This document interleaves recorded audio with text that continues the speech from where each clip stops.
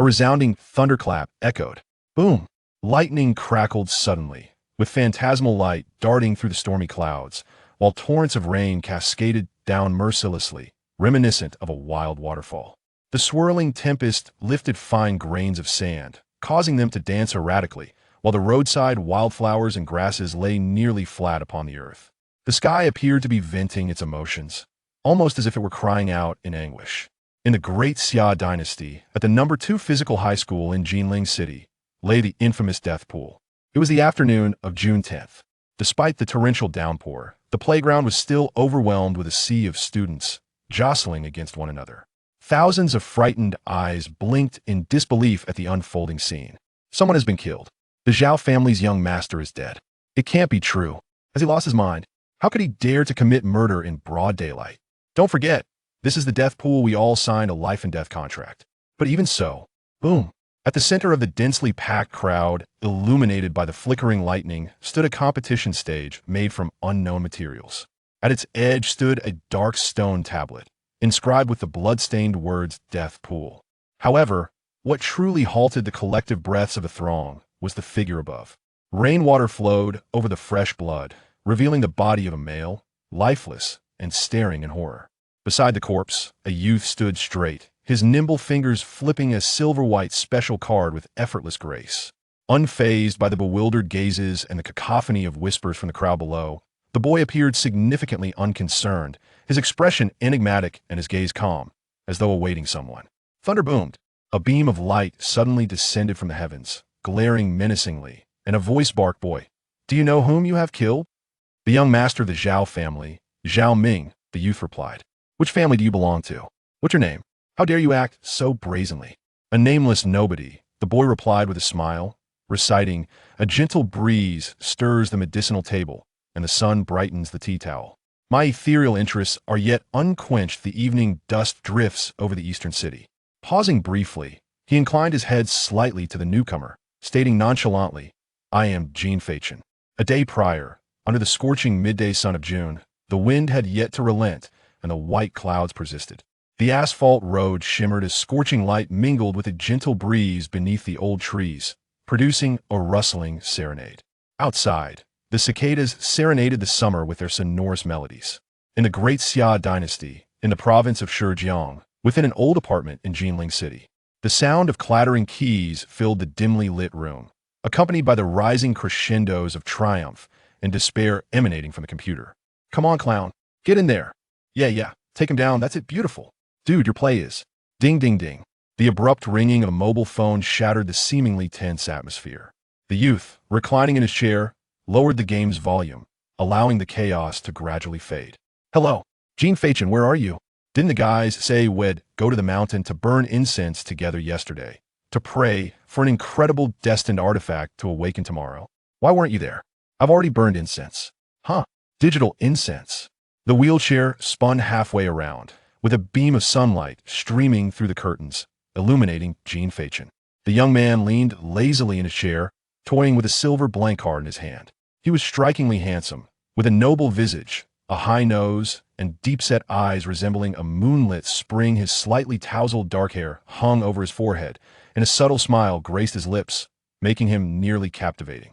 "You are truly something else you probably don't even know. But because of that incident, Zhao Ming has declared that he intends to confront you in the death pool after the awakening tomorrow. Is that so?" Jean Feichin glanced at the card, breaking into a sudden smile. "How truly unfortunate that is.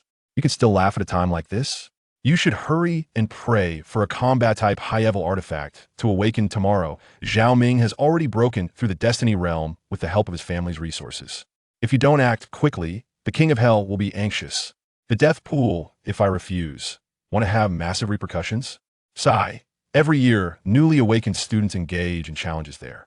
Most invites are not declined, and if you refuse, it would just be embarrassing. It's no big deal. Are you really considering a refusal?" The person on the other end of the line sounded puzzled upon hearing Jean Feichin's question. "Then tell me." Jean Feichin paused, glancing at the game screen where a signal marked him repeatedly. Suddenly, he spoke. "If I kill Zhao Ming today, will I be free from such troubles tomorrow?" "Hey, what are you saying?" The line fell into silence for a moment before a tremulous voice, filled with confusion, replied, "What do you mean?" "Ha ha. Jean Fachin suddenly burst into laughter. I'm just joking, you wouldn't have taken me seriously, would you? Ha ha, you scared me. Are you reading too many novels? You had me worried there. Relieved. The voice on the other end let out a sigh, chuckling nervously. All right, go burn your incense. I have other things to attend to. Goodbye. With that, Jean Fachin disregarded the frantic pleas from the other side and hung up. It had been 18 years.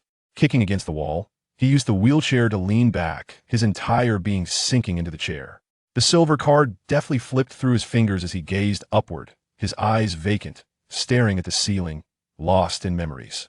In technical terms, he was a transmigrator who had journeyed from Earth to this equally cerulean planet, which was vastly larger than Earth, with a population akin to a plethora of stars. Here, familiar technological advancements coexisted with the foreign destined artifacts. A millennium ago, a dimensional rift opened, allowing alien races to invade while sinister creatures ravaged the land. They swept across the world with overwhelming force, and technology was no longer omnipotent. The ideal of universal harmony was no longer the ultimate Pandora's box.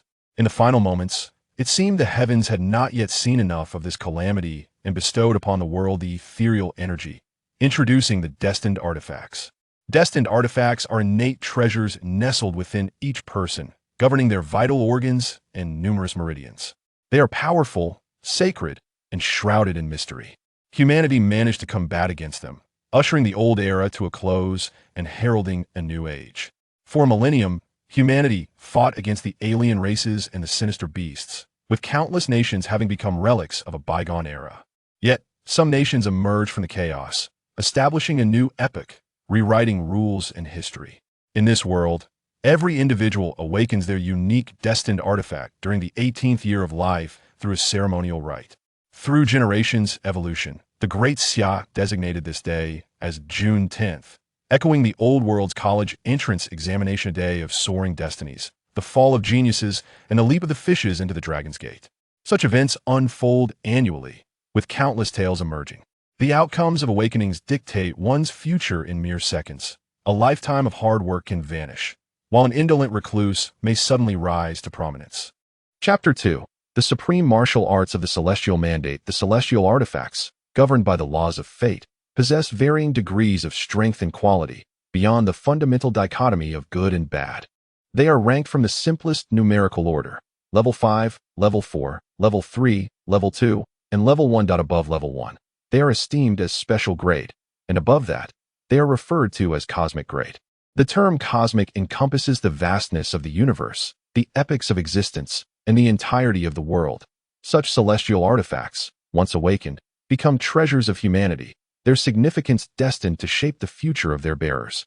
Echoing through the world, the cosmos, and eternity, whether it be a Level 5 artifact or a Level 1, there exists no stringent classification. The distinction lies within the individual, particularly those of extraordinary talent. Even the awakening of a mere handkerchief could potentially unleash brilliance equivalent to Level 2 or even Level 1. If one were to claim that artifacts below Level 1 remain conventional, then the special grade artifacts represent an extraordinary caliber, capable of transcending boundaries and inciting fervor upon awakening. As for the cosmic grade, it can only be said that the emergence of each cosmic grade artifact has historically sparked fierce conflicts among diverse races, resulting in countless casualties. Through the relentless efforts of several generations, the celestial artifacts have reached a zenith of development, intricately intertwined with every facet of existence. From unparalleled powerhouses to the common folk, they have attained a significance no less than that of life itself. Those who awaken celestial artifacts are known as Fate Masters. Naturally, there exists a hierarchy among these Fate Masters, and through generations of statistical analysis, a more intuitive nomenclature for their ranks has emerged. Classified from the weakest to the strongest. 1. The first realm, Fate, where the celestial artifact assumes dominance, and the spiritual energy resembles a freshly sown seed of destiny. 2. The second realm, Dawn, characterized by the initial emergence of potential, with spiritual energy likened to a sprout breaking through the soil. 3. The third realm, Calm, where spiritual energy manifests as resilient seedlings, embodying composure and stability. 4. The fourth realm, Flow, where spiritual energy stands proud and unyielding, akin to a tree that defiantly reaches for the sky. 5. The fifth realm, Control, where spiritual energy transforms into armor, unafraid of the shifting sands. 6. The sixth realm, Ancient, where spiritual energy resembles a time-worn tree with roots deep in the earth. 7. The seventh realm, noble, where spiritual energy embodies a vast forest that obscures the sun, commanding respect and reverence. 8. The eighth realm, imperial, where one transcends the need for wings, mastering space and transcending all barriers, earning the title of the sovereign over the world. In this realm of cultivation, aside from relying on one's own abilities, there also exist treasures of the earth and sky imbued with spiritual energy that can be harnessed. However, such resources are beyond the reach of ordinary individuals, accessible only to powerful clans or formidable warriors. Fortunately, this world lacks the concept of cultivation methods, or else it would become a domain monopolized by the strong. Although there are no prescribed methods, the existence of supreme martial arts of the celestial mandate, abbreviated as extreme martial arts, signifies a unique ability that integrates one's celestial artifacts. This martial art is categorized into 4 tiers and 12 levels. Heaven, earth, mysterious, and yellow. The heavens are the highest, while the earth is the lowest, further divided into 3 tiers, initial, middle, and advanced. Amongst practitioners of the same rank, the level of their ordained destiny often proves to be the decisive factor in determining victory or defeat. Such nuances are crucial for those blessed with a favorable awakening. Should one awaken to a worthless fate, even the clearest understanding would merely lead to exhaustion. Everything hinges on awakening, which will unlock all mysteries. Tomorrow heralds that awakening. Jean Fachin sighed, for he could almost envision the scenes of the morrow. A favorable awakening incites envy and provocation, while an unfavorable one offers solace and derision. This wretched world, indeed, remains unchanging. Jean Fachin slowly clenched his fist, then swiftly extended 2 fingers, conjuring a uniquely designed card that materialized between them. This card emerged at the very moment of his birth, coinciding with the pulsing of his heart, a set of 13 cards in total. He often pondered whether his demise in a previous life had merely completed the final record for the King of Hell, thus bequeathing him this enigmatic card. The surface of the card is devoid of markings, adorned only with vibrant red peach blossoms, reminiscent of playing cards yet vastly different. Its material is not of this world, unyielding yet as delicate as gossamer, and extraordinarily sharp, shimmering silver throughout, exuding an air of mystery. The true capabilities hidden within this card remain unknown to Jean Fachin. His initial speculation leans towards some form of recording. After all, the blank surface of the card beckons to be filled. Currently, it remains unresponsive, likely necessitating an awakening of fate before it can be utilized. What a bother. Dingling, dingling. Just as the drowsiness began to creep in, it was abruptly shattered by the jarring sound of the phone ringing. Jean Fachin, with a pair of resigned, lifeless eyes, propelled his wheelchair back to the computer desk, lazily picked up his phone, and pressed the answer key without even glancing at the screen. Hello, Jean classmate. It's me. A melodious and crystalline female voice resonated from the phone, striking a harmonious note. Wrong number, goodbye. Without a moment's hesitation, Jean Fachin attempted to hang up. Wait, I have something important to discuss with you. It's extremely important. If you insist on hanging up, I shall have no choice but to seek you out. Upon hearing Jean Fachin's intention to terminate the call, the other party's urgency became palpable. Please, do speak quickly. As a token of my gratitude, I will try to conserve your phone bill, Jean Fachin replied, exasperated. Regarding Zhao Ming, I deeply apologize, but please believe me, I never anticipated such events unfolding. Do not misunderstand my intentions. I will intervene to prevent any trouble for you. The girl's voice was earnest, tinged with a hint of sobbing, conveying a profound sense of guilt. Is it truly that severe? Jean Fachin's speech was slow and deliberate, though his tone was dismissive and casual. Given your evident remorse, do me a favor and unbutton my school uniform tomorrow. Rest assured, I shall not be too perfunctory. At this remark, the other party was momentarily taken aback, soon displaying a mix of warmth and irritation. Jean Fachin, mind your language. I am apologizing to you. Please refrain from making such remarks.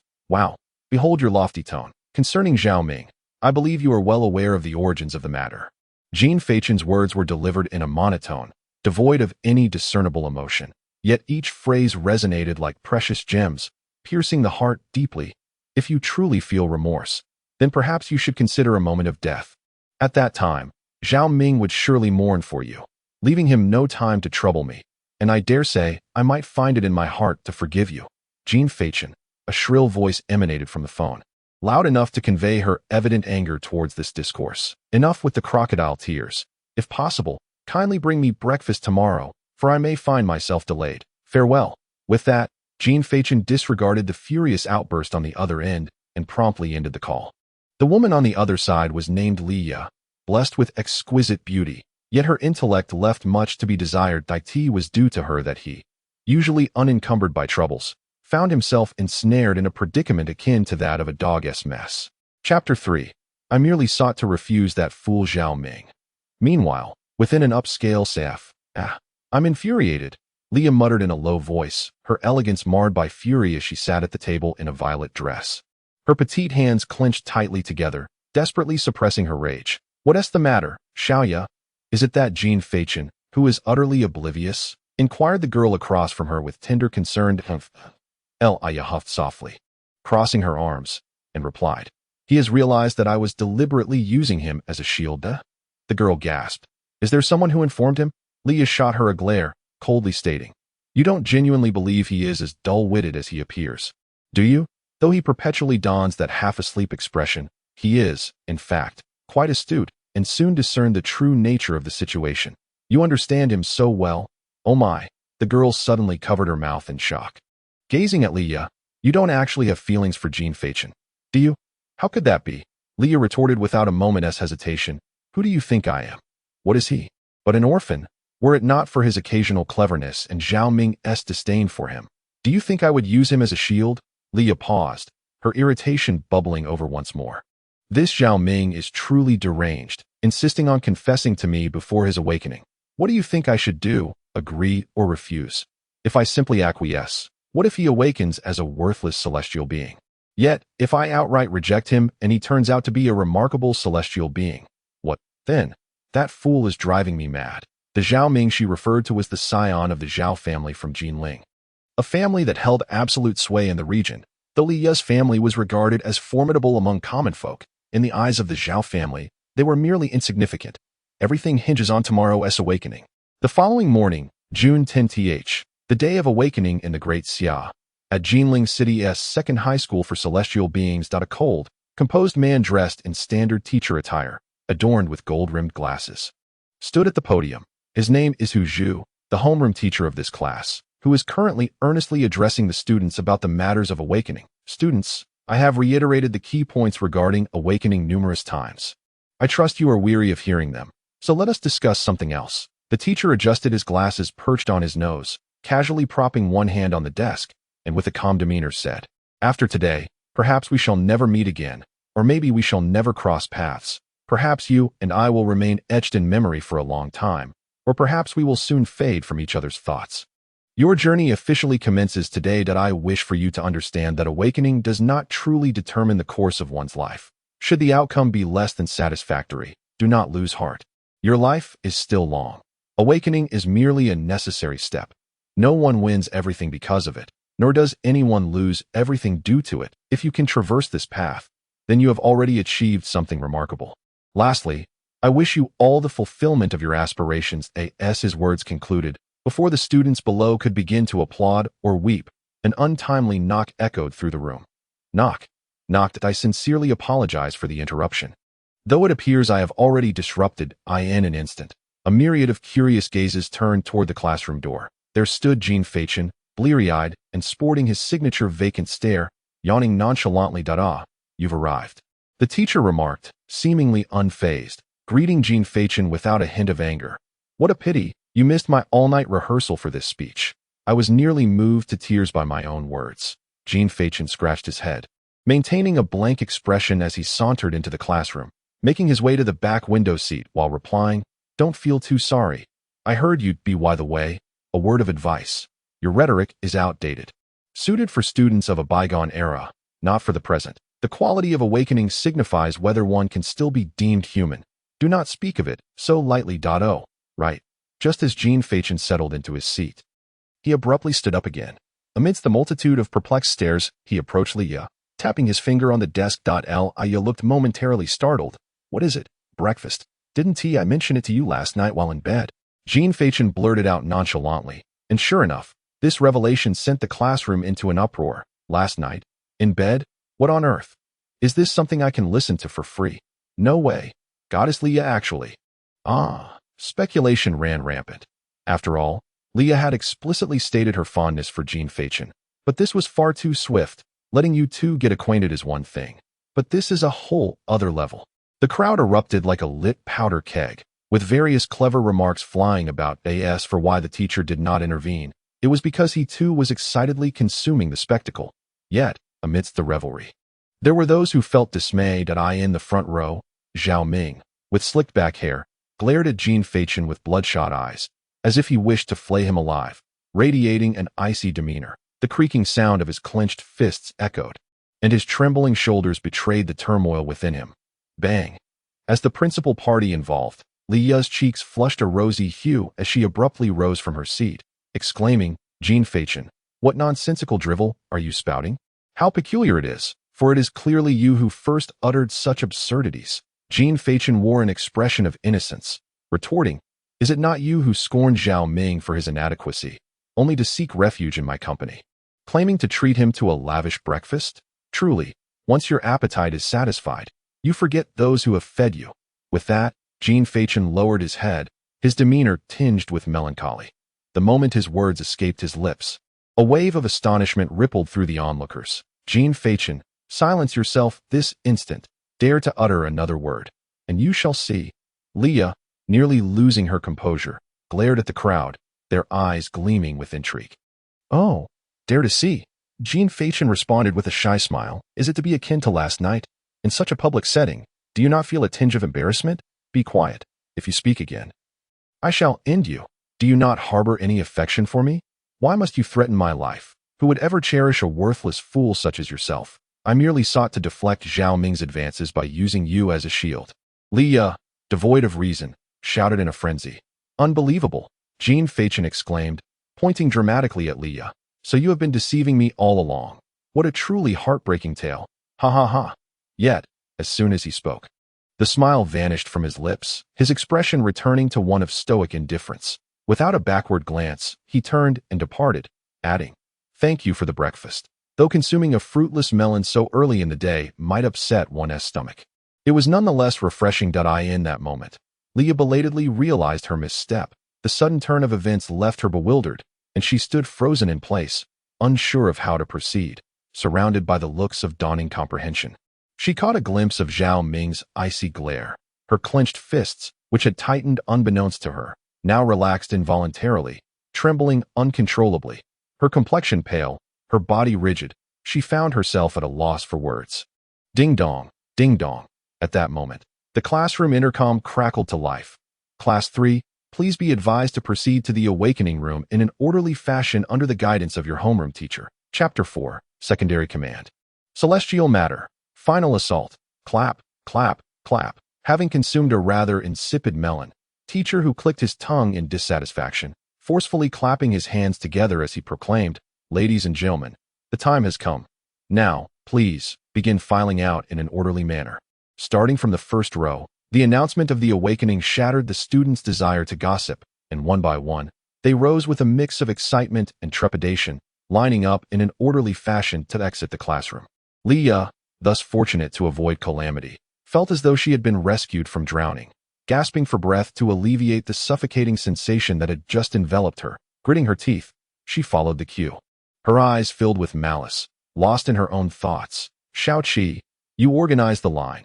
I shall check the rear. Teacher who casually said as he placed a hand on the shoulder of the leading student and strode purposefully towards the back of the line. The classroom now deserted. Only Jean Fachin remained, leaning against the windowsill with a cigarette in hand. That I've lit up, brother.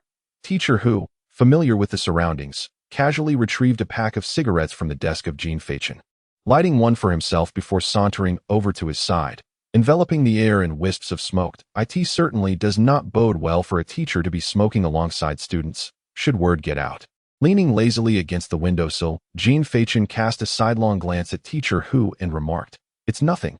The principal is my uncle. If there's someone involved, just go ahead, with a nonchalant wave of his hand. Who brushed off the concern, unfazed. Jean Fachin chuckled lightly at his words, choosing not to press the matter further. So, are you not going to awaken? Who turned his gaze towards Jean Fachin and questioned. Do you truly intend to drift through life in such a muddled manner? Awakening? Why would I not awaken? Jean Fachin replied with a relaxed smile. If awakening meant a mouse or something, who knows? My gaming skills might even improve. That HU appeared somewhat taken aback. Is that all you wish for? Where is your ambition? Show me your ideals. Exhaling the last puff of smoke, Jean Fachin flicked the cigarette, but out the window, and began to walk towards the door.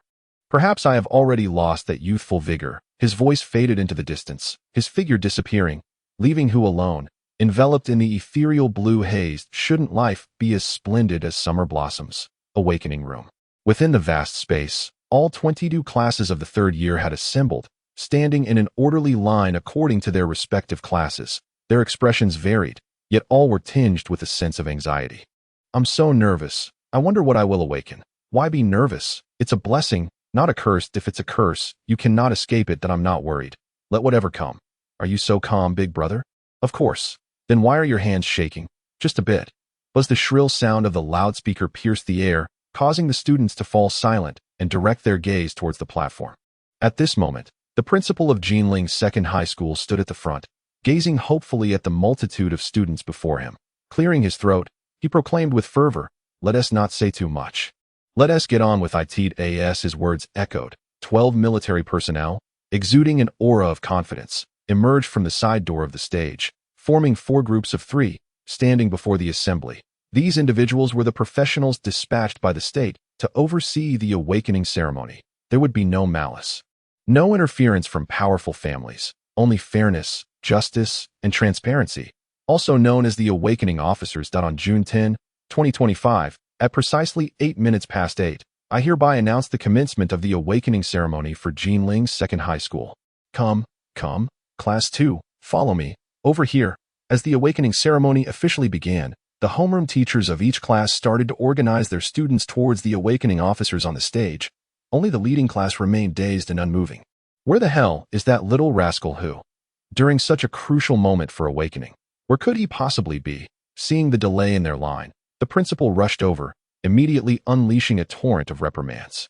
Before the students could respond, a figure suddenly drifted into place with a dramatic flourish, having seemingly accelerated with nitrous. Hu is here. Though late, Hu arrived, panting slightly, raising a hand with a grin as he looked at the principal. I conveyed to you. Today marks the day of awakening. Should you dare to falter, I shall have your head. The principal cast a glance at the waiting officials of awakening, seizing Hu Zhu's ear and whispering a reprimand. Very well, I shall handle this. You may rest assured that Hu Zhu, with a flare of arrogance, flicked his bangs aside, gesturing towards the awakened ones, saying, "Children, follow me." Upon reaching the front of the awakening officials, Hu Zhu adopted a rare, serious demeanor. Extending a hand, "Greetings. I shall rely on your assistance henceforth." "Greetings," replied the leading awakener, shaking his hand with an upright and unyielding tone.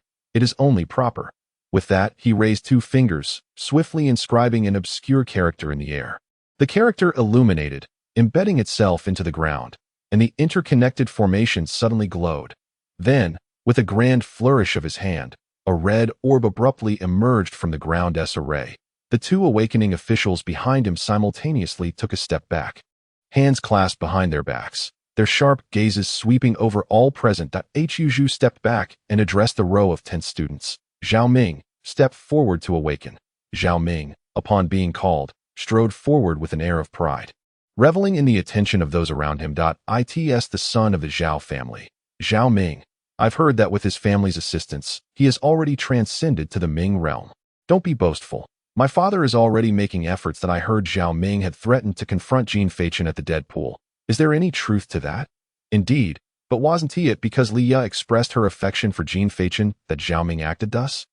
Now that the misunderstanding is resolved, it should be over, right? I wouldn't bid on it.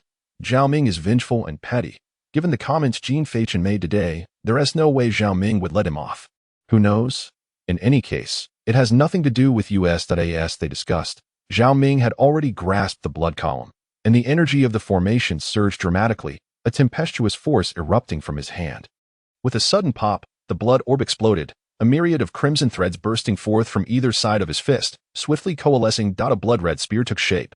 Gradually, the formation calmed, and a few golden characters materialized in the air. Level 2. Into the faux spear. Zhao Ming. Level 2 celestial artifact. End of the faux spear. Upon the official's announcement, Zhao Ming exhaled in relief and raised the spear triumphantly, akin to a peacock displaying its plumage. I am Zhao Ming. Should any school wish to recruit me, please contact the Zhao family of Jinling. In the back of the line, the onlooking students could not restrain themselves from murmuring, "Wow, what a fantastic start. A level 2 artifact right off the bat. And it's a spear. Impressive. No, this guy is a fool. What is the point of flaunting a level 2? Who would recruit such a low level? What's next, a junior college? Don't underestimate him. It's a spear. The king of weapons. There are numerous types of martial arts suitable for spears, especially for a level 2 artifact. One must seize good fortune. ISNT this meant for revival. Universally applicable. Chapter 5. The Universal Final Garden. As time inexorably passed, only a few individuals remained in class. One of the senior yeared Hu Zhu gazed at the melancholic figure of the girl at the forefront and called out, "Leah, step forward to awaken." Buzz Leah, level 1 destiny artifact. Gilded fan. Wow, my goodness, she achieved level 1. It's actually Leah. Just a moment ago, we were saying she had offended Zhao Ming and would undoubtedly face dire consequences. Now, awakening a level 1 artifact has rendered the Zhao family's influence ineffective. Leah has soared to great heights. I can't help but feel a bit sorry for Jin Fei-chun. Our class has awakened only 2 remarkable talents, and he has managed to offend both. Hush, keep your voices down. He can hear us. Jin Fei-chun sighed, turning to his 2 classmates who were whispering, and remarked, I appreciate your acknowledgement that I am still present. Haha, sorry about that, buddy. The 2 chuckled awkwardly and hurried to the side. He helplessly turned back, and as his gaze barely crossed the halfway mark, he spotted Leah standing not far from him, her eyes fixed intently upon him. Jin Fei-chun chose to disregard her and took a step forward. Next, Jin Fei-chun stepped forward to awaken. Upon hearing Hu Zhu's voice, Jin Fei-chun approached, observing the crimson pillar rising from the ground's formation, and slowly extended a hand to grasp it. Close your eyes, relax, and adhere to the essence of all things. The awakening officer softly urged. Concurrently, the Dean of Education, stationed not far on the platform, noted Jin Fei-chun and remarked, "Oh, is that not Jin Fei-chun? He actually arrived on time for his awakening today. Do you know this boy?" The principal inquired, his hands clasped behind his back, following the dean's gaze with curiosity. "He's from Hu Zhu's class," the dean replied with a smile, tilting his chin towards Hu Zhu. "He often mentions him, so we've become acquainted over time." The principal appeared somewhat astonished, exclaiming, Well, how intriguing that this talented student, who seems to have taken an interest in a boy, has he perhaps developed a taste for something different? Ha ha!" The 2 burst into hearty laughter, only to temper their amusement upon noticing the frowns of several awakening officers. That lad is Jin Fei-chun, who has always been rather unremarkable and frequently tardy. ISNT that the very definition of a poor student? Quite normal, I suppose. The dean shook his finger, raising his tone. However, he once scored the highest in cultural studies, nearly achieving a perfect score. That instance was the only time he received a reward, 1,000 yuan for being first in the grade. After that, the rewards were prohibited, and he has not attained first place since. Wait, is he a bounty hunter? The principal jested, his expression swiftly returning to normal as he prepared to speak. However, in an instant, an overwhelming surge of spiritual energy erupted like a tumultuous wave, interrupting his words. That a resounding hum reverberated through the air, and from the spot where Jin Fei-chun stood, a dazzling beam of light shot skyward, shattering the ceiling and ascending towards the heavens. The vast spiritual force cascaded outward in layers, enveloping the entire spacious awakening chamber in a golden ocean, an awe-inspiring spectacle. The students, unaccustomed to such a breathtaking scene, recoiled in astonishment. As the focal point of the event, Jin Fei-chun stood amidst the beam, his autumn-like gaze rippling with intensity. He slowly raised a hand, and in tandem, a silver-white glove adorned with intricate black runes ascended. With a sudden explosion, the glove burst apart, transforming into countless specks of starlight that flew towards his outstretched left hand. Once the luminous points completely enveloped his palm, he clenched his fist. As the radiance dissipated, the enigmatic black runes previously on the silver glove were etched onto the palm and back of Jin Fei-chun's hand. A profound force, akin to delicate threads, intricately traced his internal organs, consciousness, and soul. Uncontrollably, Jin Fei-chun closed his eyes, absorbing the information of the celestial artifact. What in the world? The first few students to snap out of their stupor gasped as they recognized the words coalescing within the light. A profound silence enveloped the awakening chamber, where even the sound of a pin dropping seemed unbearably loud. Eyes filled with various emotions fixed intently on Jean Fachin. Universal level celestial artifact of fate, final sequence garden. Prepare. Witnessing this scene, the awakening officer stepped forward, flanked by two individuals who clasped their hands together, instantaneously appearing by Jean Fachin's sides. The three formed a triangle, surrounding him as their spiritual energy surged. Suppress. The synchronized command echoed, and a blue triangle rose from the ground, enclosing Jean Fachin within, while the brilliant golden light gradually waned.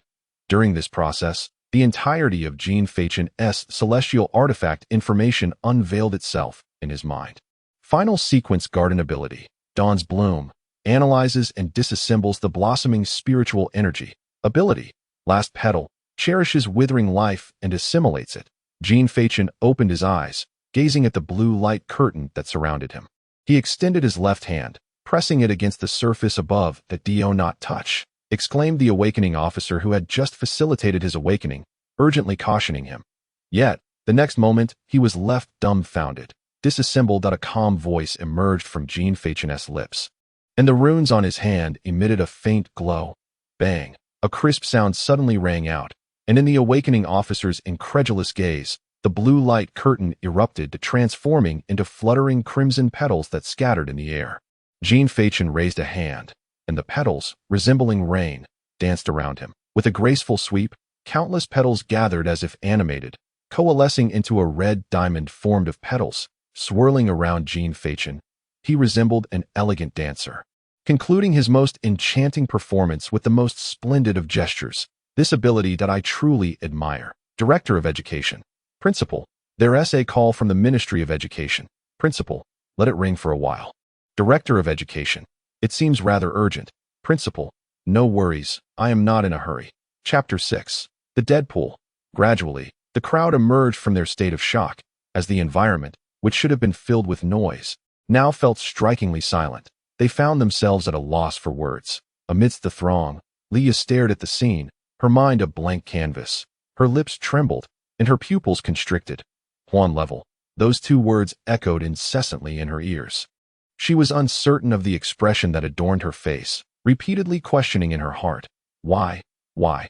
The awakened officials, seasoned by their experiences, emerged from their stupor, murmuring, Juan leveled, still an unheard-of ability. You two, swiftly escort Jean Fachin to the local military base, without error. One among them, regaining composure first, issued a stern command. Understood. The trio quickly divided their tasks. Two of them strode towards Jean Fachin, respectfully addressing him. Greetings. We are personnel from the Independent Awakening Unit of Shangjing City. For your safety, please accompany us to the local military base. Jean Fachin did not deliberate much, saying, My apologies. He was acutely aware of what Juan level entailed. At this moment, to preserve his life, he had no choice but to comply. Only after the higher-ups arranged Aijingxing for him could he move about freely. However, just as they were about to depart, a figure intercepted them. Hu Zhu, with a burst of nitrogen, drifted swiftly before Jean Fachin and the others. Wait. The two awakened officials stepped in front of Jean Fachin, their expressions grave. Hu Zhu. Is there anything else? Hu Zhu rubbed his hands together, grinning.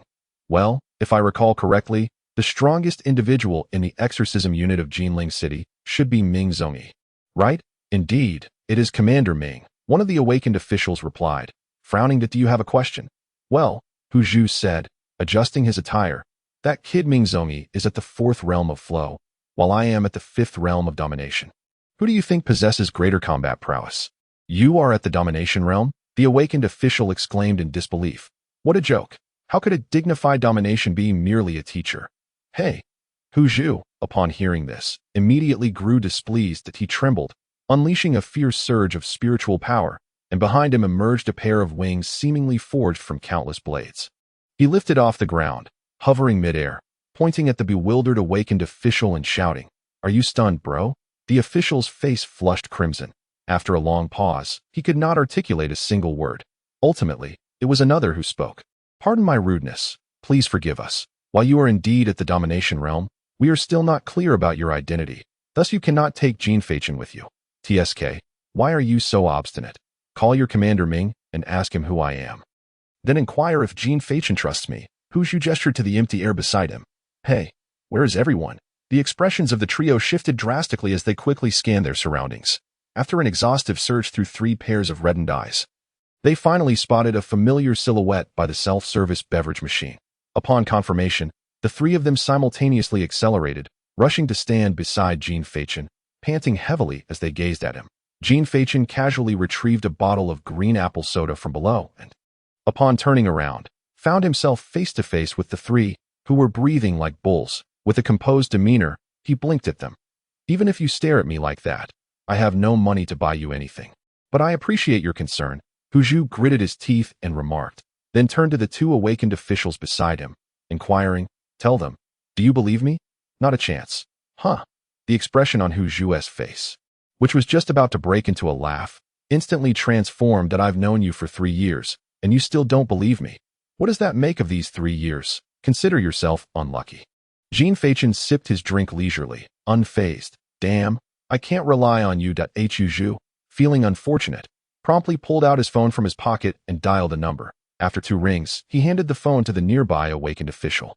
Comrade, have a word with your superior. The awakened official paused momentarily, then took the phone and hurried off to a corner, leaving 1 person to keep watch over Jean Feichin.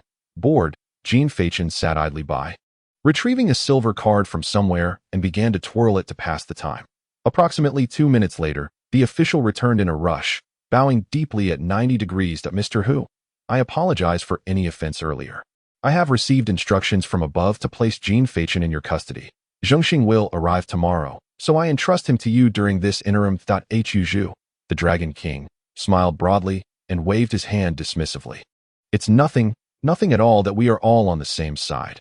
There's no need for formality. You all continue with your duties. I'll handle this. Feeling the intense gazes of the surrounding students, Huzhu experienced an indescribable thrill within. This was presumably the legendary act of playing the fool while devouring the tiger, flaunting one's superiority, the arrival of the Dragon King, and the triumph over adversaries. Delightful. Let us go, little brother. Huzhu raised an eyebrow at Jean Feichin. Where to? To eat. My treat. Let us go. The 2 quickly reached a consensus, rising simultaneously and heading towards the exit. Jean Feichin, do you dare to come with me to the death pool? Just as they reached the door, an untimely shout erupted. Jean Feichin paused momentarily, turning nonchalantly to Huzhu, asking, what if the Zhao family wants to kill me? Huzhu squinted and smiled. Then in Jinling, the Zhao family will cease to exist. Good. Jean Feichin raised an eyebrow and, without looking back, waved his hand. Here's your chance. Keep up. With that, the 2 stepped out of the awakening room, moving against the light. Instantly, all eyes turned to Zhao Ming, sparking a flurry of discussions. The show is about to begin. Hurry, let us go watch the spectacle. Who do you think will win? Believe it or not, it's hard to say. Zhao Ming has been on drugs since childhood. He must have reached the 4th transformation of Ming realm by now.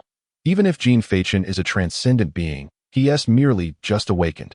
At most, he is at the 1st transformation of Ming realm.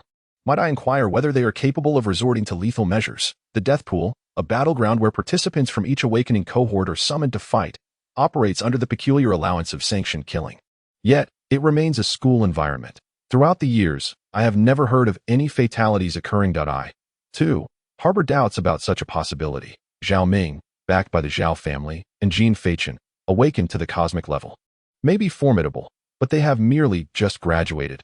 How could they possibly resort to murder, especially with so many witnesses around? The repercussions would be immense. Come on, let us hasten. Soon the front row will be out of reach. In my lifetime, I have never even laid eyes on a 1st-tier celestial object, and now I am poised to behold a cosmic-level entity. Good heavens, this is enough to boast about for a lifetime. Enough dawdling. Let us depart. The awakened students surged forth like a tide, all eager to witness the splendor of the cosmic-level celestial artifacts. In the blink of an eye, the awakening chamber was emptied, leaving behind a few stragglers who had yet to awaken, watching enviously as the others left. The 3 awakening officials were well aware of the death pool's purpose, yet they did not intervene. For it was universally understood that a mere 2nd-tier celestial object stood no chance against a cosmic level. It was akin to a mayfly gazing at the vast sky. You know, I, too, am curious to see what the legendary cosmic level battles entail. Shall we go? Yes, let us proceed. Chapter 7. It's showtime in the incessant rain season. The summer remains unforgettable. Vehicles whizzed by the roadside, raindrops splattered against the ground, and the cacophony of sounds surrounded us. The grass, nourished by the rain, heralded the emergence of yet another resilient green shoot that it is indeed raining. Jean Fachin stood atop the death pool, extending a hand to feel the weight of the raindrops falling upon him. A thunderous roar, lightning flashed, followed closely by the rumble of thunder. Students arriving to observe the spectacle murmured amongst themselves. How could it rain so suddenly, quicker than my partner's changing moods? Ah, the rainy season is inescapable. As long as I can witness the splendor of the cosmic-level celestial artifacts, I would not mind even if it rained cats and dogs. By the way, where is Zhao Ming? I don't see him anywhere. Wasn't he just ahead of us? Where could he have gone? Over there. Quick, look what he is holding. The death contract. The crowd instinctively stepped back, parting to create a path. Zhao Ming, wielding 2 brownish sheets of paper, strode forward with an air of confidence, his gaze fixed steadfastly on Jean Fachin. Oh, you dare to sign. Zhao Ming tossed one of the brown sheets into the air, adding, this brown paper represents the death contract. Any participant of the death pool may apply for it. Should both parties willingly sign, the contract shall take effect, no holds barred, life and death severed, recognized by the Daxia authorities. Jean Fachin caught the death contract with poise. And upon reading its contents, a smile involuntarily crept across his face. He placed a hand atop it and promptly tossed it back. Thank you. Thank you. Zhao Ming was momentarily taken aback by the unexpected expression of gratitude, before breaking into a sinister grin. Indeed, you ought to thank me, for soon I shall be sending you to meet your long-lost parents. With a grand sweep of his hand, he pressed his palm onto another death contract. And in an instant, the 2 earth-toned papers emitted a faint glow, drifting gently above the pool of death, swaying delicately. This signified that the contract had come into effect. The lives of the 2 individuals would no longer be safeguarded by the law, but would rely solely on their own strength. It has begun. How audacious indeed. Did this old death contract really just get signed without a second thought? I couldn't even install risk ignorance as swiftly as they did. Amidst the crowd, Leah, standing out like a crane among chickens, gazed deeply at the 2 on stage, her hair dampened by the rain clinging to her cheeks, adding a touch of beauty to her visage. The raindrops fell in serene tranquility. Yet her heart was far from calmed. At the rear, bourgeois had somehow procured a chair, reclining casually with one leg crossed over the other, watching the stage with a knowing expression. Curiously, the rain, which typically showed no regard for anyone, seemed to miraculously avoid him, even under the heavy downpour. Bourgeois appeared unperturbed. A gunshot echoed over the pool of death as Zhao Ming summoned the celestial artifact, performing a flourish with the gun, beginning to circle around Jean Fachin. You truly astonish me. Which aspect do you refer to? Is it my superior height? Jean Fachin maintained his lethargic demeanor, responding as if still half asleep, showing no reaction to Zhao Ming's movements. The celestial artifact at the universal level is indeed remarkable, but perhaps it is time for this to come to an end, Zhao Ming remarked, suddenly smiling. With a hint of mockery, perhaps you should be grateful for your last stroke of luck, allowing you to awaken the universal level celestial artifact before your demise. No. What I should be grateful for is compulsory education. Otherwise, I would likely be engaged in a massacre in the gorge at this moment, Jean Fachin replied, then continued, but speaking of which, after I awakened the universal level celestial artifact, you still invited me to the pool of death. This was unexpected. Do you not realize my significance in this world? Whoosh! As Zhao Ming approached Jean Fachin from behind, he suddenly thrust a gun forward, aiming directly at the latter's head. Jean Fachin effortlessly evaded without turning around, then swiftly spun to counter, grasping the long gun. Hey, I was asking you a question. This is quite rude, you know. Jean Fachin suddenly raised his left hand, and the dark patterns of the Tao had quietly manifested at some point. He slowly made a snapping gesture and abruptly spoke. Do you know, the name of my celestial artifact is the Garden of Finality, but I prefer to call it the Magic Hand. Do you know why? Zhao Ming, observing his movements, felt a surge of caution and lifted his spear into a defensive posture. What nonsense are you spouting? Enough of that. Action speaks louder. Jean Fachin laughed heartily, then began to deftly manipulate his fingertips. It's showtime. With a sharp crack, bang, a crisp sound echoed, and to Zhao Ming's bewildered gaze, the spear in his hand suddenly exploded, transforming into a sea of blossoms that enveloped him before he could react. An intense sense of dissonance surged within him, and he dared not hesitate, swiftly sidestepping to in the next instant. A glimmering silver card, radiating a chilling brilliance, had inexplicably pierced through the floral tempest and brushed past his throat. The end-phase spear had transformed into petals. This ability was one that Jean Fachin had demonstrated in the Awakening Chamber. But when had he? Zhao Ming's words faltered, and the scene where Jean Fachin had previously complained about his spear while ignoring him resurfaced in his mind. Had it already been the case back then? How infuriating. Fortunately, Jean Fachin's ability merely transformed it into petals rather than causing damage. Otherwise, he would have certainly faced a backlash from the celestial artifact. Zhao Ming expended spiritual energy to summon the celestial artifact once more that he swung his spear, preparing to shatter the petals with the force of his spiritual tremor. Just then, he sensed a change. Wait, the sound of raindrops had vanished. Whoosh! The spear swept back, forcing Jean Fachin behind him to retreat from the blow. Wow, impressive. Your senses are so acute that you can perceive the flow of raindrops. Jean Fachin remarked as he caught the returning card, his tone more mocking than complimentary, which was rather displeasing. I am already at the 4th transition of the Fate Realm. Do you think I am like you? Zhao Ming noticed the astonished gazes from the crowd below and instantly felt a surge of confidence, standing even straighter. Indeed, it is different. Jean Fachin unexpectedly nodded. Then a playful smile graced his features.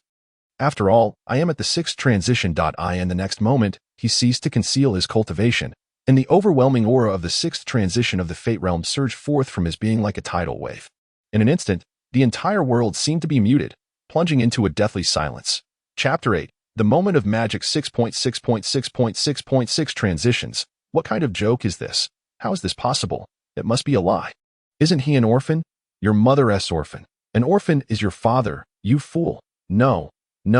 I'm just wondering where he got the money for cultivation resources. Shut up. Jean Fachin's cultivation erupted. It stirred a tempest of astonishment throughout the venue. Regardless of whether it is the profoundly skilled principal or the worldly wise awakening officials, they are all engulfed in a profound shock at this moment. Only Hu Zhu maintains a calm demeanor, gazing with satisfaction at Jean Fachin on the stage, and remarking with significance, "You have truly become a mature Dragon King. It is not in vain that I have been meticulous with my words.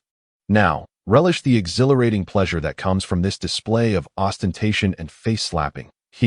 Upon the stage, Jean Fachin, clad in flowing white garments, sways gracefully in the wind, his ink-black hair dancing, a subtle smile gracing his lips that, along with his elegant demeanor, seems to proclaim, "This performance has only just begun. Please feel free to cheer." Clang! The Mafu's spear clattered to the ground, breaking the silence with its crisp sound. Zhao Ming's lips trembled.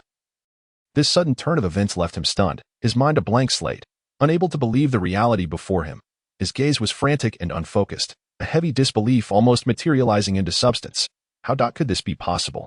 Honestly, if you hadn't mentioned it, I might have almost forgotten that I am at the 6th transformation of the Fate Realm. Jean Fachin deftly flipped a card with his fingers, speaking lightly. You almost had me fooled. How could you possibly be at the 6th transformation? How could this be? How could this be? Zhao Ming's voice cracked in an almost frantic roar. Throughout his life, he had endured endless hardships, undergoing relentless training, tirelessly honing his body day after day, all while receiving the invaluable resources from his family to achieve the current 4th transformation of the Fate Realm. But why? Why could an orphan with no background, someone who merely lazes about, reach the 6th transformation? Why? On what grounds? Listening to Zhao Ming's deafening screams, Jean Fachin's expression remained inscrutable. Is he already crumbling? That seems rather fragile. The onlookers were equally curious about Zhao Ming's inquiry. After all, awakening a celestial artifact only grants a minuscule amount of spiritual power, enough at most to break through to the 1st transformation. It is inconceivable for someone devoid of spiritual energy to ascend directly to the 6th transformation of the Fate Realm. This notion is sheer fantasy. Upon hearing Jean Fachin's response, Zhao Ming ceased his questioning, staggering a step, his hand grasping emptily as the Mafu's spear returned to his grip. Having a trump card is not solely your privilege. Suddenly, Zhao Ming's crimson eyes turned fierce, raising the long spear, the veins in his arm bulging, he forcefully stomped the ground. Threads of pale yellow spiritual energy swirled around him and his spear, followed by a thunderous shout, "Shadow Spear." Then, the spear shot forth like a dragon. He moved, yet it seemed as if he had not moved at all. a pale yellow phantom erupted from Zhao Ming's form, maintaining his posture of wielding the spear, rushing forth in an instant. This scene unfolded so abruptly that no one had time to react. By the time they regained their senses, the pale yellow phantom had already swept past Jin Feichen's figure. Feng Tian Extreme Martial Art, a high-level yellow-tier extreme martial art, Shadow Spear. Zhao Ming has actually mastered an extreme martial art. No, wait, look at Jin Feichen's chest, as the crowd turned their gaze toward the sound. Their pupils constricted in shock. A gaping wound marred his chest, a sanguine hole that elicited astonishment even from the distant principal as he approached. Just as he prepared to intervene, his body suddenly froze. Gazing at the crimson-stained chest of Jin Feichen, he squinted, peering closely, only to discern petals. Another astonishing scene unfolded on the stage. Bang! The familiar sound of an explosion reverberated as Jin Feichen erupted, like an initial lance. He transformed into a swirling sea of blossoms. Confusion enveloped the onlookers. An unhurried voice emerged from the petals. I had mentioned before, I prefer to call it the enchanted hand rather than the final garden. The petals formed a whirlpool, and Jin Feichen's unscathed figure gradually materialized from within, arms outstretched, his captivating eyes twinkling with mirth, resembling a maestro who had just completed a century's magic act. Die for me. Zhao Ming, having endured yet another blow, teetered on the brink of collapse. Summoning all his strength, he hurled his lance, which flew forth like a released arrow, piercing Jin Feichen once more. Yet, all that resided within his chest were mere fragments of petals. What on earth is this? Zhao Ming shouted in despair, feeling as if everything before him was an illusion. Zhao Ming. Suddenly, Jin Feichen appeared behind him, softly calling his name. Zhao Ming whipped around, but before he could utter a word, Jin Feichen acted first. He raised one hand, and with a swift motion of his fingers, a card adorned with enigmatic patterns materialized between them. In the next moment, he gently declared, "Magic moment." The card illuminated, and a familiar pale yellow silhouette burst forth, its lance radiating an imposing brilliance, piercing through all. Puffed. Zhao Ming coughed up a mouthful of blood, incredulously staring at the pale yellow figure and the recognizable lance. This is the Shadow Lance. How could you? This must be an illusion. It was precisely the Shadow Lance he had just wielded. Even the silhouette was his own. The pale yellow aura gradually dissipated as Jin Feichen casually tucked one hand into his pocket, manipulating the card with the other as he strolled towards the kneeling Zhao Ming. Truth and illusion, reality and fabrication. Was this not the essence of magic? How did you manage this? The Shadow Lance is the Zhao family's ultimate technique. You cannot. His voice faltered as Jin Feichen brushed past him, the card in his hand inexplicably stained with blood, droplets cascading to the ground. Zhao Ming, feeling the bloodstains on his throat, succumbed to defeat. Left with 1,000 unspoken words, this confrontation concluded in an unexpected manner. You have wasted too much of my time, and I have mastered my abilities. Farewell, witness to my magic. Jin Feichen reached the edge of the death pool, quietly accepting the cleansing of the rain. Time slipped by unmeasured until the pool of Zhao Ming's blood spread, awakening the crowd below to the grim reality that a life had been lost. Chapter 9. It no longer matters. Thunder rumbled, mist rose, lightning flickered brightly, and thunder roamed amidst the ominous clouds. Roaring, a fierce wind howled, flashes of lightning illuminated the sky, and nameless birds floundered in the tempest. The second high school of Wudong in Jinling City. The blood was washed away by the rain, and the air was oppressively heavy. Dead. It cannot be true. Jin Feichen has killed someone. No, it can't be that severe. Can it? Is this merely a verbal conflict? This. Among the crowd, Leah gazed in astonishment at the scene before her. Her beautiful eyes, like autumn waters, wide with disbelief, her entire being feeling as though it had been mercilessly ravaged by the frigid winds of the far north. Unable to suppress the shivers that coursed through her, she could not comprehend how events had spiraled to this point. Had they not merely caused some disagreements? Why could Jin Feichen so resolutely and decisively take Zhao Ming's life? They had been classmates for 3 years, after all. Why? Ultimately, the conflict between Jin Feichen and Zhao Ming had been instigated by Li Ye. Did this mean she too would? Countless conjectures burrowed into Li Ye's mind. The seed of fear taking root deep within her heart, rapidly growing. Nourished by Zhao Ming's blood, Li Ye's feet shuffled restlessly, retreating further and further back. She looked toward the open school gates, her pace quickening until she was almost running. The image of Jin Feichen's devilish smile flashed incessantly in her mind, accompanied by the haunting sight of the bloodstains on Zhao Ming's neck. For reasons unknown, Zhao Ming's face began to flicker in her mind. Perhaps it was the dark, oppressive weather and the frequent flashes of lightning. Finally, when the lightning illuminated the ground once more, that face transformed into her own, and at that moment, the tree named Fear began to ascend wildly. Breaking through the barrier of reason in an instant, the killer.is invariably met with death. Thunder rumbled. The rain continued to pour. At the scene of death, Jean Feichen counted down the moments, awaiting the arrival of Zhao Ming's family. How dull, soaked to the bone. Jean Feichen gazed at the drizzling rain, sighing inwardly. Why does this weather not grace my home during my leisure? What a pity to waste such splendid gaming hours on murder. Thunder rumbled. Suddenly, a thunderclap erupted. An array of light shot down from the heavens. Bang! The light struck the ground, revealing none other than the current head of the Zhao family, Zhao Ming's father, Zhao Fuyun. Clad in an exquisite suit, with his hair meticulously styled, Zhao Fuyun's slightly trembling fists betrayed his effort to suppress his fury. My son, you killed him. Gazing at Zhao Ming's lifeless body, Zhao Fuyun spoke through gritted teeth. He killed himself by crashing into my car. Do not wrongfully accuse me. Jean Feichen blinked, speaking nonchalantly, unfazed. Do you know whom you have killed? The young master of the Zhao family, Zhao Ming. Observing Jean Feichen's nonchalant demeanor, Zhao Fuyun felt a sinking dread within him, an ominous premonition taking root in his heart. Could it be someone from another family? Which family do you belong to, and what is your name? That you would act so recklessly? Out of caution, he coldly demanded that a nameless nobody. The youth smiled, reciting, the gentle breeze stirs the medicinal table, the sunny day shines upon the tea cloth. The elusive pleasure is yet unspent. As dusk falls over the eastern city, with a pause, he slightly bowed to the newcomer and calmly introduced himself. I am Jean Feichen. Jean Feichen? Zhao Fuyun's mind raced, but after a long contemplation, he could not recall any family by the name of J.I.N.D. Not dwell on it. I am merely an ordinary individual with a fondness for Huangmin chicken that I possess neither an imperial father nor an imperial mother. Jean Feichen discerned Zhao Fuyun's apprehensions and offered a gentle reminder. Upon hearing this, Zhao Fuyun's countenance darkened. Although he shared this belief, the myriad doubts surrounding the matter were overwhelming. It was indeed his son who had perished. And as the head of the Zhao family, every word and action of his represented the entire clan.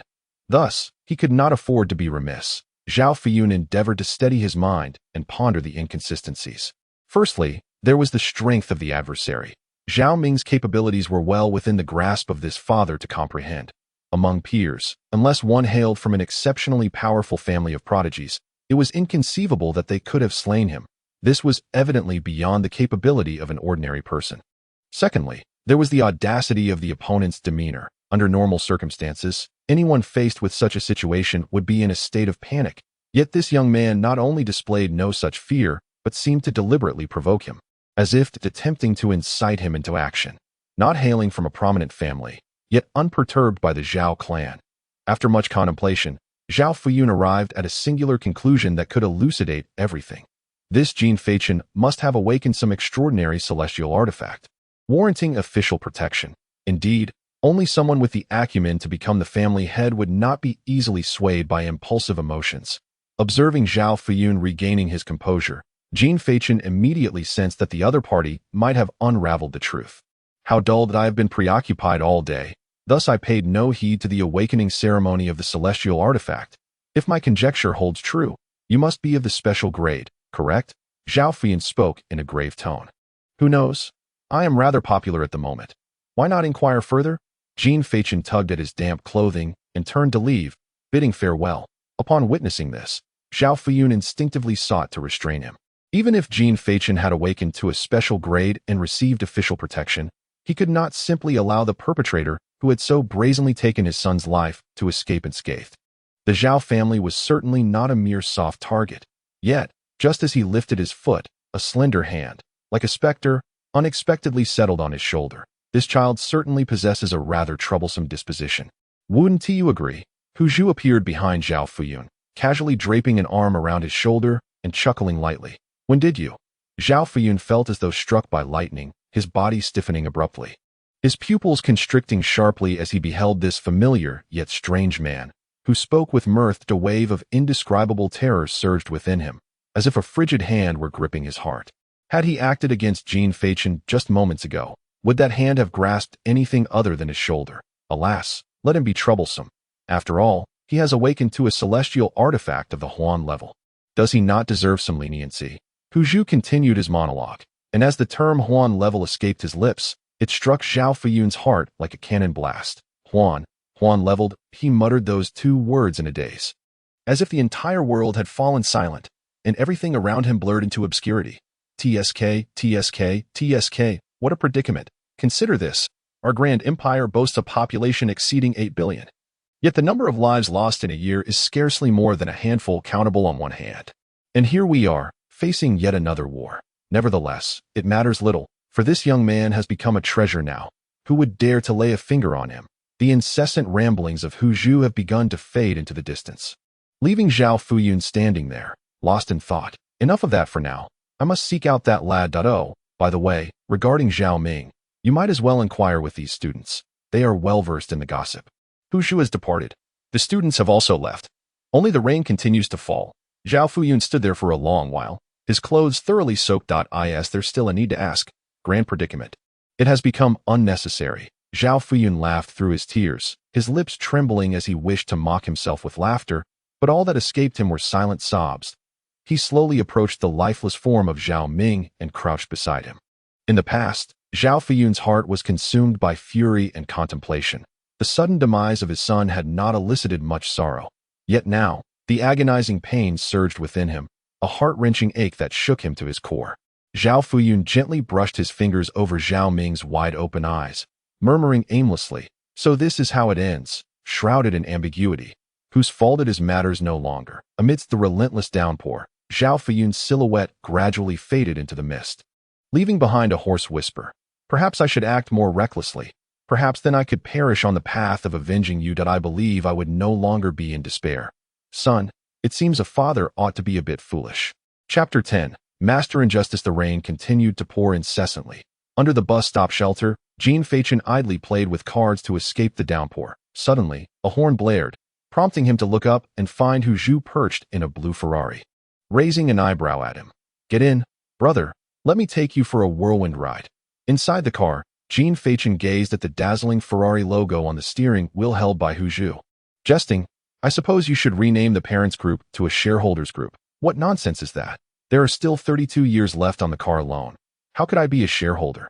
32 years. Jean Fachin fell silent, the weight of the statement echoing loudly. Hu Zhu cast a glance at him, slightly exasperated. "Enough of that useless banter. Let me ask you, am I handsome or not?" Originally quite dashing, but alas, Jean Fachin trailed off, leaving Hu Zhu to ponder endlessly. "Come on, before you critique me, let's talk about you first." Hu Zhu, realizing Jean Fachin's unyielding demeanor, abandoned the pretense and shifted to serious matters. "Are you curious about why I killed Zhao Ming?" Leaning against the car window, Jean Fachin observed the flowing raindrops. "Clever of you. Then go ahead and enlighten me." Though the dust may have settled, I calmly and deliberately opened my mouth to present 6 reasons. 1. I have never taken a life and wish to experience it. 2. He has already harbored intentions to kill me. 3. Although he professed he would not slay me, merely wishing to crush and ruin me. This rationale alone suffices to justify his demise. For to kill a chicken to warn the monkey. My awakening as a celestial being signifies that countless fools will soon emerge to provoke and challenge me. I detest complications and prefer a swift resolution. 5. Slaying him would aid in tarnishing my reputation, which I find necessary. 6. In truth, there is no 6th reason, but I favor the number 6, so I shall include it. Upon hearing the first 4 points, Hu Zhu maintained a stoic expression, but upon reaching the 5th, he appeared perplexed. Tarnishing one's own reputation. Have I grown too old to keep pace with the thoughts of the younger generation? Could you enlighten me as to why? "Oh, it's nothing much.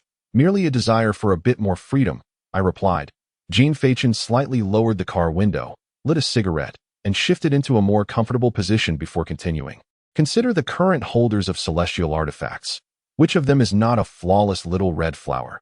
Their personas seem so contrived, as if plucked from a television screen.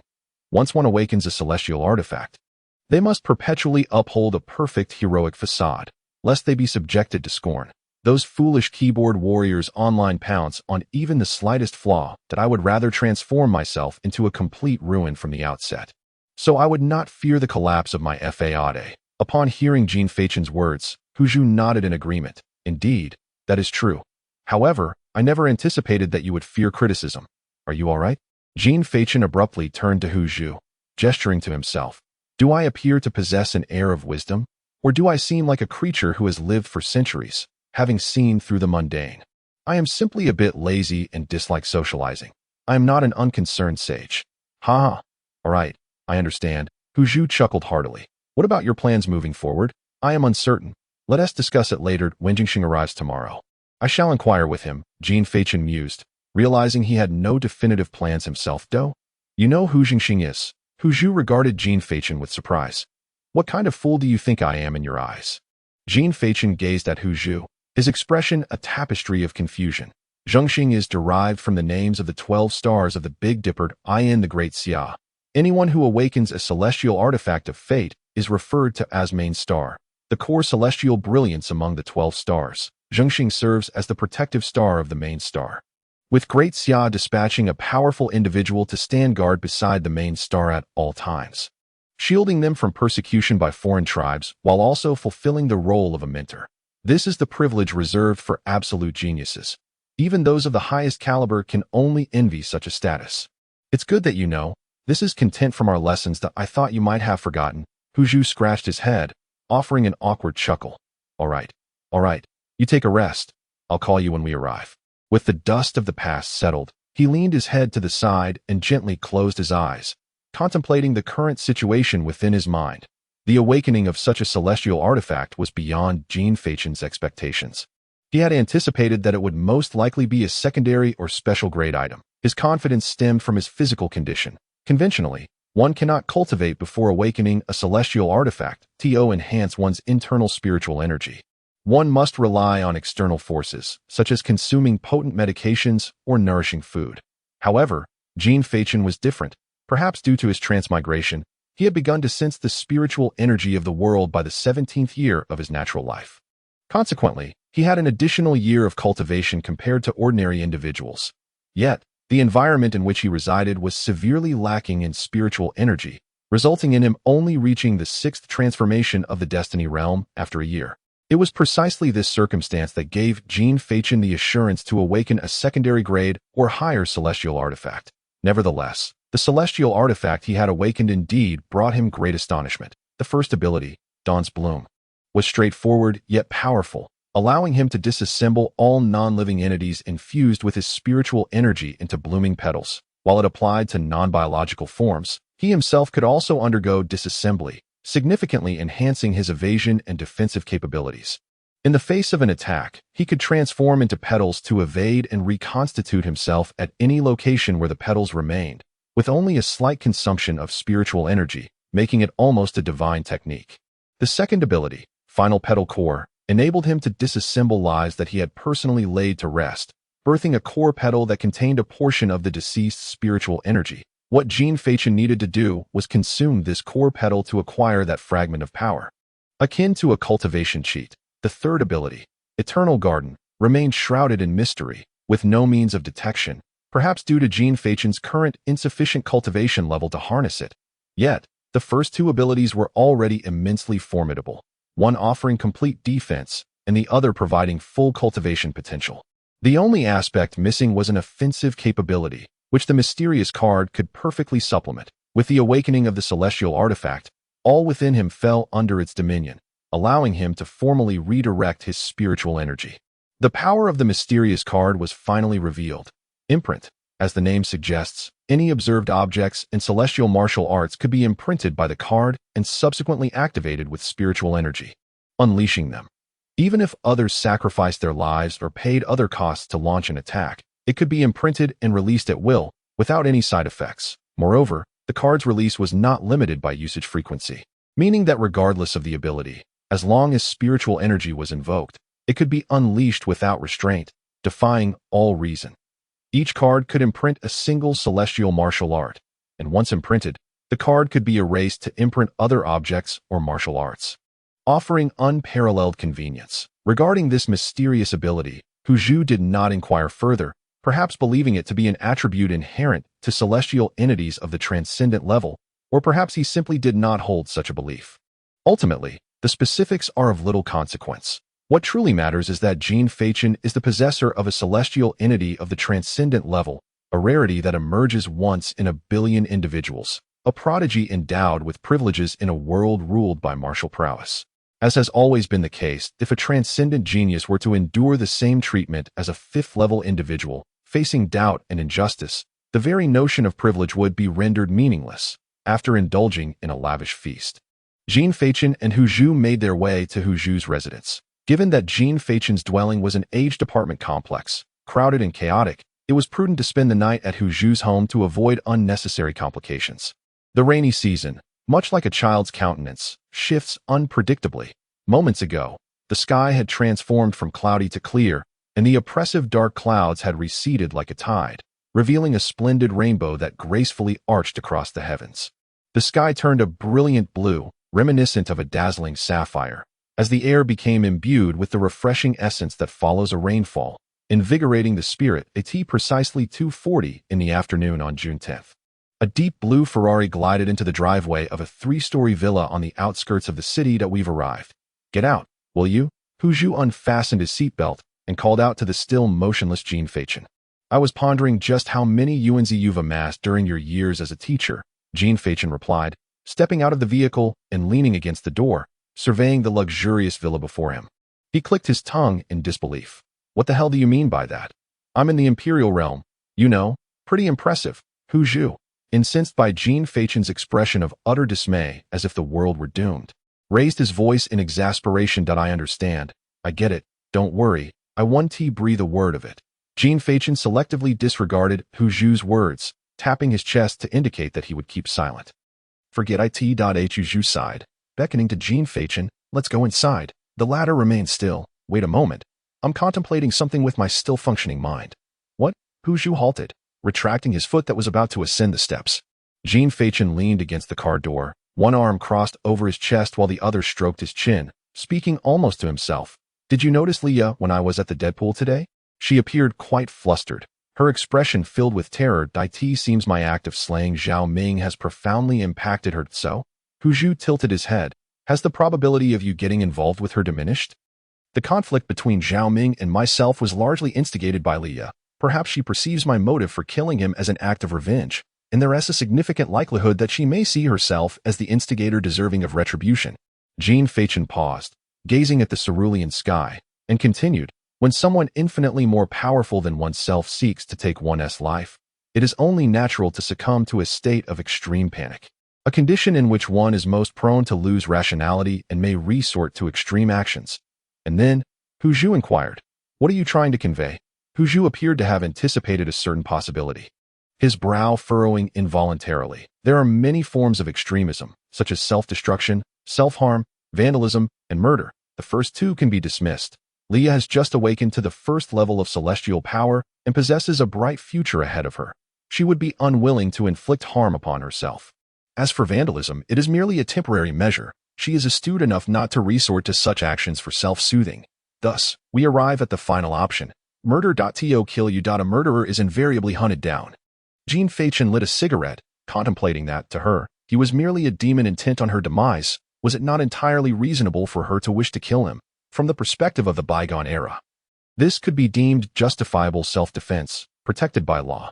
However, regrettably, she had escalated the situation to extremism. In the case of excessive self-defense, one must pay the price. That Hu Zhu remarked. So you mean to say she wishes to kill you? Perhaps. I am somewhat narcissistic, a typical adolescent prone to fanciful thoughts. Perhaps she is not even remotely concerned about me. Jean Feichen chuckled lightly. Although he spoke in jest, the tone bore no trace of humor. The rationale and motive were entirely sufficient, yet the means to commit murder were conspicuously absent. She stood no chance. Hu Zhu shook his head. Those capable of slaying tigers have never been mere rabbits. To act through another, to wield another's blade? I believe that is quite an excellent weapon. Indeed. You see, my friend, the otherworldly are not foolish, for instance, like this. Jean Feichen lifted the extinguished cigarette but in his hand and flicked it directly towards the villa's entrance. In the blink of an eye, crack, an unforeseen change erupted, as several blades radiating black energy pierced through the door like venomous serpents, obliterating the cigarette. But in an instant, the door shattered, and 5 shadowy humanoid creatures emerged like phantoms from behind it, advancing towards the two with a palpable aura of bloodlust, suffocating in its intensity. Jean Fachin raised an eyebrow at Hu Zhu with a smile. What do you think of this unique ability of a typical adolescent? All right, I concede defeat, Hu Zhu sighed. I'm getting old. Not too bad, I suppose. Although you are older, who can blame you for having such a youthful visage? I'm sure you are still quite popular. In the face of the encroaching otherworldly beings, the two maintained a demeanor of light-hearted banter, revealing not a hint of panic or disarray. I'll take that as a compliment on my good looks, Hu Zhu said, raising 2 fingers. By the way, do you know what my celestial power is? Disgrace. No, it is a sword. With that, Hu Zhu lowered his fingers. In the next moment, a sound akin to a dragon's roar emanated as swords descended from the heavens. Jean Fachin and Hu Zhu both placed a hand on the roof of the Ferrari, gazing at each other with faint smiles, while beside them, the air crackled with sword energy, blood splattering like ink. The swords singing like swans, as if reality itself were being reset, reversing the flow of time. Chapter 12. Shall we have a heart-to-heart, my lady? Half a minute later, with a firm grasp from Hu Zhu, the world fell silent. Wasn't it said that the otherworldly placed great importance on the boundary level? Were they truly so weak? Observing Hu Zhu's effortless demeanor, Jean Fachin felt a twinge of confusion. 5 beings of the Imperial realm could easily annihilate a city. Hu Zhu smiled and revealed the cultivation levels of the 5 foreign beings. Jean Fachin, taken aback by the revelation, remarked, "You are indeed formidable." Hu Zhu, turning to depart, left behind a parting declaration. "I am invincible." Reluctantly acknowledging the truth, Jean Fachin admitted, "All right, I must concede that you were rather impressive just now." He shrugged his shoulders and, stepping over a puddle of dark blood, strode into the open-roofed villa. Fortunately, those ruffians had not wreaked havoc inside. Otherwise, I would have surely felt uncomfortable for a while. Observing the hall, which remained intact, Hu Zhu let out a sigh of relief. Perhaps they could comprehend the hardships faced by office workers. Jean Fachin approached the refrigerator and, upon spotting a bottle of green apple soda, a satisfied smile graced his lips. Hu Zhu joined him, cracked open a can of beer, and took a hearty swig, exclaiming, "Ah, refreshing. Indeed, this is what a man ought to drink." The two sank languidly onto the sofa, synchronously sipping their beverages, both emitting a simultaneous Hu Zhu tilted his head back and inquired of Jean Fachin, "By the way, how do you intend to handle this matter?" "Leah," Jean Fachin, sprawled across the sofa, casually fiddled with the remote control while replying, "I'll find an opportunity to deal with it. Being excessively bloodthirsty isn't ideal, young man. Then you should marry her. Keep an eye on her for me, and I shall rest easy. When shall the deed be done? At present, there is certainly no opportunity. Her ability to contact foreign beings indicates she possesses some means and would not leave herself vulnerable. Let us see when she ventures into the wilderness. It's chaotic there, and some may just perish amidst the chaos. Who knows? Have you forgotten? She has awakened a level 1 destiny celestial object." Jean Fachin chuckled dryly, switched on the television, and glanced back, saying, "Have you also forgotten that I am at the cosmic level?" Beep. The television flickered to life, and the voice of the host filled the room. "Greetings, dear viewers. Today is June 10th, commonly known as Awakening Day. At our Jinling City's second celestial high school, a cosmic-level destiny celestial object bearer has emerged, which will be significant for the entire world. As the saying goes, a higher official crushes the lesser." Jean Fachin exhaled a plume of white smoke, raising an eyebrow with a smirk. "I happen to be at the pinnacle. Wow, how manly of you." News of Jean Fachin's encounter with the foreign beings swiftly reached the heart of the Great Xia. Within the capital city. In the central district of the capital, at the premier's office, an imposing elder sat steadily in his chair, his calloused hands, lined with wrinkles, gently tapping the surface of the mahogany desk. The rhythmic sound echoed throughout the vast office. The elder's pitch-black eyes shimmered with a chilling glint. Upon the desk lay 8 sheets of brown paper, the topmost detailing Jean Fachin's life experiences. Name: Jean Fachin, celestial object. Cosmic level: final sequence garden, new. Age: 18. Gender: male. Permanent address: Great Xia Heavenly Palace Federation, Shijiang Province, Jinling City, Changhua District, Sengxiankyo, Public Utility Exempt Apartment. Note: orphan. Parentage unknown. Tiangong document number 230888 Life Events. After a prolonged silence, the elder finally spoke slowly. What is your perspective? In the desolate room, a dark shadow suddenly emerged from the depths of the ground. The figure that appeared, clad in a black robe, concealed their face, rendering their features and expressions indistinguishable. His parents remained suspicious. Is that so? The elder chuckled lightly, nudging the topmost piece of brown paper forward, saying, "Take a look." The cloaked figure accepted the paper with both hands and began to scrutinize it intently. At that moment, the elder spoke once more. By the way, this young man has just been attacked by an alien race. Quite logical. The black-clad figure nodded slightly, showing no surprise, as if they were already accustomed to such occurrences. We have established contact with the alien race. The elder leaned back in his chair and continued. That, however, comes as a surprise. The cloaked figure set down the paper and looked up at the elder, inquiring, "Do you need me to handle this?" The elder smiled and shook his head, stating, "Let us observe. This young lad seems to have his own plans, and it will serve as a form of training. You appear to harbor different sentiments towards him." Noticing the elder's demeanor, the black-clad figure expressed mild astonishment. "It's nothing." The elder wore a chilling smile and replied casually, "It is merely rare to find an unconventional individual. For this country, it is a good thing, and I hold some admiration for him. Adhering to the rules is also commendable. Yet, those who remain forever bound by regulations limit their thoughts. The country requires rules, but the world does not." The two engaged in a continuous exchange, one speaking after the other, until the elder resumed his placid discourse. Adhering to rules day in and day out does not constitute true skill. It merely bestows upon oneself a veneer of effort, leading to a sense of complacency, ultimately crafting an invisible prison for oneself. You must understand, it is not often talent that confines a person, but rather their mindset. Since you have chosen the path of a master of fate, you ought not to conform rigidly. This is not the archaic society of the 996 work culture, where one receives a paycheck at a set hour. To achieve success, one must take bold steps. Would you not agree? The path of radicalism is fraught with thorns. Hence, successful individuals are scarce. Ha ha ha. The elder burst into laughter suddenly, leaving one perplexed. Meanwhile, the black-clad figure appeared unfazed, silently observing the elder's mirth. After a lengthy bout of laughter, the elder finally paused and inquired, "By the way, who is the designated star assigned to this young man?" Luoming E, belonging to the Exorcism Division, 1st Brigade, Ancient Realm of 9 Turns. The black figure hesitated briefly.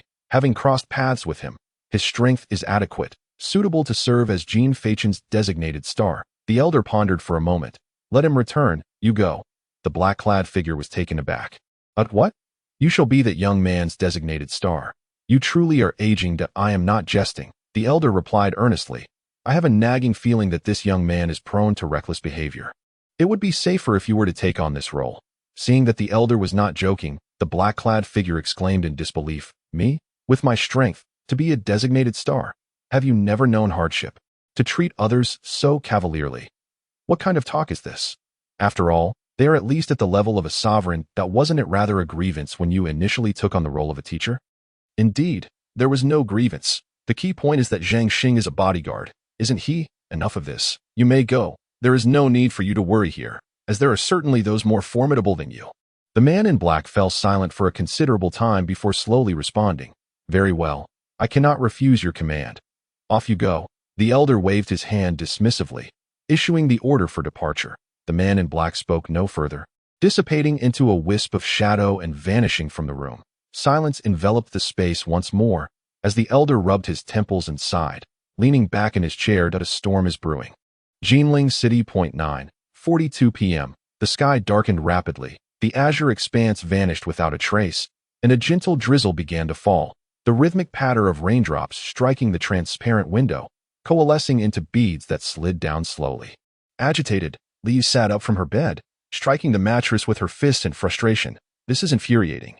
She tugged at her hair irritably, listening to the relentless sound of rain outside, her annoyance only deepening. With a sudden motion, Leah flung open the large window, allowing the fresh breeze mingled with rain to wash over her, momentarily easing her tense heart. She sprawled back onto the bed, embracing the gentle wind from outside, attempting to extinguish the flames of fear within her through this method. Turning onto her side, she faced away from the window, glancing at her phone twice before setting it down, repeating this action muttering softly to herself. Honestly, still no news. Could it be that those foolish beings from the other race have failed? Suddenly, the delicate breeze behind Leah ceased, and at that moment, a voice unexpectedly emerged from behind her. Ah, let us have a heart-to-heart. Shall we, my lady? Chapter 13. Level 1. How terrifying Leah lay there, her body rigid and unresponsive, her pupils dilating in shock. From a distance, it was evident that Jean Fachin had somehow appeared at the window. He perched on the window's railing, feet planted on the sill, resting his chin on one hand, wearing a faint smile as he gazed at Leah's silhouette. Meanwhile, she remained in her sideways position, fortuitously turned away from him. Boom! Suddenly, a blinding clap of thunder erupted, the dazzling white light illuminating the room and Leah's face, which was a mixture of disbelief and fear. Jean Fachin. Leah whirled around abruptly, her pupils trembling as she beheld the familiar yet strange figure of her classmate from 3 years ago seated there. Could you enlighten me on how you contacted the other race? I am rather curious, Jean Fachin remarked with a toothy grin. Leah swallowed hard, her throat quivering as she threatened. I must inform you that my parents are right next door. Should you employ any spiritual power, they will surely sense it, so you cannot.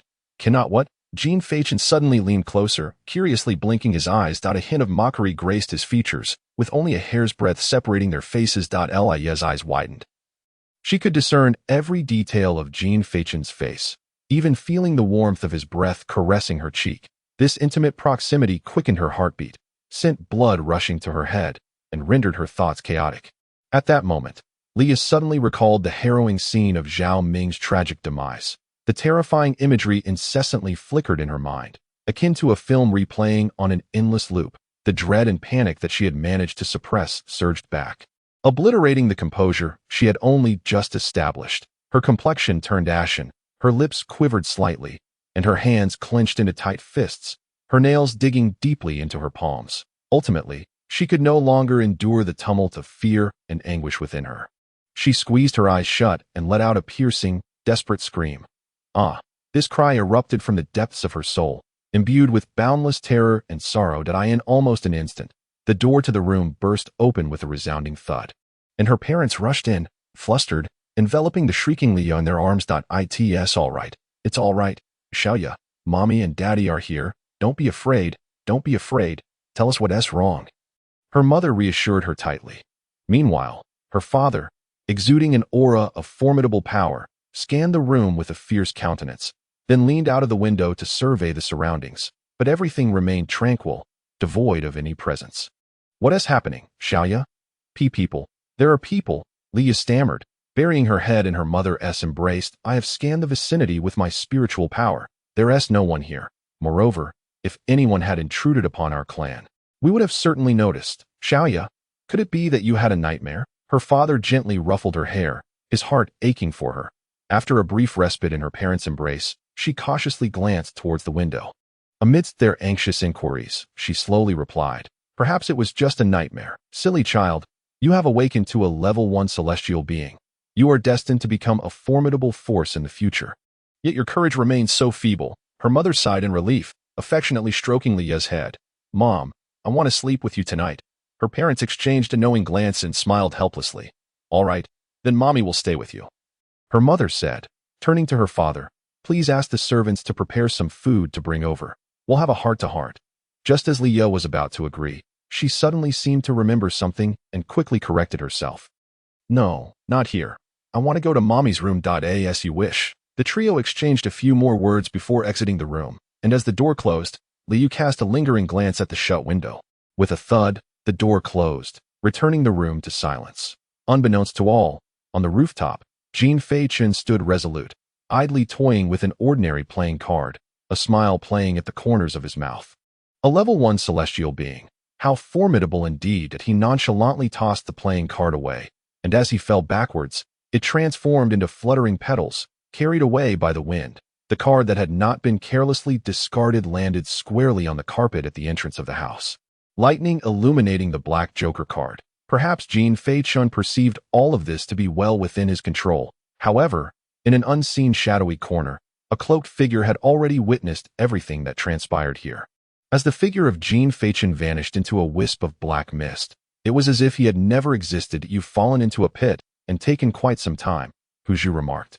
Dropping a skewer of pig kidneys from his hand and watching Jean Feichen emerge from the restroom, Jean Feichen returned to his seat, savoring a piece of kidney with a clove of garlic.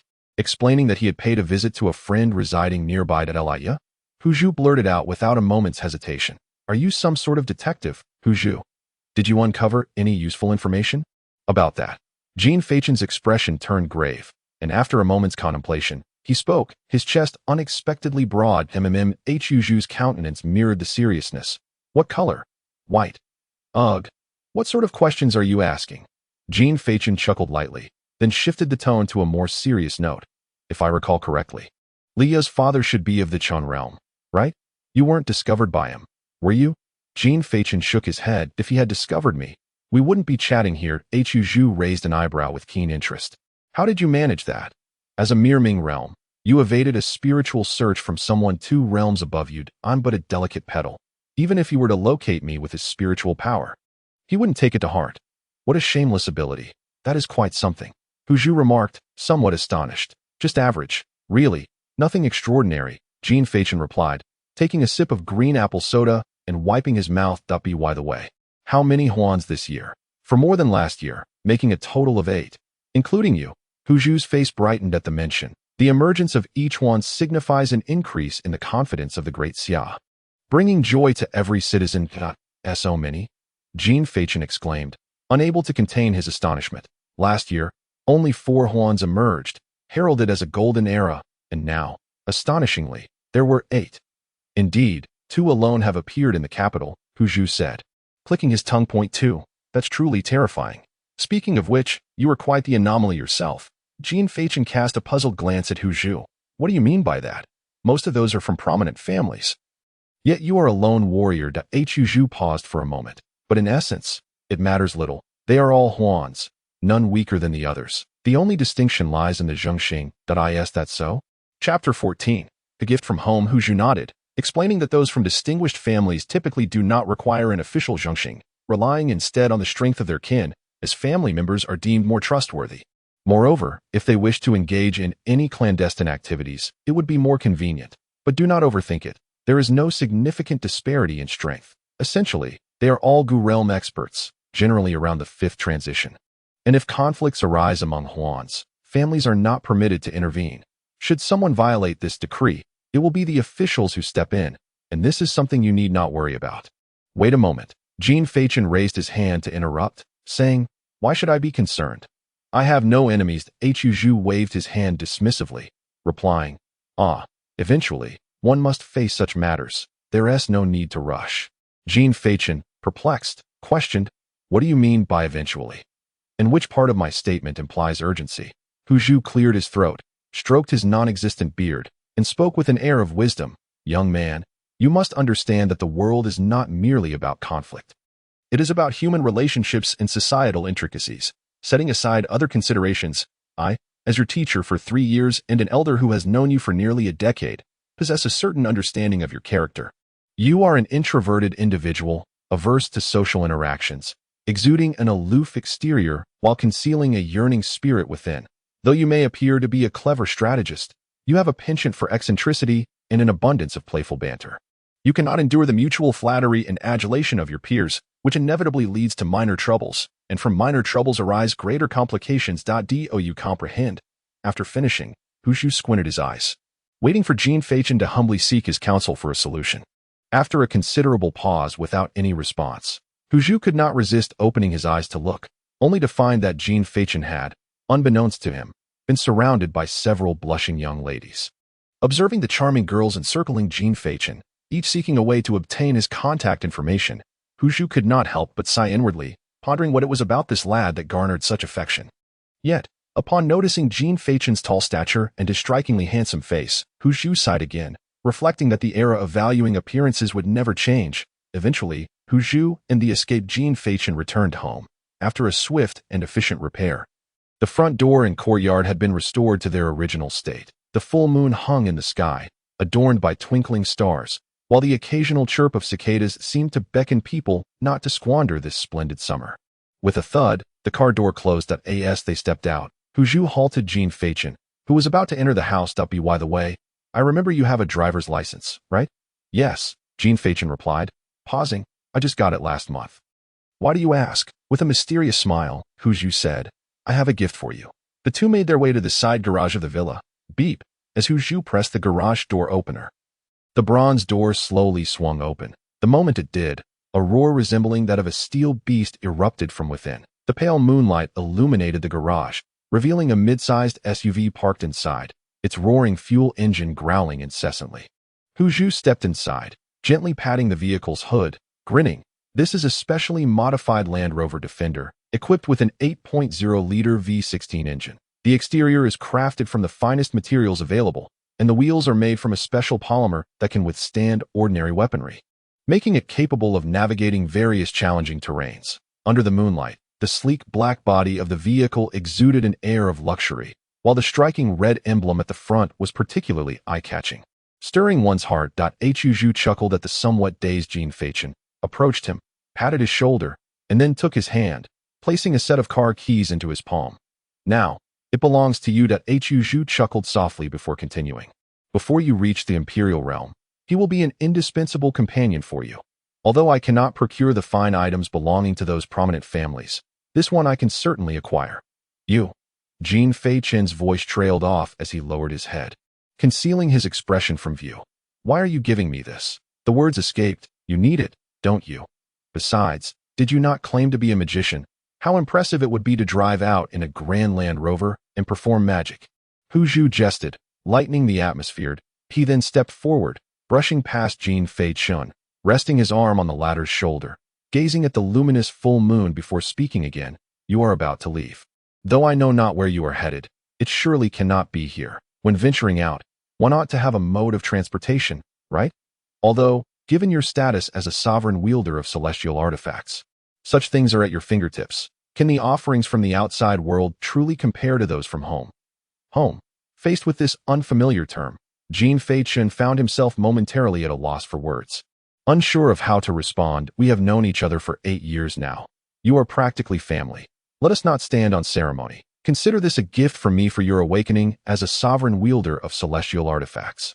Upon finishing, Hu Zhu gave Jean Fachin's shoulder a hearty pat. Now, let us dispense with the sentimental nonsense. You find me tiresome, and I find you tiresome too. Let us head back. We have an early start tomorrow. With that, Hu Zhu turned and strode out of the garage, leaving Jean Fachin alone, staring blankly at the car keys in his hand. Actually, I don't need it. Jean Fachin raised his hand, a card materializing in his grasp. He then pointed the card towards the side of the Land Rover, channeling his spiritual energy. With a hum, a flash of white light erupted, and a blue Ferrari appeared beside him.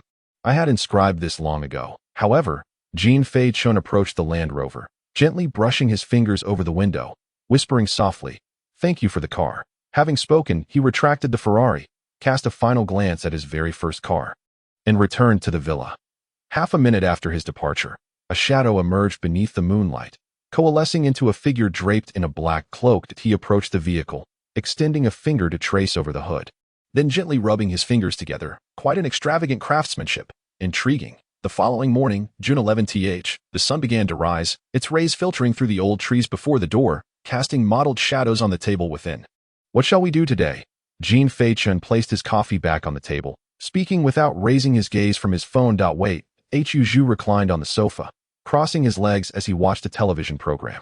We await the grand arrival of your esteemed patron. Does he know I am here? More than that, I would wager that several thousand people within the capital are aware. Though saying it that way might make me blush. Hu Zhu raised his hand to glance at his watch, calculating the time. It should be. His words abruptly halted as he lifted his gaze towards the center of the hall. Jean Fachin felt the same. Though he could not detect any fluctuations in spiritual energy, he could discern Hu Zhu's emotions. In the heart of the grand hall, a swirling mass of black mist materialized out of thin air, swiftly rising and coalescing into a humanoid form. This figure was none other than the mysterious cloaked man who had appeared in the garage the previous night and had been spying on Jean Fachin since his arrival from Shanjing. Chapter 15. Shock. The Zun realm's Zhengxing. Upon witnessing this, Hu Zhu hurriedly approached to extend a hand in a semblance of hospitality. Greetings, I am Hu Zhu, the current protector of the main star. Hello, the man in black replied, shaking his hand with a cold demeanor. You have worked hard. With that, he turned his gaze towards Jean Fachin and respectfully said, Master Star, I am Yu Mingyi from the Shangjing Premier's office, and I am here to officially serve as your Zhengxing from this day forth. Mr. Yu, you are too kind. I hope you will bear with me in the days to come, Jean Fachin responded, rising to return the gesture. Neither of them questioned Yu Mingyi's identity. The reasoning was straightforward.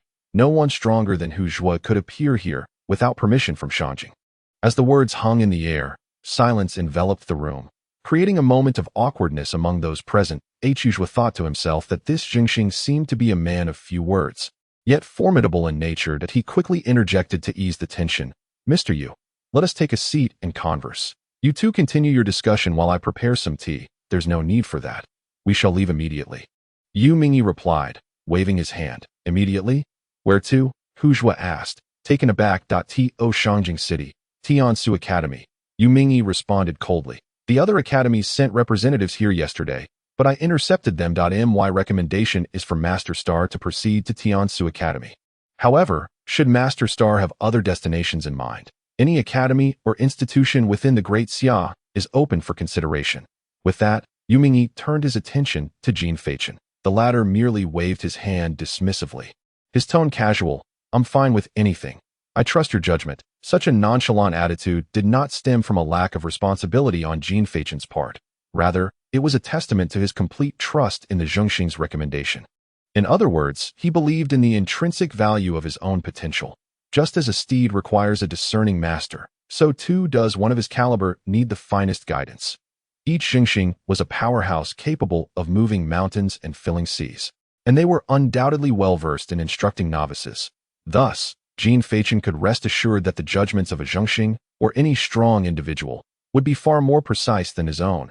Upon hearing Jean Fachin's response, the man in black nodded. Then it is settled. Tiansu Academy.it is one of the 8 great academies of the Great Xia, worthy of your status, and it boasts abundant resources for cultivation as well as advanced martial techniques. Is there anything you need to prepare? There is no need to bring daily necessities. I've arranged everything at the academy. If all is in order, I shall take you across the void directly. At this revelation, the room descended into a profound silence. Hu Zhuo's face was a mask of disbelief.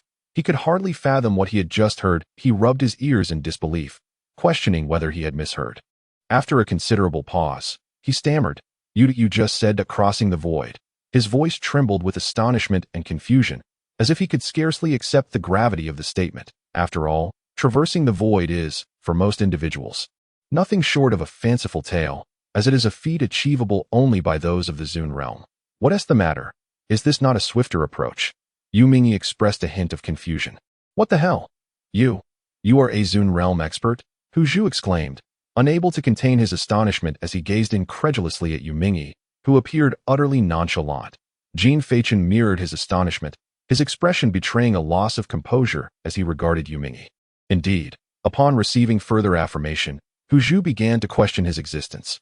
Bewildered as he pondered, when did Zun realm experts become so commonplace? Your worth surely does not exceed that of a mere Huan level. How could you possibly serve as a Zhengxing? The Zun realm is but a step away from the pinnacle. Such formidable beings have always been as elusive as a dragon-nest tail. It is said that even the mayor of a region may never encounter one in his lifetime. How could one of such stature deign to act as a Zhengxing?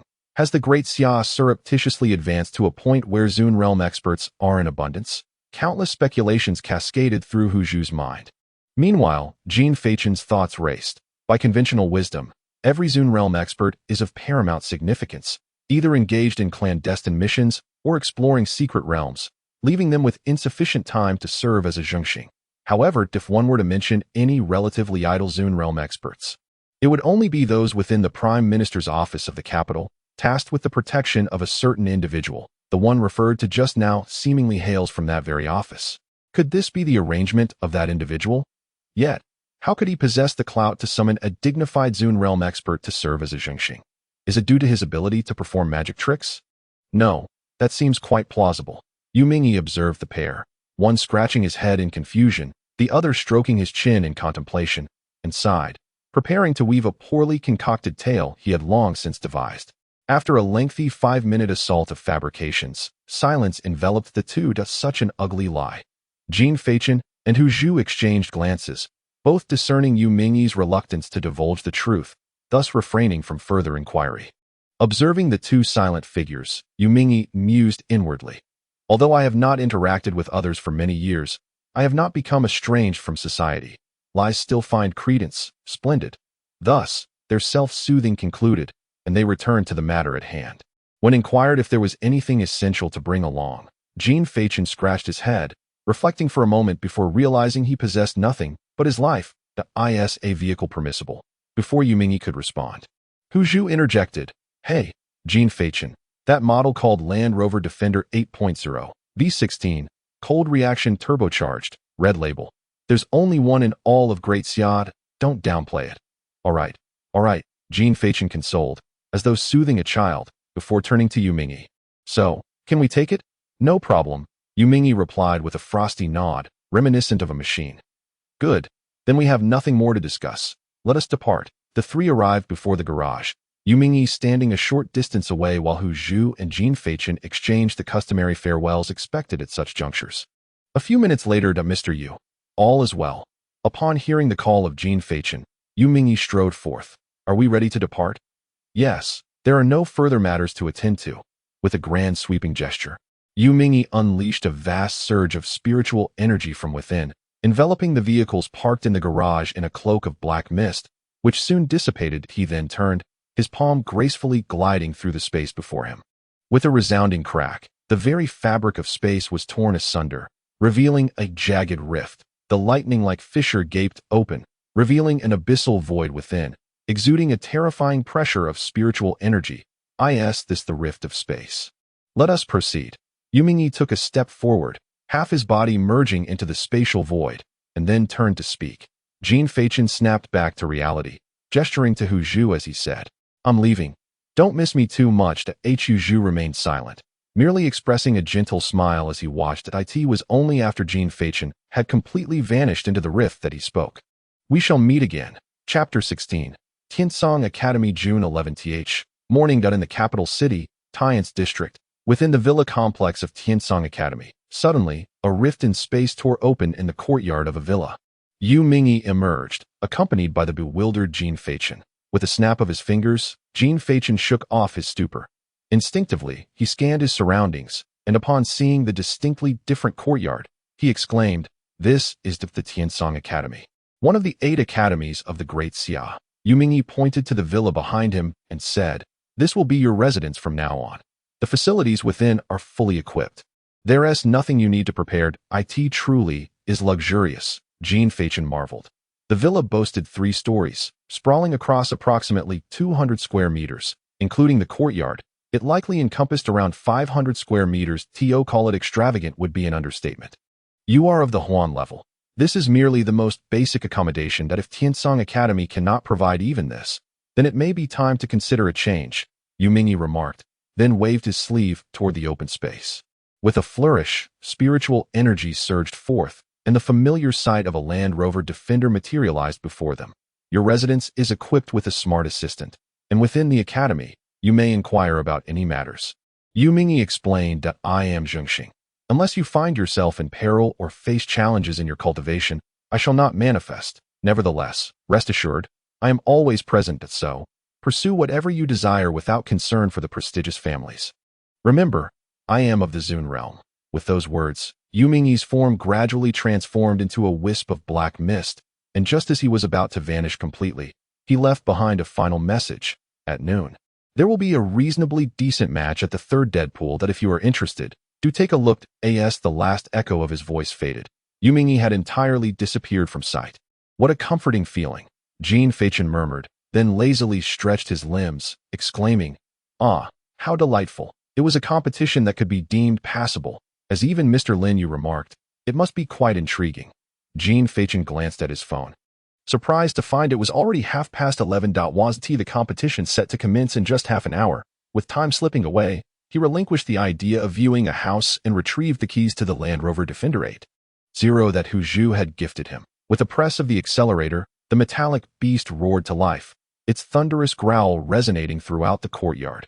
Observing the completely revamped interior of the vehicle and the playing card ornament hanging from the rearview mirror, Jean Fachin once again felt Huju's thoughtful consideration as the vehicle exited the courtyard. Despite his unfamiliarity with the route, the presence of road signs within the estate provided some guidance. Inside the car, watching the scenery retreat, he couldn't help but reflect. Yet another new beginning point. 15 minutes later, after parking the vehicle, Jean Fachin commenced his journey on foot. Along the way, numerous young men and women, engaged in lively conversation, were all heading in the same direction, indicating that this afternoon's competition was indeed quite the spectacle. With sunglasses perched on his nose and dressed in a crisp white short-sleeved shirt paired with casual shorts, he appeared particularly fresh and handsome under the sun that he still preferred gaming in a dimly lit room. However, after a 5-minute walk, Jean Fachin finally arrived at the third death pool, which was markedly different from the previous one. The surrounding architecture and the scale and materials of this death pool were vastly superior to those of Jinling High School. Here, lush forests enveloped the area, and the aura was exceptionally potent. At each corner of the pool stood 4 enormous beast statues that, despite their artificiality, exuded a subtle intimidation. Jean Fachin found a shady corner to observe the bustling crowd that he could distinctly sense that the spiritual energy fluctuations of everyone present were significantly more formidable than his own. These must be the second-year students, he mused. Indeed, none who could enter the Tiansu Academy were to be taken lightly. While lost in thought, he was suddenly alerted by the sound of approaching footsteps. A card materialized in his hand as he turned to look behind him, only to see a portly individual ambling toward him, flanked by 2 beautiful women. Oh, someone's here. The rotund man approached, casting a scrutinizing gaze at Jean Fachin, and remarked, "A handsome lad, indeed." However, he quickly furrowed his brow, examining Jean Fachin from head to toe with keen interest. 6th transition in the Ming realm, such a low level of cultivation? Jean Fachin paid him no heed, offering a polite smile as he introduced himself. "Hello, I am Jean Fachin." Jean Fachin, the portly man pondered, confusion evident on his face. "I haven't heard of anyone by that name within the academy. By all accounts, with your cultivation level, you should be quite infamous for being weak." Jean Fachin. Why does that name sound so familiar?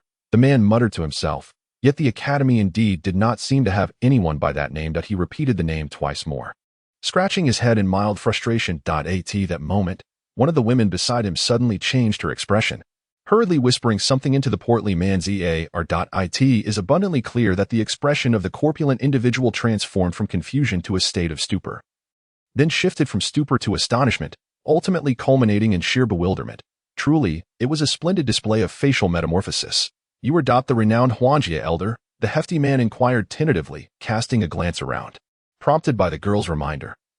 He recalled that among this year's 8 Huangjie, one was indeed named Jean Fachin, reputed to hail from humble beginnings yet possessing an extraordinary awakening that propelled him to the 6th transformation of the Ming realm. And he was also a previously unseen celestial being of the new Xi Ming. Such formidable prowess. "Indeed, I am of the Huangjie, but I currently have no intentions of starting a family," Jean Fachin replied with a solemn nod. Upon receiving this affirmative response, the hefty man, resembling a hippo, quivered with excitement and gazed ardently at Jean Fachin. "Brother, at this moment, my eyes are alight with brilliance. It feels as though I have glimpsed the true light."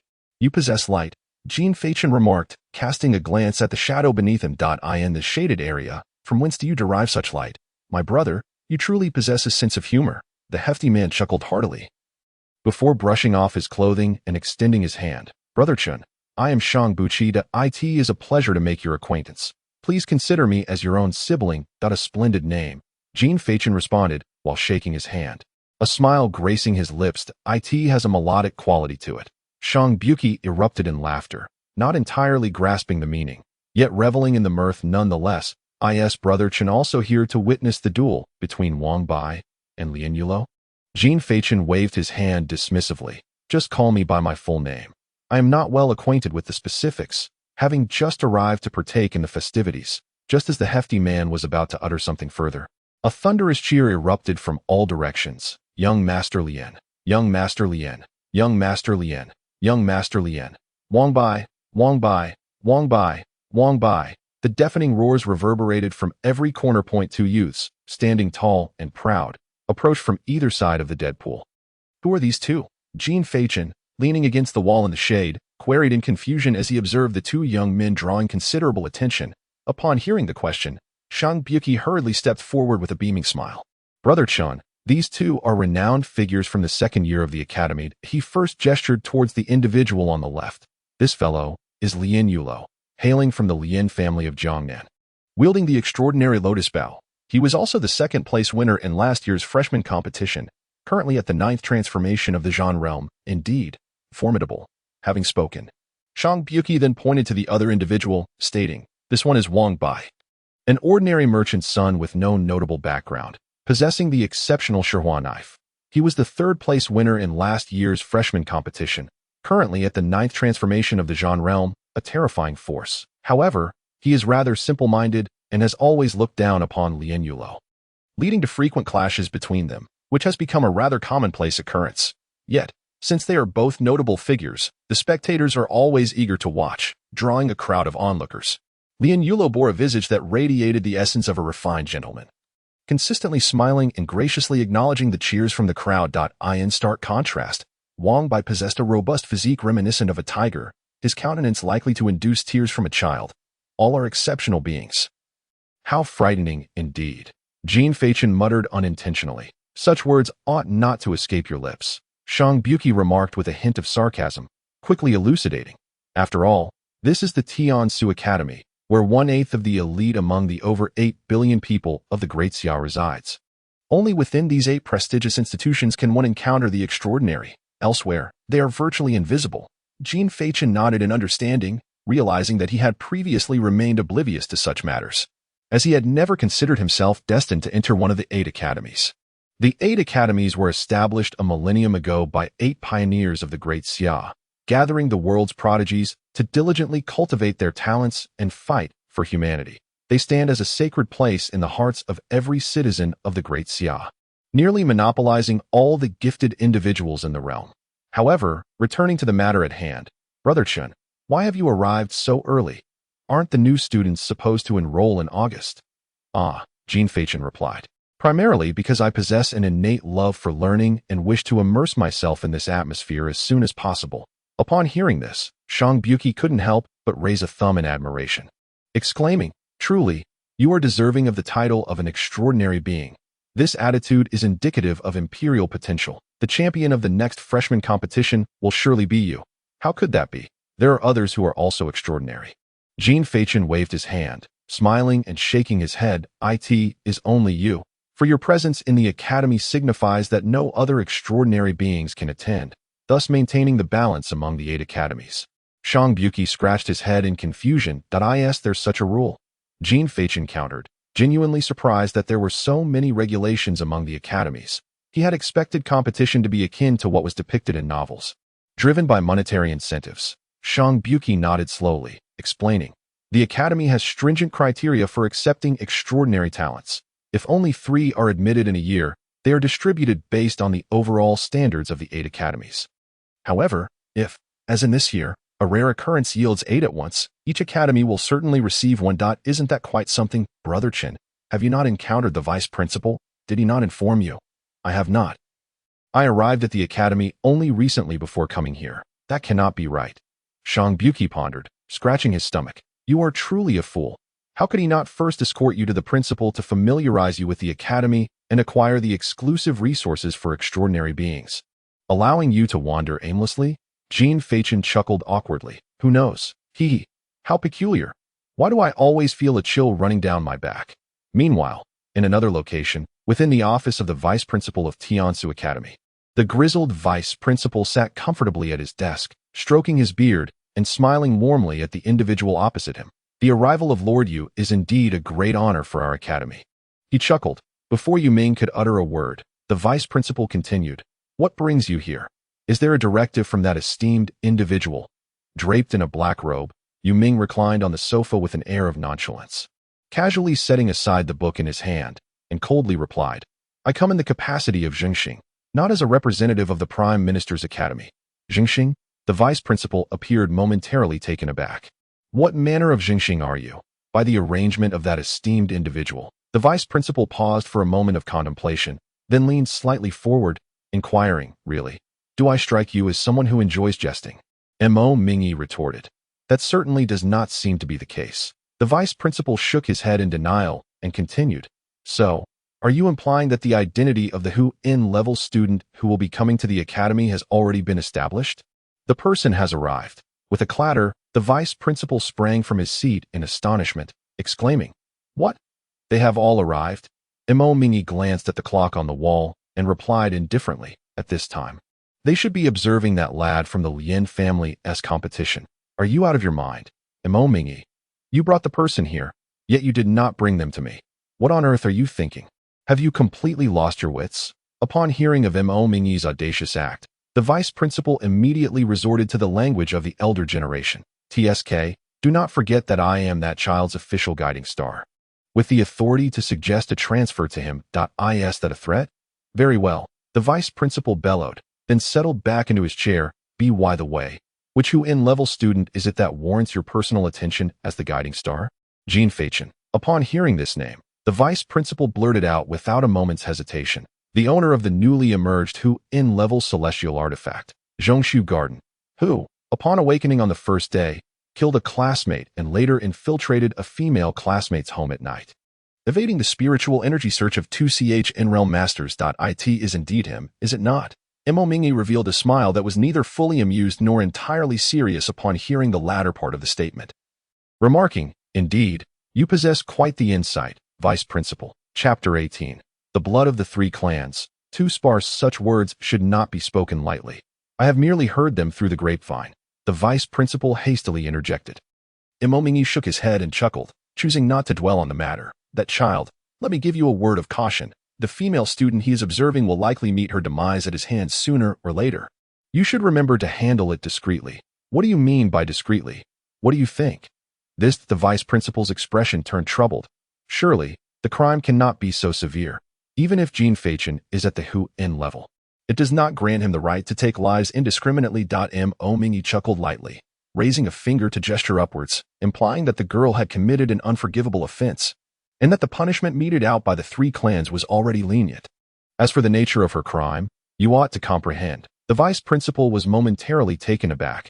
Then his expression shifted dramatically as he spoke in a grave tone. "If that is the case, then the blood of the three clans is indeed too sparse. Leave this matter to me. All of this must await until the young lad has taken action himself," Mo Mingy reminded. The vice principal nodded, not opposing him, but he mentally reviewed all the information regarding Jean Fachin, then spoke slowly. "He possesses no familial support, yet has reached the 6th transformation of the Ming realm shortly after awakening, indicating that there are indeed secrets surrounding him." Mo Mingy tapped his fingers against his leg, and the terrifying spiritual energy of the Zun realm began to subtly emanate outward. He looked deeply at the vice principal and said, "I must caution you. The reason a secret remains a secret is that only the individual knows it. Do you understand? Do not forget, this child's guiding star is me." A terrifying surge of spiritual energy enveloped the surroundings, as grotesque spatial rifts were violently torn open at this moment. The entire building seemed to begin a slight tremor, and the atmosphere in the room became exceedingly oppressive. The vice principal instantly realized he had misspoken and quickly waved his hand in denial, exclaiming, "What are you talking about? I am, after all, a dignified vice principal of the Tiansu Academy. How could I possibly covet a child's secrets? Besides, he is at the Huan level. Even if I had 10 more lives, I wouldn't dare entertain such improper thoughts." Upon hearing this, the terrifying spiritual energy gradually dissipated, and the vice principal let out a sigh of relief, inwardly grumbling, "This brat is indeed protective of his own. His cultivation has undoubtedly advanced significantly, and this aura is truly formidable." Wiping the cold sweat from his forehead, the vice principal forced a smile and said, "So, based on your words, do you already have some arrangements for him?" "It's not an arrangement. It's a suggestion. No one at the Huan level can be directed or arranged." "Ah, yes, a suggestion. Could you elaborate on your suggestion?" "Damn it, he's really nitpicking." The vice principal silently cursed in response to the inquiry. Mingy laid out what he considered a perfect development plan, with 2 months remaining until the new student competition. "I intend to have Jean Fachin first receive the spiritual gold granted by the Academy and learn an appropriate Feng Tian extreme martial art."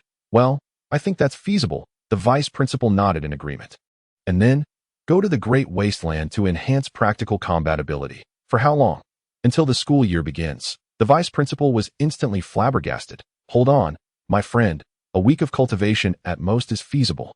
But you want Jean Fachin to stay in the Great Wasteland for over 40 days?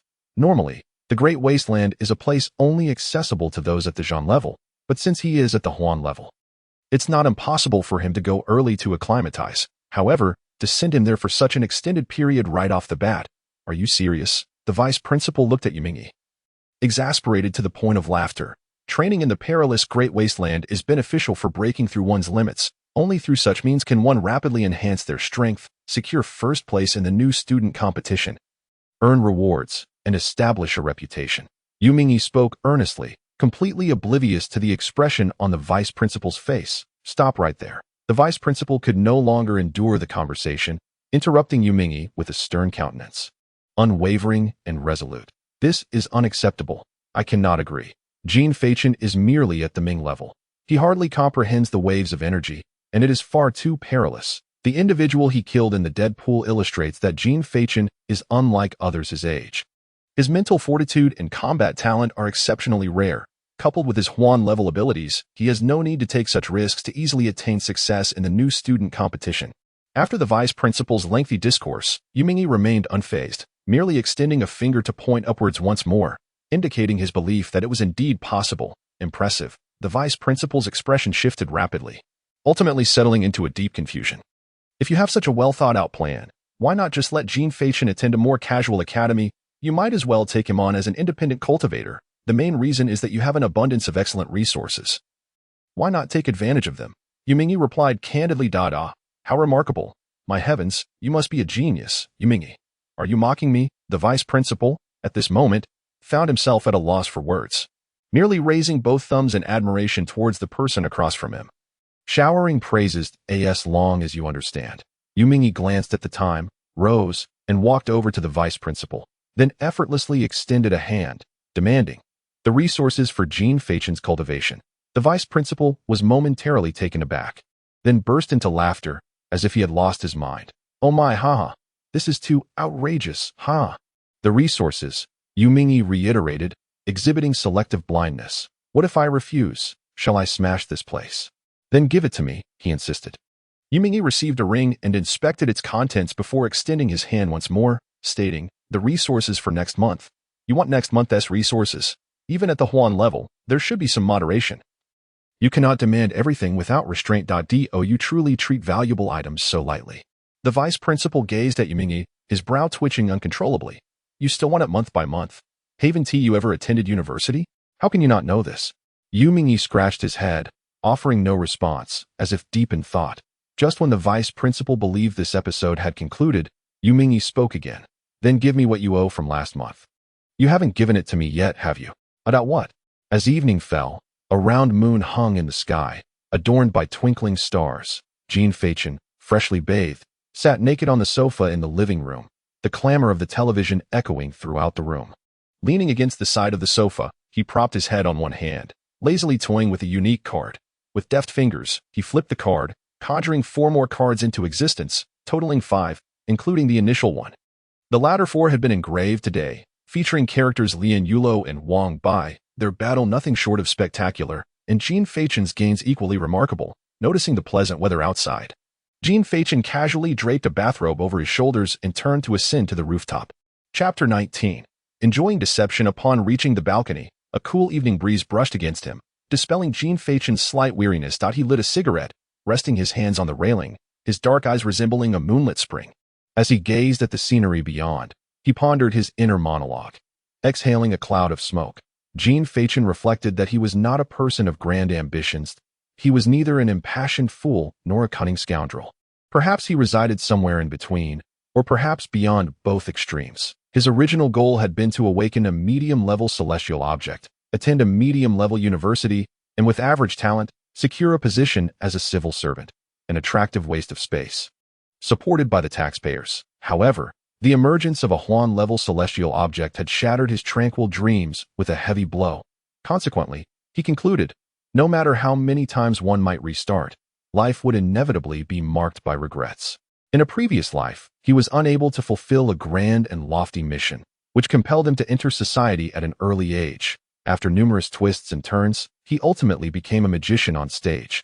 Not because this profession was particularly lucrative, but due to his profound passion for magic. He relished in the joy of surprising everyone around him, finding delight in the art of deception. A soft sigh escaped his lips as he exhaled wisps of delicate smoke from his mouth, gazing at the vast night sky, seemingly conversing with himself. Speaking of which, I believe I have heard of formidable individuals associated with magic. If that is the case, then I shall complete those unfinished performances. I aspire to become the man known as the King of Magic. With a playful chuckle, he felt the goosebumps on his skin and smirked, realizing that such words were indeed not for the faint-hearted, at least not for him. Just then, a swirling mass of black mist suddenly materialized in the air ahead, from which emerged Yu Mingyi. "Good evening, Mr. Yu," Jean Feichin greeted with a smile. "What brings you here at such a late hour?" Yu Mingyi turned his palm over, revealing 3 rings that appeared in his hand. "These are your resources for cultivation," he stated. "That I trust you have gathered considerable information today. In 2 months, the Academy will commence the new student competition. During this period, I hope you can break through to the Zhan realm." Upon finishing his words, he levitated the rings toward Jean Feichin with his spiritual power. The latter accepted them, observing the peculiar rings in his hand, and inquired, "You have already made arrangements, haven't you?" "It is a suggestion. The decision ultimately rests with you," Yu Mingyi reminded. Do tell. 1 week to absorb the spiritual gold, coupled with the study of a martial art from the martial pavilion called Fantianjiwu.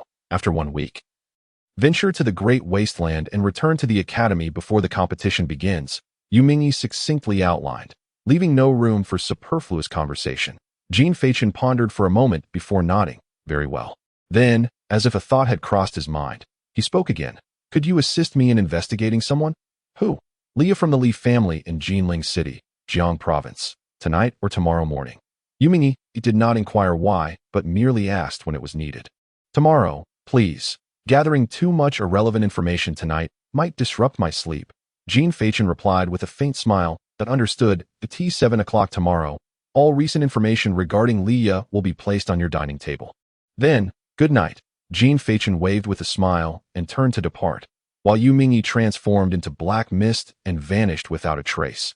Their conversation was remarkably brief, devoid of any unnecessary embellishments or idle chatter. Swift to the point of embarrassment. The following day, June 12th at 7:08 a.m., Jean Feichin, dressed in comfortable home attire, sat on the sofa. After placing his coffee back on the table, he glanced at the thick stack of documents concerning Leah in his hand, unable to suppress a chuckle. They certainly are thorough, even noting the times she visits the restroom.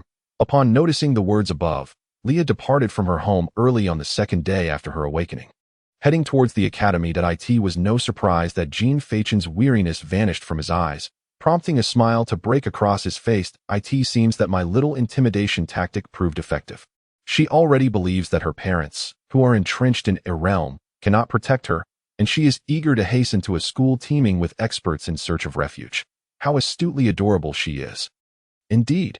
However, it is a pity that sometimes cleverness leads one astray. The academy Leah attends is known as Tianpu Academy. Although it does not belong to the prestigious 8 great academies, it is still a first-rate institution of the Great Xia." After swiftly perusing the materials, Jean Feichin casually tossed them into a nearby shredder and then rose to change his attire. Once prepared, he intended to head to the martial pavilion to study the Feng Tianji. However, as he approached the vehicle, he suddenly halted and spoke. "Mr. Yudun." In the next moment, a cold voice echoed in his ear. "I am here," Jean Feichin replied with a smile. "Could you assist me? I believe it is imperative for Tianpu Academy to dispatch students for an expedition in the Great Wasteland, particularly those who have just enrolled and are somewhat bewildered. This will facilitate their cultivation, won't it? When shall this take place? Perhaps a week from now. The location will be selected nearby. I will engage in some exchanges to foster camaraderie between the academies." Jean Feichin gazed at the warm sun overhead, his eyes slightly squinting behind his sunglasses as though he had already devised this plan. "Very well. Thank you for your assistance." With those words, Jean Feichin entered the vehicle and drove towards the martial pavilion. Along the way, he pondered the matters he could now undertake, and, for some reason, a wry smile crept upon his face. What a lamentable world it is, woven with the vast web of power that perpetually ensnares those within its reach. As Jean Feichin maneuvered the steering wheel, sunlight streamed into the car, illuminating his jade-like visage adorned with a faint smile that he mused aloud. To be born in the wrong era feels akin to soaring high like a great eagle. Yet it is truly a tragedy, a tragedy. Upon arriving at the Marshall Pavilion, Jean Fachin parked his car and observed the throngs of youth bustling nearby. That he smiled at the magnificent structure before him. At the center of the grand entrance, the words Wu Gu were inscribed in elegant calligraphy, and the building boasted 4 expansive floors. This was the treasure of an academy, housing countless invaluable Feng Tianji Wu. As an institution with nearly a millennium of history, the Marshall Pavilion of the Tiansu Academy undoubtedly possesses a collection of unparalleled richness. Swords, spears, staffs, an abundance of celestial artifacts could be found within, catering to all levels of martial prowess, from the yellow rank to the high earth rank. It is indeed a treasure trove. However, speaking of treasures, my celestial artifact seems to be a glove, an oddly named in-sequence garden glove. Quite peculiar, that he muttered to himself as he approached. Yet, misfortune struck. Before he could enter, he was intercepted. Please scan your student ID. 2 burly middle-aged men barred his entry, their expressions devoid of emotion, their gazes fixed upon him as if attempting to peer into his very soul.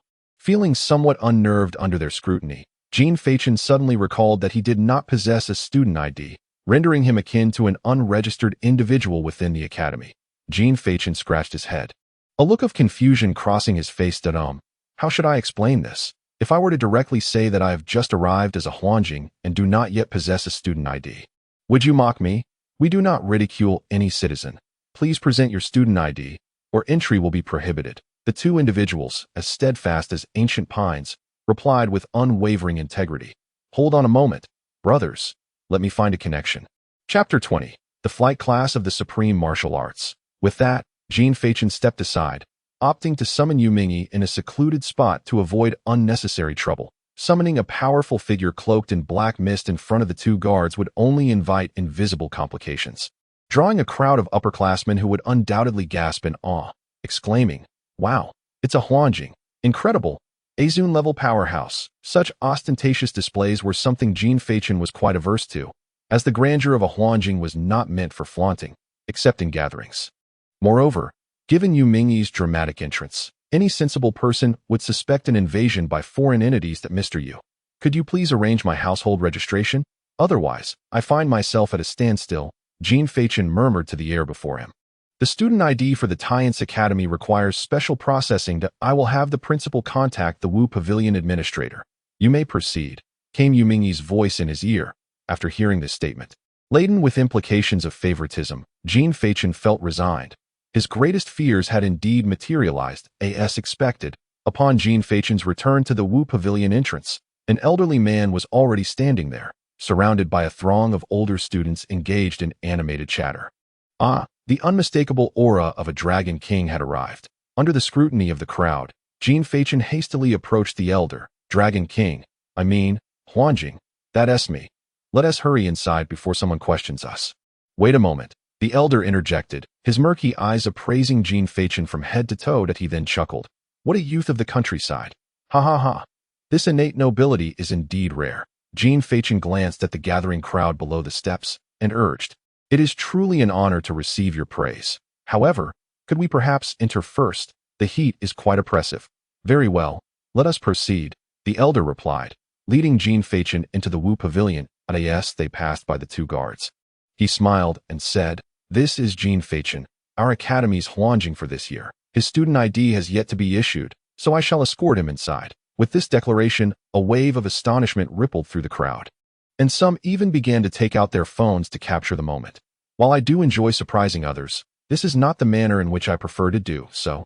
Jean Fachin and the elder fully entered the Wu Pavilion. The din of discussions erupted. Is this indeed the Huanjing of this cohort? He appears so frail, not particularly formidable.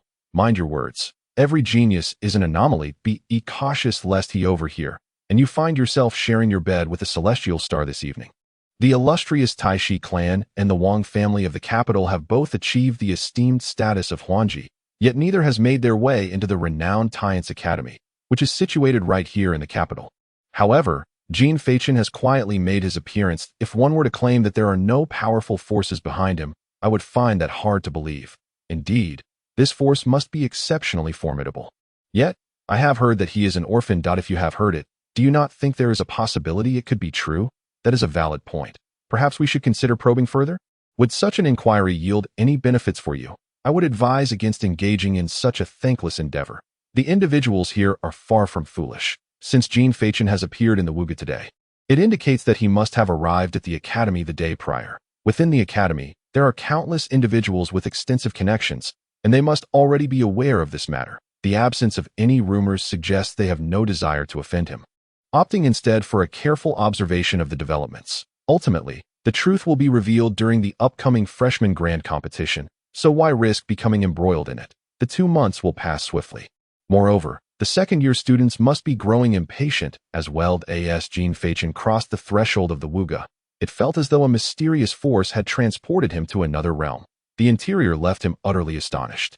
An infinite starry sky stretched before him, a boundless cosmos that seemed both near and yet light years away, with black holes looming in the distance. The dim yellow aura danced beside the black abyss, mesmerizing the heart. The stars of the heavens painted a magnificent river of light, radiant, dazzling, and enigmatic. At that moment, a thought surfaced in Jean Fachin's mind. This is how it should be. This is a world capable of harboring extraordinary talents who can move mountains and fill seas. What he had witnessed in previous years was merely the tip of the iceberg. Welcome to the Wuga. I am the administrator here, Li Shushi, he proclaimed with pride. Li Shushi laughed heartily, gesturing with his hand, causing a multitude of stars to shimmer and shift. What you have seen outside is merely an illusion. How could a mere 4-story building contain the essence of millennia of human civilization? Now, what lies before you? The starry sky and the galaxy represents the true Wuga, the repository of the supreme martial prowess of the world. Li Shushi's words resonated with a grandiosity that nearly ignited Jean Fachin's spirit. Even his previously weary eyes sparkled with newfound vigor. That it was truly breathtaking. Indeed, Li Shushi continued, gazing at the myriad stars. This was established by the legendary Tiance Wadai that in the beginning, there were no dazzling stars. Only a handful of bright celestial bodies. After a millennium of heritage and the blood of countless individuals, the tomes of supreme martial prowess have converged once more, creating this awe-inspiring spectacle before you. Are you saying that all these countless stars represent the supreme martial prowess? Jean Fachin inquired, astonished. Surely, they cannot be mere LED lights, can they? Li Shushi replied, the brilliance of the stars signifies the level of martial prowess. Only those who possess sufficient strength can manipulate them for learning purposes. However, this knowledge can only be acquired here and cannot be taken outside. What if there are too many individuals? Jean Fachin, filled with curiosity, inquired. As far as he knew, the number of students within the Tiankai Academy could easily reach hundreds of thousands. If they were to enter together, would this realm be able to accommodate them? This question seemed to strike a chord, and Li Shushi, with a beaming expression of pride, responded, not at all a problem. This place is akin to a genuine universe. Even if they all enter simultaneously, it is hardly an issue. Furthermore, to avoid disturbing the students during their cultivation, the distances between individuals are exceedingly vast. One would hardly glimpse another without running for a year and a half. Impressive, Jean Fachin exclaimed sincerely, admiring the ingenuity of the creator of this realm. Well, it is time to discuss serious matters, Li Shushi said, his demeanor shifting to one of gravity as he regarded Jean Fachin. As a member of the Huan level, you can disregard rank restrictions and freely choose any tier of extreme martial arts, but all of this depends on your capacity to endure. Now, do share your aspirations regarding extreme martial arts. If you have none, simply inform me of your innate abilities and combat habits, and I shall select for you. After a moment of contemplation, Jean Fachin recounted the extreme martial arts he had organized the previous night, with his first choice being the flight-type Feng Tian Extreme Martial Arts. Chapter 21. I apologize, I just deceived you. Li Shushi was taken aback upon hearing this. Was he not opting for combat-type extreme martial arts? Jean Fachin waved his hand dismissively, explaining that the boy's talents were rather well-rounded, lacking neither combat prowess nor evasion skills. However, after careful consideration, he found his mobility to be somewhat lacking, thus placing flight-type extreme martial arts at the top of his list.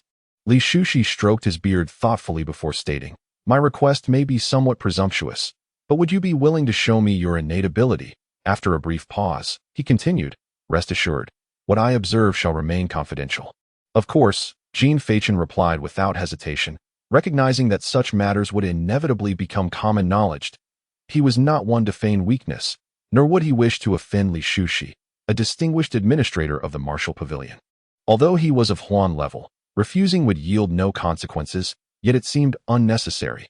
Having spoken, Jin Feichen redirected his spiritual energy as his left hand shimmered with a soft glow. A black pattern materialized on the back and palm of his hand. Elderly, this is my innate ability, the Garden of Finality. Gazing at the mark on Jin Feichen's hand, Li Shushi scratched his head. Is this a physical object? Your points of inquiry are indeed peculiar. Jin Feichen thought to himself before explaining. Originally, it was a glove, but upon awakening, it transformed into light and entered my hand, taking on this form. Next, Jin Feichen briefly elaborated on its capabilities, albeit in a modified and condensed manner, incorporating the card imprinting ability as well. Your ability seems rather disconnected from the Garden of Finality, does it not? Indeed, did I actually feel it could be more aptly named Magic Hand. Wouldn't that be fitting? Well, it does seem appropriate, but can such things be casually renamed? And thus, it was settled. With a moment's contemplation on all of Jin Feichen's capabilities, Li Shushi remarked, typically, the first martial arts that individuals learn are of an offensive nature. Only in this way can one better safeguard oneself. The martial arts one studies will, over time, become increasingly adept, nearly influencing the trajectory of an individual's cultivation journey, a being of the Huan Yuan level. Should you be taught a hodgepodge of techniques? I would be remiss indeed. He then pondered for a moment and continued. How about this? Unleash your full repertoire of offensive techniques upon me. If you reach the standard of a typical martial art, we can discuss matters further. Should you fall short, I shall have no choice but to summon the vice principal for adjudication. What do you think? Hearing this, Jin Feichen nodded in agreement, confident in his techniques from Lian Yulo and Wang Bai. Very well, let us commence. Indeed, Jin Feichen took a step back, the patterns on his hands glowing faintly. Senior, I shan't utter a warning, for I do not yet believe I possess such prowess. Ha! You young rascal. Before Li Shushi could finish his sentence, Jin Feichen's form abruptly transformed into a rapidly flowing sea of blossoms, enveloping him entirely. With a playful demeanor, Li Shushi surveyed the floral spectacle and chuckled. I must admit, it is quite a sight. At that moment, a leg suddenly coalesced before him, descending in a flying kick. In a flash, Li Shushi's hand shot out like lightning, seizing it. However, the ankle dissipated into petals as soon as he grasped it. In that very instant, Jin Feichen appeared behind him, delivering a powerful punch, which was effortlessly blocked, only to vanish again into petals. This sequence repeated, as legs and fists intermittently emerged around Li Shushi. Though feeble, the continuous onslaught was relentless. Young man, if this is all you have, it won't suffice. He spoke while deflecting the attacks. Unbeknownst to him, amidst the swirling petals behind him, a slender hand materialized, its fingers twitching, unveiling a unique silver card. The performance was just beginning. With a sudden flash, the card emitted a bolt of purple spiritual energy in the form of an arrow, slicing through the air with lightning speed. It was as if Li Shushi had eyes on the back of his head, as he deftly caught the arrow in his palm. Just as he was about to speak, the arrow detonated. Boom! A resounding explosion erupted, unleashing dozens of smaller arrows that shot forth. With a mere sweep of his sleeve, Li Shushi extinguished them all, his expression astonished. A low-tier Xian level martial art. Huasher Yu. This trajectory is a technique from the Lian family. As he spoke, a flaming saber had already soared behind him.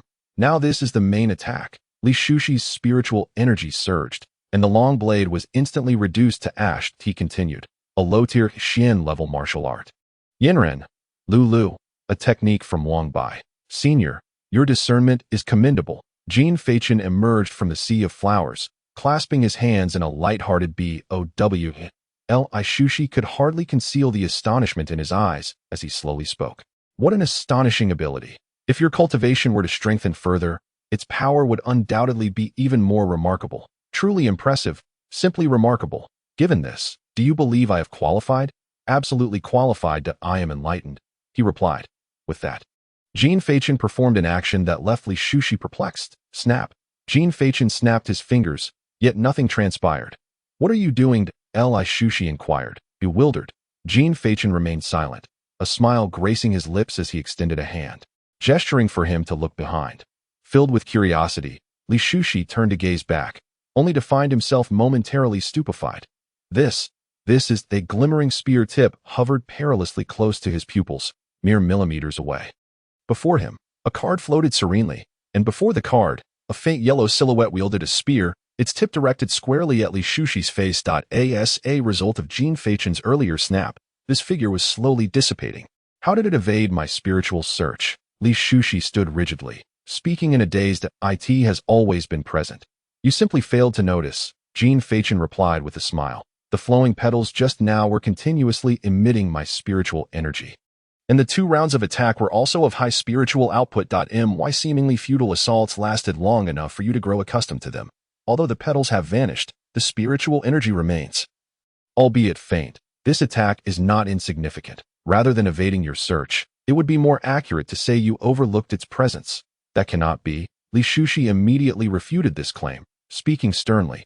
Even so, I would still hear the sound of the attack being unleashed. No matter how faint, with my realm, I could easily capture it. Jean Feichen extended a hand, the earlier card returning to his fingertips. Did I not mention? It was you who chose to ignore it. Your attention had completely shifted due to my appearance and your admiration of my abilities. Coupled with our conversation, under such conditions, do you believe you could maintain your vigilance? With that, Jean Feichen slightly raised his head, the card obscuring half of his face, a confident smile curling at the corners of his mouth. I apologize. I just deceived you. Chapter 22. Decisions and Attributes in Daxia. Haimin City, in front of the girls' dormitory building C at Tianpu Academy. Leah, may I be so fortunate as to invite you to lunch? A teasing voice rang out as a dapper young man, exuding charm, performed a gentlemanly bow towards the girl across from him. Leah feigned shyness, hesitating for a moment before responding. Is that appropriate? Observing Leah's demeanor, the young man smiled knowingly. What could be inappropriate? It is merely lunch. With that, he boldly took her hand. Leah let out a soft gasp. Yet she did not resist. The two boarded the car, and as Leah gazed out the window, recalling the news she had heard, she casually inquired, Lin, I have noticed many people discussing the Tiansu Academy recently. Has something occurred? The young master was momentarily taken aback by the question, casting a sidelong glance at Leah's tightly clasped hands. Understanding dawned upon him, and with a cold smirk, he inquired, What is this? Does Junior Leah have a keen interest in this matter? Upon sensing the malice in his tone, Leah hastily waved her hands, insisting, No, it's merely hearsay. I was just asking casually, is that so? The young master chuckled lightly, then shifted the conversation. To be honest, it's of little consequence to share. The higher-ups have decided to send a few individuals from our academy to engage in discussions with the talented students of Tiansu Academy in the Great Wilderness. The prodigies of Tiansu Academy, mind you, are all future luminaries. Even the most ordinary among them surpasses me tenfold. If I can seize this opportunity to establish a connection, perhaps even forge a friendship, it would undoubtedly serve as capital for a meteoric rise in the future. However, since this is an exchange, there will inevitably be limitations on the number of participants that I ask for me. Lin Tianhe, the next heir of the Lin family in Haimen. I am certainly qualified to partake in this exchange. If I were to make a request, who knows, I might even be able to bring someone along. Upon hearing this, a fleeting spark of hope illuminated Leah's beautiful eyes, only to be swiftly overshadowed by a shadow of despondency.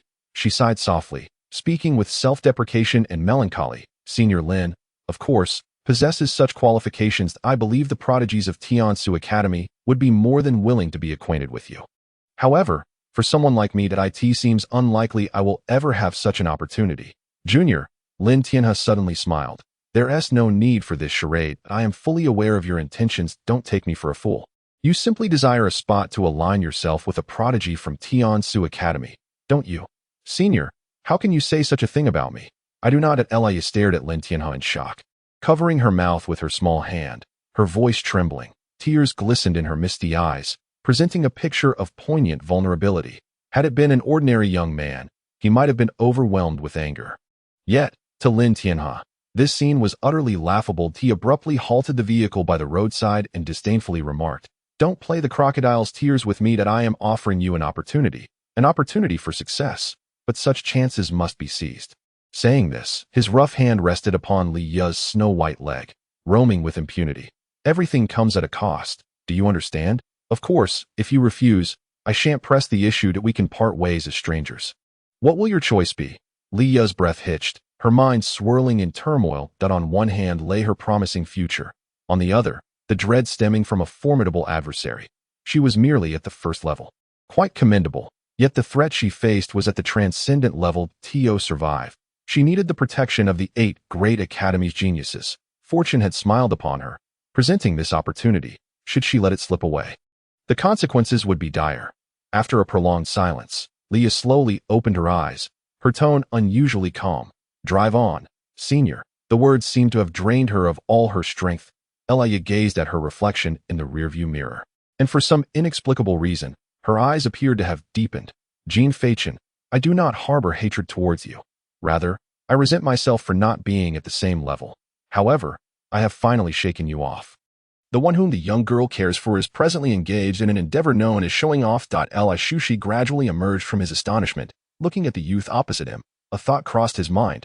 This era no longer belongs to the outstanding. It is now the domain of magic. Jean Fachin retracted his card and bowed slightly towards Li Shushi, addressing him as senior. The extreme martial arts of flight, that absolutely no problem. Without a moment's hesitation, Li Shushi readily agreed. With remarkable ease. Your magic is truly splendid. Li Shushi spoke earnestly. I must also thank you, senior, for your leniency. Jean Fachin humbly smiled in response. I, in the presence of a senior, a touch of boasting coupled with humility is not frowned upon. However, if one were to boast endlessly without knowing the limits, one could only conclude that they are foolishly naive as expected. Upon witnessing Jean Fachin's modest demeanor, Li Shushi smiled appreciatively, inwardly reflecting, moderation in action. Neither arrogant nor impetuous, possessing extraordinary capabilities yet remaining unpretentious. This is indeed rare. I can report this to the vice principal. He is quite an admirable young man, and I shall not withhold any commendations. It turns out that when the vice principal had contacted Li Shushi earlier, he had instructed him to assess Jean Fachin's character and attitude. Should Jean Fachin exhibit excessive impatience, allowing his extraordinary abilities to cloud his judgment, the higher-ups would re-evaluate him. Conversely, if he demonstrated composure, then for the past year, the Tiansu Academy would spare no effort in supporting him. The extraordinary level is merely an entry ticket to this realm, but certainly not a passport. Everything stems from one's own merit. In the vast nation of Xia, one's status as extraordinary will not alter the rules. While one can turn a blind eye to certain matters, one cannot simultaneously disregard everything. That would be excessive. Jean Fachin observed Li Shushi standing there, motionless and silent, chuckling foolishly to himself, and waved his hand. Oi, senior Dada? Oh, ha ha. Li Shushi, returning to his senses, chuckled. Extreme martial arts of flight. Is it? Let me think for a moment. By the way, what is your spiritual energy attribute? Spiritual energy attribute. Jean Fachin shook his head. I am not sure. Hasn't your guiding star taken you for a measurement? Li Shushi was taken aback, exclaiming in disbelief. Is your guiding star utterly useless? How can you not know anything? Li Shushi scolded, then slowly elaborated. Each individual's spiritual power possesses distinct elemental attributes: wind, fire, lightning, and so on. The celestial objects serve as the medium for utilizing extreme martial arts. Spiritual power is the prerequisite for employing them, and the attribute itself provides the enhancement. If you have a fire attribute, then learning fire-based extreme martial arts will greatly amplify your power. However, should you possess fire attribute spiritual power, yet choose to study water-based extreme martial arts, congratulations, you will end up in a considerable mess. Having said that, Li Shushi beckoned. Come, release your spiritual power. Let me have a look. Jean Fachin approached with sincerity, extending a hand as he concentrated on channeling his spiritual energy. Li Shushi placed one hand on the wrist of the former, attentively sensing the flow. After a few moments, he slowly opened his eyes, disbelief flooding his gaze. An all-encompassing attribute. Chapter 23. Night Gale Wing. An all-encompassing attribute. Jean Fachin appeared rather unfazed, merely nodding calmly. Quite satisfactory. No biases in learning. How did you manage to remain so composed? Li Shushi asked in astonishment, taken aback by Jean Fachin's demeanor. Wow. I actually possess an all-encompassing attribute. This is astonishing, Jean Fachin exclaimed, covering his mouth with both hands and stepping back, his face a mask of shock. There is no need for such theatrics, Li Shushi remarked, slightly smirking at Jean Fachin's exaggerated display. Indeed, an all-encompassing attribute is quite rare, Li Shushi finally realized. marveling at the revelation, which signified that one could learn any attribute's ultimate martial skill without any rejection. However, this is not particularly significant, as my primary focus is on card-based combat, and flying ultimate martial skills do not necessarily rely on attributes. Right? Jean Fachin considered that the ultimate martial skills he pursued were primarily supportive. After all, his own release skills could not compare in convenience to those summoned through cards, nor did they consume as much spiritual energy. In that case, the notion of unsuitability does not apply, allowing you to better select the flying ultimate martial skills that best suit you, Li Shushi stated while reaching out towards the distant starry sea. Buzz, as the spiritual energy was channeled, several stars emitted a luminous glow, converging into a chain that approached and ultimately settled before them. Flying ultimate martial skills, unlike others, are consumption-based martial arts, among the rarest of all types. Within the entire academy, only 2 Flow Realm Fate Masters have had the fortune to acquire them. Now, you are the third. With a grand gesture, Li Shushi waved his hand, dispersing the starlight, revealing 3 scrolls.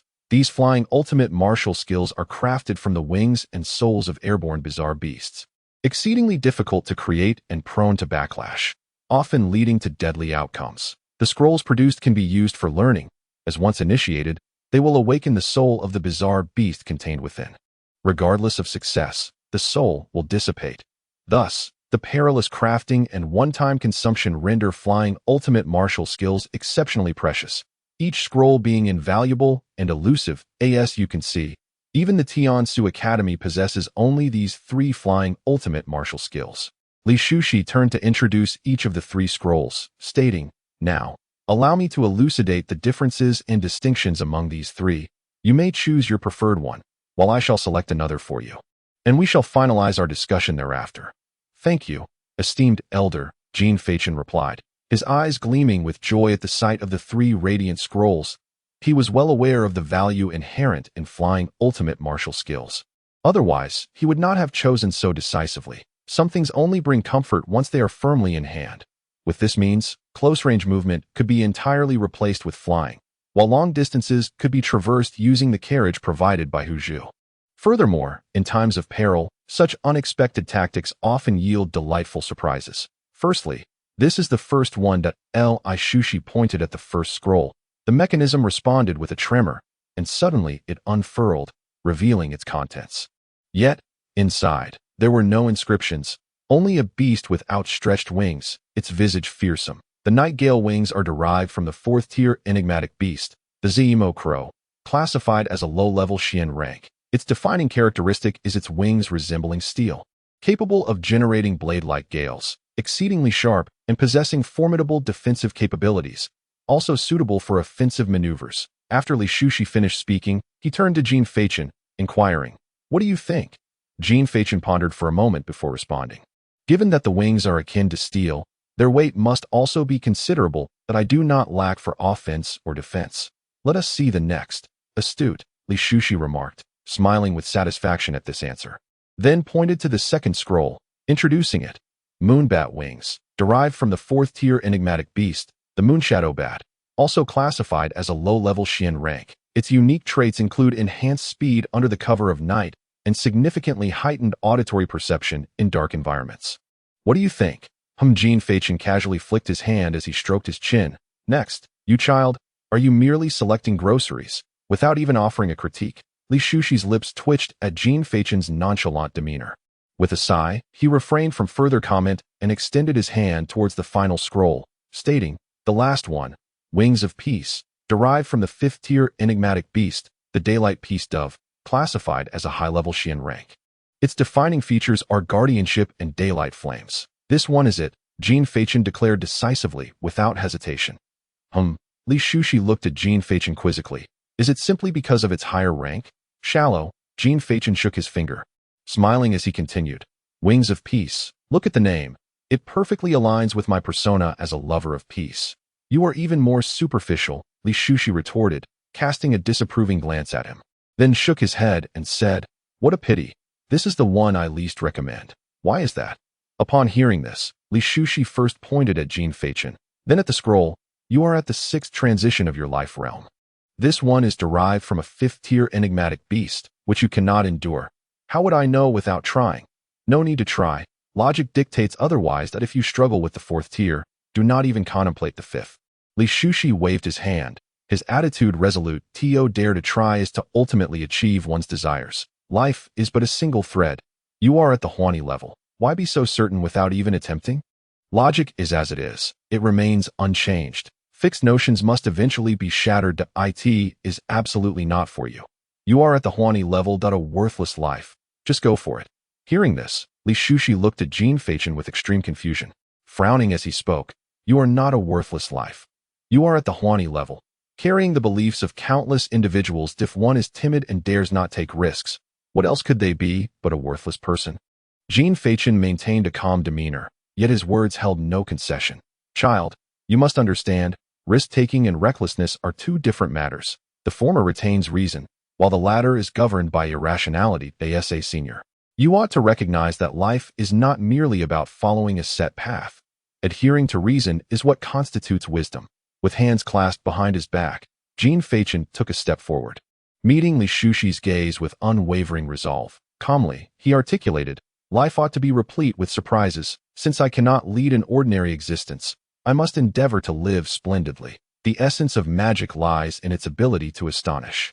Yet this necessitates that one first astonishes oneself. That if I am to embrace this, what is there to fear? Life is replete with splendor, and in this moment, I have witnessed splendor. It must not cease. As for danger, I wish to convey that I have already traversed this path. My heart surges with passion, yet what is there to dread? Li Shushi was taken aback by these final words, retreating a step. He observed the youth's fearless demeanor, as if witnessing a scene from another era. After a lengthy silence, he finally spoke. You graduated in the humanities? Unfortunately, I pursued the sciences. Very well. Li Shushi sighed deeply, raising his gaze to Jin Feichen. Ultimately inquiring, have you made up your mind? Indeed. With a hum, the third scroll was drawn towards Jin Feichen. Li Shushi stepped forward, placing a hand gently on his shoulder, and quietly advised, upon its use, the daylight and the peace dove will manifest in your mental realm to challenge you. 10 minutes. Merely 10 minutes of survival, and I shall intervene to vanquish it. In that moment, you will have triumphed. Thank you, Senior. Jin Feichen bowed once more, then proceeded. Li Shushi nodded. Let us begin. I am here for you. Without further ado, Jin Feichen settled into a meditative posture, channeling his spiritual energy to communicate with the scroll. Observing this, Li Shushi cautioned, remember to employ your cosmic-grade artifacts to subdue it once you enter the mental realm. Disregard the challenges posed by the daylight and the peace dove. Focus solely on protecting yourself. Endurance is key. As long as you can hold out for 10 minutes, victory will be yours. As he reached the conclusion, Li Shushi spoke with increasing urgency, regret creeping in as he belatedly considered intervening, but it was already too late. With a resonant hum, the scroll erupted in dazzling brilliance, a beam of light piercing into Jin Feichen's consciousness. Daylight enveloped all, a shadow-casting wing unfurling, while a blinding white flame scorched the heavens, an oppressive force descending. Jin Feichen opened his eyes to behold a colossal, enigmatic beast before him, with one hand behind his back and the other gliding across his front. 7 blank silver cards materialized, spinning in midair. Observing the creature, Jin Feichen smiled faintly. Now, commence your challenge. I shall respond in kind. Chapter 24. You shall not harm Ingzi. Roaring, the white flames raged above, forming a suspended sea of fire. A gargantuan monster shook its starry-winged frame, standing tall and proud. The daylight and the peace dove, resplendent in white, bore a flickering flame atop its head, yet its most striking feature was the wings behind it. At first glance, they appeared as 2 flames in motion, yet a closer inspection revealed individual feathers within the flames. Exuding an air of majesty, a piercing roar suddenly erupted. The daylight and the peace dove gazed down at the minuscule human below. Immediately unleashing a shriek, Jin Feichen, with a beaming smile, faced the formidable beast with unshakable composure, as if assured of his impending victory. 7 silver, blank cards revolved before him, serving as the utmost reliance of Jin Feichen. With a thunderous roar, the daylight and peace dove emitted a shrill cry, subsequently raising its colossal head to unleash a torrent of white flames from its maw. The inferno surged forth, and the foremost card before Jin Feichen suddenly flickered with white light, vanishing only to reappear in his grasp. Though my spiritual power remains feeble and pales in comparison to yours, granting you a mere 10 minutes is certainly within my capacity. Upon finishing his statement, Jean Fachin subtly moved his fingers, directing the card adorned with mysterious imagery towards the oncoming white flames. With a mere thought, he channeled his spiritual energy, causing the card to radiate brilliance in a flash of white light.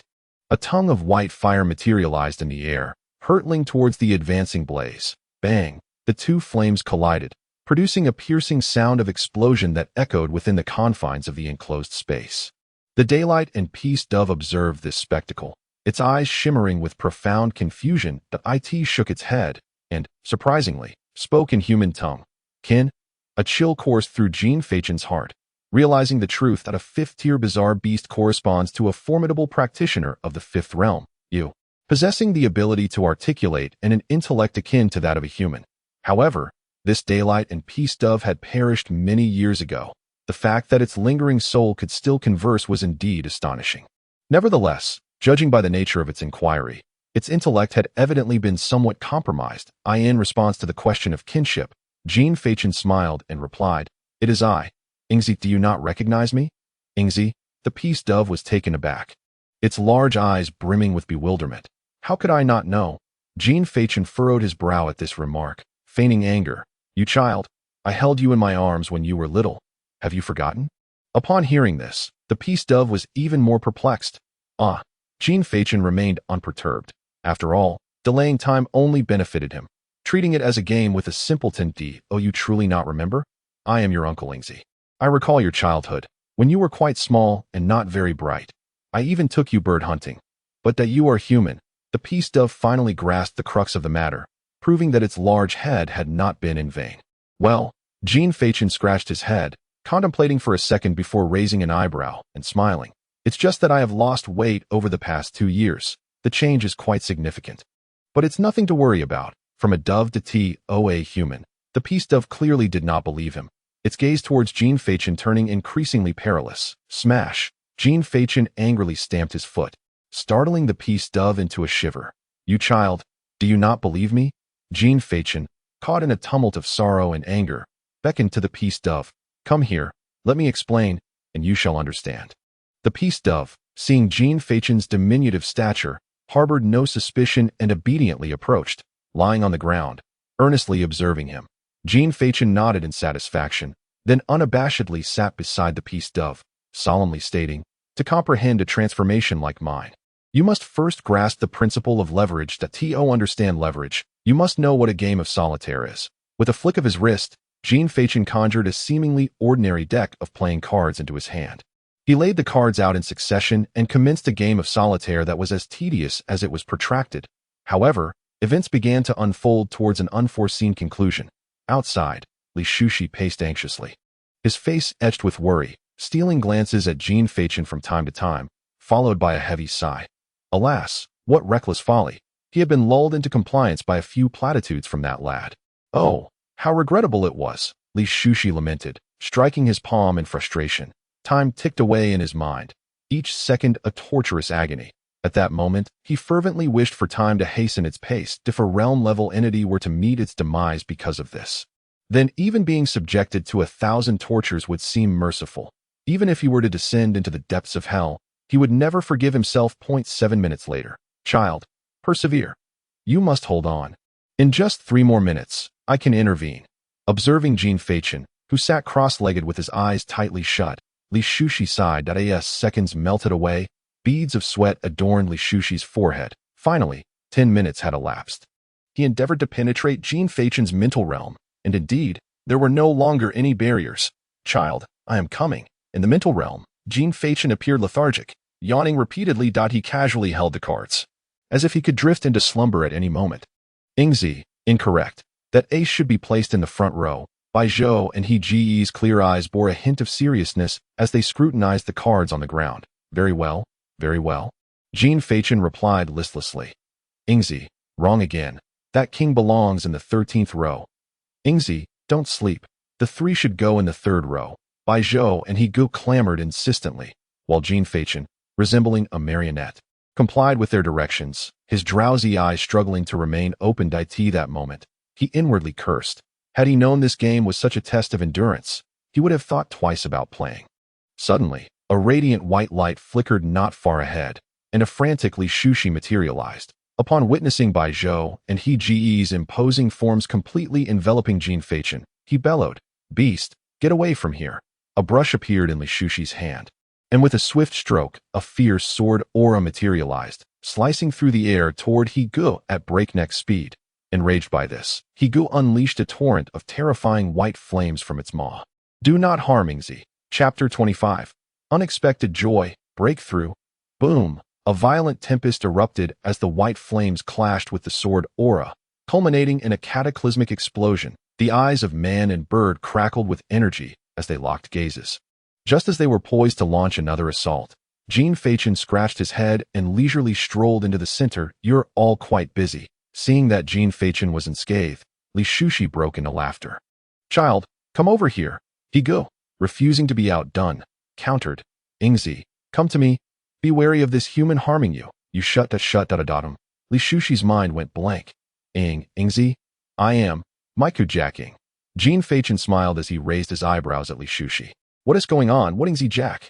Li Shushi's voice echoed in Jin Feichen's mind. Jin Feichen was momentarily taken aback, but after seeing Li Shushi's quizzical expression, he mentally recounted the events of the past 10 minutes.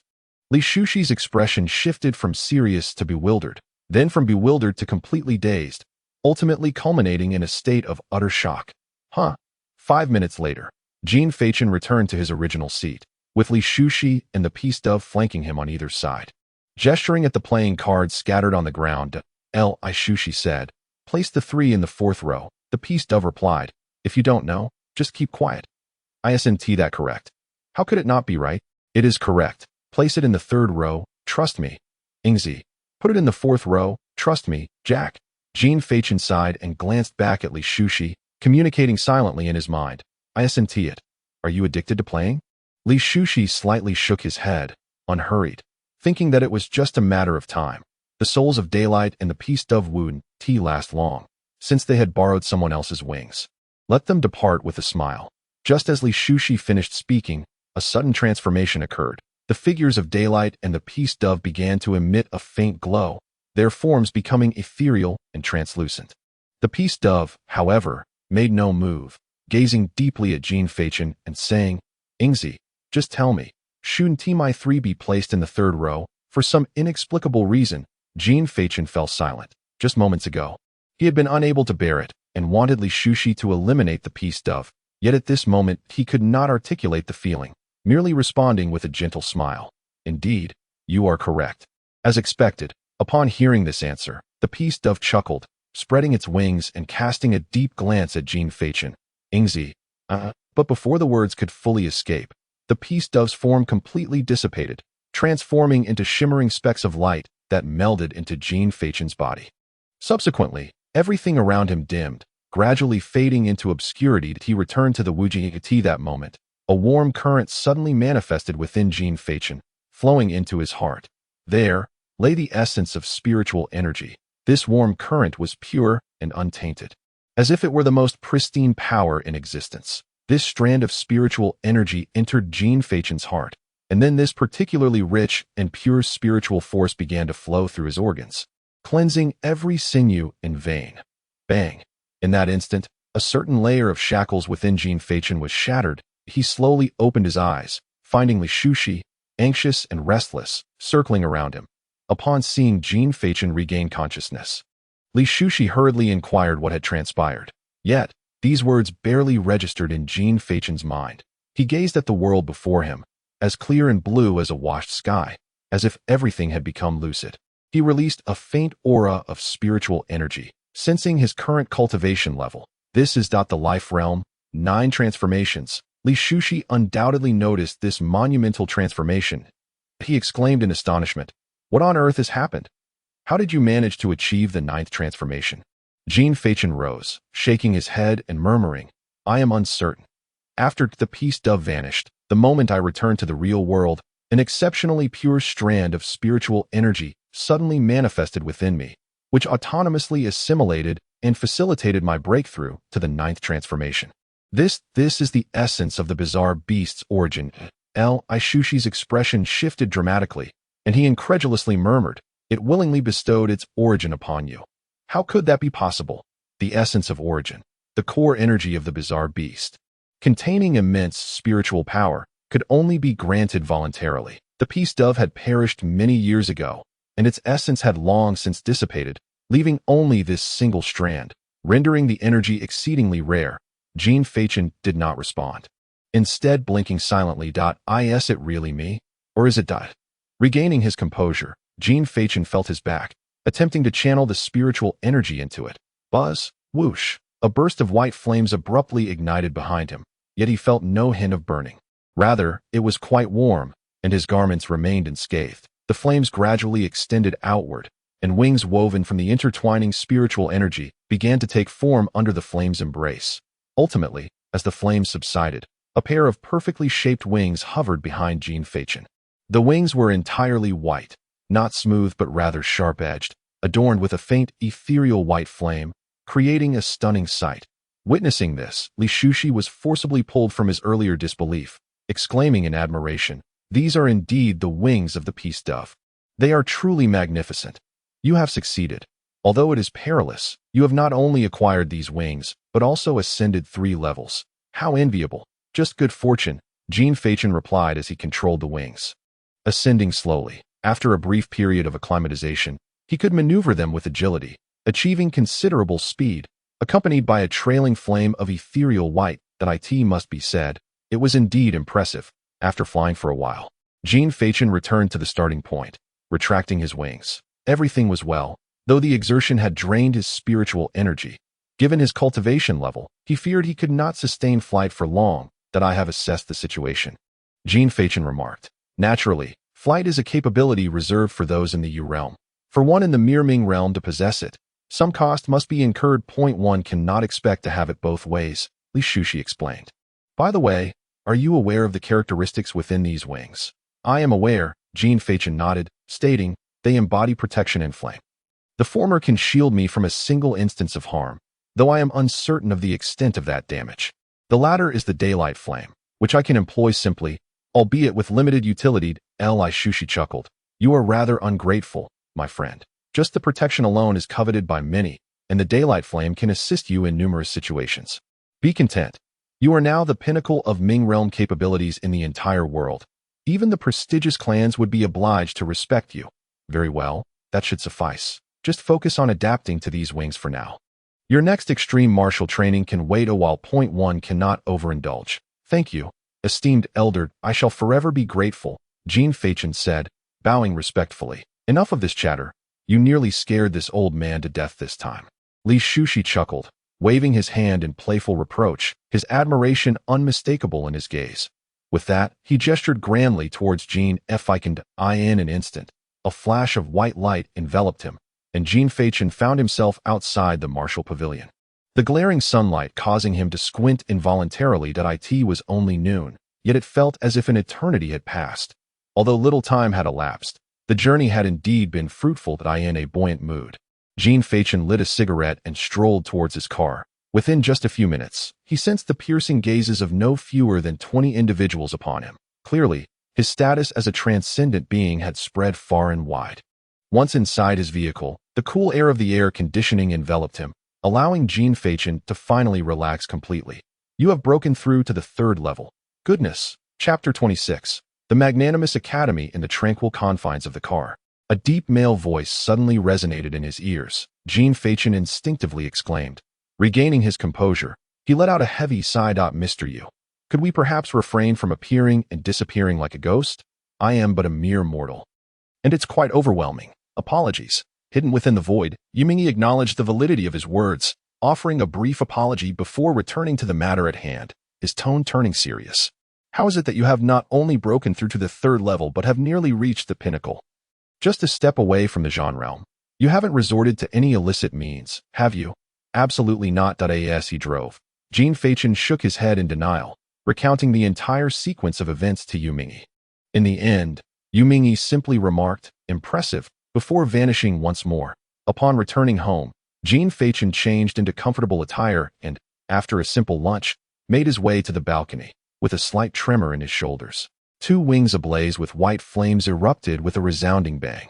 Placing his timer-equipped phone aside, he ignited his spiritual energy and soared into the vast sky. With a thunderous boom, he transformed into a streak of light, hurtling skyward, leaving a trail of white flames in his wake. Woohoo! The exhilaration of flying could only truly be appreciated through personal experience. Jean Fachin laughed heartily, and in a short span, he ascended to an altitude of 1,000 meters.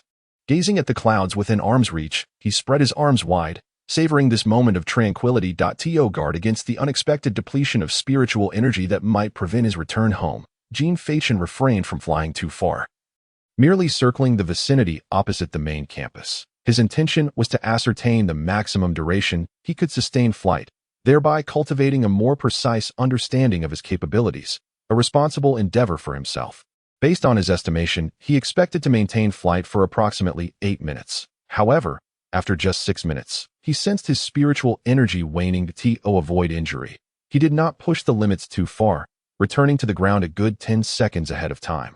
As he approached the balcony, Jean Fachin executed a backflip in midair before landing gracefully. Upon grasping his mobile device, he noted that the time displayed was 6 minutes and 40 seconds, a full 1 minute and 20 seconds less than he had anticipated. Such a duration could suffice for certain individuals to accomplish significant milestones in their lives. It appears that these wings indeed consume a considerable amount of spiritual energy. Recalling the flames that had never extinguished atop his wings, Jean Fachin realized where all this energy had been expended. While undeniably impressive, the consumption of spiritual energy over 100 kilometers was far more voracious than the fuel consumption of his Land Rover. Jean Fachin couldn't help but grumble, contemplating that to achieve prolonged flight, one would conservatively need to reach the realm, a daunting journey ahead. Fate, novelty, sinking, flow, control. The mere thought of how much he still needed to accomplish extinguished his interest in sipping on green apple soda. Thus, he decided to retreat to his bedroom to commence his cultivation. In the sanctity of his chamber, Jean Fachin retrieved 3 rings that Yueming had gifted him the previous night from beneath his pillow, channeling a wisp of spiritual energy into them for inspection. Each of these rings was a storage ring, treasures of immense value when placed in the outside world, yet merely the most rudimentary of items within the Tiansu Academy. In this realm, there existed no such things as spiritual artifacts or wondrous items. Each individual's awakened celestial object served as their weapon, and these peculiar items bore their own designations, such as storage rings. After a thorough examination, Jean Fachin gasped in astonishment. Each of the 3 rings contained a staggering 100 pieces of spiritual gold. Spiritual gold, a mineral resource, is non-renewable and brims with abundant celestial energy. Each piece is exceedingly precious and serves as a high currency in this world.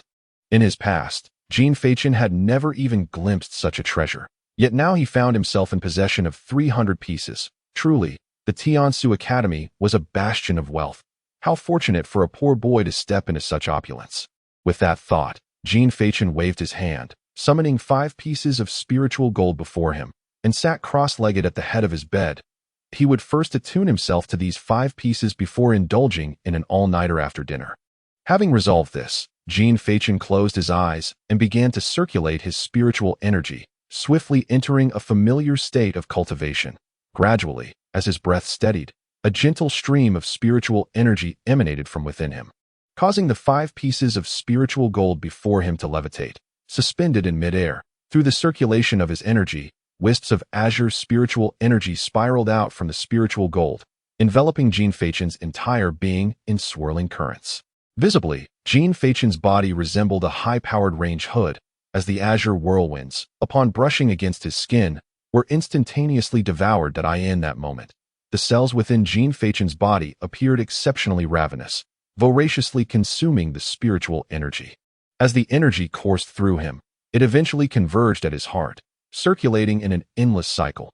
Just when everything seemed to flow harmoniously, an unexpected transformation occurred. The once gentle stream of spiritual energy suddenly convulsed, its flow accelerating to several times its previous speed. Simultaneously, the devouring force emanating from Jean Fachin's exterior intensified dramatically, akin to a gaping maw greedily and frantically consuming the spiritual energy. The spiritual gold began to tremble, its essence being frantically extracted. Before long, one piece of spiritual gold dimmed and fell onto the bed, transforming into a lifeless stone devoid of luster. Even the hidden Yumingyi was startled by this sudden upheaval.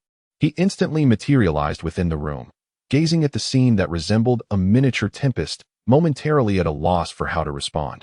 This was the first time in his many years of existence that he encountered such a situation, and his anxious eyes fixated on Jean Feichin. Noticing that the latter's expression remained unchanged, he let out a slight sigh of relief. To forcibly interrupt one's cultivation could be detrimental to the very foundation.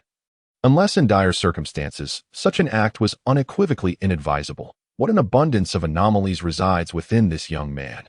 Observing the pieces of spiritual gold gradually losing their brilliance, Yumingyi mumbled in astonishment. Isn't the speed of cultivation somewhat peculiar? He had initially presumed that once Jean Feichin absorbed all the spiritual gold, he would exit his meditative state. However, as 5 hours elapsed, just as the last piece of spiritual gold dimmed, an explosive spectacle unfolded. Chapter 27. Fengshu Martial Academy. The second level of the universe. To his astonishment, the ring placed aside began to float autonomously, and one by one, the pieces of spiritual gold flew forth, aligning themselves in a queue as they hovered beside Jean Feichin, awaiting absorption. Yumingyi contemplated retrieving the remaining spiritual gold, but hesitated, fearing it might disrupt Jean Feichin. Thus, he lingered in a state of indecision until nightfall. 3 hours later, on the evening of June 12th at 9:40 p.m., as the seventh piece dimmed, a gentle breeze emanated from within Jean Feichin. Simultaneously, his body seemed to undergo a transformation. A faint grayish-white spiritual essence abruptly materialized, enveloping the previous azure hue, cloaking Jean Feichin's exterior. The once elusive, freely drifting spiritual energy now became obedient, as if draped in a delicate white veil. Thump, thump, thump. The sound of his heartbeat grew distinct, accelerating like it had been struck by a potent stimulant. Pulsating with fervent enthusiasm. Boom, at last. With a resonating boom emanating from within Jean Feichin, his heartbeat steadied, transforming into a languid rhythm, and the veil enveloping him solidified completely. The second realm, the Jean realm, got a breakthrough. Jean Feichin abruptly opened his eyes. Golden light flashing momentarily, as spiritual power surged forth, the clarity of his cultivation in the Jean realm distinctly manifesting that I have transcended. After a brief spell of astonishment, elation ensued. He quickly checked the time and burst into laughter. Ha! I actually broke through to the Jean realm in a single day, from the sixth transformation of the Ming realm to the first transformation of the Jean realm. Could it be that I am truly a genius? This dramatic surge in power left him utterly exhilarated. Notions of composure and fatigue vanished without a trace. The allure of strength was intoxicating, and the sensation of advancing step by step was simply exhilarating. Yet, amidst his excitement, he glanced at Yumingyi, who sat by the edge of the bed, looking utterly worn out. Though the latter's face was obscured, the air of exhaustion surrounding him was unmistakable. He stared blankly at himself, causing Jean Feichin to feel a shiver run down his spine. "Mr. Yu," Jean Feichin tentatively called out. "You have transcended, reaching the Jean realm, albeit merely through a thin veil. Yet, the velocity of this achievement is rather astonishing." Yumingyi, with clarity in her expression, spoke up. As silence enveloped her, her piercing gaze remained fixed. Jean Feichin, feeling somewhat awkward, scratched his face and inquired, "Is it too rapid?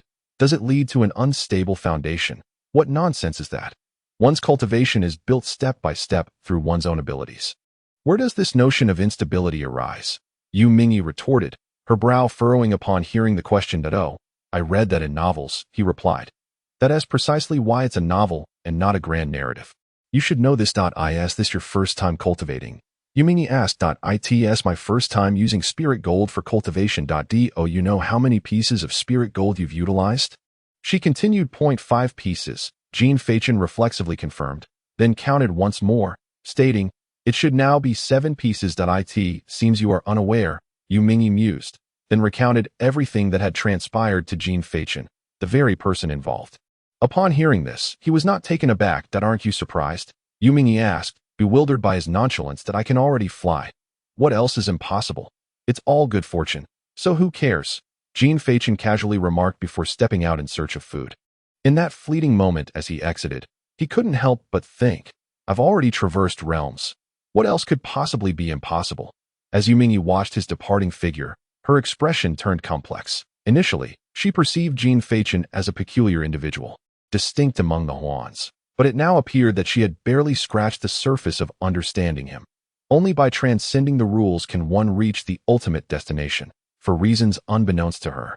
Those words from a certain figure at the Prime Minister's office suddenly surfaced in Yu Mingyi's mind. She recalled the current state of the Dao Gui battlefield and unconsciously murmured, perhaps a week later. On the morning of June 19th, a veil of mist enveloped the surroundings, with rays of dawn illuminating the scene. Jean Fachin, with eyes resembling those of a dead fish, sat at the dining table, languidly stirring his coffee. Why am I still so tired after sleeping for over 10 hours? In recent days, Jean Fachin had been tirelessly cultivating day and night, only resting adequately the previous night.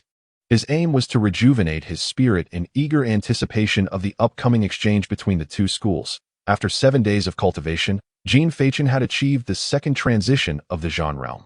Although he absorbed spirit gold at a swifter pace than others, it still felt somewhat sluggish to him.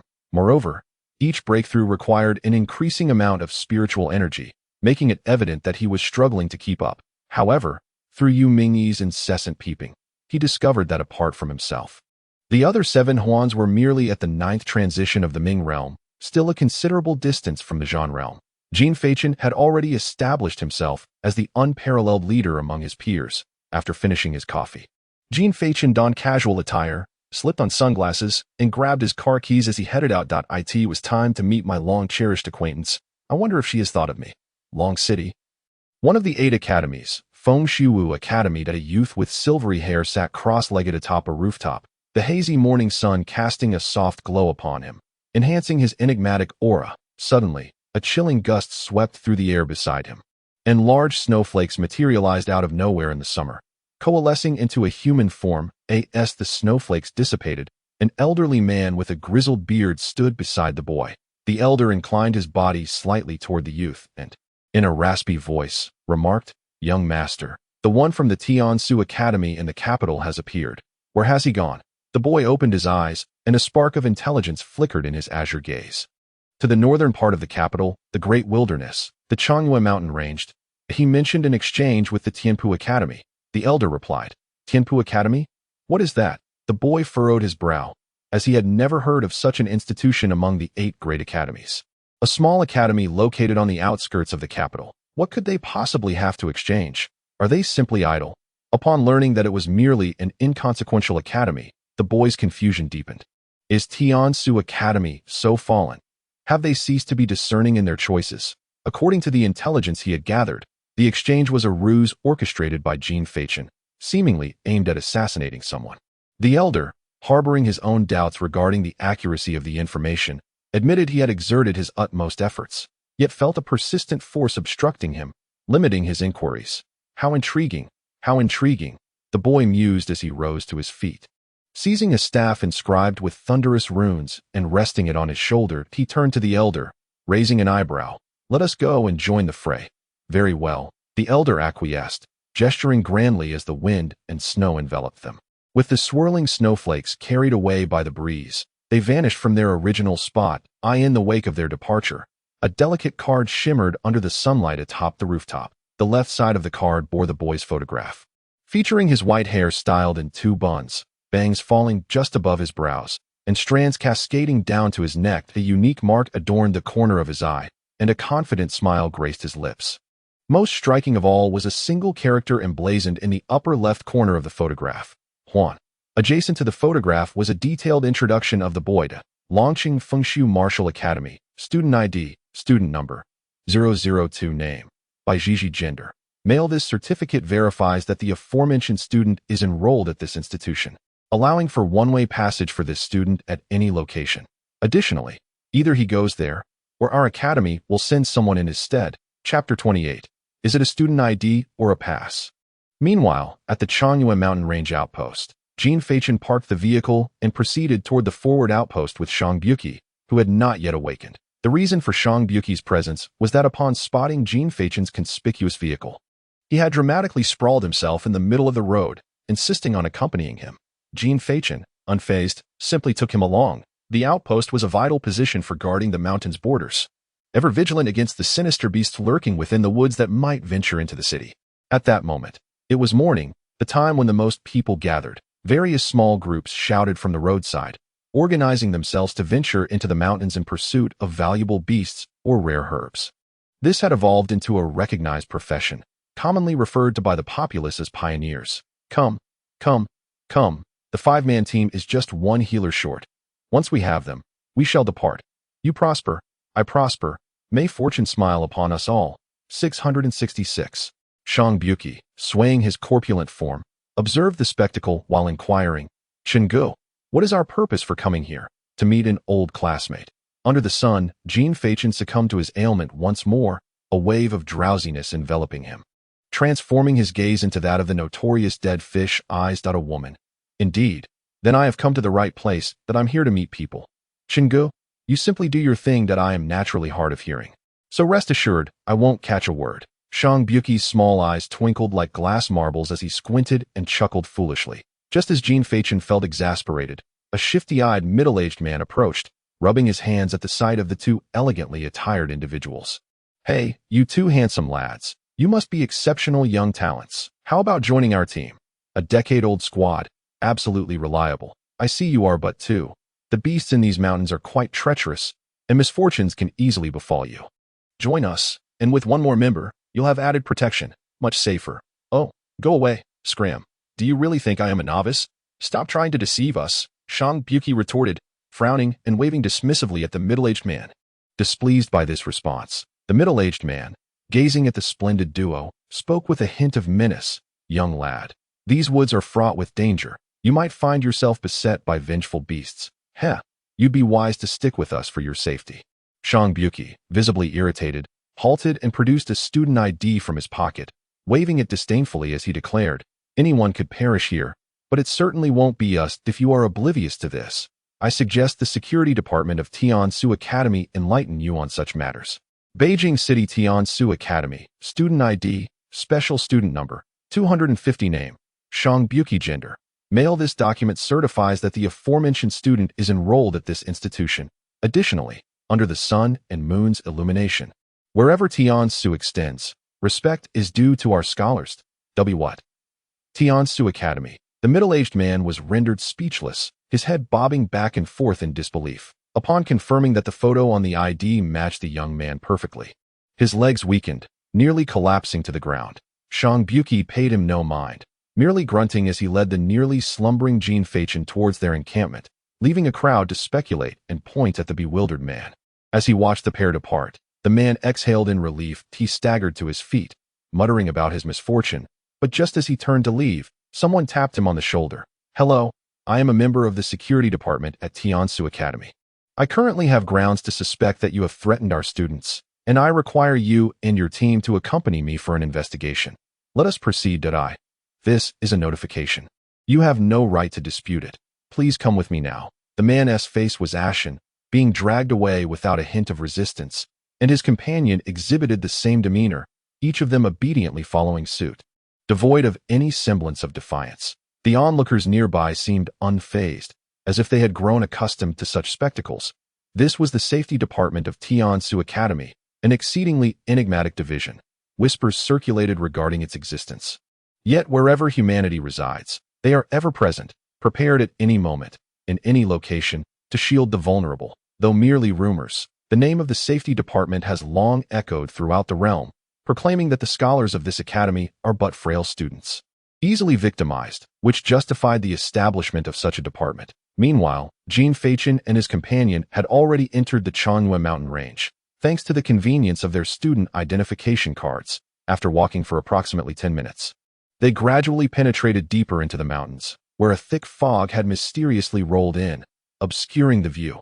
What should have been serene was instead filled with distant roars of monstrous beasts, reverberating like thunder. As willows swayed and delicate leaves cascaded down, the undulating peaks formed a breathtaking panorama, resembling a picturesque landscape. Experiencing such a scene for the first time, Jean Fachin felt his drowsiness dissipate slightly. His curiosity piqued as he surveyed his surroundings with keen interest. In stark contrast, Shang Buki exhibited a demeanor of vigilance, scanning the area with alertness, darting his gaze from the front to the back. Unable to suppress his murmurs. This cursed place, no matter how many times I come, It always sends chills down my spine that I find it rather pleasant. Such scenery is something one could never witness in the city. Though the fog is quite dense, limiting visibility, Jean Fachin remarked, clad in a lightweight sweatshirt and casual shorts, his hands tucked into his pockets, resembling a dashing university student on an excursion. Brother Chin, where are you supposed to meet that female classmate? Wei Shun-ti wander aimlessly. Shang Buki, with his bulging eyes, scanned the surroundings restlessly, circling around Jean Fachin like an overly cautious bodyguard. We'll reach Yia platform in just a few minutes. I've studied the general route beforehand. Jean Fachin replied, navigating according to the mental map in his mind. However, Shang Buki's incessant fidgeting in front of him was quite bothersome. Could you please stop moving around? Are you trying to lose weight? I'm merely looking out for you, Brother Chun. As a formidable expert at the Zhan Realm's sixth transformation, it is my duty to protect you, who is merely at the second transformation. Although you possess an advantage, I still must adhere to the process, Shang Buki asserted with a solemn expression. Please, if you keep circling, we'll truly lose our way. Just stand still. Even if we encounter uncontrollable danger, I still have my star of destiny to rely on. Do I really need you? Jean Fachin waved him off dismissively. Do right.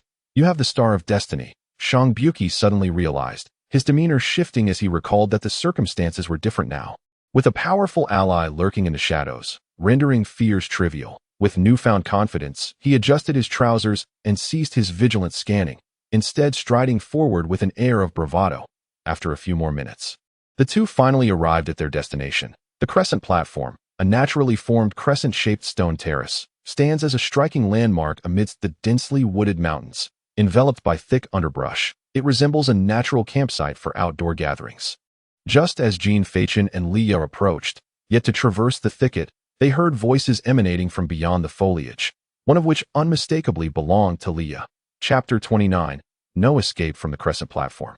Standing about half a meter high and stretching approximately 15 meters in length, the platform was occupied by 11 young individuals and a stern, middle-aged man. What time is it? Inquired Lin Tianhe, clad in his student uniform. Glancing towards the flamboyantly dressed Li Yia checked her phone and replied, It's 9:40. Did we not agree on 9:30? Why are we so late? Do the prodigies of Tian's Academy lack a sense of time? Lin Tianhe, unaccustomed to waiting for others, could not help but voice his complaints. However, scarcely had he finished speaking when a sharp reprimand cut through the air. Tianhe, mind your language. The middle-aged man, with eyes like a hawk, fixed a warning gaze upon Lin Tianhe. He was the temporary mentor for this group of students, and also Lin Tianhe's uncle. Upon hearing his uncle's admonition, Lin Tianhe surrendered, raising his hands in mock defeat. All right. I won't say anything about Tian's Academy. Before Mentor Lin could interject, a mocking voice rang out first. Now that you know your place, keep that foul mouth of yours shut. Who do you think you are to casually discuss Tian's Academy? What gives you the audacity? Shang Bushi, with arms crossed behind his back, emerged from the underbrush, his gaze icy as it bore down on Lin Tianhe. Why shout so loudly? You've made me lose my yawn. Came another voice before Lin Tianhe could respond. Upon hearing the voice, Shang Bushi quickly made room, revealing Jean Fachin, who strolled out leisurely, hands tucked into his pockets, yawning as if he were on a casual walk. After finishing his yawn, he surveyed the group before his gaze settled on the stunned Liya. With a friendly wave, he exclaimed, Oh, what a coincidence! Liya's pupils dilated sharply, trembling uncontrollably as she instinctively took a step back. Lin Tianhe, still assuming they were Tian's Academy students, was ready to greet them with a smile, but upon realizing there were only two of them and no mentor in sight, he retracted his smile and adopted a look of disdain. What a bunch of ruffians! I thought you were from Tian's Academy, daring to speak to me like that. Who the hell are you? This is the first time I've been insulted in my life. Shang Bushi retorted, laughing. Hey, who do you think you are to talk so boldly? Talking to me is just like that. I've been like this since I was a child. What are you going to do about it? Lin Tianhe laughed as well, placing his hands on his hips and stepping forward, looking down at Shang Bushi. Suddenly, a silver card shot forward and landed right at Lin Tianhe's feet, causing him to jump back in shock. Clap, clap. Jean Fachin strolled forward as if on a leisurely walk, clapping his hands and saying, All right, you're all grown up. Show a bit of decorum that we are indeed from Tian's Academy. But the others couldn't make it today due to collective hormonal imbalances. Startled, Lin Tianhe expressed his displeasure, pointing at Jean Fachin as he stepped forward, questioning, "Who are you to say you are you?" However, before he could finish his sentence, Jean Fachin raised his hand without casting a glance in his direction. Suddenly, a white flame erupted violently from the card that had just been conjured, silencing Lin Tianhe's remaining words as his hair and eyebrows were singed by the fire. Panic-stricken, he retreated uncontrollably, ultimately losing his footing and tumbling off the stone platform. Those deemed unnecessary began to exit, while uninvited guests were barred from witnessing the spectacle. As Lin Tianhe's uncle, who also served as the mentor to the group, turned and departed in silence. It was as if he had anticipated this turn of events. "Hey, what are you doing? Who are you? On what grounds do you attack our senior? Let me tell you, we are from the Tianpu Academy. Do you dare to harm us?" A few students, oblivious to their mentor's retreat, vociferously condemned Jean Fachin and boasted of their affiliation. Jean Fachin remained silent, merely glancing back at the astonished Shang Buki, signaling, "Come, it's your time to act. Clear the area." Awakened from his stupor by the call, Shang Buki returned to his senses, gave an okay gesture, and with his ample physique, leaped onto the stone platform with a resounding thud. Come, men, leave the women behind." "Ah, no. All the men leave. Clear the area. And you, beautiful lady, don't go. You still have work to do." Shang Buki, reminiscent of a hen herding chicks, shouted while pushing outward with both hands, subtly revealing his profound cultivation at the sixth turn of the Zhan realm. Upon witnessing Shang Buki's prowess, several individuals felt a sense of foreboding, suddenly recalling their mentor, only to find him missing. Where on earth is such a large mentor? Shang Buki, uninterested in their lamentations, urged, "Hurry up, or I'll help you exit." Exchanging glances, the group wasted no time in fleeing with remarkable speed. At that moment, only 4 individuals remained: the intrigued Jean Fachin, the hurting Shang Buki, the fear-stricken Liya, and Lin Tianhe, who had just regained his footing and was preparing to escape. Noticing Lin Tianhe's intent to run, Shang Buki swiftly pursued him, seizing him by the collar and delivering a resounding slap to his face. "Come, let us chat aside. Clear the space." Shang Buki covered Lin Tianhe's tear-streaked mouth, dragging him towards the nearby grove. Despite Lin Tianhe's desperate struggles, he was powerless against Shang Buki's overwhelming strength and was thus pulled into the thicket. With the area now deserted, an immediate hush fell over the scene. Jean Fachin leaped onto the stone platform and turned to Liya, who stood there speechless, tears streaming down her face, and softly inquired, "Why don't you run? Is it because you cannot bear to leave?" Gritting her teeth, her eyes reddening, Liya clenched her fists tightly, her body trembling uncontrollably as she replied, "You orchestrated such a grand scheme to lure me here. Under these circumstances, I cannot escape this moment." She has come to comprehend everything. There is no such thing as good fortune, nor any genuine gathering. All of this is merely a stratagem devised by Jean Fachin to lure her out. Astonishingly, she had naively believed that she had stumbled upon luck and could thoroughly rid herself of Jean Fachin. Little did she know, this was precisely what Jean Fachin had intended. Elia had never considered that the Huanjing meeting at the Tian's Academy could involve Jean Fachin. For according to her investigation, only 2 Huanjing had awakened within the capital, both scions of formidable and affluent families. There was no conceivable way that someone of Jean Fachin's humble origins could secure a position at the Tian's Academy. Hence, she had chosen to enter the Tianpu Academy, solely to eliminate the possibility of encountering Jean Fachin. Yet now, she realizes her error, unaware of where she had gone astray, but she is undeniably mistaken. Chapter 30. Farewell, my lady TikTok. Crystal tears splattered onto the darkened platform. Aya could no longer restrain her tears, her eyes brimming with a multitude of emotions: defiance, regret, resentment, but predominantly, despair. Hey, don't cry, I'm still waiting for you to join me in a spectacular battle." Jean Fachin remarked, devoid of any trace of compassion, that he spoke with an air of indifference. "So, what do you plan to do next? Your Jingxing should be nearby, I presume." Though Li Ya's tears continued to flow, her gaze grew resolute as she declared loudly, Liya, will take full responsibility for my actions. My parents are unaware of what I have done, so I ask that you spare them." Upon hearing this, Jean Fachin chuckled, intrigued. "Oh, are you planning to confess?" "It is no longer necessary to prolong this," Liya replied. "Such a grand scheme to eliminate me.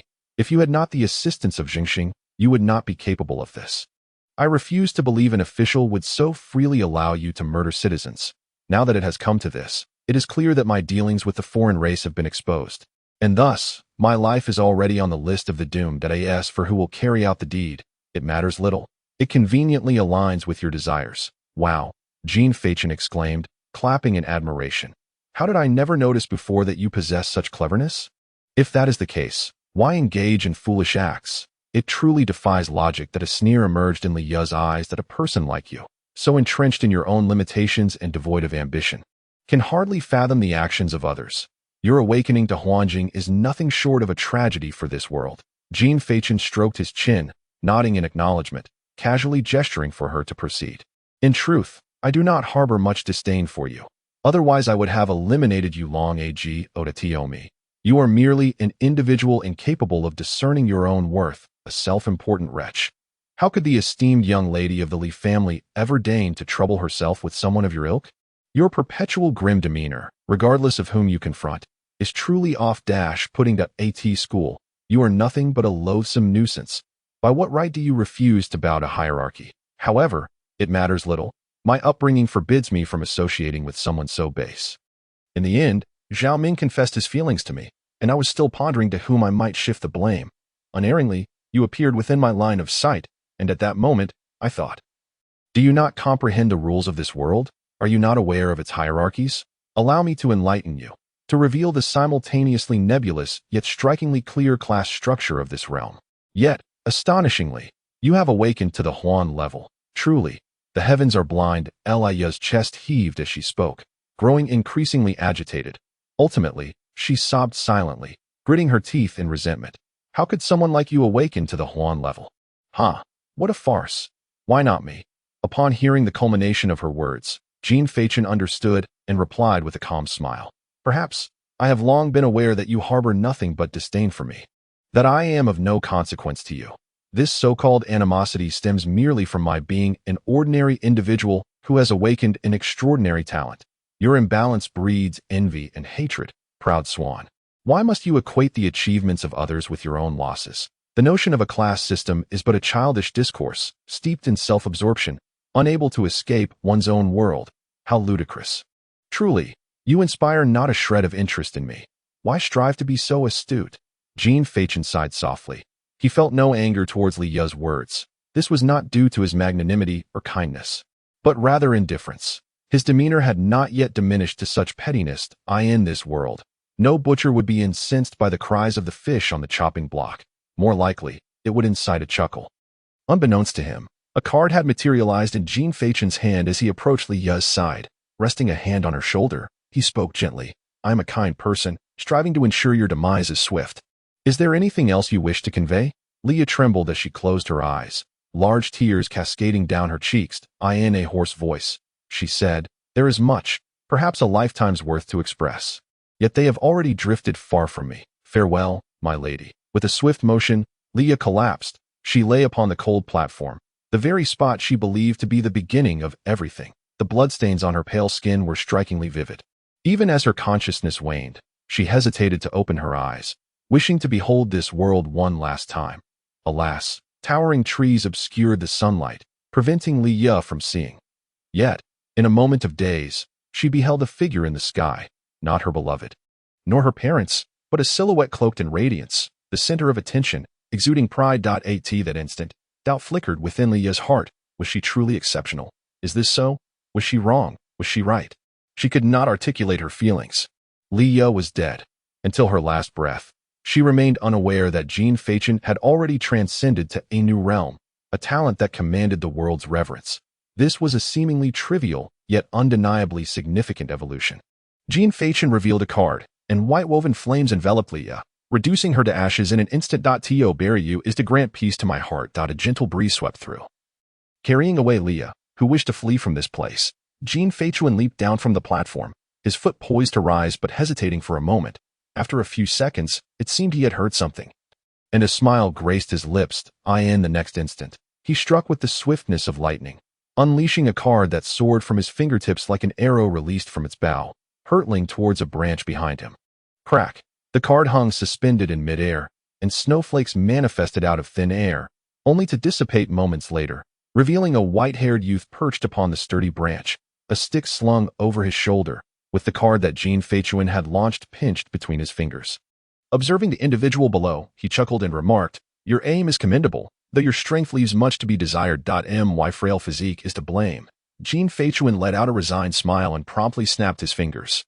Buzz, the card in the youth's hand emitted a brilliant white light, and an arrow enveloped in purple spiritual energy burst forth from the card, aimed directly at the boy's face, slicing through the air with explosive speed. Boom! An explosion resonated upon the branch, the resulting shockwave causing the surrounding willow leaves to rustle violently. Your strength may be lacking, but hiding C4 is indeed quite cunning. A large hand tore through the smoke generated by the explosion, revealing the white-haired youth standing unscathed, as though nothing had transpired. Even the trees remained unharmed. However, behind him, an elder appeared, rubbing the remnants of spiritual energy in his hands, casting a cold glare at Jean Feichuan. "Boy, do you intend to kill my young master? Isn't he still alive? There's no need to rush to mourn," Jean Feichuan replied with a smile, as if dismissing the matter as trivial. He then turned to the white-haired youth and said, "Wouldn't you agree, white-haired one?" The elder narrowed his eyes at this utterance, a chill emanating from him. Do not presume that just because you are at the Huan Yuan level, you can act with impunity. Old man, do not think that merely because you have lived long, you can look down upon others, Jean Feichuan retorted lightly, returning the elder's words in kind, before addressing him again. "Mr. Yu." In the next moment, bang! A terrifying pressure suddenly descended, instantly dissipating the previously emerging chill, replaced by a weight that seemed to drag one into an abyss. How bold to act so recklessly, even at the mere ancient realm, a frigid voice echoed. As a swirl of black mist enveloped Jean Feichuan, from which emerged Yu Mingyi clad in a black robe, the elder, already stooped, seemed to sag further, yet Jean Feichuan and the white-haired youth remained unfazed. The elder's expression shifted dramatically, fear etched upon his face as he stammered, "Yes, sir, a respect realm expert. Let the children converse amongst themselves," Yu Mingyi declared, stepping forth to pierce through space, instantly appearing beside the elder, grasping the elder's shoulder. He ominously stated, "We shall discuss our matters." With those words, the two were enveloped in black mist and vanished from sight. White-haired one, "Your grandfather has been abducted," Jean Feichuan called out, cupping his hands to form a trumpet shape. Addressing the bewildered youth, the boy snapped back to reality, exclaiming, "Your grandfather was the one who got taken." "Bah, that is not my grandfather." Chapter 31. By Zhuaizhide, it is forbidden to engage in mutual slaughter among the stars, as mandated by official decree, which none may defy. Given this situation, it seems that Uncle Bing will merely endure a beating. It's nothing to worry about, for the old man is in his prime and will recover swiftly. With this thought, Bai Zhizhi felt a sense of relief. He leapt down from the tree, brandishing the stick in his hand and pointing it directly at Jean Feichuan. "You little brat, throwing bombs at me without a word? This demands an explanation. If I had a nuclear bomb, would I resort to tossing mere explosives?" Jean Feichuan waved his hand dismissively, as if shooing away a child, and retorted, "Go on, find your grandfather. You have the nerve to spy and feel justified." "I told you, that is not my grandfather," Bai Zhizhi bellowed in anger, and then unleashed the profound power of his cultivation, charging forward with his stick. "Don't think that being at the Huan level makes you invincible. Today, I shall teach you how to show respect to those stronger than you." Jean Feichuan took a step back, evading the long stick, and impatiently remarked, "You are truly annoying. Aren't you an NPC? Why do you come here looking for trouble? I'm not just here to fight you. I'll take on all the other 6 Huan levels as well. Remember, from now on, address me as Brother Bai." With that, Bai Zhizhi swung his long stick, and a flurry of lightning arcs erupted from it, enveloping his entire being. Instantly, his speed increased severalfold, and his attacks became increasingly ferocious, launching a relentless barrage. Seemingly lost in his fervor, Bai Zhizhi failed to notice Jean Feichuan retreating while continuously tossing cards. Once the cards were nearly ready, Jean Feichuan spoke up. "I believe that should suffice." As he retreated, a new card appeared in his hand. He tossed it into the air, and in that moment, it suddenly exploded, transforming into a stick identical to the one Bai Zhizhi wielded. Firmly grasping the iron stick, he planted it on the ground and spun around, delivering a powerful kick. Upon seeing his own stick, Bai Zhizhi was momentarily stunned, forgetting even to defend himself, and was sent flying by the kick. But that was not the end. As Jean Feichuan landed, he swiftly hurled the long stick, followed by a fierce stomp, releasing a thunderous blast. In an instant, he caught up to the iron stick, gripping it tightly, and aimed directly at Bai Zhizhi's dazed face, delivering a devastating strike. Boom! Bai Zhizhi's face contorted as he was violently propelled back, crashing into a large tree, sending dust swirling into the air and causing the tree to sway slightly. Suddenly, A surge of purple lightning erupted from the roots of the tree, wreaking havoc beneath the shroud of smoke. Boom! A beam of purple light shattered through the haze, surging forth. Bai Jiji, grasping his long stick, lunged at Jin Feichen with a fierce thrust. However, in the next instant, to Bai Jiji's astonishment, Jin Feichen transformed into a sea of flowers, passing right through him. Before he could regain his senses, Jin Feichen, surrounded by crackling purple lightning, silently appeared behind him, swinging the stick once more towards the side of Bai Jiji's head. This time, Bai Jiji reacted swiftly, turning around to block with his stick. Don't underestimate me, Bai Jiji shouted, only to be utterly overwhelmed by the sheer force, sending him crashing into another tree. Jin Feichen, dragging the iron stick, sauntered over to a platform and sat down, lighting a cigarette as he remarked, I didn't underestimate you. I simply think you're an idiot. Scoundrel, Bai Jiji roared, charging forward with fury, to which Jin Feichen merely snapped his fingers. Boom! A purple arrow shot forth from the trees behind him, sending Bai Jiji flying once more. Pong! What a joke! Pong! Bai Jiji, battered and bruised, with his body marked in shades of blue and purple, shook his dazed head. This time, he refrained from charging forward as he had previously, instead choosing to wait patiently for the dust to settle. As the haze dissipated, 5 silver cards materialized in his line of sight, each embedded in a tree, encircling him completely. My goodness, it seems you have finally realized. Jin Feichen, having finished his cigarette, let out a sigh of relief upon seeing that Bai Jiji had grasped the situation. Thankfully, he wasn't as utterly foolish as before, or else the great Xia would be doomed. Bai Jiji stood in stunned silence for a moment, then suddenly shouted in revelation, I understand. You set this trap when you retreated at the beginning. You despicable scoundrel, this fool. Jin Feichen swore he had never uttered as many curses in a single day as he had today, but he simply could not help himself. Only such blunt and crude words could adequately convey his thoughts. In an instant, Jin Feichen found himself laughing in exasperation, observing the furious expression on Bai Jiji's face, and he even felt a twinge of affection for the boy's naive demeanored, white-haired lad. Let me ask you, can you discern my level of cultivation? Bai Jiji was taken aback, then scrutinized the other man carefully, ultimately shaking his head. Good. Jin Feichen nodded, then posed another inquiry. Under what circumstances is it typically impossible to see through another's cultivation level? After pondering for a moment, Bai Jiji replied, I know, when the opponent's cultivation surpasses my own. Incorrect. A look of confusion crossed Bai Jiji's face as he hesitated for a long while. He gazed at Jin Feichen and tentatively ventured. You are at the Zhan realm?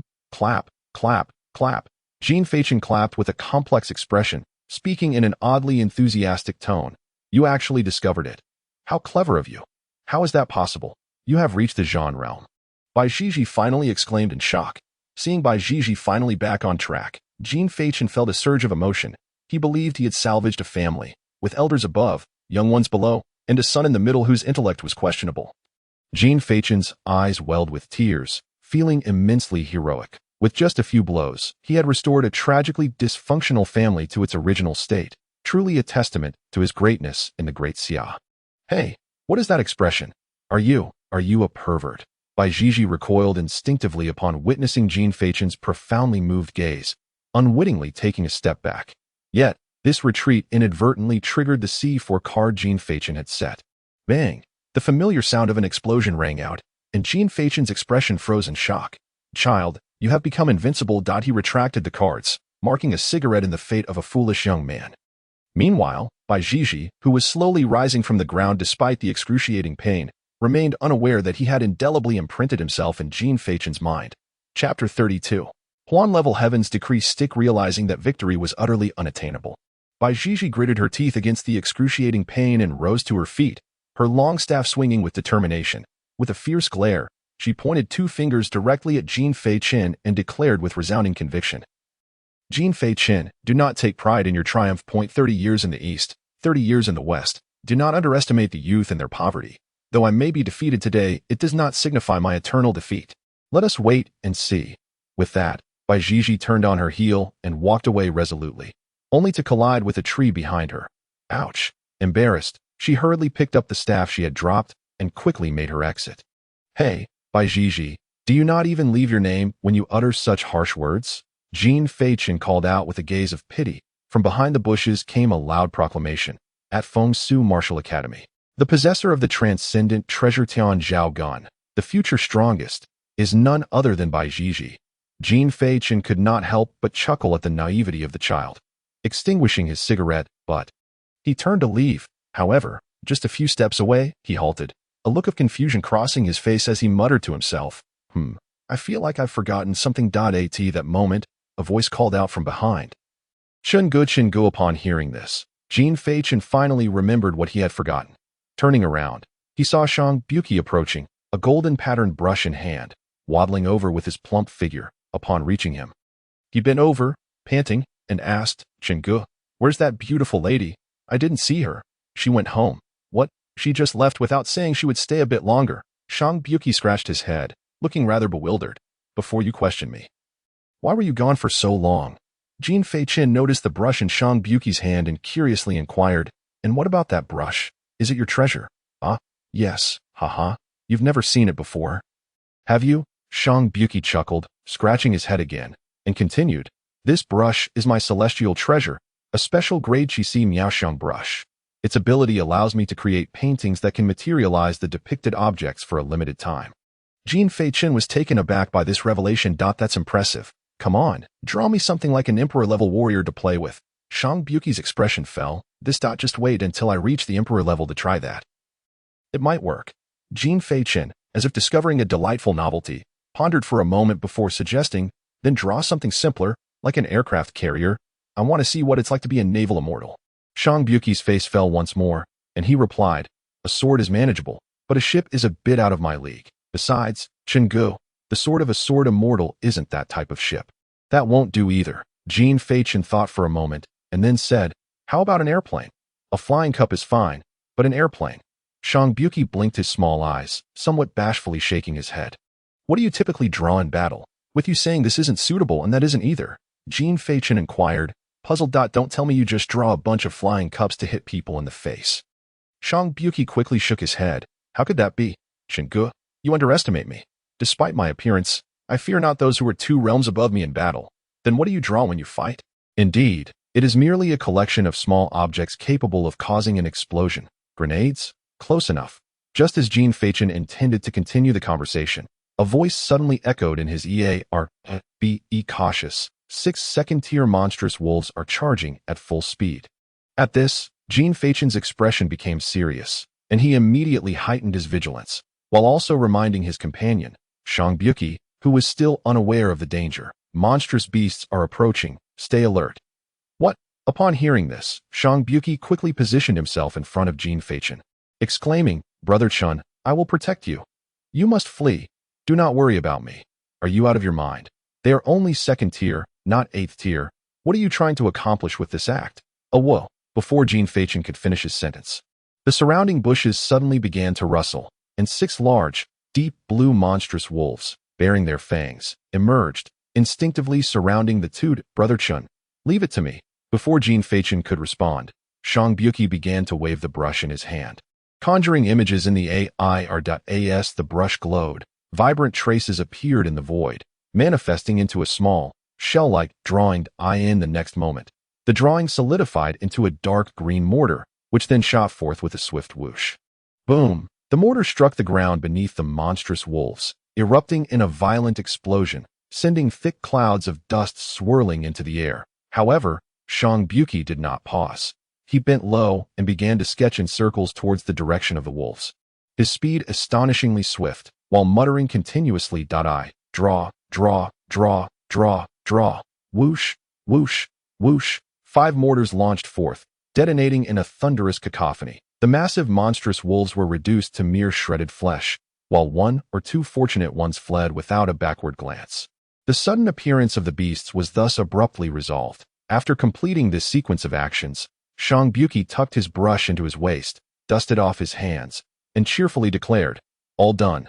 The entire series of movements flowed seamlessly, devoid of any superfluous gestures. Jin Fei-chin, still somewhat bewildered, gazed at Shang Buki and remarked, those little explosive objects you mentioned, are they mortars?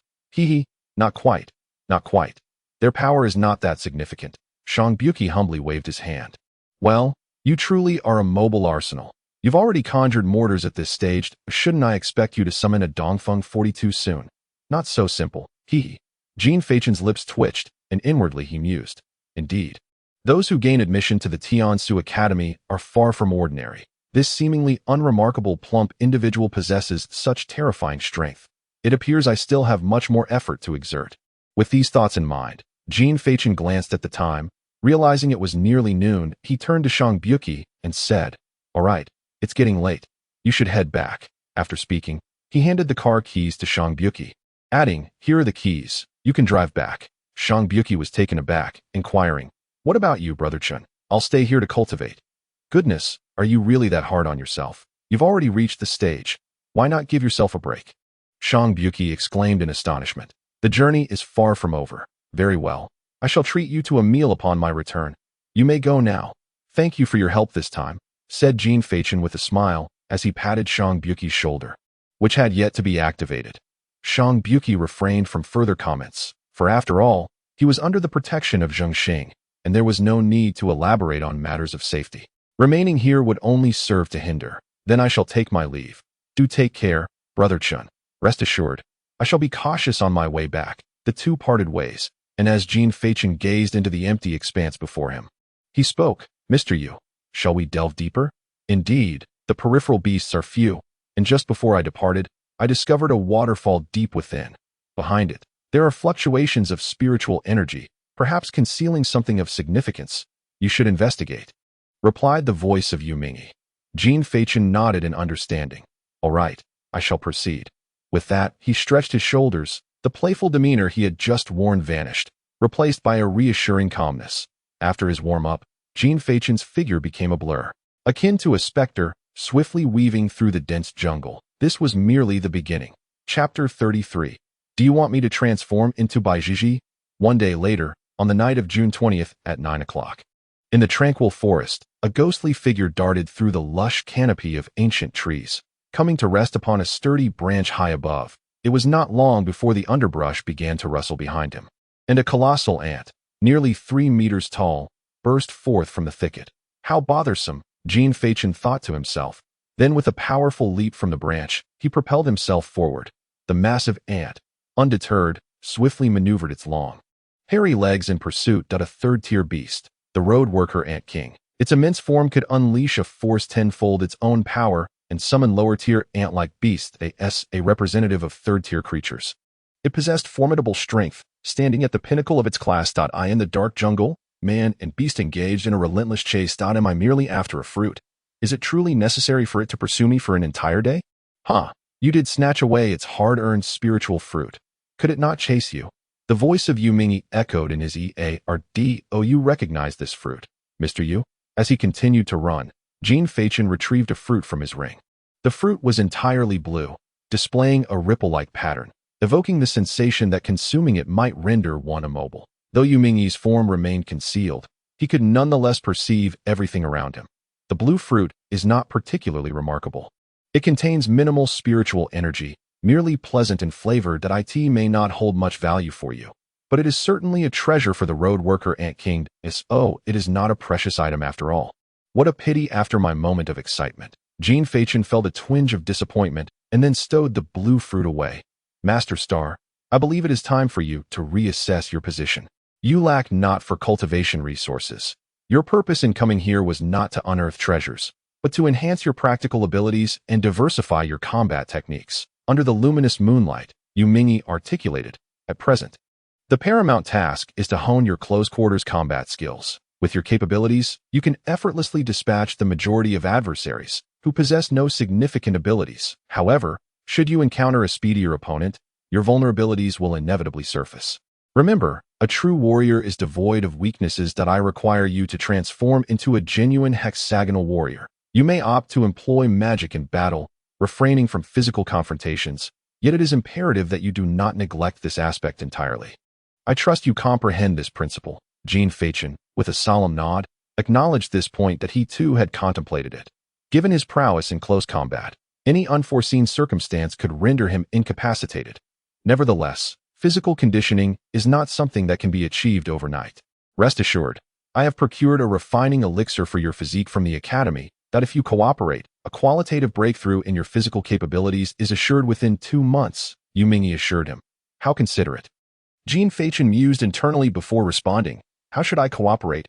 Do not hesitate to instruct me. From this moment until our return to the academy, strive to minimize the use of your intellect in combat. Rely on sheer brute force and push your limits, Yu Mingyi stated, as though he had long anticipated this course of action. What? Wouldn't that make me akin to Bai Jiji? I could easily be defeated. Jean Fachin exclaimed, taken aback by the apparent simplicity and brutality of Yu Mingyi's suggestion. Such is the necessity. Your combat thinking is excessively agile, coupled with your dazzling abilities. Thus far, your battles have been exceedingly smooth. And you have seldom encountered true peril. If you cannot adapt to dire situations, when faced with genuine foes in the future, you will find yourself utterly incapable of turning the tide. Yu Mingyi's serious analysis also encompassed plans for Jean Fachin's future. All right, I understand that I will endeavor to emulate Bai Jiji and strive to act like a temporary fool. Jean Fachin responded earnestly. Yu Mingyi's intent was unmistakable. He wanted Jean Fachin to exhibit a degree of restraint, engaging in combat with his vulnerabilities in order to forge them into strengths. Then let us commence. Commence what? Jean Fachin queried. Stop, turn around, and engage, Yu Mingyi directed. That is the third tier, corresponding to the realm. Fear not. I am here. You shall not perish. However, injury is inevitable, is it not? Jean Fachin inquired. Indeed, when your body is thoroughly exhausted, I shall intervene, Yu Mingyi replied. Very well, for the sake of a brighter future, to become the foremost magician in this world. Let us proceed. With that, Jean Fachin leaped from the branch, grasping a nearby limb. Using the momentum to pivot in midair before landing in an instant, he instinctively surveyed his surroundings, rapidly assimilating the terrain and devising a reasonable strategy. Yet, midway through his thoughts, he shook his head, declaring, No, it must be a head-on clash. The visage of Bai Jiji materialized in his mind, and Jean Fachin's sharp gaze gradually dulled. Hey, I told you not to overthink. I did not intend for you to become a fool, Yu Mingyi interjected, noticing the clarity and foolishness overtaking Jean Fachin's demeanor. Bang! At that moment, the road worker Ant King emerged, and upon seeing Jean Fachin standing his ground without fleeing, let out a ferocious roar, its two antennae quivering slightly atop its head then darted forward with remarkable speed. However, Jean Fachin, who had already entered a state of heightened focus, exhibited no inclination to evade. Instead, he unleashed a card, and the heavenly edict staff materialized in his grasp. The Ant King charged towards him. Jean Fachin leaped into the air, wielding the staff to strike downwards with force. The Ant King's fearsome visage contorted, its robust, fur-covered forelegs launching an explosive counterattack the very instant the staff was about to collide with its forelegs. Jean Fachin's previously listless gaze ignited with intensity. Crackling arcs of electricity erupted, and in the blink of an eye, Jean Fachin vanished from sight, reappearing above the Ant King. The staff, crackling with lightning, sliced through the air, aimed directly at the antennae atop the Ant King's head. Delivering a sudden, powerful blow, the resounding clang reverberated through the air, and dazzling sparks erupted where the staff met the antennae. A shockwave radiated from the staff, and Jean Fachin felt a jolt of roughness in his hand, forcing him to involuntarily release his grip. The antennae proved surprisingly resilient. Grasping the staff with his other hand, he swiftly retreated. The road worker Ant King, overwhelmed by pain, let out a deafening roar, smashing its massive foot against a nearby ancient tree, which promptly splintered in two. A torrent of viscous green slime erupted from the Ant King's foreleg, ensnaring the severed tree as it pivoted to strike back. Jean Fachin, suspended in midair, found himself without leverage and was violently propelled away by the impact. Boom! Clouds of dust billowed as Jean Fachin, racked with pain, had no time to rest and hurriedly rose to his feet. Spitting out a mouthful of blood, he chuckled and remarked, "What an invigorating blow. You've completely banished my fatigue." With that, electricity crackled around him as he swiftly maneuvered with the staff, resembling a bolt of lightning, trailing a long stream of energy as he circled the Ant King at high speed, relentlessly striking its body from various angles. The Ant King, infuriated, roared again, raising another foreleg to seize a portion of the ancient tree, and began wildly smashing it around. Just as it lifted both forelegs, Jean Fachin seized the moment to position himself beneath the Ant King, swinging the staff in a sweeping motion to strike its left hind legs. Bang! Ants possess 6 legs and 2 forelegs, utilized for climbing and combat, while the remaining four maintained balanced at that moment. With its two forelegs raised, the Ant King was caught off guard as the staff swept across its hind legs, causing it to lose its precarious balance. Its enormous body began to sway dangerously, and its forelegs hung helplessly to stabilize itself. In that fleeting instant, Jean Fachin released the staff, targeting the Ant King's right hind legs, while simultaneously propelling himself outward. With his back pressed against the ground, he then leaped into the air, as the Ant King was now utilizing both forelegs to maintain balance, rendering it defenseless against Jean Fachin's advance. Its two crucial antennae, being the most vital parts, were naturally not employed for blocking. Thus, Jean Fachin seized the opportunity. Chapter 34. Look, the dawn is breaking. With a colossal fist aimed squarely at the Ant King's head, he struck down with tremendous force. Bang! The muffled sound resonated as though a hammer had struck an unyielding shield. That a gust of fierce wind surged outward, radiating from the impact. Jean Fachin's fist landed solidly atop the Ant King's head, yet his expression bore no trace of joy. Instead, he appeared as if struck by lightning, his body rendered unnaturally rigid. Goodness gracious! A chill coursed through him as his body was propelled backward by the overwhelming recoil. The Ant King, too, slammed his head against the ground, sending a cloud of dust billowing into the air. Amidst the haze, Jean Fachin slowly rose, shaking his swollen fist.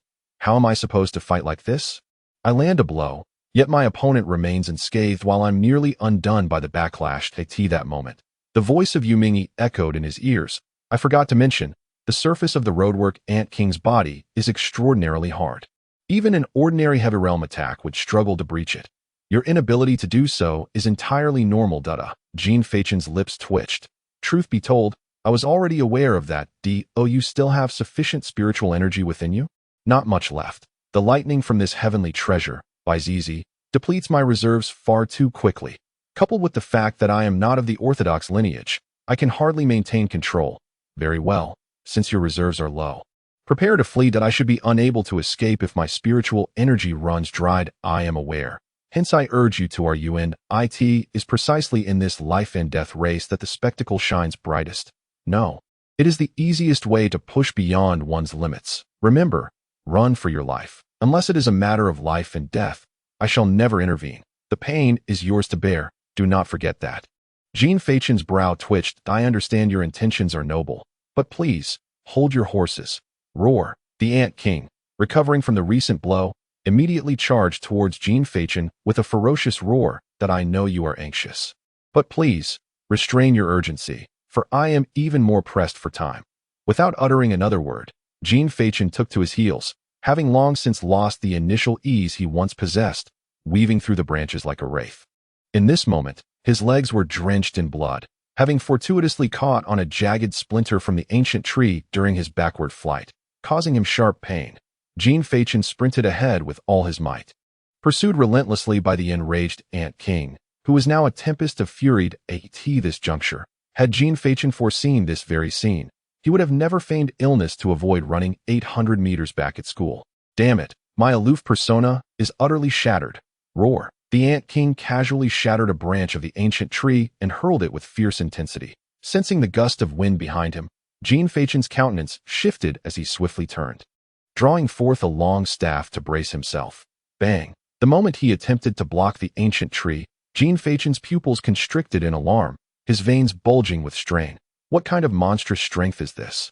The force behind the ancient tree hurled by the Ant King was terrifying, propelling Jean Fachin backward with no hope of halting. Bang! Jean Fachin collided with a sturdy ancient tree, the jagged remnants of the shattered branch piercing through his chest. With a furious roar, he shoved the tree aside, the bloodied spikes tearing free as he gritted his teeth and flung several cards into the air, suspending them before him. You truly believe I fear you? Do you?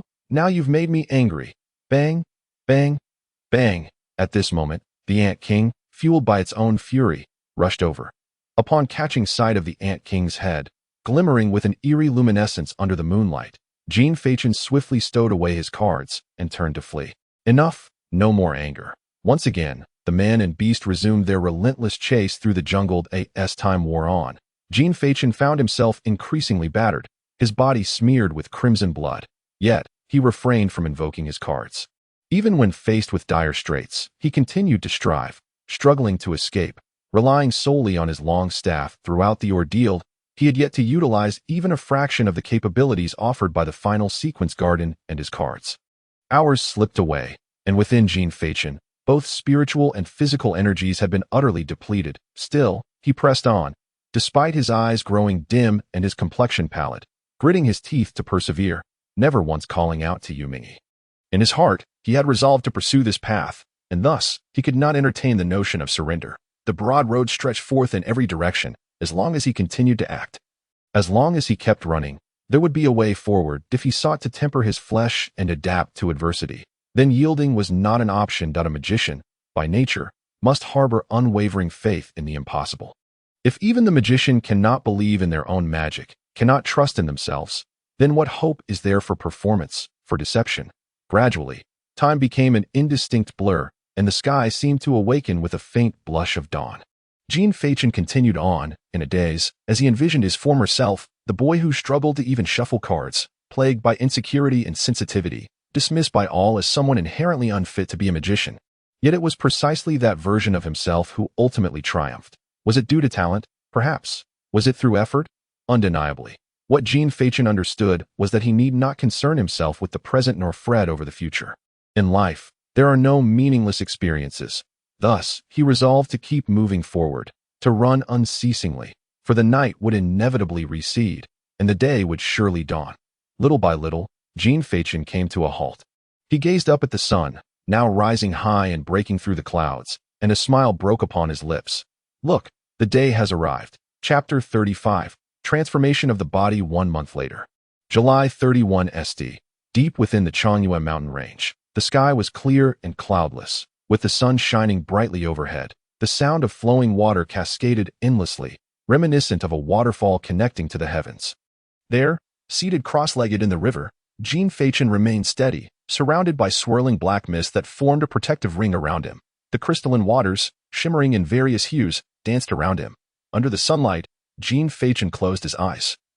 Golden rays nestled within his brow, his visage resembling a jade crown, with a noble nose hinting at an air of grandeur, akin to a youth wandering amidst blossoming fields. The boy's bare torso had transformed from its once frail state.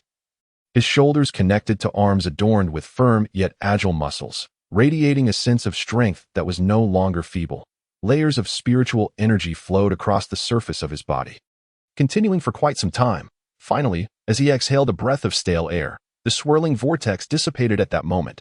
The gust of wind stirred the waters beneath him, creating ripples. Jean Fachin opened his eyes, inhaled deeply, and then exhaled slowly. Suddenly, a swirling mass of darkness erupted behind him, and Yuming appeared like a ghost under the moonlight. Observing Jean Fachin's transformation, he spoke with satisfaction. Indeed, splendid.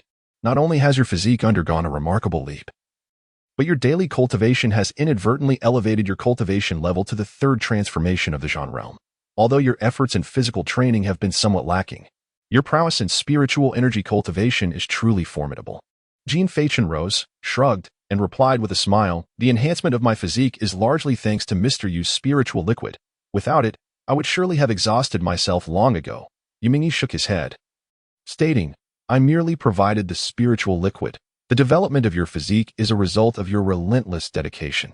You owe your gratitude not to me, but to your unwavering spirit. Throughout the past month, Jean Fachin had refrained from utilizing any card abilities or celestial powers, rarely even employing Baiji's heavenly edict staff. Regardless of the nature of the bizarre beasts he encountered, he faced them with nothing but his bare hands, fighting until he was utterly worn out and covered in wounds. Ultimately, it was Yuming who intervened, bringing him here to utilize the spiritual liquid to nurture his physique. The following day, Jean Fachin would be revitalized, only to continue the cycle of combat and recuperation, enduring injuries and then healing, repeating this pattern day after day. After a month of such relentless training, his physique had finally transcended the notion of frailty. Even Yuming could not help but express admiration. However, both men recognized a peculiar fact. While Jean Fachin's cultivation of spiritual energy far surpassed that of ordinary individuals, his physical training lagged behind. In Yuming's words, with Jean Fachin's fervent efforts and the countless rare herbs used to concoct the spiritual liquid, a week would suffice to transform even a chihuahua into a formidable bulldog. Yet, after a month, Jean Fachin had only achieved this level of change. Though this was indeed a source of frustration, Jean Fachin remained undeterred, as he was not in pursuit of invincibility of the flesh. Sufficient capability was all he desired. After donning his clothes and stretching his shoulders, he prepared to engage in further combat with the bizarre beasts when Yu Mingyi interjected, "There is no need to continue today. Every endeavor requires moderation, and it is time to rest." Upon hearing this, Jean Fachin scratched his slightly curled hair and replied, "Then perhaps I shall hone my celestial abilities instead. What do you think?"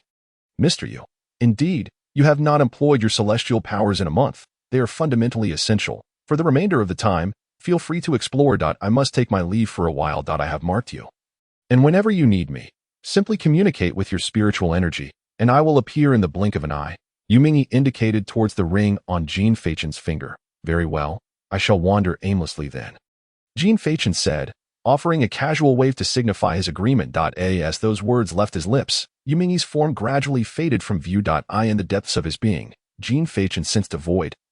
Realizing that Yu Mingyi had truly departed, no longer lurking behind him, with a smile, Jean Fachin turned and strolled toward the shade of a nearby tree, murmuring to himself, "Such a bright sun, it would be a pity not to take a nap." With a contented smile, he reclined in the cool shade. Just as he was about to close his eyes, the voice of moonlight once again echoed, "Before I leave, let me remind you, do not succumb to slumber at the mere sight of the sun. Young people should possess a bit of vitality." In a fit of anger, Jean Fachin fiercely yanked out 2 weeds and flung them aside. "If I choose not to sleep, then so be it. I shall rest at night. Once I ascend to the realm of Emperor, I shall pluck the sun from the sky to serve as my bedside lamp, allowing me to slumber every day." With that declaration, Jean Fachin leaped into the air, his form akin to a darting feather, gracefully landing atop the tallest ancient tree. Gazing at the boundless expanse of green, the lingering fatigue momentarily puzzled him. It was not an easy task to evade slumber, especially when he had no idea where to wander. Suddenly, a surge of spiritual energy rippled from a distant grove, causing the ancient trees to sway ever so slightly. Could it be a case of a hero rescuing a damsel in distress? This scenario felt oddly familiar to Jean Fachin. Why not go witness the spectacle? With that thought, he lightly tapped the willow leaf with his toes and soared forth. As he approached the epicenter of the spiritual energy explosion, he concealed his own energy fluctuations, his breathing becoming almost imperceptible, like a petal dancing on the breeze, quietly drawing nearer. Perched on an ancient tree amidst the chaotic willow leaves, Jean Fachin stealthily settled down, parting the leaves with his fingers to create a narrow gap, resting his chin on his hand as he became an onlooker. "I advise you to surrender the blue fruit. Otherwise, in this desolate wilderness, should someone perish, no one would care." 3 masked men, each wielding distinct celestial artifacts, surrounded a woman in a triangular formation. The woman, clad in a striking red and white robe, had her long, soft red and silver hair cascading down to her waist, with 2 intricately styled buns atop her head. Behind her loomed 6 blades of varying sizes, resembling a crescent moon yet not overly curved, adorned with 2 unique notches that were quite aesthetically pleasing. Though the glint of their edges was particularly menacing, by the heavens, it's the Blade Maiden, Jean Fachin gasped internally, astonished, for she bore an uncanny resemblance to the Blade Maiden from the League of Legends. Right down to the flying daggers behind her. Below, the Blade Maiden chuckled softly, raising the blue fruit in her hand, and spoke gently, "You desire this, do you?" With a hint of menace, she added, "Be wise and hand it over promptly. Or else. Or else." The Blade Maiden replied with a serene smile, "Is it like this?" In the next instant, she tossed the fruit lightly, and the blades behind her flashed forward, shattering the fruit into pulp and scattering its juice across the ground. "Oh dear, what a wasteful child." Chapter 36. Tai Shiqing observing the blue juice slowly oozing across the ground. The 3 masked men were momentarily taken aback, but soon their fury erupted. "You seek your own demise." Without uttering another word, they charged forward, engaging in a fierce battle with deadly intent. Their techniques honed through countless experiences in murder and plunder, the young girl remained utterly composed. Her foot firmly planted on the ground as her figure retreated, her hand slicing forward with a graceful motion. The blades behind her responded in kind, moving as if they were a serpent linked by a chain. Surging forth with a fierce dance, clang, the clash of blades erupted in a dazzling display of sparks. The 3 masked figures simultaneously unleashed their formidable powers, each at the 9th transformation of the life realm. Wielding the 3rd-tier celestial weapon Windbreaker Blade, a rather common artifact. In contrast, The girl's cultivation surpassed theirs by 1 rank, standing at the second realm, the dawning transformation. As for her celestial weapon, its nature remained a mystery. Judging by her age, she must have recently awakened her celestial weapon this year, yet she had already attained the dawning realm. Even a mere thought would reveal that her identity was far from ordinary. However, the 3 men, seeing no one else near the girl, recklessly decided to resort to lethal force. Hidden in the shadows, the almost slumbering Jean Fachin muttered to himself, "Tiske, could she possibly be another one of those transcendent beings? Why do they all flock to the Changwei Mountains for training when there are no woods at their doorstep?" Just as Jean Fachin pondered this perplexity, the battle below suddenly escalated. The 3 masked men simultaneously unleashed their spiritual powers, brandishing their large blades as they leapt into the air, executing a devastating downward strike. "You vile woman, perish!" they shouted. Moon's edge slash, such a trivial low-grade martial technique. Humph. The girl, unperturbed, merely let out a soft scoff. Then with a flick of her sleeve, raised 2 fingers to her chest and chanted softly, "Cicada S intent, assassination." Whoosh, the blades behind her split apart, emanating a crimson glow, and with her utterance, they transformed into streaks of red light. Hurtling forth with unrestrained speed, the blades flew like meteors, their velocity so swift that they were nearly imperceptible to the naked eye. The sound of flesh bursting echoed through the air as the 3 men, suspended in midair, suddenly froze in their movements before being sent flying away, lifeless as if severed strings of a kite. Puddles of blood formed beneath them. They were dead. The girl's expression remained unchanged, as if she were already accustomed to such events. Having committed numerous heinous acts, their demise could be seen as a form of divine retribution. After this, her enchanting gaze shifted towards a distant ancient tree, and without a moment's hesitation, she swung her hand, causing the blades to dance once more, unleashing a powerful gust of wind. Willow leaves and floating fluff swirled into the air, revealing the contemplative Jean Fachin hidden in the shadows. Startled from his stupor, he greeted her casually. "Hi, Jean Fachin. I didn't expect you to be such a depraved individual," the girl replied, her brow slightly furrowed as she regarded him coldly. "So you do know me." Jean Fachin jumped down, stretching his somewhat numb legs, his eyes resembling those of a nearly asleep fish. He drawled nonchalantly, "Huh, you come up just to insult me. So anxious. Are you constipated?" "You." The girl was taken aback, clearly unprepared for Jean Fachin's tone and words. "Me. I'm fine. No constipation here. That's not something we need to discuss. It's simply a knowledge blind spot of mine," Jean Fachin retorted, pointing at himself and waving his hand dismissively. The girl was momentarily speechless, her lips pouting in frustration as she shot a frosty glare at Jean Fachin. "Whether there is a matter or not, I shall take my leave if there is none." With a mere 2 sentences and a farewell, Jean Fachin turned on his heel and departed, executing the entire motion with a clean and swift precision, devoid of any hesitation as he began to distance himself. The young girl hastily stepped in front of him, blocking his path. "Are you really going to leave like this? Why?" Jean Fachin took a step back, placing a hand over his chest with a wary expression. "If you keep this up, I will have to call for help. Engaging with you is truly exhausting. Are you unwell? Don't you wish to know who I am?" The girl could no longer contain her frustration and exclaimed loudly, "Why should I care who you are? Are you sending me eggs? No. Can't you see that I have come for you? Please, don't do this. That it frightens me. Are you unwell? I hail from one of the 8 academies, the Lianyu Academy, and I am the current champion of the Huanjing. What a coincidence. So am I. I know. Should I compliment you?" "You." The girl felt utterly defeated. It was her first realization that communication could be such a taxing endeavor. She took a few deep breaths, her enchanting eyes locking onto Jean Fachin's, and spoke deliberately. "I am Tai Shichingi, the bearer of the celestial artifact Falling Sunset's ethereal blade. I have come to see what abilities you possess that led Wang Yi to be rejected by the Heavenly Strategy Academy. Do you understand?" "Understood." Jean Fachin nodded. "My skills are rather modest. I rely entirely on those above me. That you've seen what you need to. Now return, as Lianyu Academy is quite far from here. Don't miss the bus." "Ah, I cannot tolerate this any longer," Tai Shichingi exclaimed in near despair, and without hesitation, she unleashed her celestial artifact in an assault towards Jean Fachin. He nonchalantly retreated, dodging the strike, bewildered as he inquired, "Wait, who have I offended? First that foolish Baiji, and now you. A lunatic. Am I some sort of NPC on a quest?" The girl remained silent, focused solely on her relentless attack. "This should suffice. While I'm still drowsy. You should leave quickly, or else what?"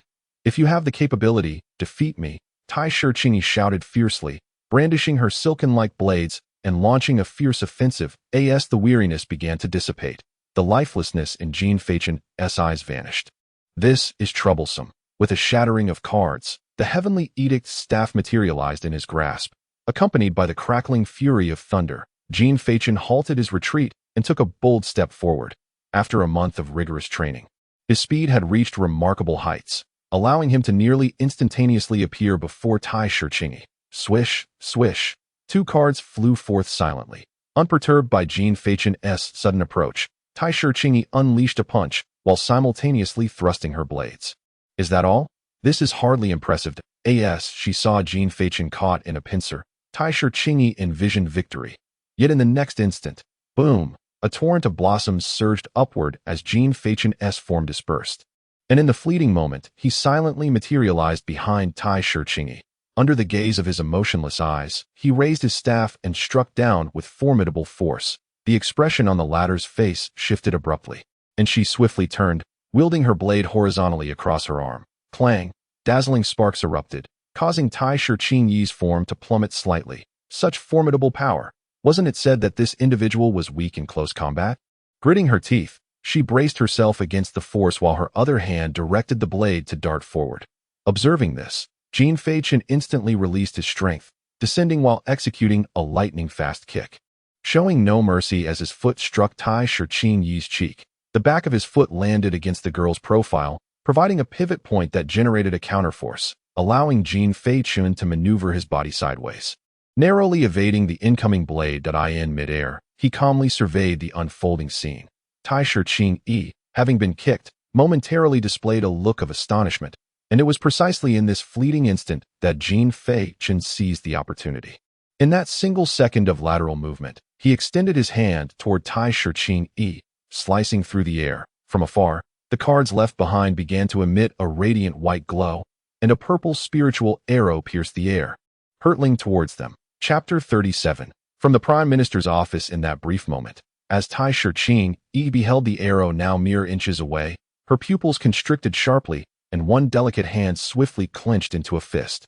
The blade soaring in the distance instantaneously vanished, reappearing before her, its tail converging to form a circular shield resembling a blooming flower, positioned protectively in front of her.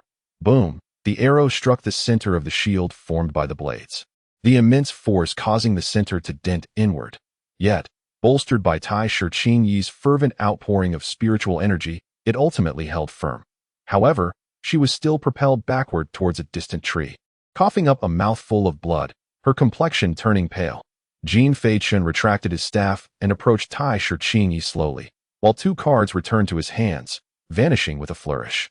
Quite the quick reflexes, I see. You retrieved the heavenly object at once, then summoned it again, thus saving the time it would take to return. I didn't expect you to be more astute than by Gigi.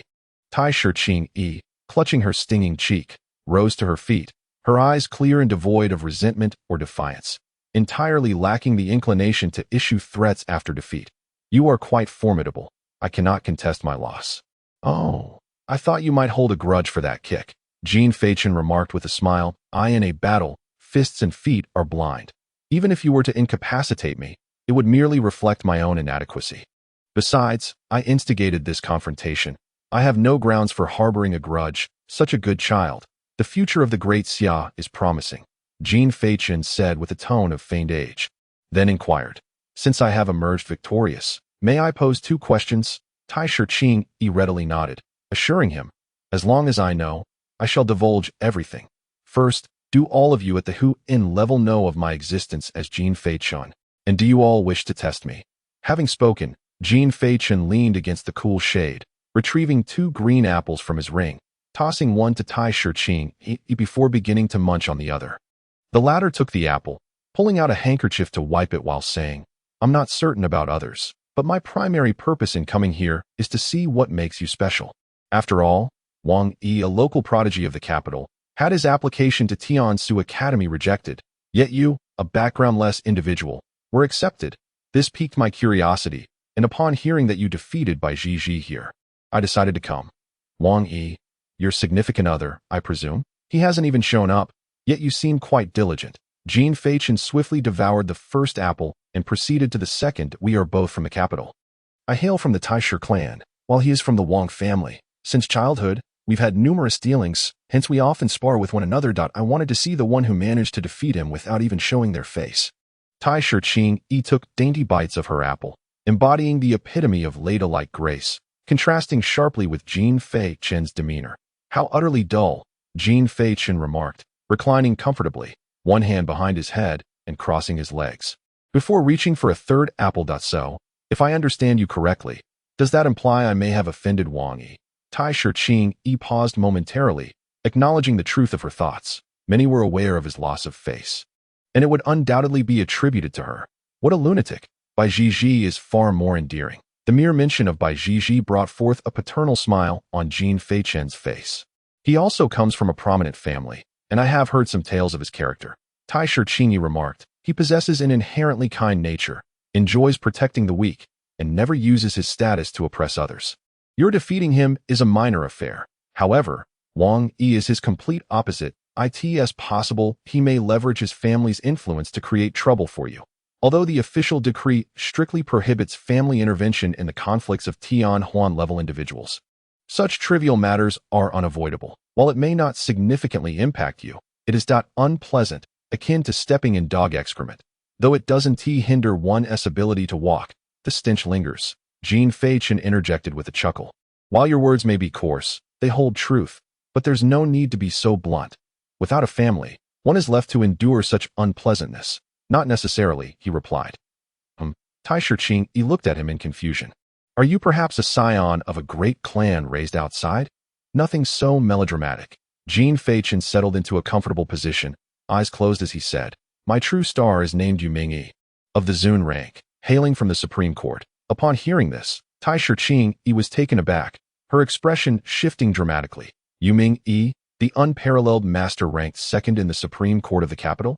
Roughly speaking, Jean Fei-Chen mumbled, his voice gradually dwindling until it faded into a rhythmic breathing pattern.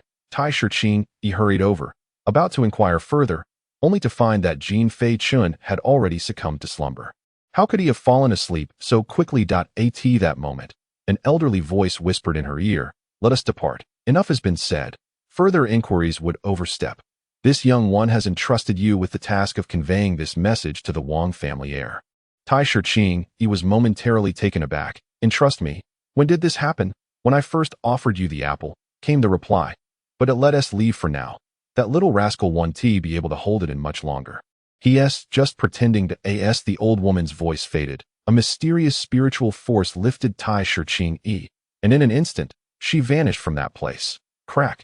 Jean Fei-Chen opened his eyes, took a bite of the apple, and then rose, slowly making his way into the distance, 1,000 miles away.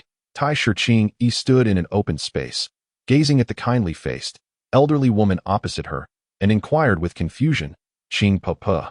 When Jean Fei-Chen gave me the apple, I hadn't yet mentioned anything about Wang Yi. Why did he say that I was already entrusted then? The elderly woman gently stroked the girl's hair and replied with a smile.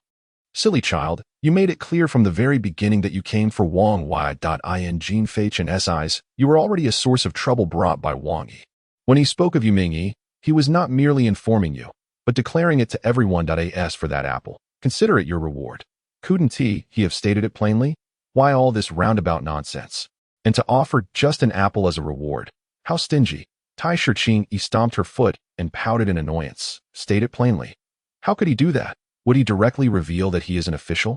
That would mean he is openly taking a stance. What do you think the officials would think? By saying it this way, he neither explicitly declares himself as one of them, nor does he fail to convey a sense of intimidation. The family is off limits. Even if the officials were to find out, they wouldn't say a word, for Jean Fei-Chen merely stated a fact without uttering anything else. This little rascal is someone you'd best avoid offending. Let alone you.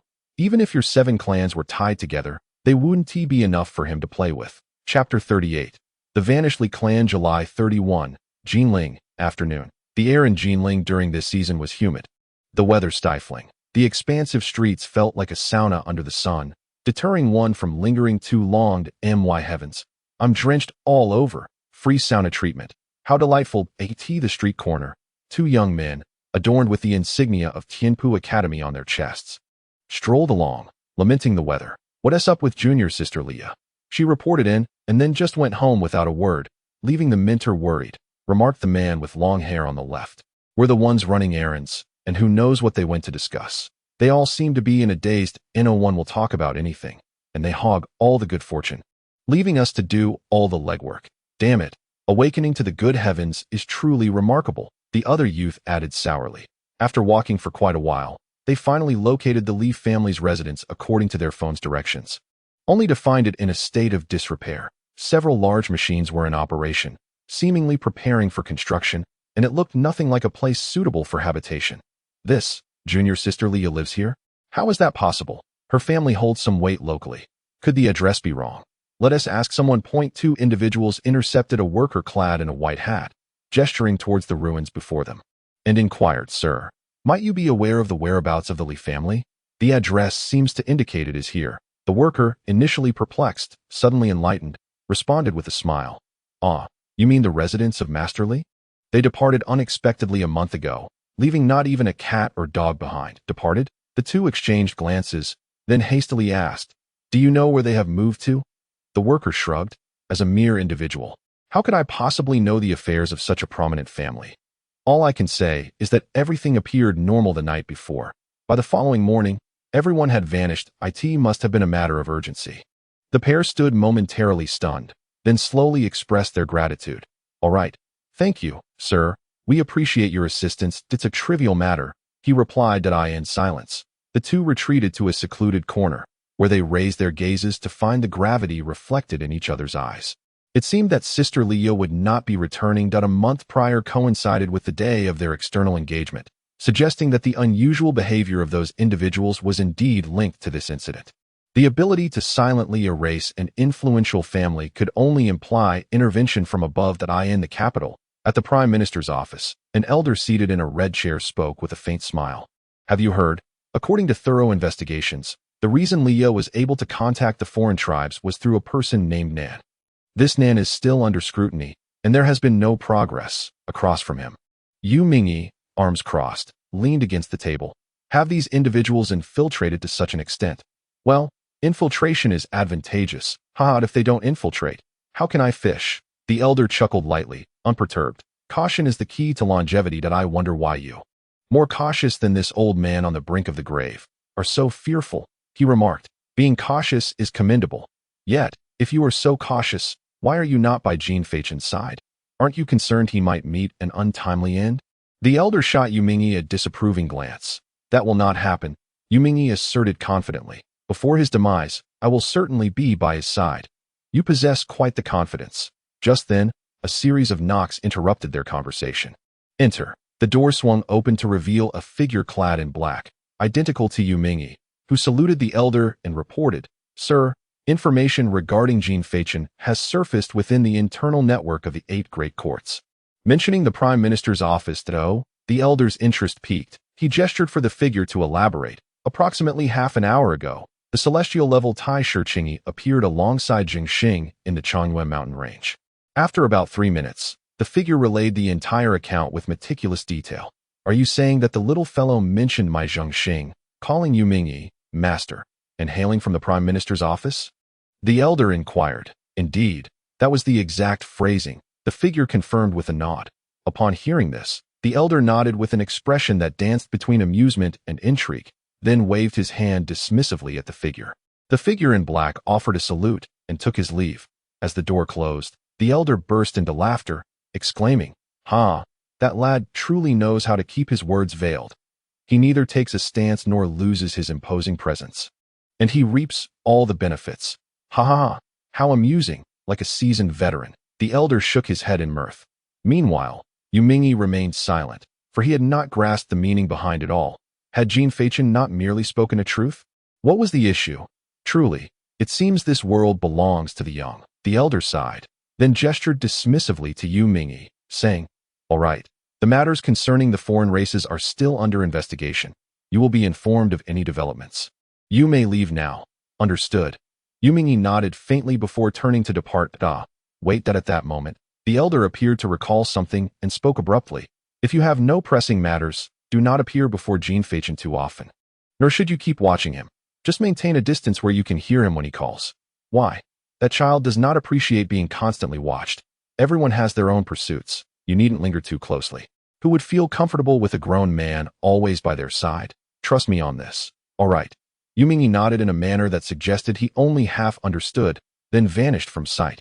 With his departure, silence enveloped the room. The elder leaned back in his chair, delicately tapping a refined steel pen against the table, its rhythm slow and heavy, reminiscent of a heartbeat. 8 individuals of the same generation, emerging simultaneously. The balance of the world, the arrival of U8. Does it signify a shift among the foreign races? Truly a grand spectacle. I wonder which of you will seize the title of chief. I eagerly await the outcome. Half a month later, August 20. On the Chonghua mountain range, the hour was now early dawn. The night sky was dotted with stars, and the silvery moonlight filtered through the swaying willow leaves. Casting a glow upon the cheeks, the gentle evening breeze caressed the face, providing a refreshing chill. Gulp. Upon an ancient tree laden with apple cores, Jean Fachin, having dozed the entire day away, lay languidly atop its branches. Perhaps due to a numb leg, he turned over, remaining motionless once more. They say that the most perilous form of awakening is the fall into decadence, yet no one warned me it could feel so delightful. Crunch. Another green apple found its way into his mouth as Jean Fachin mindlessly scrolled through his phone, perusing a plethora of bizarre remarks above. As he skimmed, a particular keyword caught his eye. Jean Fachin squinted, pronouncing each syllable distinctly. Jean Fei-chun has already become the father of 3. Chapter 39. The inauguration of the newcomers' grand tournament. What is this? The individual, bedecked with a myriad of questions, ventured into the discussion thread. Apologies, brothers, for luring you in with a clickbait title. I merely wish to glean your thoughts on the impending newcomers' grand tournament. May you meet a terrible fate. Jean Fachin muttered a curse under his breath, and as he gazed upon the words freshman grand competition, it suddenly dawned on him that it was indeed taking place in these very days. That he glanced at the current date and mumbled, "Today is the 20th, and the competition was the yesterday though. How I adored yesterday." A melody emerged in his heart, and after a brief moment of shock, Jean Fachin sprang to his feet, shouting at the top of his lungs within the forest. Yesterday, the remnants of drowsiness that lingered in his mind dissipated in an instant, and he hastily retrieved his phone to access the internal network of the Science Academy. The Academy's internal network, available to every college, served as a platform for disseminating notifications for students to peruse at their convenience. Furthermore, tasks were assigned by the Academy, and trading could occur, meaning that any developments within the Academy could be tracked through this network. With his student ID number, Jean Fachin swiftly entered the internal network, where he was immediately greeted by an overwhelming announcement regarding the freshman grand competition. He quickly located his own details and checked his competition schedule and records. Upon discovering that his first match was scheduled for today, he let out a heavy sigh of relief. Fortunately, he had realized this in time. Missing the match would undoubtedly lead to considerable trouble. However, just as he relaxed, he noticed something amiss. The current time was 3 o'clock in the morning, while the competition was set for 8 o'clock in the morning. This meant he had less than 5 hours remaining. His current location was deep within the mountains, and even if he drove his Land Rover at full speed, it would take no less than 4 hours to reach the Academy. There was no way he could outrun that time constraint on foot. Should I ask Mr. Yu for a ride back? This thought crossed his mind, but he quickly shook his head, dismissing it. They had recently agreed that unless it was a matter of life and death, Yu Ming would not appear. Such a situation hardly qualified as life-threatening.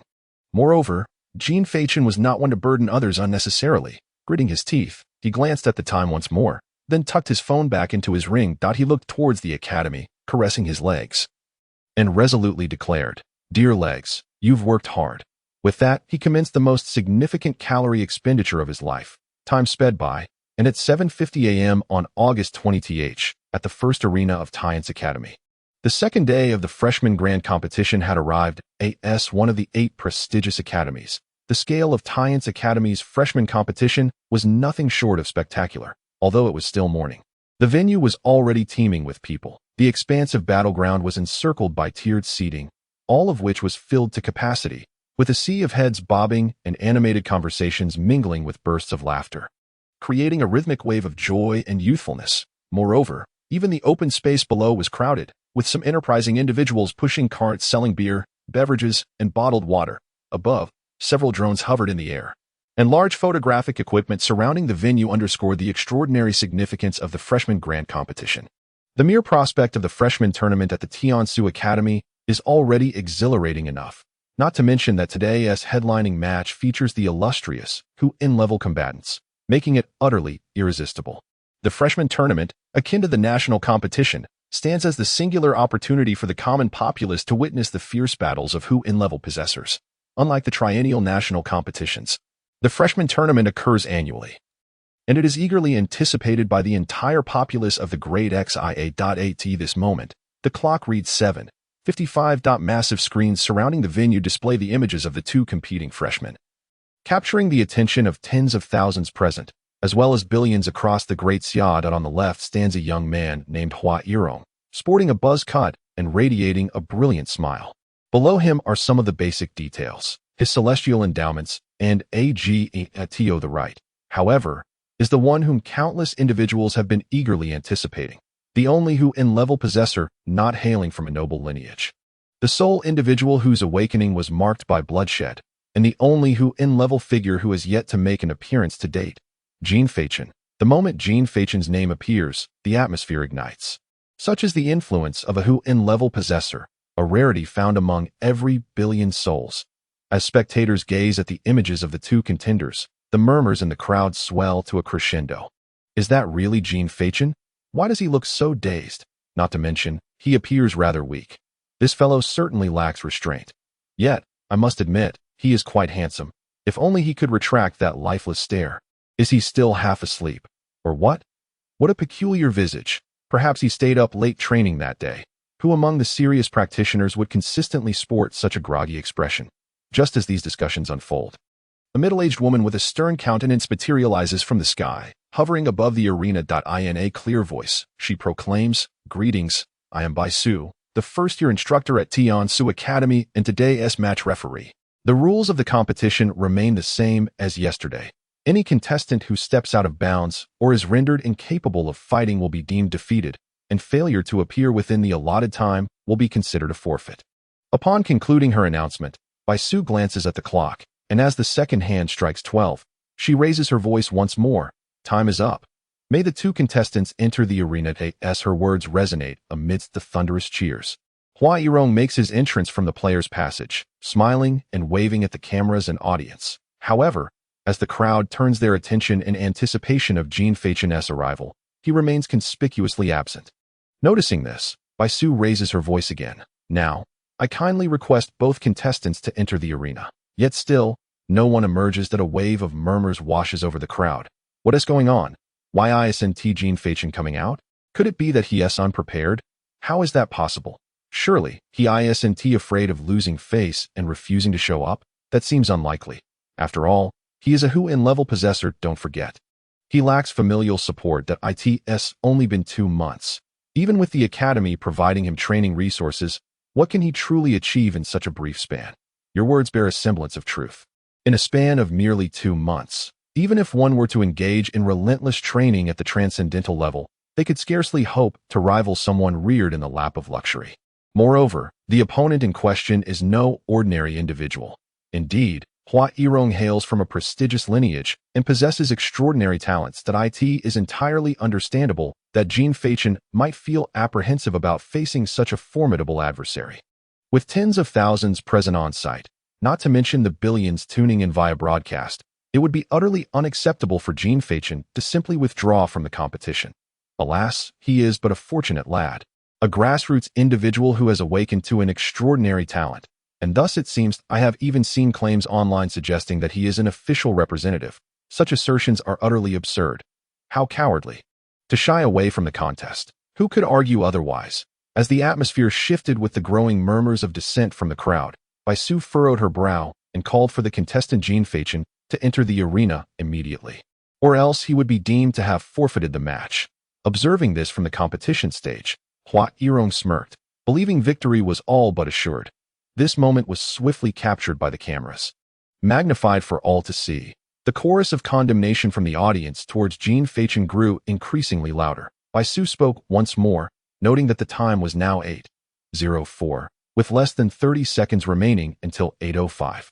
If contestant Jean Fachin did not appear, he would be declared to have forfeited. That a palpable silence fell over the venue. Every gaze fixated on the ticking clock. Time passed inexorably, second by second. As the clock struck 8:05. Baisu let out a quiet sigh and announced, "I declare that contestant Jean Fachin has forfeited." Just then, a resounding voice erupted from the heavens, interrupting Baisu before she could finish her sentence. Chapter 40. Jean Fachin enters. Amidst the myriad gazes, each imbued with distinct emotions, a white meteor streaked through the air, hurtling toward the arena with astonishing speed. "Please run a commercial first," announced it afterward. The unfamiliar voice spoke. The brilliant light crashed onto the arena, stirring a cloud of dust that enveloped half of the venue. As the dust began to settle amid the eager anticipation of the crowd, a figure emerged into view. Wings of spiritual energy, a master of the U-realm. No, wait, that is Jean Fachin. How's this possible? Is he flying in? Look, he has appeared. This fellow has quite a unique appearance. This world truly resembles a colossal makeshift stage. And I have ultimately not escaped this unconventional entrance. Jean Fachin muttered to himself, simultaneously taking advantage of the enormous screen surrounding him to catch a glimpse of his current state. With a handsome visage, a peculiar hairstyle adorned with wildflowers and grass, and clothing caked in dust, he appeared quite the weary traveler. How does this resemble a dog thief? His lips twitched slightly, yet Jean Fachin disregarded his appearance and directly raised his head to address Baisu, proclaiming, "Jean Fachin is ready. The match may commence." Baisu, momentarily taken aback, sensed Jean Fachin's cultivation level and her expression changed drastically. Realizing the gravity of the moment, she cleared her throat and stated, "Jean Fachin has entered the arena before forfeiting. The duel shall continue." Having spoken, she levitated gracefully, solemnly announcing, "The participants are now in position. The duel commences." As her words echoed, a 10-centimeter layer of translucent blue net abruptly rose at the edge of the vast arena. At that moment, the atmosphere was electrified with thunderous cheers from the audience. All cameras whirred to life, magnifying every detail of the stage. Click. Under the watchful gaze of the crowd, Jean Fachin chose not to attack or speak. Instead, he opted to satiate his hunger. He devoured juicy green apples, one after another, with great relish. Meanwhile, across from him, Hua Yirong summoned his extraordinary artifact, the thunder drums, as soon as Baisu's voice faded, cautiously encircling the arena. The mastery of the life realm at the 8th transformation was evident. One individual was earnestly enjoying apples, while the other intently observed his counterpart's indulgence. As Jean Fachin finished his third apple, the previously tense Hua Yirong could no longer restrain himself. Frowning, he remarked, "Jean Fachin, do you plan to fill your belly before conceding? There are billions watching our battle. A well-fed man knows not the hunger of the starving. Silence yourself. I have run all night and am utterly exhausted."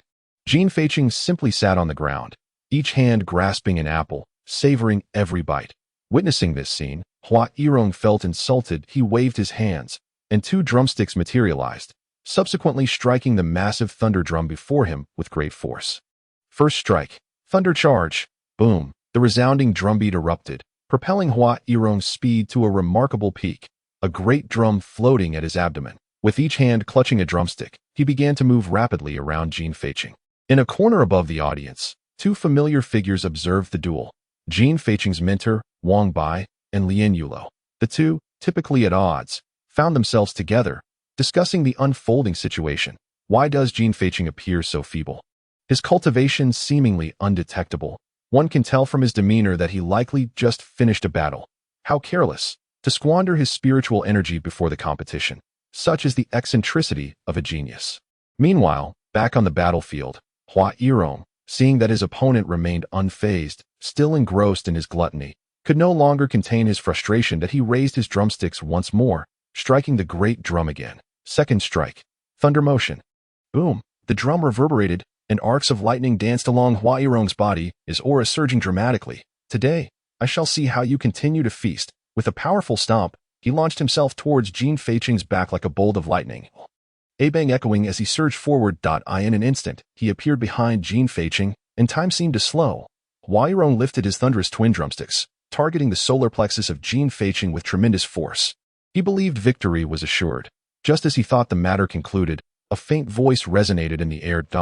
After consuming such a plethora of fruits, I have finally regained a modicum of spiritual energy. The dual hammers were but a hair's breadth from Jean Faichen's temple. In that fleeting moment, a sea of blossoms emerged, quietly flowing against the current. Bang! The hammers struck empty air, colliding with one another, unleashing a formidable burst of energy that radiated outward, only to vanish. Hua Yirong gasped internally, and at that very instant, a shadow materialized silently in the air behind him.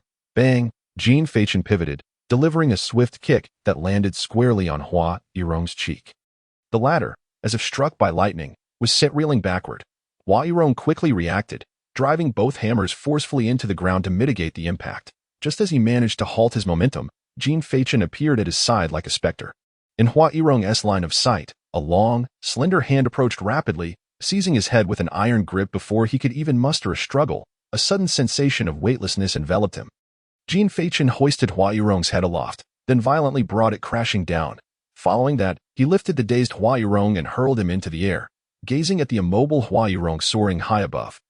Jean Faichen extended his fingers, conjuring a card that materialized from thin air, followed by a flash of radiant light. The final drop, no more to be had.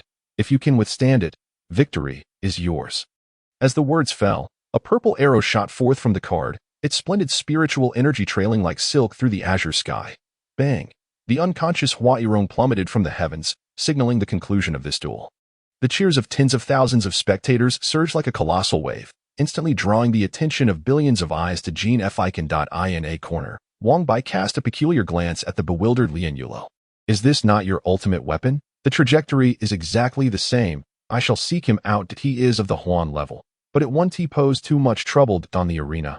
A weary Jean Faichen basked in the audience's adulation, a smile gracing his lips beneath the wildflowers atop his head. The long-lost sound of cheers, though regrettably, this battle proved rather mundane. Chapter 41. The Secret Realm of the Suspended Temple. Following the conclusion of the match, Baisu announced Jean Faichen's successful advancement. Exhausted, Jean Faichen swiftly departed the scene via the contestants' passage. Upon returning home, he collapsed onto the soft bed, succumbing to slumber in an instant. Beside the bed, a vast expanse of black mist suddenly surged forth upon the vacant floor. The ethereal figure of Yumingyi materialized in the air, vanishing again after confirming Jean Faichen was sound asleep. In the courtyard outside, sunlight poured down as Yumingyi leaned against a black Land Rover. Dialing a phone. Beep, beep. After 2 seconds, the call connected, and an elderly voice resonated through. How curious. I never thought you would deign to use a phone. I assumed you would simply come if you had matters to discuss. Yumingyi's expression remained unperturbed as he coldly replied. The main star is resting, so I naturally must remain by his side to guard him. You truly have a passion for your craft. Addressing me with such familiarity, even more so than I myself, the old man chuckled heartily before continuing. Now, do tell me, what is the purpose of your call? I require the item known as Wushan, replied Yumingyi without hesitation. There was a momentary pause on the other end, and then the old man inquired, are you referring to the mid-level Earth-grade martial art Wushan?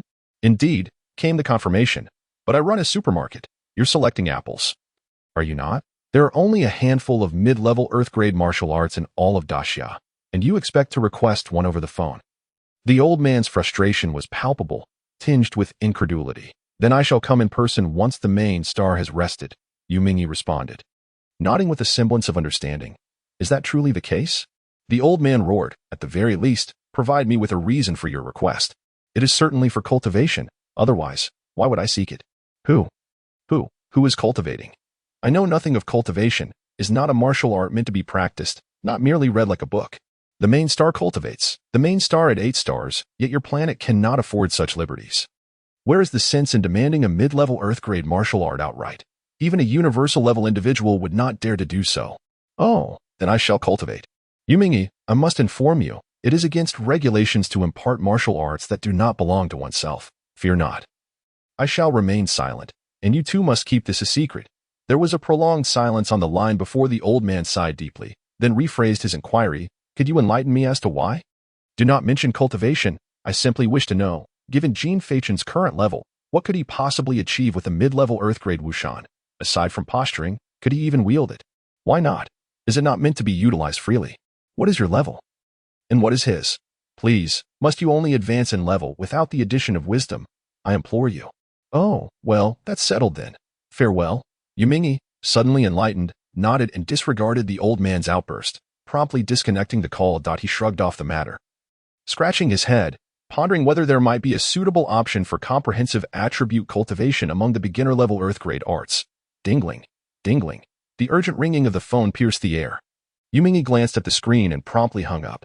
Dingling, dingling. The caller remained the old man, and with a resigned sigh, Yuming answered. You seem quite idle. I am rather busy. You fool. I demand to know why you are seeking advanced martial arts for Jean Fachin. Answer me. This is an order. The old man spoke rapidly, fearing the call would be terminated before he finished, particularly emphasizing the last 4 words. For cultivation, what else could one possibly do? Are you losing your wits? Not to comprehend this. Yuming frowned, responding innocently, Damn. Suddenly, a loud thud resonated from the old man's end, followed by his labored breathing. After regulating his breathing, the elder articulated each word with deliberate precision. I ask. Jean Fachin, why, in the presence of an offensive capability, do you still aspire to cultivate a higher-level offensive extreme martial art? Can you comprehend? Yuming, scratching his head, wished for him to develop an attack style uniquely his own. After all, others' techniques would eternally remain theirs, preventing the creation of pinnacle mastery. Though he was adept, and it was convenient, it lacked essence. Did he not grasp this? Truly, you are aging. Indeed, I am aging. Then be cautious and do not perish. I would rather not have to divert my attention to check on you, as I am quite occupied. Rest assured, I won't burden you. I shall find a place to quietly pass away. That is unacceptable that if you were to die in secret, it would cause trouble for others. Can you not be more considerate at your age? The elder chuckled heartily, recalling how someone once advised him to refrain from calling Yuming. He had always been puzzled, but now it dawned on him. You truly only heed the words, not the tone. How can you not discern between good and bad conversations? Your thought process is such that you only grasp meaning through face-to-face interaction. Reading expressions. In that sense, you are rarer than 10 transcendental beings. Thank you for the compliment. Well, you may as well express your gratitude. The call was abruptly terminated, leaving Yuming in a haze as he gazed at his phone. Muttering, engaging in conversation with you is exhausting. You always speak of trivialities. Ding dong. At that moment, a text message arrived that IT contained not a single word, but rather a series of special symbols arranged in a cryptic manner. For an ordinary person, it would undoubtedly be baffling. Yet after years at the Prime Minister's office, Yuming instantly deciphered the encrypted message. Things cannot always be given freely. How else would one cultivate resilience? Go here and see if anything suitable exists. The newly discovered secret realm has just been opened to the first batch, with plenty of treasures. The strength limitation is set at realm, perfectly suited for Jean Fachin. Time and location. August 23, Sanjin, Hengqing, Xiankong Temple Secret Realm. Having interpreted the information, Yuming nodded appreciatively, murmuring to himself, though aged, he remains immensely useful. With that, he settled in the shade by the door, leaning against the wall, retrieving a novel from his ring and immersing himself in it as he awaited Jean Fachin's awakening. Time flew by, and soon it was evening. Jean Fachin slowly rose from his bed, glanced at the dim sky outside, and made his way to the bathroom. What level of cultivation allows one not to be roused by the need to relieve oneself? With a mix of resentment, Jean Fachin relieved himself, and his drowsiness was washed away. In the dimly lit room, he refrained from turning on the lights, striding directly to the refrigerator to take out a bottle of green apple juice, and began to drink heartily right where he stood. In an environment so silent that even a pin drop would echo, Yuming's voice suddenly pierced the stillness behind Jean Fachin. You are awake. Chapter 42. The great chaos visibly startled. Jean Fachin's body shivered momentarily. Casting a resentful glance over his shoulder, he forced a smile as he replied, Fortunately, I was the first to use the restroom. Otherwise, you would have had to assist me. I in the shrouded darkness, a pair of eyes glimmered with light. Yuming, having set aside her novel, spoke. The day after tomorrow, on the 23rd, a newly discovered secret realm lies within Sanjin Hengqing. That IT presents an opportunity for you to acquire a suitable extreme weapon for your attacks. Although you possess various methods of offense, none have yet reached a level of consummate skill. You must cultivate your own unique approach. The day after tomorrow, indeed, Jean Fachin mused, sipping his juice while leaning against the refrigerator. Lost in contemplation. Will you accompany me, or shall I venture forth alone? You shall go alone. My role is solely to ensure your safety, she replied. Jean Fachin nodded and stated, I will set off early on the 22nd. Driving without any speed limits. My average speed is approximately 620 kilometers per hour. so I shall arrive by the evening of the 23rd. The thought of such an exhausting journey without rest weighed heavily on him. Yet there was no alternative. The vastness of this world's terrain was daunting. Fortunately, the vehicle's performance was commendable.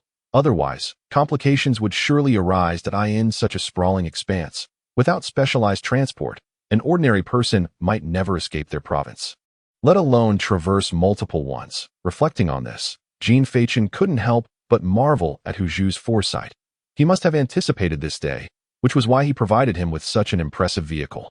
One suited for long-distance travel with exceptional comfort.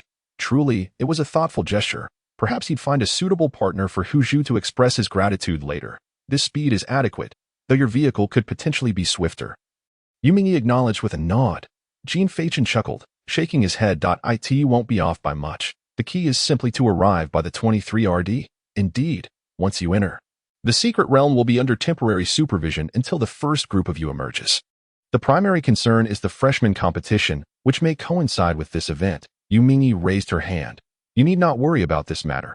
I have already discussed it with your vice principal. He also wishes to adjust the mechanisms of the freshman competition. After our deliberations, we have decided to condense the battles scheduled for tomorrow into a single day, allowing you to depart directly on the following morning. So I've become the very embodiment of the connections I loathe. Jean Fachin sighed, rubbing his temples. But how will tomorrow's matches be arranged? The list still contains nearly 200 participants, even with a tight schedule. It seems impossible to conclude in a single day that we shall engage in simultaneous battles. Yu Mingyi suggested. Simultaneous battles? How can that be? A sudden realization struck Jean Fachin, accompanied by an ominous premonition. Wait, are you implying a free-for-all? With you included, there are a total of 191 freshmen, essentially a chaotic melee. Yet, rather than a true free-for-all, it would be more accurate to say that you would be pitted against 190 others, with all eyes fixated upon you. After all, you are of the Huan level. Should anyone defeat you, they would gain instant notoriety. Leaning back in her chair, Yu Mingyi spoke casually. All those freshmen are at the Ming realm. If you adeptly harness your spiritual power, victory is not entirely out of reach. Jean Fachin blinked in bewilderment. Hold on. What do you mean by that? I find it rather amusing that I am to confront 190 opponents. Is this a sign of overestimation of my abilities or a flagrant disregard for the worth of those individuals? Among that 100-odd people, each one is, without a doubt, a rare gem, an exceptional possessor of special talents. To engage with a mere dozen would suffice. Yet 100? Each one could drown me with but a single spit. Jean Fachin stood in disbelief, perceiving this as nothing short of a jest. Surely, this is no laughing matter. He is at the Zhan realm, not the D realm. It is not as daunting as it sounds. Of those 190, perhaps only 70 or 80 are truly worthy of your attention. Many hail from humble beginnings, lacking familial support, having merely trained for 2 months, and are now at around the 5th transition of the Ming realm. They would falter under a single round in your presence. Thus, while it is stated as 190, realistically, it amounts to around 90. Moreover, this is a chaotic melee, not a duel solely against you. In the initial stages, one should strive to avoid futile confrontations, conserving one's spiritual energy for the battles that lie ahead. Jean Fachin shook his head, clicking his tongue as he remarked, Goodness, you have quite the clever approach. Yet, I am merely at the 5th transition of the Zhan realm. Do you truly believe I can evade such a situation? I shall undoubtedly be the target of everyone's disdain. The rest is manageable, but the crux lies in my limited spiritual energy. I must use it sparingly. Fear not. I have faith in you, Yu Mingyi said as she patted Jean Fachin on the shoulder. This is a situation we cannot avoid. The newly discovered secret realm is of paramount importance. Should we forego this opportunity, it would lead to irreparable regret. The upcoming grand tournament of newcomers is similarly significant. This is your first chance to make a name for yourself, and the rewards are exceedingly generous. You cannot afford to forsake either. I understand, Jean Fachin replied, sipping his soda while gazing at the moonlit scenery outside. Sighing as he murmured, It seems the opportunity has chosen me. In that case, I must give it my all. Your willingness to embrace this is commendable. With that, I shall take my leave. You should rest. Tomorrow, we must engage in fierce combat. With that, Yu Mingyi vanished from the room. Jean Fachin had grown accustomed to her fleeting presence, wordlessly approaching the window. The moonlight cascaded down, and as he leaned against the frame, arms crossed, he continued to sip on his soda, observing the shadow beneath him. A bitter smile crept upon his lips. A grand melee, indeed a bold decision. The thought of facing 190-foot special talent bearers in pursuit of him was somewhat exhausting. There is a saying, better to deceive an old man than to belittle a young man's poverty. This battle would see me standing as the lead against a cast of 190 prodigies. All of them renowned special talents. How could they accept such a role? Tomorrow promises to be a grueling fight. Jean Fachin returned to his room, leaving behind an empty soda can reflecting the elongated shadows cast by the moonlight. The following day, on the morning of the 21st, at the first arena of Tiansu Academy, the venue was already teeming with spectators. Clad in white, Jean Fachin stood at the center of the arena, silently flipping through his cards. In the audience, many were puzzled, whispering among themselves, "Isn't that Jean Fachin? This isn't even his match in the first round. Why is he up there? I am uncertain. I have not heard of any changes to the competition format. Could it be that this gentleman arrived early out of fear of being late, just as he nearly was yesterday? His match is scheduled for the afternoon, yet he has arrived a full morning in advance." The clamor of the crowd incessantly swells, and as 10 minutes pass, the number of attendees continues to grow. The vast arena, aside from the central combat stage, is overflowing with spectators, a throng of bodies jostling against one another. A sea of dark figures stretching as far as the eye can see, seemingly without end, as a cacophony of various sounds amalgamates, nearly reaching the heavens. Amidst the fervent discussions of the crowd, the figure of Baisu emerges above the arena. Esteemed students, silence. Chapter 43. Seize the infinite, claim the lead. The battle commences. Baisu hovers in the air, her hands clasped behind her, her voice resounding powerfully. Today, the mechanism of the new students' competition will undergo a transformation. Everyone below, momentarily taken aback, turns their gaze towards Baisu, awaiting her subsequent words. In the midst of countless eager eyes, Baisu continues, by unanimous decision of the academy. In order to cultivate the new students' reflexes, mental fortitude, teamwork, and adaptability to the ever-changing circumstances of the battlefield, we shall shift from the traditional turn-based duels to a free-for-all melee involving 100 participants. At this pronouncement, the arena erupts into a frenzy. For as spectators, the allure of such a melee far surpasses that of the turn-based format. Now, all new students enter. Those who received notice a day prior have already gathered at the venue. In the instant Baisu's words resonate, dozens have ascended the combat stage. Amidst thunderous cheers, within less than a minute, all 191 new students have assembled, not a single one missing. The change in the new students' competition mechanism at Tiansu Academy has swiftly rippled across the globe. As the foremost among the 8 academies, every move they make draws the world's attention, and the alteration of a rule that has persisted for centuries naturally piques the curiosity of all. Simultaneously, there is immense anticipation regarding the performance of the Huan-level participants in this chaotic melee. Unbeknownst to Fei Chun, at this very moment, the other 7 Huan-level competitors from the Daxia, along with prodigies from around the globe and other nations' Huan levels, are closely observing his every action. On sight, Baisu begins to announce the rules of this melee, her voice overpowering all the cheers.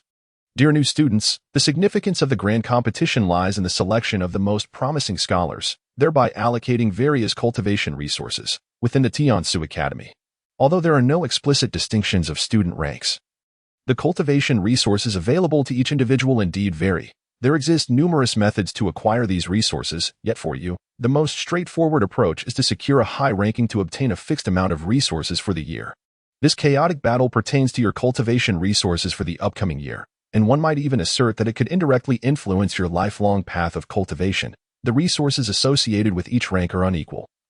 The higher you ascend, the more your resources will change. Thus, this is a battle that concerns your future. Strive to persevere, endeavor to stand firm until the end, and do your utmost to seize the first place.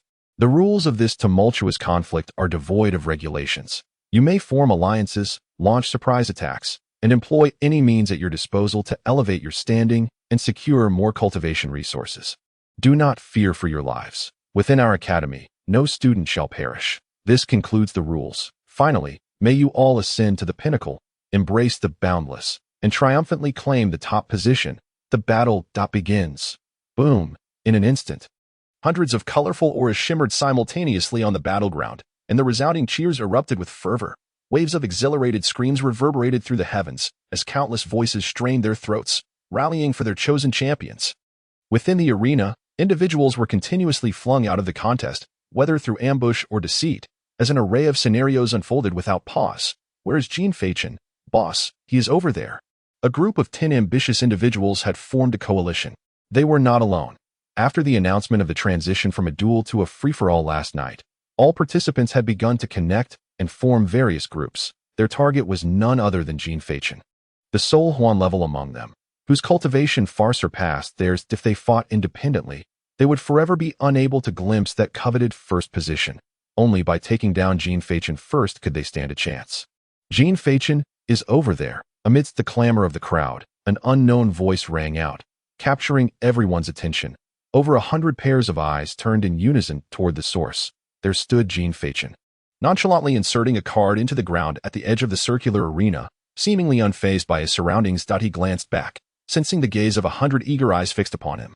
"Hey, if you keep staring, I might just get shy," Jean Fachin remarked in a calm tone. The next moment, "Brothers, charge, eliminate Jean Fachin." Over 100 feet lifted simultaneously, surging toward Jean Fachin like a colossal tsunami. Leading the charge were Li Bubo, Zhang Buying, and Wang Bo, all prodigies who had emerged from the masses, each hailing from prestigious families with their cultivation reaching the 9th transition of the Ming realm. With them at the forefront, the collective surged forth like a trident. Jean Fachin stood his ground, observing the oncoming throng of hundreds, and calmly exhaled. Then, amidst the gaze of countless onlookers, Jean Fachin surged forth like a comet skimming the ground. Racing across the earth with breathtaking speed, aimed directly at the very heart of the trident, bursting forth with an explosive force. Bang! In the blink of an eye, Jean Fachin had instantaneously reached the front of Li Bubao. What? So fast? In that moment, time seemed to slow down. Jean Fachin's slender fingers gripped Li Bubao's neck tightly, and then he thrust Li Bubao forward, forcefully carving a path through the throng.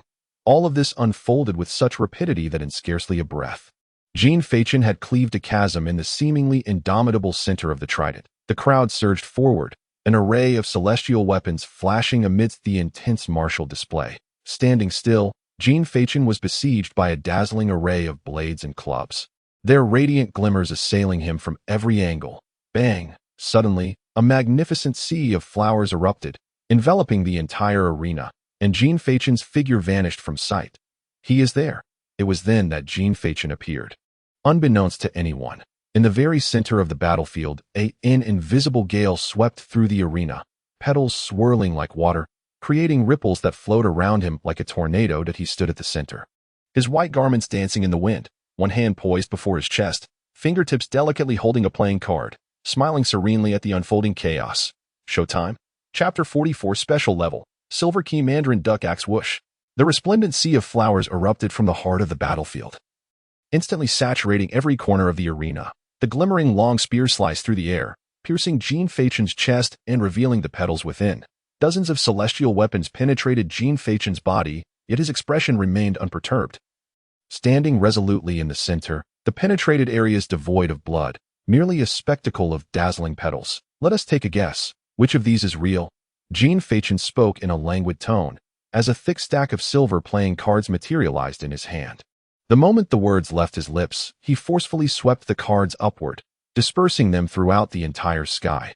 Instantly, all eyes were drawn to him, and in that fleeting moment, Jean Fachin transformed into swirling petals. Vanishing from his original spot, the sea of flowers, along with the playing cards, whirled through the air, exuding an aura of intimidation, plunging everyone into a tense atmosphere, fearful of being the first to be eliminated. "Be careful, his cards can unleash extreme martial power. Jean Fachin is here." "No, he is here. It is here." Jean Fachin appeared like a ghost among the flowers, manifesting at any moment in any location. Li Bubao gripped his 3-foot green blade tightly, maintaining a defensive stance, his gaze fixed intently on the flowing sea of blossoms before him. The others, witnessing this, formed a protective circle, standing back to back, cautiously guarding against the imminent threat. In the fleeting moments, within the gaze of one individual, a figure suddenly emerged amidst the petals before him. Jean Fachin materialized in front of him, only to dissolve into a flurry of petals, weaving through the gaps in the crowd, ultimately appearing before an unsuspecting individual at the back. "He is right here with me." Jean Fachin leisurely raised a finger, then gently traced an arc in the air. One must not be careless during battle. Now, as the words fell, a sharp gust of wind suddenly erupted above the person's head, piercing through his chest in an instant. Point one down. After dealing with one, Jean Feichen's figure once again melded into the swirling sea of flowers, disappearing from sight. Clang, clash. Dazzling sparks flickered incessantly in the heart of the battlefield. 10 minutes had passed, and Jean Feichen had already eliminated the majority of his opponents, leaving only about 90 individuals on the field. Within this brief span, they quickly became familiar with Jean Feichen's attack patterns, gradually regaining some control. While preoccupied with the ongoing skirmish, Jean Feichen continuously analyzed the situation in his mind. Ultimately, the disparity in numbers was too great. This could not continue, or else his spiritual energy would soon be depleted. He swiftly locked on to Li Bubo, Zhang Bing, and Wang Buer, the three strongest individuals who had been leading the new recruits in combat. If he could eliminate these three, the group would inevitably fall apart. The only method to achieve their downfall was through deception. Having made his decision, Jean Feichen rapidly adjusted his position, leveraging the recoil of an attack from the person before him to surge towards the nearest target. Li Bubo. In the distance, Zhang Bing instantly sensed his intent and shouted at the top of his lungs, "Bubo, be careful. Jean Feichen is coming for you. How many times must I say it? Next time. Just call me by my full name." Li Bubo, gripping the special grade heavenly artifact bone blade, swiftly readied his defense. However, as he turned around, Jean Feichen's profound black eyes were already mere inches away. Now, upon hearing this command, Li Bubo hastily raised his sword overhead to block. Yet, the anticipated attack did not materialize. Nothing happened. Damn it. A faint bang. The heavenly edict staff struck solidly against Li Bubo's chest, propelling him backward uncontrollably. "Bian, come help me. Call my full name."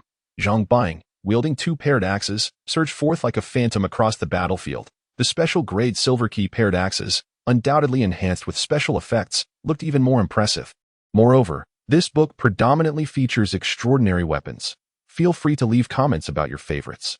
Observing this, Jean Feichen waved his arm, causing the surrounding sea of flowers interspersed with playing cards to surge forth like a flowing river towards Zhang Bing. Unfazed, Zhang Bing swiftly swung his paired axes, the steel-like cards clashing continuously against the axes, producing piercing sounds that as he pushed forward, his speed intensified, his hands becoming mere blurs, dancing incessantly before him. In a fleeting moment, a card grazed Zhang Bing's cheek, glowing as their paths crossed. "Watch out for the ghost card." Now, in the blink of an eye, Zhang Bing's astonishing reflexes activated his arm, poised perilously close to his temple in a moment of crisis. Bang!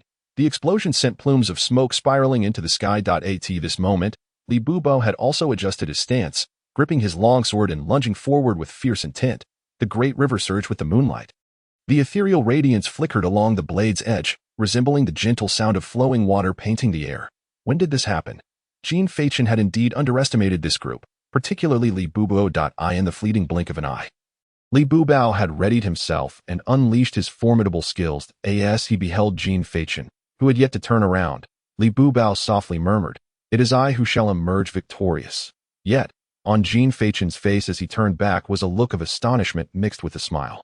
In the next instant, when the sword's edge was but a hair's breadth from Jean Feichen, a surge of white-woven flames erupted from behind him, flames soaring and extending outward. In the bewildered gaze of the onlookers, Jean Feichen transformed into a streak of light, soaring into the heavens. Before anyone could regain their composure, a shower of white playing cards descended from above, the cards as sharp as black iron. The crowd hastily raised their hands to defend themselves, and during this commotion, no one noticed that Jean Feichen had vanished like a petal in the wind. He reappeared behind Li Bubo, lifting the Heaven's Edict staff, with strands of lightning entwining around him. Just as he prepared to deliver a fatal blow to Li Bubo, a sharp arrow whizzed through the air. Whoosh! Jean Feichen reacted swiftly, tilting his head to evade it. The shimmering arrow grazing past his ear, the rush of wind causing a stinging pain to his flesh. Wang Buer. Jean Feichen's gaze shifted to a distant figure, Wang Buer, who stood there, poised with a pitch-black crossbow aimed directly at him. Special grade, ink torch crossbow. This arrow also served as a timely warning for Li Bubo.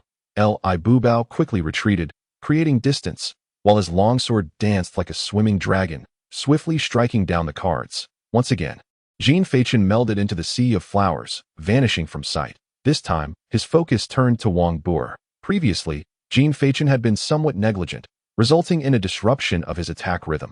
He should have prioritized eliminating the long-range threat posed by Wang Buer rather than targeting the nearest Li Bubo. As the saying goes, in team battles, one should first eliminate the carry. However, Wang Buer's reactions were exceedingly sharp, always positioning himself in the most inconspicuous yet lethal spots. It was evident that no one admitted to Tiansu Academy was to be taken lightly. Jin Feichen suddenly appeared behind Wang Buer, and the lightning crackling around him indicated that he had ceased to conserve his spiritual energy, entering his peak state. In that moment, both his speed and strength surged dramatically. Dozens of cards were flung forth, encircling Wang Buer. Commence. Chapter 45. The Magician Beneath the Sea of Flowers. Bang! Dazzling sparks erupted, thick black mist billowing upwards. Surely, this should have resolved matters. Jin Feichen stood a short distance from the explosion, petals swirling around him, when suddenly, his gaze sharpened. No, something was amiss. It had been obstructed. As the smoke dissipated, a continuously flowing sphere of water was revealed at the center of the arena. In the realm of water polo. Wang Buer bent slightly at the waist, one hand gripping a crossbow while the other rested on his wrist, breathless as he gazed at Jin Feichen. Water heart flowing flow, with a low-level profound martial skill. Jin Feichen began to dissolve into petals from his feet, and in a leisurely manner, he spoke. Truly impressive. The main character, such reflexes, able to unleash profound martial skills within mere milliseconds. As his words faded, his forehead too transformed into petals, drifting across the battlefield. Wang Buer retracted his water heart, brushed the dust from his sleeves, and remarked, "You're not too shabby yourself," managing to close the distance in such a short span of time. Before Wang Buer could finish his statement, a chilling sensation unexpectedly pressed against his temple, halting his speech and causing his pupils to constrict sharply. Meanwhile, from a distance, Li Bubo shouted a warning. Wang Buer. Alas, it was too late. The arm that had been holding the ink candle crossbow appeared beside him silently, and as the petals converged, the smiling visage of Jin Feichen emerged behind Wang Buer. "My friend, care to guess which of me is the real one? The one just now or the one before you?" Wang Buer's pupils trembled, and with a sigh of realization, he conceded, "I forfeit." A profound silence enveloped the scene as Wang Buer descended from the dueling platform amidst the bewildered gazes of the onlookers. Bang! A card exploded, and yet another ink candle crossbow materialized in Jin Feichen's grasp. He stood tall at the center of the dueling platform, drawing the dual crossbows apart with a mysterious smile, and proclaimed, "Now, no one is allowed to move." The expressions of the others shifted, uncertainty clouding their faces as they prepared defensively. Li Bubo, brow furrowed, was equally perplexed by Jin Feichen's intentions. His sword aimed at him as he declared, "Jin Feichen, you expended considerable spiritual energy to eliminate Wang Buer just now. Although you have succeeded, your stamina and spirit have been largely depleted. Those who commit wrongful acts shall meet their demise. You are now at your wit's end. Could you kindly take a step back?" Jin Feichen disregarded Li Bubo's words and issued an enigmatic request. The latter blinked, and without a second thought, stepped back. Very well. Under the watchful eyes of all, Jin Feichen tossed the crossbow into the air, his slender fingers snapping. The mysterious patterns on the back of his hand glowed at that moment. Crack. A crisp sound reverberated. In the next instant, bang, bang, bang, bang, bang, bang. At that moment, all the objects in the arena erupted in chaos, a dazzling array of petals instantaneously blanketing the entire scene, obscuring everyone's vision. It was then that Jin Feichen, bathed in the cascading sea of flowers, suddenly laughed softly and whispered, "Begin." Whoosh! The flower sea behind Li Bubo was torn apart, and an arrow imbued with purple energy shot forth, with no weapon in hand and lacking any means of defense. Li Bubo's shoulder was instantly pierced, yet the arrow did not cease, continuing to penetrate the shoulder of another individual not far behind him. In that instant, it seemed as if everyone's positions had been orchestrated in advance. Fortuitously aligned in a row, each one pierced consecutively by a single arrow. The arrow pierced the final individual in that row, poised to soar beyond the confines of the arena. A flurry of petals surged forth, intermingled with radiant silver cards. Another violet arrow was released, narrowly grazing the tip of the first, simultaneously altering the trajectory of both projectiles. To the spectators, the scene appeared chaotic and disordered, yet each arrow unfailingly struck its intended target. The Mo Nu, initially cast aside by Jin Feichen, descended gently, firmly grasped by him. In that moment, all the petals began to fall, carpeting the battleground in a tapestry of blossoms, signifying the birth of a new beginning amidst the fallen. Once a platform bustling with dozens, it was now reduced to merely 3 standing figures. Jin Fei-Chen stood at the center, arms outstretched, holding 2 crossbows aimed at opposing directions, where the last 2 individuals remained.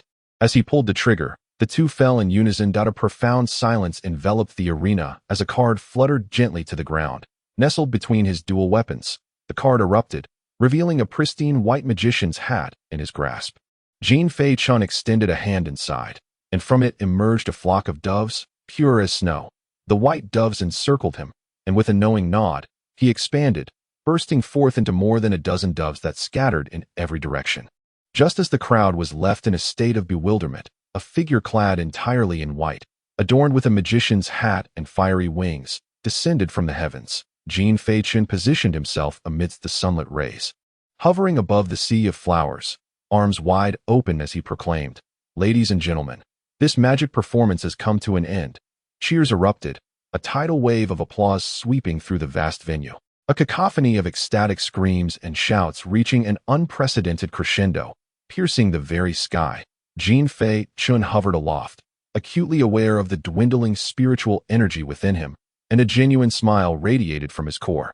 Relishing the exhilarating display of grandeur. Chapter 46. Arrival in Sanjin. Meanwhile, within the Han Tian Academy of the 8 Great Academies, a youth with sharp brows and bright eyes sat poised in an expansive chamber.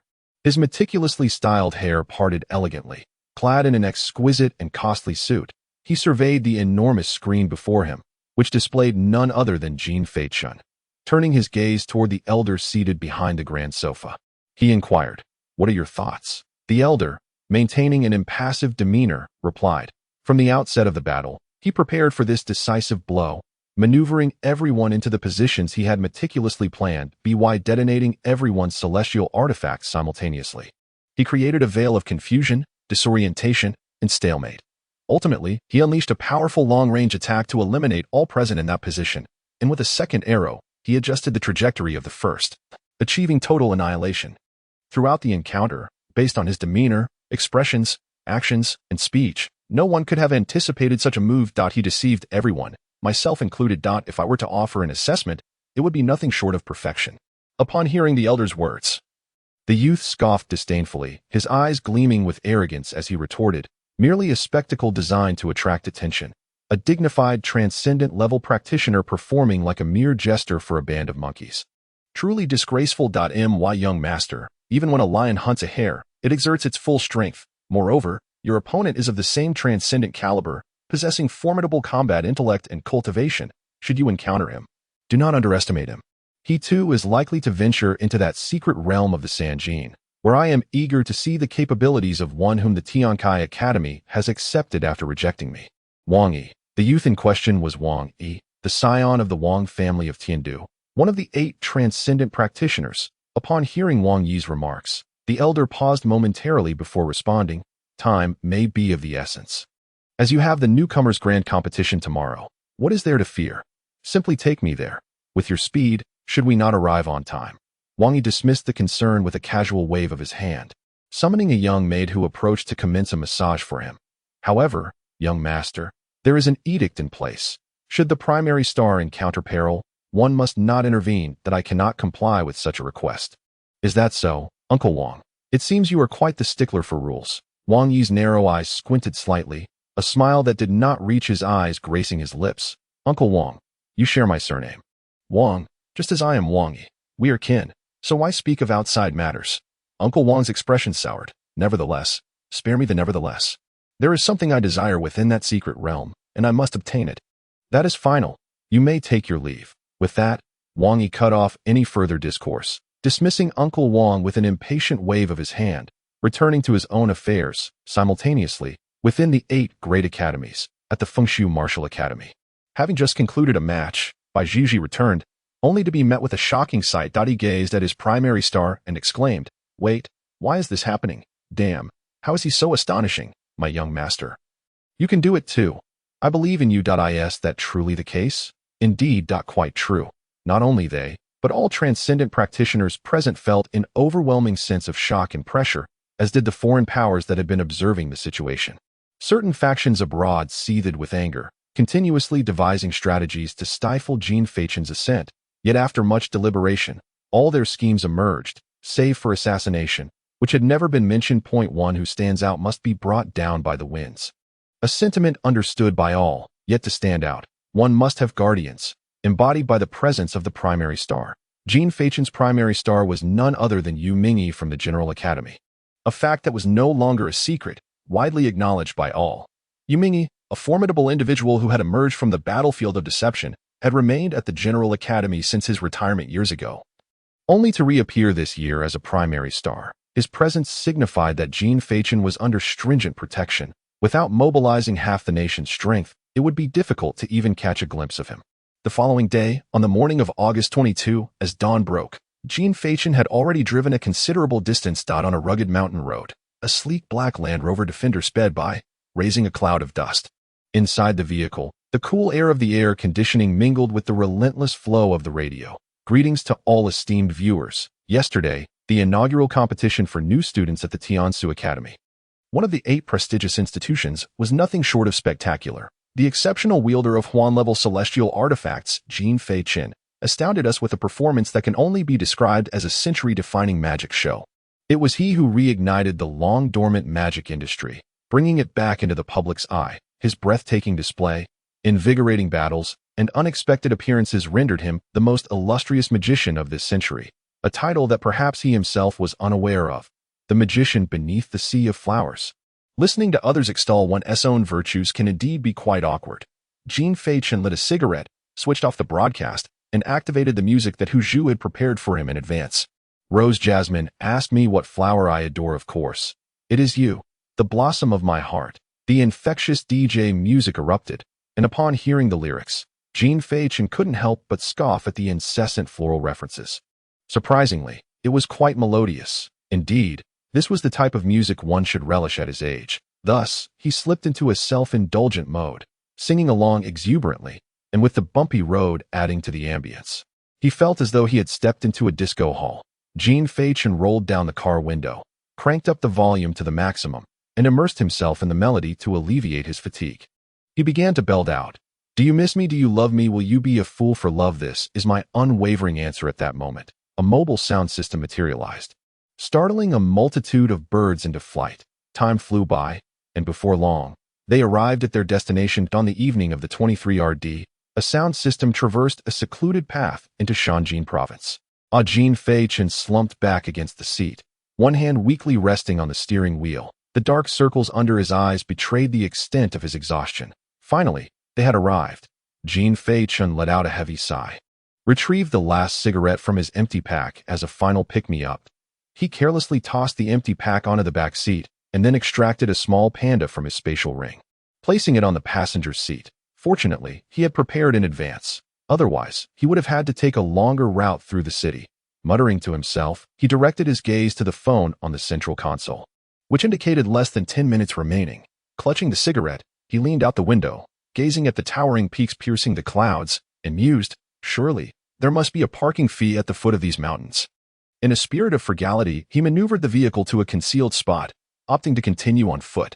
Upon stepping out, Jean Faichen savored a rare breath of fresh air, promptly slapped his cheeks to invigorate himself, and shook his shoulders. With a resounding bang, wings ablaze with white flames materialized. After finishing the last 2 puffs of his cigarette, Jean Faichen shot into the sky with a powerful thrust, soaring swiftly along the steep mountain face. Chapter 47. Another Huan level. At this very moment, atop the mountain, at the entrance to the secret realm of the Hanging Temple, stands an ancient monastery precariously built upon a sheer cliff, soaring a full 3,022 meters above the ground. The ethereal sea of clouds, as delicate as ink, lies just before my eyes. Within the ancient temple, nestled against the mountain's wall, a colossal blue vortex of space gently whirls. This is the entrance to the secret realm.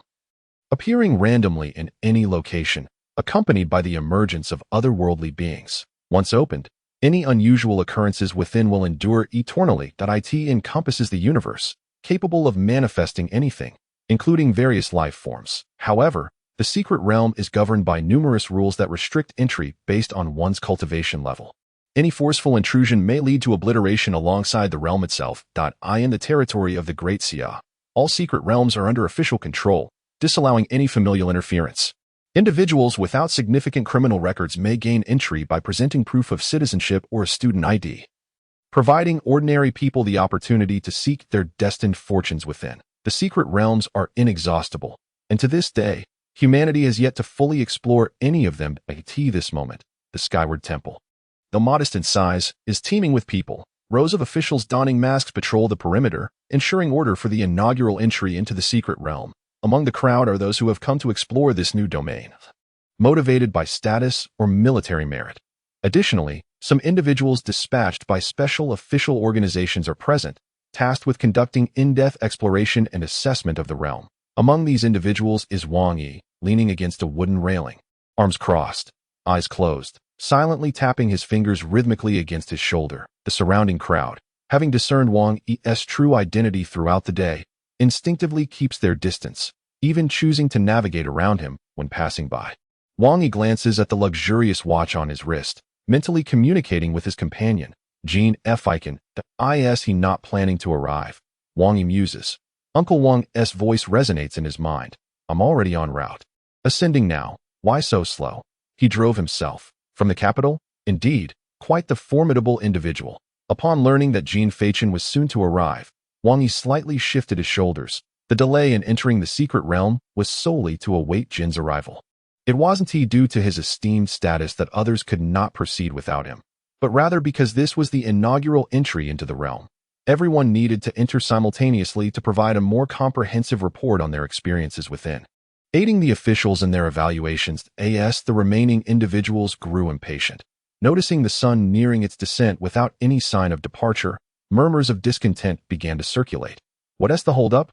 I could have taken a nap by now. Who is this audacious individual? Remarked a man with an extravagant pompadour. Another nearby gestured for him to lower his voice. Washao, let us wait a bit. The person arriving is indeed quite impressive. What do you mean by impressive? Just tell me who it is, Washao insisted, discreetly glancing at Wang Yi before continuing. Making me wait this long. If my father were here, I'd have to have a word with him too. A nearby individual surveyed the surroundings and whispered, the one who performs magic tricks. Are you trying to jest? Just spit it out already. What we await is the magician beneath the sea of flowers. One of the 8 realms, renowned as the foremost of the new generation, the first virtual being of Daxia and the god of sleep, Jin Fei-chun. Indeed, he is not to be trifled with. How else could he possess so many titles?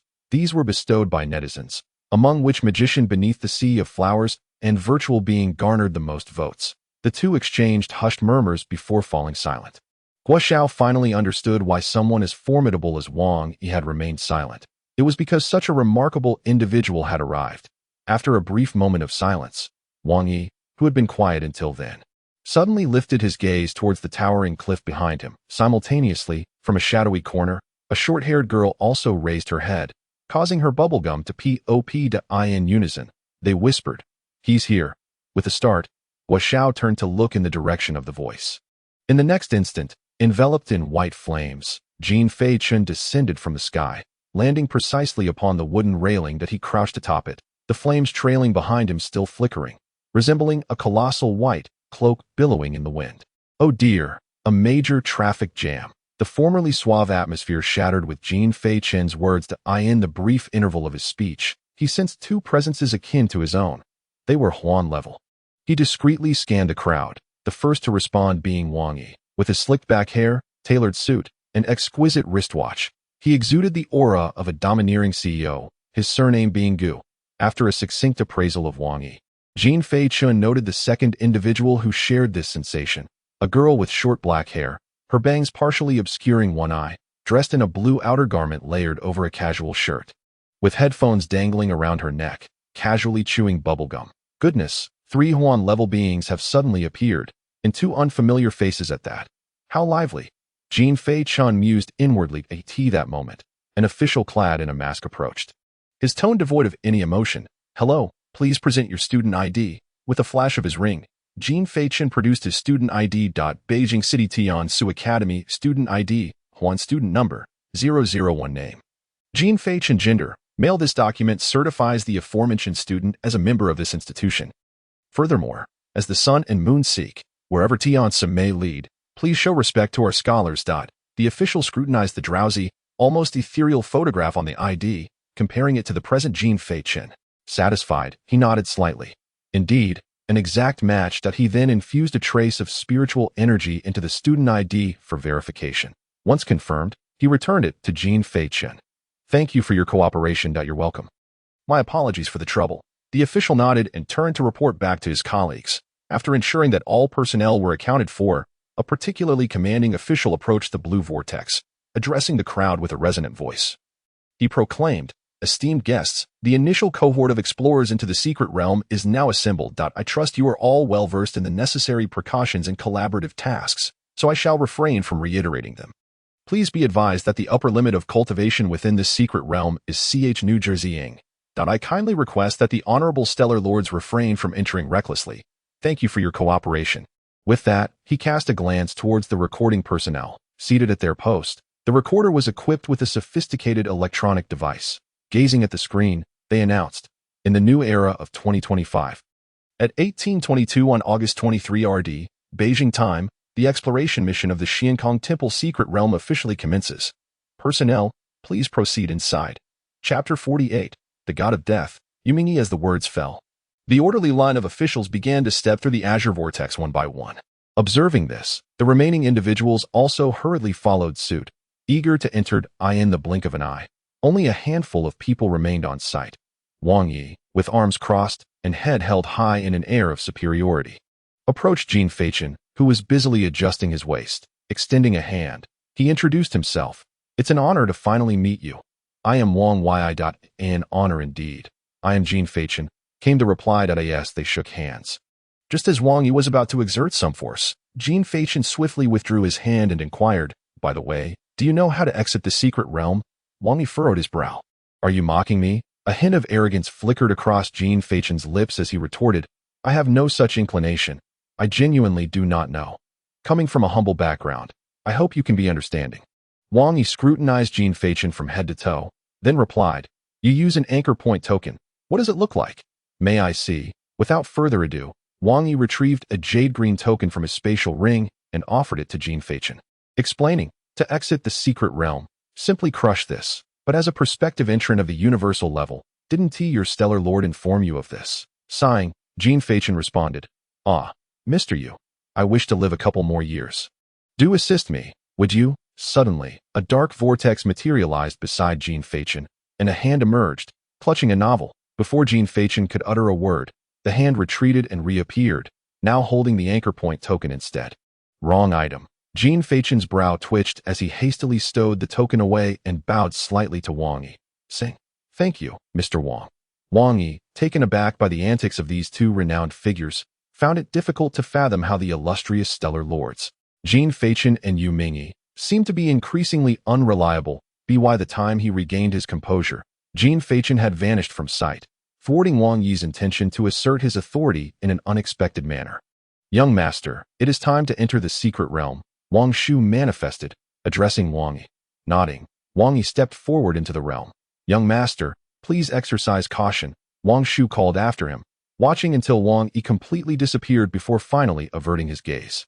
The scene fell into a profound silence, yet the official personnel continued their vigilant patrol, moving about with unwavering diligence, while those tasked with monitoring the equipment remained meticulously focused. The long-lost tranquility enveloped Xiankong Temple, the only sound being the occasional whisper of the wind.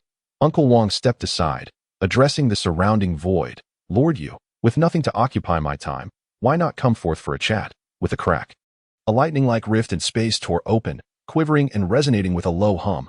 Clad in a black robe and holding a novel, Yu Mingyi emerged from within. He hovered in the void, looking down at Uncle Wang with a frigid demeanor. "Do you have something to discuss?" Uncle Wang's smile faltered, and with a forced chuckle, he replied, "It's just that the children have all entered the secret realm, and I thought to engage you in conversation to pass the time." "Very well, let us converse." Yu Mingyi nodded in consent, then resumed reading his novel, lapsing into silence. "The Tiansu Academy has rejected my young master, allowing Jean Fei-Chen to be admitted instead. This was orchestrated by you, was it not?" Indeed. Upon hearing Yu Mingyi's unhesitating affirmation, Uncle Wang's expression momentarily paused before narrowing his eyes. "Are you aware that prior to this, my young master had already applied for admission to the Tiansu Academy?" Your actions are rather questionable. At these words, Yu Mingyi halted the turning of his pages, lifting his gaze towards Uncle Wang. And then, Uncle Wang chuckled softly, continuing his soliloquy. Your actions have undoubtedly tarnished my young master's reputation. I am asking you. And then, Yu Mingyi coldly interrupted. With a seemingly innocent smile, Uncle Wang replied, I was thinking that in the future, those of the Huan level must stand united in battle. Any conflict should be resolved sooner rather than later. Otherwise, perhaps you could have Jin Feichen apologize to my young master. Such a gesture would simplify their discord. After all, my young master hails from the Wang family, while Jin Feichen stands alone, though of the Huan level. My young master is no less significant.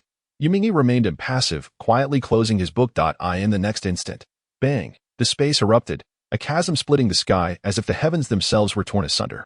The terrifying pressure of the Zun realm descended upon the entire Sanjin region. In an instant, the winds howled, dark clouds loomed over the city, and furious thunder roamed the heavens. Uncle Wang found himself uncontrollably suspended in the air. As numerous minute rifts in space proliferated, exuding sheer terror, that a group of patrolling officials hurried over, and upon witnessing the unfolding chaos, they hastily exclaimed, Lord Yu, your actions will disrupt the balance of the secret realm and could affect Jin Feichen. Upon hearing Jin Feichen's name, Yu Mingyi raised a finger. Lock. With that single word, the space between him and Uncle Wang seemed to be forcibly severed. Witnessing such divine might, Uncle Wang's pupils trembled uncontrollably.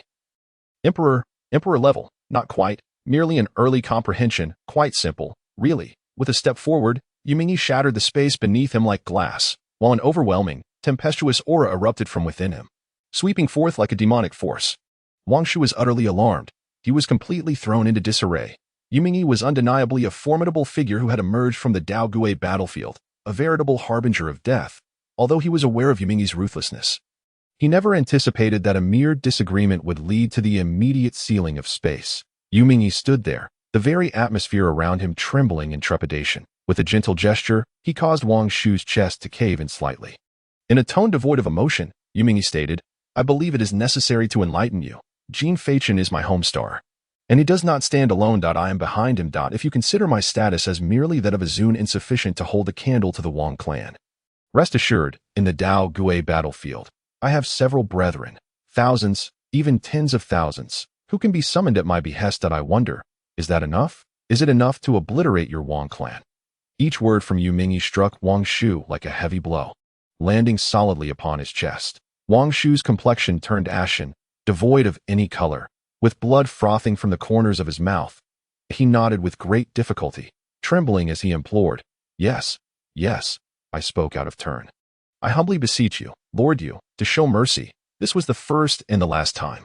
Yu Mingyi's voice was devoid of warmth, chilling enough to pierce through all. Matters concerning children should be handled by the children themselves.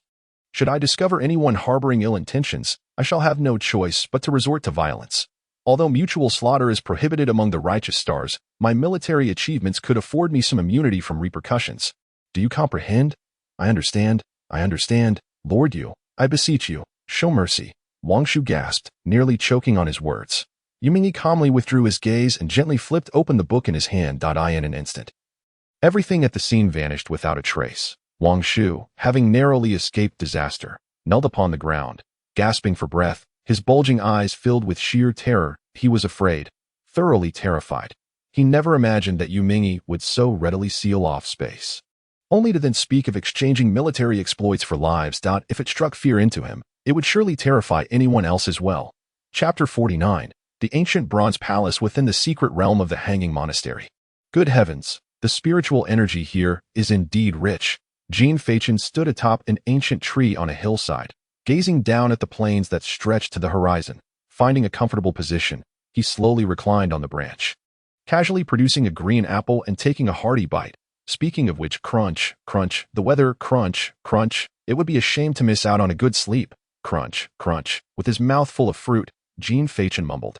The sky was a brilliant azure, the sun radiantly suspended high above. Although the sunlight was intense, the gentle breeze was refreshing, soothing the spirit and lulling him into drowsiness. Buzz! At that moment, a sudden commotion arose beneath the tree. Jin Feichen turned to investigate, only to behold a familiar blue vortex of space materializing abruptly on the ground. Subsequently, An unfamiliar man stepped forth from within. The man scratched his head, surveying his surroundings. Where the hell have I ended up? Am I still in the country, or is this little Switzerland? Oi, buddy. Hey, what the hell? The man was taken aback, abruptly lifting his gaze. Upon discerning the silhouette above, he exclaimed. What the hell, Suzai? Suzai, what on earth? Jean Fachin reclined on a branch, munching on an apple, and remarked, what a coincidence, among so few people, we ended up together. The man hastily clasped his hands in greeting. Xingu, I am Guo Wulong from the Guo family of Longqing Dada, young Master Guo. It is a pleasure to make your acquaintance, Jean Fachin replied, jumping down and returning the gesture. Just call me Xiao Guo. No need to put me on a pedestal. Young Master Guo chuckled bashfully, then pointed to a pile of apple cores beneath the tree, tentatively inquiring, Xingu, why aren't you hurrying to find treasures in the secret realm? What are you doing? Jean Fachin followed his gaze, then laughed heartily. Isn't it merely replenishing my energy before resuming the treasure hunt?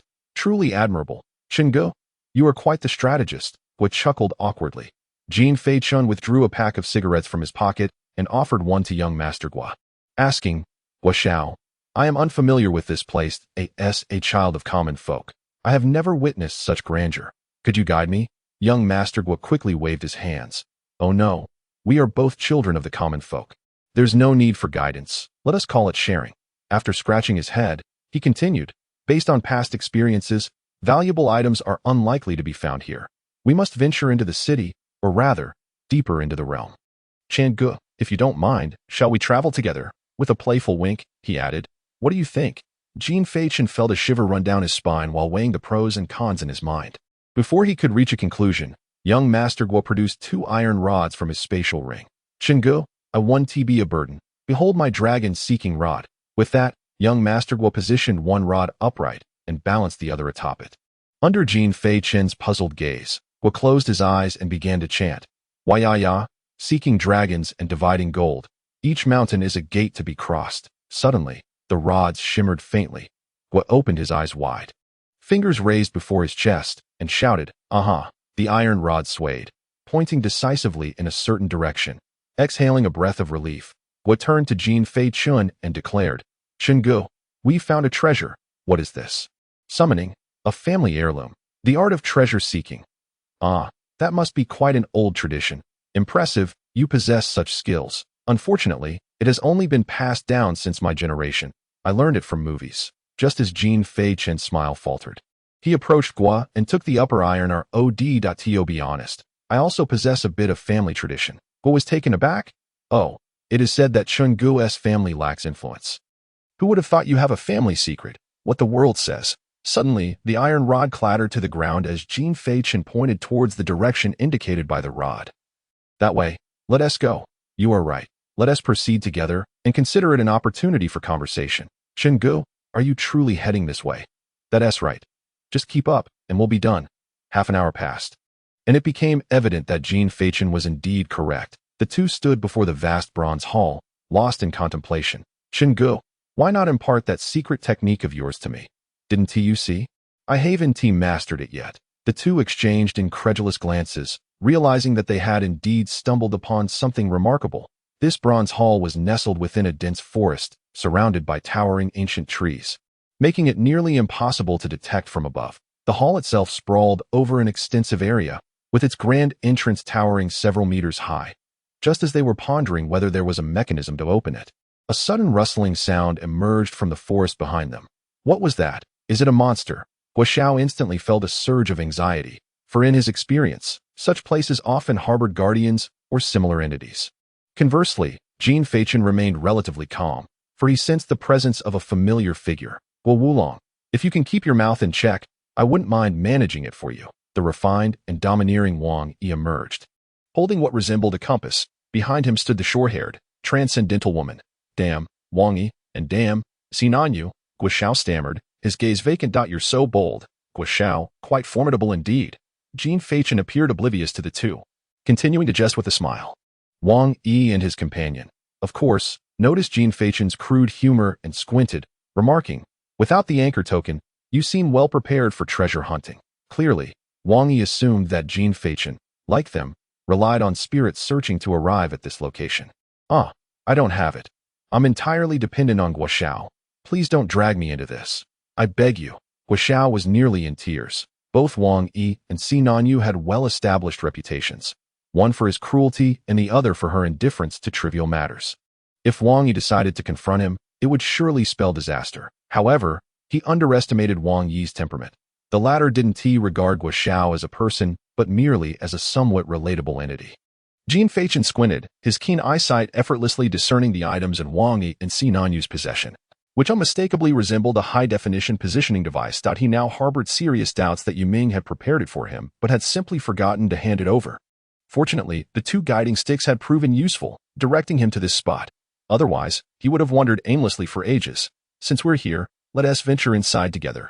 Wang Yi nodded in silence, indicating his agreement, while Si Nanyu didn't even spare a glance, striding directly toward the grand entrance of the hall. Chapter 51 The Gengzi Noon, /Chingo. Perhaps I should just wait for you here, Guo said timidly, glancing at the three transcendental figures. No worries, Jin Feichen replied with a smile, his tall frame throwing an arm around Guo's shoulders.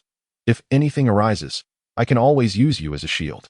Let us go together. I shall wait a while longer. Guo retracted his neck, casting a sidelong glance at Wang Yi. Very well, do as you wish. I shall take my leave.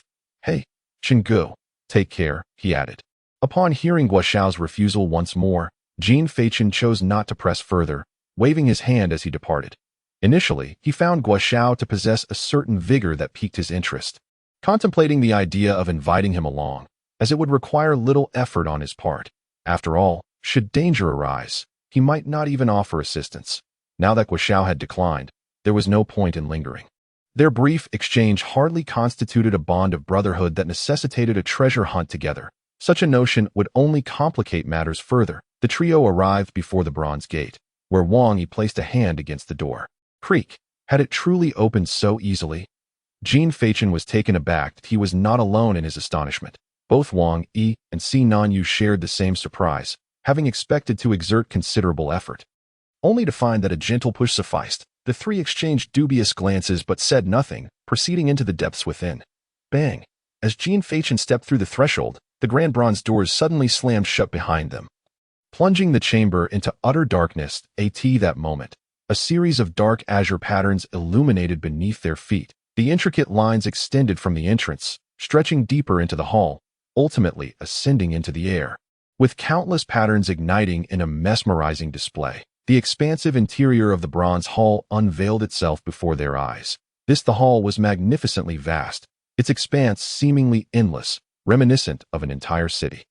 Bathed in the glow of the dark green patterns, the ground and walls bore an ancient and weathered charm. Though it appeared desolate and archaic, it exuded an aura of grandeur. A formidable presence weighed heavily upon them, causing the three to furrow their brows, as if they had stepped into a long-forgotten battlefield, the atmosphere thick with an air of desolation. Crack! Who's there?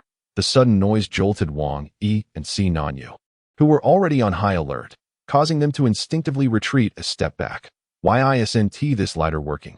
Jin Feichen muttered, rummaging through his belongings to produce a pack of matches. Do not underestimate the bond one share with my beloved cigarettes. I came prepared. After lighting a cigarette, he cast a puzzled glance at the other two. What's going on? Cough, cough. Wang Yi and Si Nanyu exchanged glances and cleared their throats awkwardly. It's nothing. Let us proceed deeper. Following this brief interlude, the trio resumed their journey along the path. Why does this place feel so heavy with death? Jin Feichen remarked abruptly. Wang Yi and Si Nanyu both shivered in unison. Could you refrain from being so dramatic? Wang Yi wiped the cold sweat from his brow and explained. Most secret realms are remnants of ancient epics known as battlefields of deception. This place must be one of them. With so many alien and human lives lost here, the corpses of certain powerful beings linger for centuries, so it is only natural that the atmosphere carries a sense of death. You seem to know quite a bit. Wang Yi and Si Nanyu, unsurprisingly, shivered again. Could you please stop being so jumpy? And do you really have to eat that wretched half-apple? Wang Yi exclaimed, pointing at the half-eaten apple in Jin Feichen's hand. What can I say? A poor child, accustomed to hunger, Jin Feichen replied, offering an apologetic grin, yet unwilling to relinquish his snack. Wang Yi, in exasperation, pressed a hand to his forehead and, gritting his teeth, pointed behind him, exclaiming, just look behind you. The path is littered with what you've discarded. No, there's nothing left. Jin Feichen, with a faint smile, raised an eyebrow while leisurely munching on an apple, silently pondering. Indeed, there is something here. All along, he had been deliberately tossing apples behind him, maintaining a precise distance of 1 meter between each. He wanted to ascertain whether there was any living creature in the vicinity, and to his surprise, this creature possessed discerning taste, as it evidently relished green apples. Suddenly, a swift whoosh pierced the air behind the three. Be careful. Wang Yi and Si Nanyu instinctively retreated. Only Jin Feichen remained rooted in place, continuing to enjoy his apple. A long spear pierced through Jin Feichen's chest, driving deep into the floor of the great hall. The crisp sound of the impact echoed within the enclosed space for an extended moment. At the end of the path, shrouded in the shadows of the hall, emerged a man clad in ancient armor, riding a warhorse enveloped in swirling black mist. The man was enveloped in a dark blue hue, his eyes void of any light, exuding an aura of lifelessness. In this desolate moment, it felt as if an overwhelmingly bleak essence unfurled invisibly around them. With a rustling sound, the pierced Jin Feichen transformed into a flurry of petals. Simultaneously, at some point, he appeared atop the warhorse, seated cross-legged, facing away from the man, propping his cheek with one hand while munching on an apple. He remarked, "You, having taken so many of my apples, now seek to strike me. That's rather unscrupulous, wouldn't you say?" The man's lifeless visage showed no reaction. He merely swung his armored fist back with force. Jin Feichen was struck, scattering into countless petals. This time, he manifested atop the spear that the ancient general had hurled. Standing defiantly as he turned to face the other two rather than displaying anxiety towards the imminent foe, the two below engaged in hushed discussion. Wang Yi quietly inquired, "Have you grasped Jin Feichen's abilities?" Si Nanyu shook her head. Wang Yi, with an air of arrogance, lifted his chin and declared, "I only partially understand. He can transform himself into petals, condense those petals into a doppelganger, and even convert manifestations of spiritual energy into petals." All show and no substance, really. Si Nanyu nodded, then shook her head. Jin Feichen, observing the scene, felt an uncontrollable twitch at his brow. "Are you two truly so oblivious? The enemy is almost upon you, and yet you're here analyzing my abilities." Wang Yi turned his head, snorting dismissively. "Who is analyzing you?" "I'm merely offering commentary." As for Si Nanyu, she remained silent, scratching her head. "Come now, you two geniuses, first enlighten me on what this is. A cosplay? Short-sighted. This is a ghastly corpse.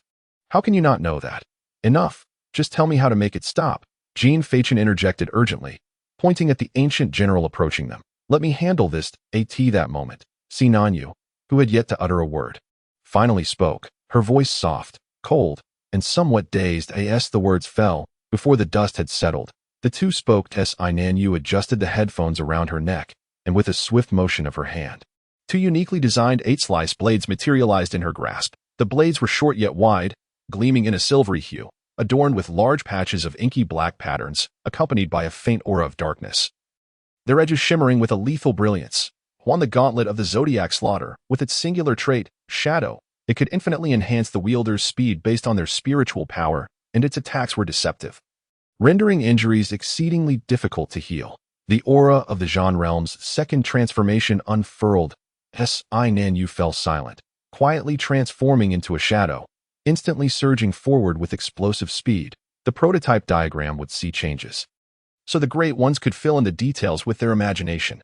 Chapter 51. Linen Wuan Palace. In the next moment, a black line streaked across the scene, and a dazzling firework erupted before the ancient general. Clang! The shadow instantaneously shifted, freezing in place as Si Nanyu's dual blades whirled rapidly. Before she firmly grasped them once more, and without uttering a word, she charged ahead again. This time, her speed was even greater, her onslaught more ferocious. She seemed to transform into a streak of luminous shadow, darting around the ancient general with relentless attacks. This young lady, oh my, how fierce. Jin Feichen observed the brilliant spectacle unfolding and clicked his tongue in admiration. Merely a display of trivial skills, Wang Yi scoffed from the side, arms crossed. Do you doubt me? How could that be? You are overthinking it, my esteemed self, Jin Feichen replied with a mischievous grin, pouting slightly. Excellent, you have successfully ignited my fighting spirit. Wang Yi extended his hand, grasping at the air, and a three-pronged, double-edged dagger appeared in his grip. The star-rending phantom blade, measuring 2 meters in length, its 3 prongs and twin edges resembling dragon horns extending outward, its dark red and silver colors intermingling in a spiraling ascent, exuding an aura as grand as mountains and rivers. Its unique trait, dominance. It could infinitely increase weight and strength based on the wielder's spiritual power, suppressing weaker celestial beings. Under Jin Fei Chen's intrigued gaze, Wang Yi, with an air of arrogance, turned his head away, snorted lightly, and brandished his blade, joining the fray. After all, he is but a child. A sly smile crept across Jin Fei Chen's face as he reclined on the ground, propping his head with one hand while holding an apple in the other, munching away as he observed the excitement, occasionally offering commentary. Boom! The battle intensified. Although the ancient general's strength was not particularly formidable, his defenses were remarkably high. Regardless of Si Nanyu and Wang Yi's relentless assaults, he remained unfazed, solely focused on countering. As an onlooker, Jin Fei Chen keenly noted the patterns and rhythms of Wang Yi and Si Nanyu's attacks. Satisfied that he had gathered sufficient intelligence, he let out a contented burp and gradually rose to his feet. Strolling leisurely, he circled the trio's battleground, appearing as an outsider, showing neither intent to assist nor to strategize, merely meandering. As he circled around, he arrived at the rear of the ancient general, at the very center of the grand palace. Gazing at the towering entrance before him, standing over 2 meters high, he hesitated not a moment before gently pushing it open. Unbeknownst to the 3 individuals behind him, who were engrossed in their own fervor, Jin Feichen cautiously glanced left and right before stealthily slipping inside and politely shutting the door behind him. As the door closed, the cacophony of battle from the outside world abruptly vanished, as if the door had effectively severed the connection between the interior and exterior realms. The surroundings plunged into an inky silence, devoid of any sound, as though the faintest drop of a silver needle would resonate with startling clarity. How utterly dark it was! With a slight shudder of his shoulders, fiery wings ignited into existence, illuminating the area around him. Before his eyes lay 4 bronze tunnels, each stretching into the abyss, a labyrinth, layered within layers. Jin Feichen furrowed his brow, retrieving the anchor token from his ring. He selected the nearest tunnel and proceeded cautiously, prepared to shatter the token at the first sign of trouble to return to the embrace of the Zhengxing. Just then, the door behind him was thrust open suddenly, prompting Jin Feichen to whirl around.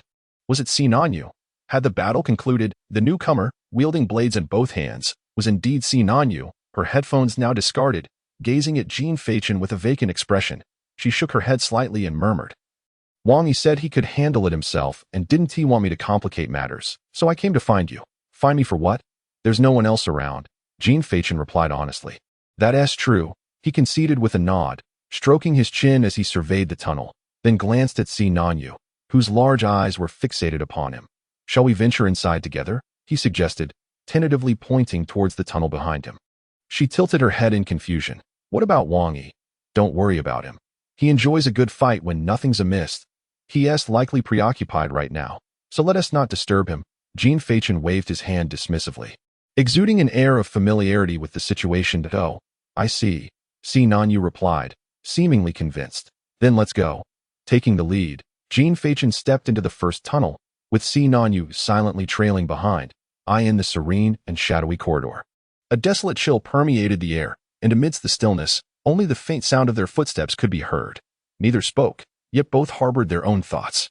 Jin Feichen had brought Si Nanyu into the same tunnel for the sake of having a walking encyclopedia by his side, ensuring that he would not overlook any treasures due to ignorance. Ultimately, he had suffered the consequences of a lack of education, particularly since his high school had never covered such matters. Meanwhile, in Si Nanyu's mind, following Jin Feichen meant safety. Despite his seemingly erratic demeanor and untrustworthy appearance, she believed that someone with his combat mindset would never place himself in a predicament without a means of escape.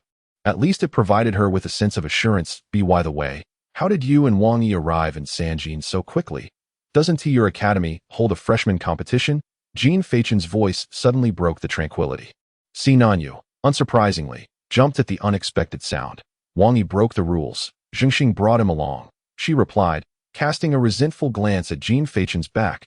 I simply forfeited. It seems Wang Yi truly is a man who treats regulations with disdain, he remarked. Jin Feichen jestingly teased. Then, somewhat unexpectedly, remarked, you actually forfeited right away. You don't want the prize for being the chief? I do not lack for such trifles. That as for Wang Yi violating the rules, he shall not face any repercussions, but his true star will undoubtedly be punished. It seems I am the only honest person here, listening to Si Nanyu's brazen words. Jean Feichen's lips twitched slightly. As for whether Wang Yi's true star would be penalized, he had not the leisure to concern himself with such matters. By the way, which academy do you belong to? Jean Feichen inquired, seeking to fill the silence. Linen, Wu hauled out a fine place indeed. After a prolonged silence, as Xin and Yu remained unresponsive, Jean Feichen resolved to cease the conversation, quickening his pace towards the end. After approximately 10 minutes, the echoes of his footsteps began to fade, indicating that the space ahead was not entirely enclosed. He had indeed reached the terminus. Jean Feichen accelerated once more, yet suddenly, he felt the ground give way beneath him. Retreat! There is no path, he shouted urgently. And in an instant, he found himself suspended in midair, surrounded by an impenetrable darkness. The flames from his wings provided insufficient illumination for this abyss, just as Jean Feichen pondered his next move. Xin Yu leisurely produced 2 flashlights. He silently accepted one, refraining from questioning her about her earlier reluctance to retrieve them, having already discerned her character. One who would stubbornly endure without uttering a word even in dire need. Indeed, simplicity is the ultimate sophistication. Human technology is remarkably impressive. Upon activating the flashlight, a brilliant beam illuminated the surrounding environment, revealing everything in its wake. This was not a graveyard. Chapter 52, The Enigmatic Twilight Realm at First Glance. The site was dominated by a multitude of skeletal remains, stretching into an expansive expanse that seemed infinite as far as the eye could see. Only rocky columns and bones were present. This place appeared to be a naturally formed colossal cavern.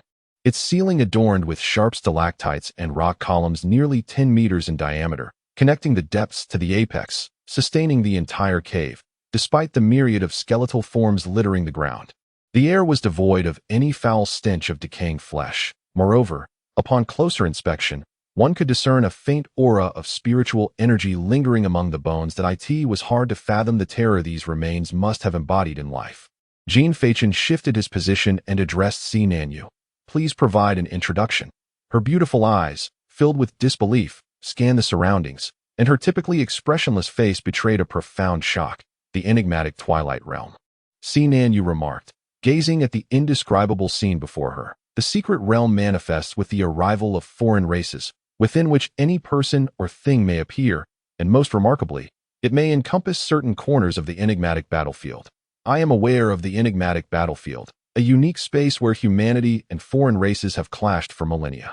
In order to demonstrate that he was not uneducated, Jean Feichen raised his hand and spoke. Si Nanyu nodded in acknowledgement and continued to elucidate, explaining that the Daogui battlefield had borne witness to the battles of the strong for thousands of years, resulting in an exceedingly unstable spatial environment.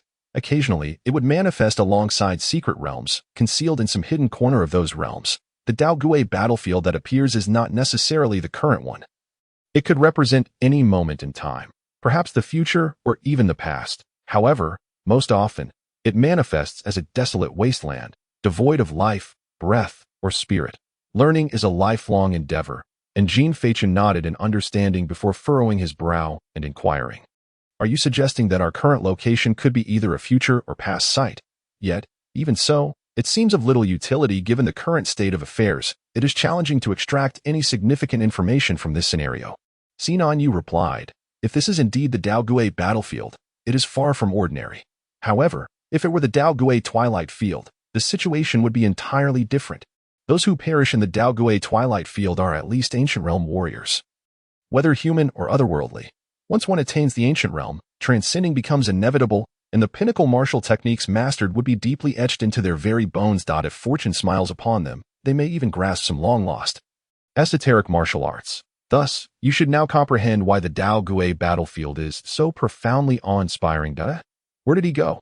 In the blink of an eye, Si Nanyu noticed that Jean Feichen had vanished, only to spot him below, tossing a bag of urea into a pit filled with bones. Hey, what are you doing? She called out. TSK, this child, how can he be so taciturn, yet have such poor eyesight? Jean Feichen casually stowed the overflowing urea bag into his spatial ring and replied, I'm restocking. What else could I be doing? I can't very well be boiling bone soup, can I? Si Nanyu sighed in exasperation, a profound skepticism blossoming within her. Could he truly be at the celestial level? It's futile. Once these bones leave the Daogui Twilight Field, they will instantly turn to ash, rendering them untransportable. She pointed at the ring in Jean Feichen's hand and said, if you don't believe me, Take that bag out and see if there's anything left inside. With a flicker, Jean Fachin retrieved the urea bag. Upon opening it, his expression paused, and without looking up, he remarked, "Is it true that not a single piece can be taken?" "Indeed," Sinan affirmed, "as fellow celestial beings. We will be facing the Dao Gui battlefield together in the future. Why would I deceive you? Besides, haven't you already witnessed it yourself?" Jean Fachin shook his head, gazing at the deflated bag in his hand. Yet, in his eyes, it was not so simple. While the bones had indeed vanished, a fragment of a finger bone lingered in the corner of the bag. He narrowed his eyes, raised an eyebrow, and mused. How familiar this scenario seems. Could it be that I am the protagonist? With an impassive glance at Sinan, he feigned disbelief and declared, "Let me try again. Perhaps it might work." As he spoke, he picked up several more bones, casting them into the bag, only to retrieve them from the spatial ring once again. Witnessing this scene, Sinan let out a sigh. It was implausible. The bones in this place were evidently centuries, if not millennia, old. Without the influence of the Dao Gui battlefield's magnetic field, even the remains of a Zun realm expert could not possibly endure. There was no point in dwelling on it. Indeed, it was impossible to take them away. Jean Fachin gazed at the bones in the bag, which showed no signs of dissipating, and remarked before stowing the bag back into his spatial ring. He then feigned nonchalance, smiling as if nothing had transpired. Concluding that they could only remain here and see if they might comprehend the essence of extreme martial arts. Certainly, it was also essential to ascertain whether the previous owners of these bones had erased their ties to extreme martial arts. If they had, they would merely be ordinary bones. Sinan picked up a small fragment of bone, sensing its essence before crushing it into powder. He spoke again. This is likely a remnant of a bygone era. A twilight of time when the Great Xia was not yet the Great Xia, and many nations existed. Among them were families that transcended nations, considering extreme martial arts as the foundation of their lineage. If not for the family bloodline, such knowledge was never passed down. Even upon the death of a family member, any connection to extreme martial arts would be obliterated to prevent anyone from fortuitously acquiring the family's secret techniques from the remains. He understood that some less prominent families operated in this manner, with even a slight study of profound techniques like the Great Void technique being a matter of life and death. Jean Fachin casually crushed a bone as he spoke. Upon hearing this, Sinan, intrigued, inquired, "The Great Void technique? What a domineering name. Which dynasty and family does it belong to? I have never heard of it. It was learned by a friend of mine who despised paying parking fees, ultimately pursued by a family member." As he spoke, Jean Fachin appeared to recall something amusing, raising an eyebrow and smiling. What if this place is a future twilight? We might fortuitously grasp an extreme martial art here, then rush to the battlefield in the future, only to perish, with the bones we comprehend now being our own remains in the end. Sinan pondered briefly, finding the notion peculiar. Why would you think that? Wouldn't it be better to remain alive? When living loses its meaning, death becomes the sole significance. And what is the meaning of your existence?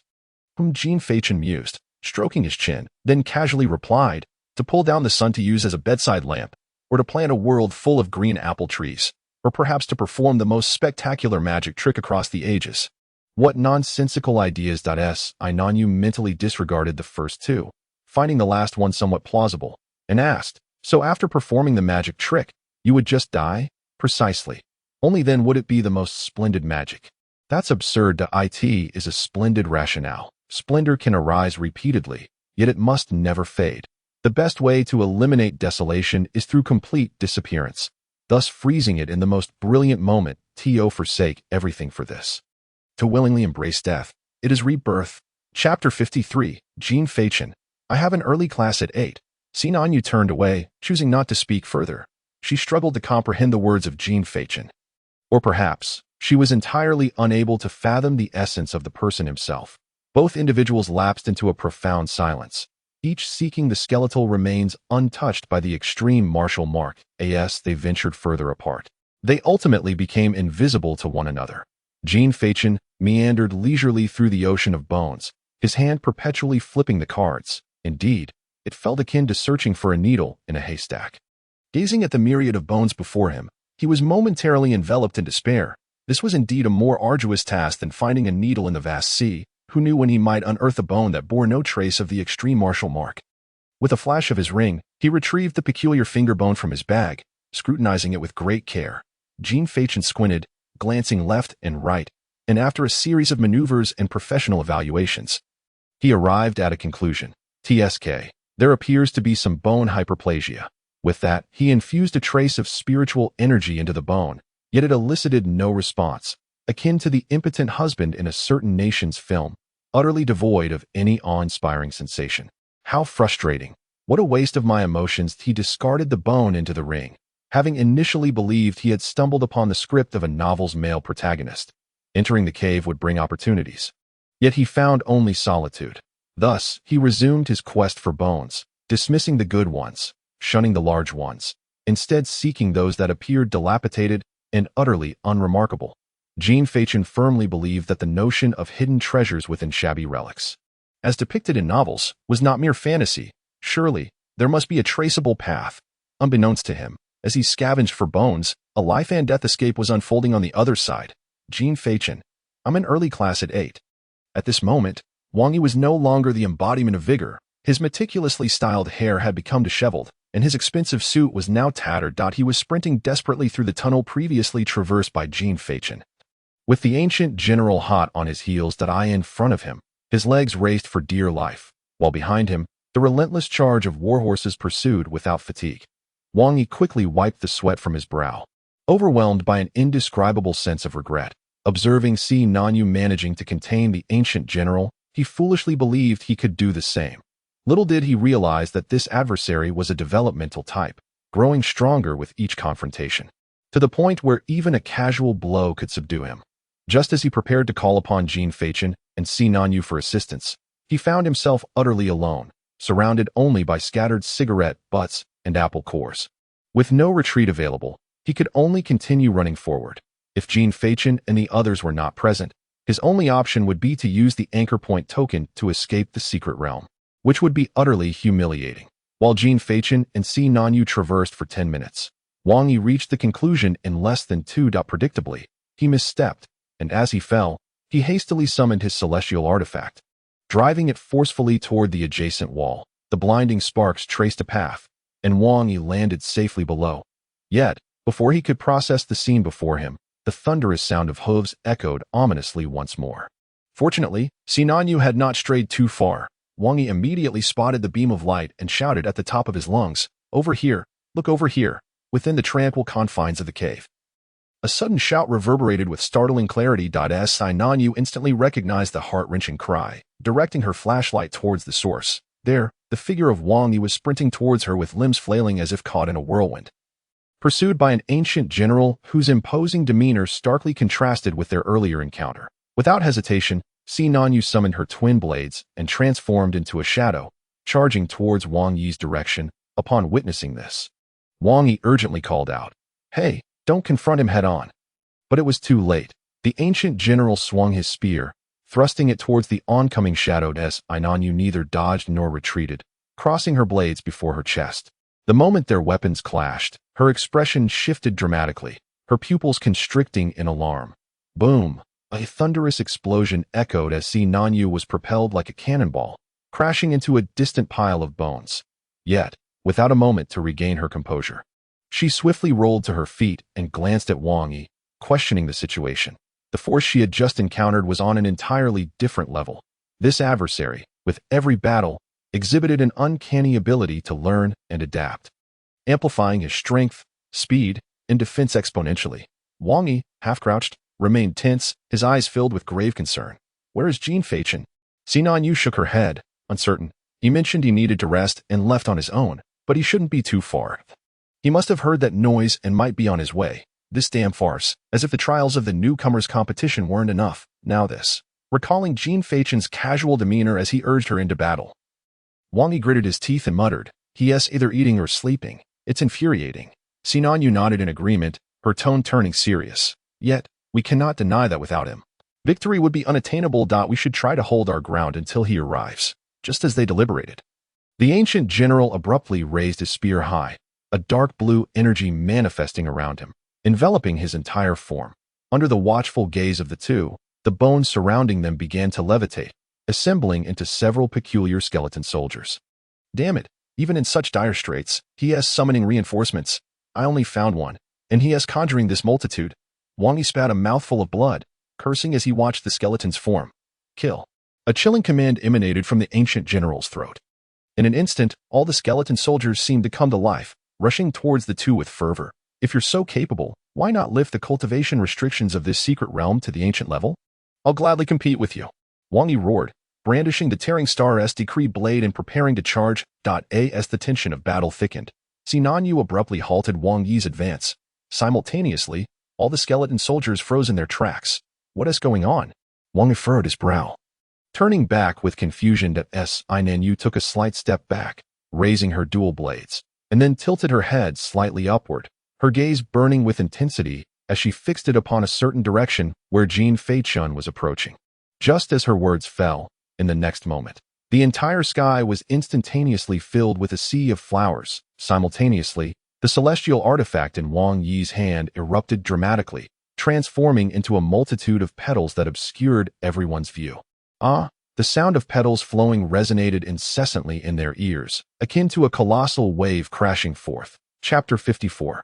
Coach, I wish to learn the art of flight. A light, elegant footstep echoed, followed by a piercing scream. It was Sinan Yu's voice.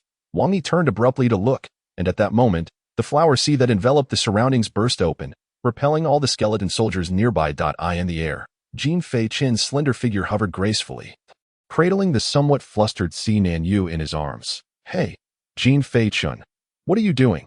Rescuing a damsel in distress is the duty of a magician. What is the matter, Wang Zong? Jin Feichun, clad in white, wore a smile beneath his slightly curled hair. I was asking you. What about me? You blew up the celestial artifact, and I've barely any spiritual energy left. What am I supposed to do?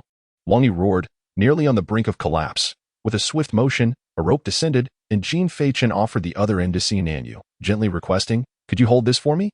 Sinan Yu's cheeks flushed crimson as she silently grasped the rope. Subsequently, Jin Feichun turned his gaze downwards towards Wang Yi, apologetically stating, "Sorry, Wang Zong, but my arms can only accommodate beautiful ladies. So you'll have to bear with it." Wang Yi's brows twitched, but upon glancing at the horde of skeleton soldiers and the ancient general charging towards him, he clenched his teeth and seized the rope. What now? What should we do? Jin Feichun's wings trembled as he soared towards the tunnel. Of course, we're making our escape. Do you really think we can fight them off? Wang Yi was nearly brought to his knees by the sudden force of the pull, gripping the rope tightly as his legs scrambled on the ground. Fly higher, for heaven's sake. I'm still running down here. It's not possible, Wang Zong. There's a height limit here. Thus, the scene unfolded as such. Jin Feichun cradled Sinan Yu, soaring swiftly above, while Wang Yi clung to the rope and ran frantically below, pursued by a throng of skeleton soldiers led by the ancient general. Slow down. I can't keep up. At that moment, Wang Yi felt as though his legs were no longer his own, entirely relying on instinct to keep them moving. Attention, we're entering the tunnel. What? Before Wang Yi could finish his warning, he collided violently against the tunnel wall with a resounding thud. Fortunately, he did not release his grip on the rope, and the force from ahead yanked him upward. Subsequently, he began to sprint within the tunnel. Slow down, for the love of everything. You're going too fast. There's no slowing down. We just have to go for it. The Jin Feichun ahead wore a smile that disregarded the well-being of others, his speed increasing even further. As he had memorized the route with remarkable proficiency upon arrival, the return journey was equally effortless, requiring no reduction in speed. He surged ahead with unrestrained fervor. The scenery whizzed past in a blur, and a brilliant light appeared not far ahead. Without a moment's hesitation, he executed a mid-air somersault and forcefully kicked the door open, then swiftly retraced his steps along the path he had come. At this very moment, outside the Bronze Hall, the search for the dragon and the division of gold was underway, with towering mountains presenting formidable barriers. How could this possibly be ineffective? Guo Xiao remained stationary, lost in contemplation as he scratched his astute head, fixating on the two iron rods before him. Suddenly, an explosive sound erupted from behind him just as he was about to attempt once more. Before Guo Xiao could turn around, a dazzling white light streaked past, followed by an unexpected sight. A colossal rat. Jin Feichun executed a deft drift, landing gracefully, while behind him, Wang Yi also made an erratic descent. Come down now. It's our first encounter, so I'll waive your fare. Jin Feichun gently set Sinan Yu down, then lit a cigarette with a smile. Thank you. The flush on Sinan Yu's face had yet to fade as she lowered her head, nearly burying it in her chest. That moment, a coarse sound reminiscent of a bellows echoed from behind. What on earth is that noise? Who's pulling this? Jean Fachin turned to see none other than Wang Yi. A patchwork of bruises adorning his body, doubled over with hands on his knees, gasping for breath, even expelling bubbles of mucus. Had he not witnessed it himself, Jean Fachin might have mistaken the scene for an old ox laboring behind him. Jean Fachin chuckled. Come on, Wang Yi, is that all you've got? It's hardly a long distance. You're already worn out. He patted Wang Yi on the shoulder. However, this seemingly innocuous gesture caused Wang Yi to collapse to his knees. Trembling, he raised a finger, attempting to speak, but the words that escaped him resembled the labored breathing of an old ox. Jean Fachin was startled by Wang Yi's reaction and stood upright. Hey, Wang Yi, what are you doing? I can't bear this. I haven't raised you, and even if I saved your life, it shouldn't come to this. As he spoke, Jean Fachin supported Wang Yi. Yet he did not assist him to rise. Rather, his efforts only refined Wang Yi's kneeling posture. What is this about? It's not a holiday, and I haven't prepared anything for you, my boy. Jean Fachin rummaged through his pockets, finally producing a cigarette and an apple, which he presented before Wang Yi. I'm just a common man, without anything extravagant to offer. Here, take these too. It's a small token from me. Get lost. Wang Yi finally managed to utter. Without a moment's hesitation, Jean Fachin turned away. All right then, Wang Yi. Before departing, he reclaimed the apple and cigarette, leaving Wang Yi's outstretched hand suspended in the air. Damn it. With a crisp bite, Jean Fachin sank his teeth into the apple and remarked from a shaded spot. You know, this fruit is quite juicy. I was just saying that my throat was parched from talking. And this is just what I need. Chenggu, what have you encountered? Guo Xiao rushed over and discreetly pointed at the windbox beside him, saying, How did this happen to Wang Go? It's nothing much. Just ran on a highway without speed limits. Your Wang is generally weak. After a few steps, he ended up like this. Jean Fachin casually remarked as he tossed aside a fruit pit. As the two were conversing. Sinan Yu approached and quietly inquired, What shall we do now? We'll wait until Wang Zong has rested well, then we'll go in again. Jean Fachin replied, shrugging his shoulders. That ancient general is indeed quite formidable. Ordinary people cannot contend with him. We must devise a way to contain him, or we shouldn't expect much. All right. Sinan Yu nodded and turned to leave. As she passed by Wang Yi, who was lying on the ground. She paused and said, Hurry up. With that, she left behind a fleeting silhouette. Wang Yi struggled to turn over, gazing at the azure sky above, a solitary tear of resentment escaping his hollow eyes that moment. His heart echoed with 9 simple words. Coach, I want to learn aerial combat. Chapter 55. Prejudice is a false proposition. An hour later, in front of the bronze hall, Wang Yi sat cross-legged, eyes tightly shut. He had nearly recovered. If one overlooked his disheveled appearance, he still resembled the defiant Wang Zong. The others were preoccupied with their own tasks. As Sinan Yu sat beneath a tree, listening to music. A faint smile gracing her lips as she clutched a sketchbook, oblivious to what she was drawing. Above her, Jean Fachin lay sprawled on a branch, limbs dangling freely, deeply asleep, a half-eaten apple in hand. Nearby, Guo Xiao toyed with 2 iron rods, occasionally murmuring incantations under his breath. Were this scene witnessed by anyone other than Wang Yi, they would undoubtedly exclaim, How tranquil life is. Unfortunately, it was Wang Yi, who had just endured an ineffable ordeal, that beheld this tableau. Carrying a tempest of resentment, Wang Yi approached the tree where Jean Fachin slept and, without a word, delivered a forceful punch. Bang! The sudden noise startled Sinan Yu and Guo Xiao, who turned to look. As Sinan Yu, raising her gaze to the wrathful Wang Yi, removed her headphones and quietly asked, Are you feeling better? Although Wang Yi wore a grim expression towards others, he adopted a relatively gentle demeanor when addressing someone of the same rank. Sinan Yu nodded and slowly rose, saying, I'll wake Jean Fachin. With that, she cupped her hands into a trumpet shape and called softly to the slumbering Jean Fachin above. Jean Fachin, wake up. Jean Fachin, wake up. Are you joking with me? Hearing her voice, as faint as a mosquito, Wang Yi's lips twitched before he replied, I'll do it. Cough, cough. With a mischievous grin, Wang Yi gathered his energy, focused his spirit, and bellowed, Get up. The powerful sound wave caused the leaves above to tremble. Yet even so, Jean Fachin showed no sign of awakening. Wang Yi frowned and shouted several more times, nearly turning himself into a windbox in the process. Yet, Jean Fachin remained utterly unfazed throughout, not even furrowing his brow. Truly, he embodies the essence of the god of sleep. Sinan Yu blinked in astonishment and remarked, You should say, he is nothing but a pretender. Wang Yi retorted with a cold scoff. That would be Su Zai. Sinan Yu frowned slightly. It is indeed a pretender, He is not merely a pretender.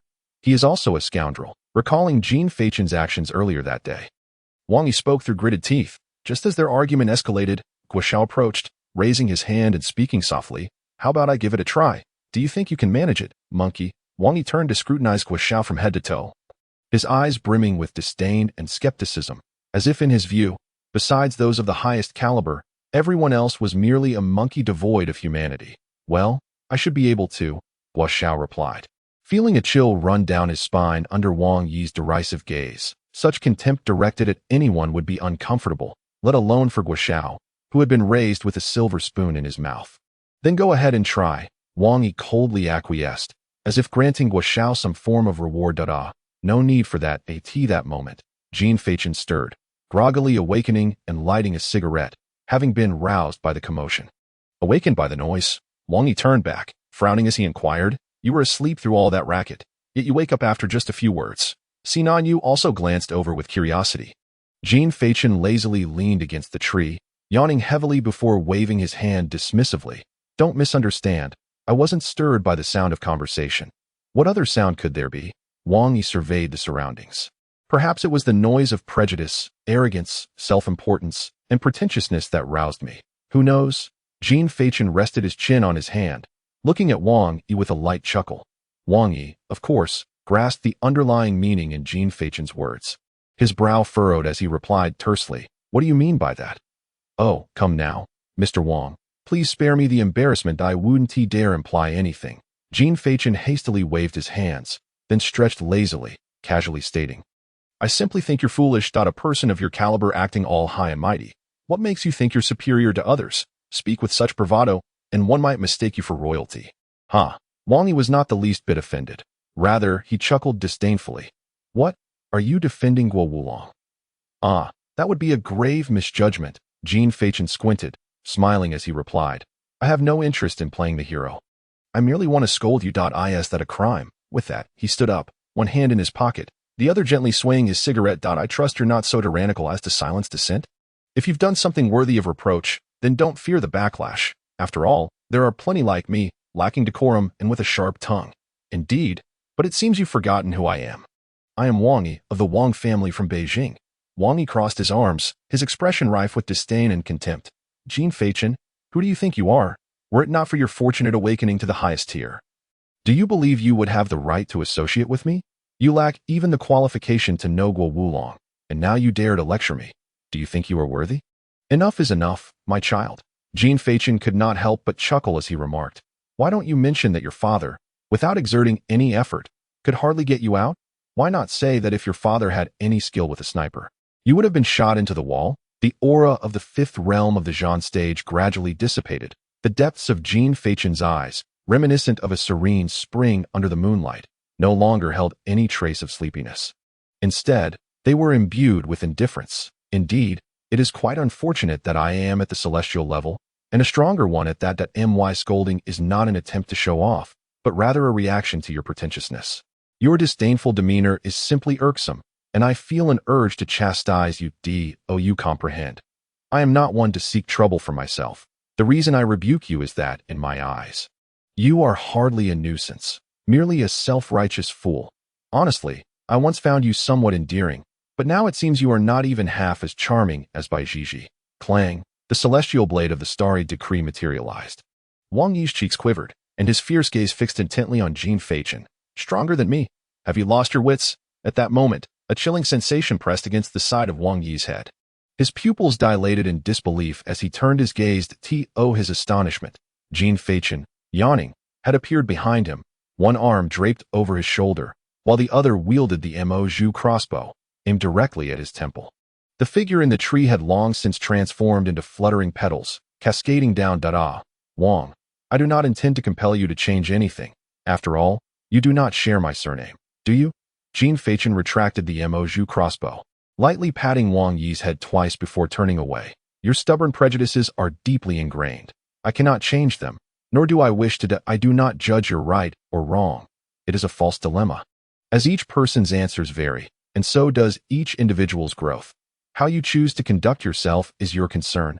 Do as you please. However, my intent is merely to request that you refrain from posturing in my presence." If you insist on doing so, then brace yourself for the reprimands. Now, let us proceed to the dungeon. Silence enveloped the scene, interrupted only by the rustling of leaves in the wind. Hua Xiao stood still, too apprehensive to move. Upon noticing Jin Feichen was about to walk away, Si Nanyu glanced at the silent Wang Yi and quickly followed that. It seemed he had absorbed the words, contemplating their significance. Jin Feichen smiled and shook his head, reflecting on the futility of reshaping prejudices. That I am not an influential figure. How could mere conversation bring about change? Moreover, whether he chooses to change or not bears no relation to me. I simply wish for him to cease his pretentiousness in my presence, as it is rather bothersome. Chapter 56. Entering the Bronze Palace. Bang. The bronze doors stood firmly shut. Jin Feichen and his companions once again stepped into the ancient bronze hall. Gazing at the familiar surroundings, before Jin Feichen could utter a word, Wang Yi instinctively touched his leg. Do you have any plans? Si Nanyu inquired, looking at Jin Feichen, who appeared still half asleep. The latter scratched his head and replied, I have a method. At that moment, with a stern expression, Wang Yi spoke up. He glanced at Si Nanyu, then fixed his gaze upon Jin Feichen, stating, my plan is for Jin Feichen to utilize his tenacious abilities to hold off that cunning corpse while Si Nanyu and I venture into the Dao Gui Muchang in search of opportunities. Switching every half hour. Not even at home do you wield such authority over your father. Your words flow quite smoothly. Jin Feichen retorted with a scoff, his face adorned with a mischievous smirk.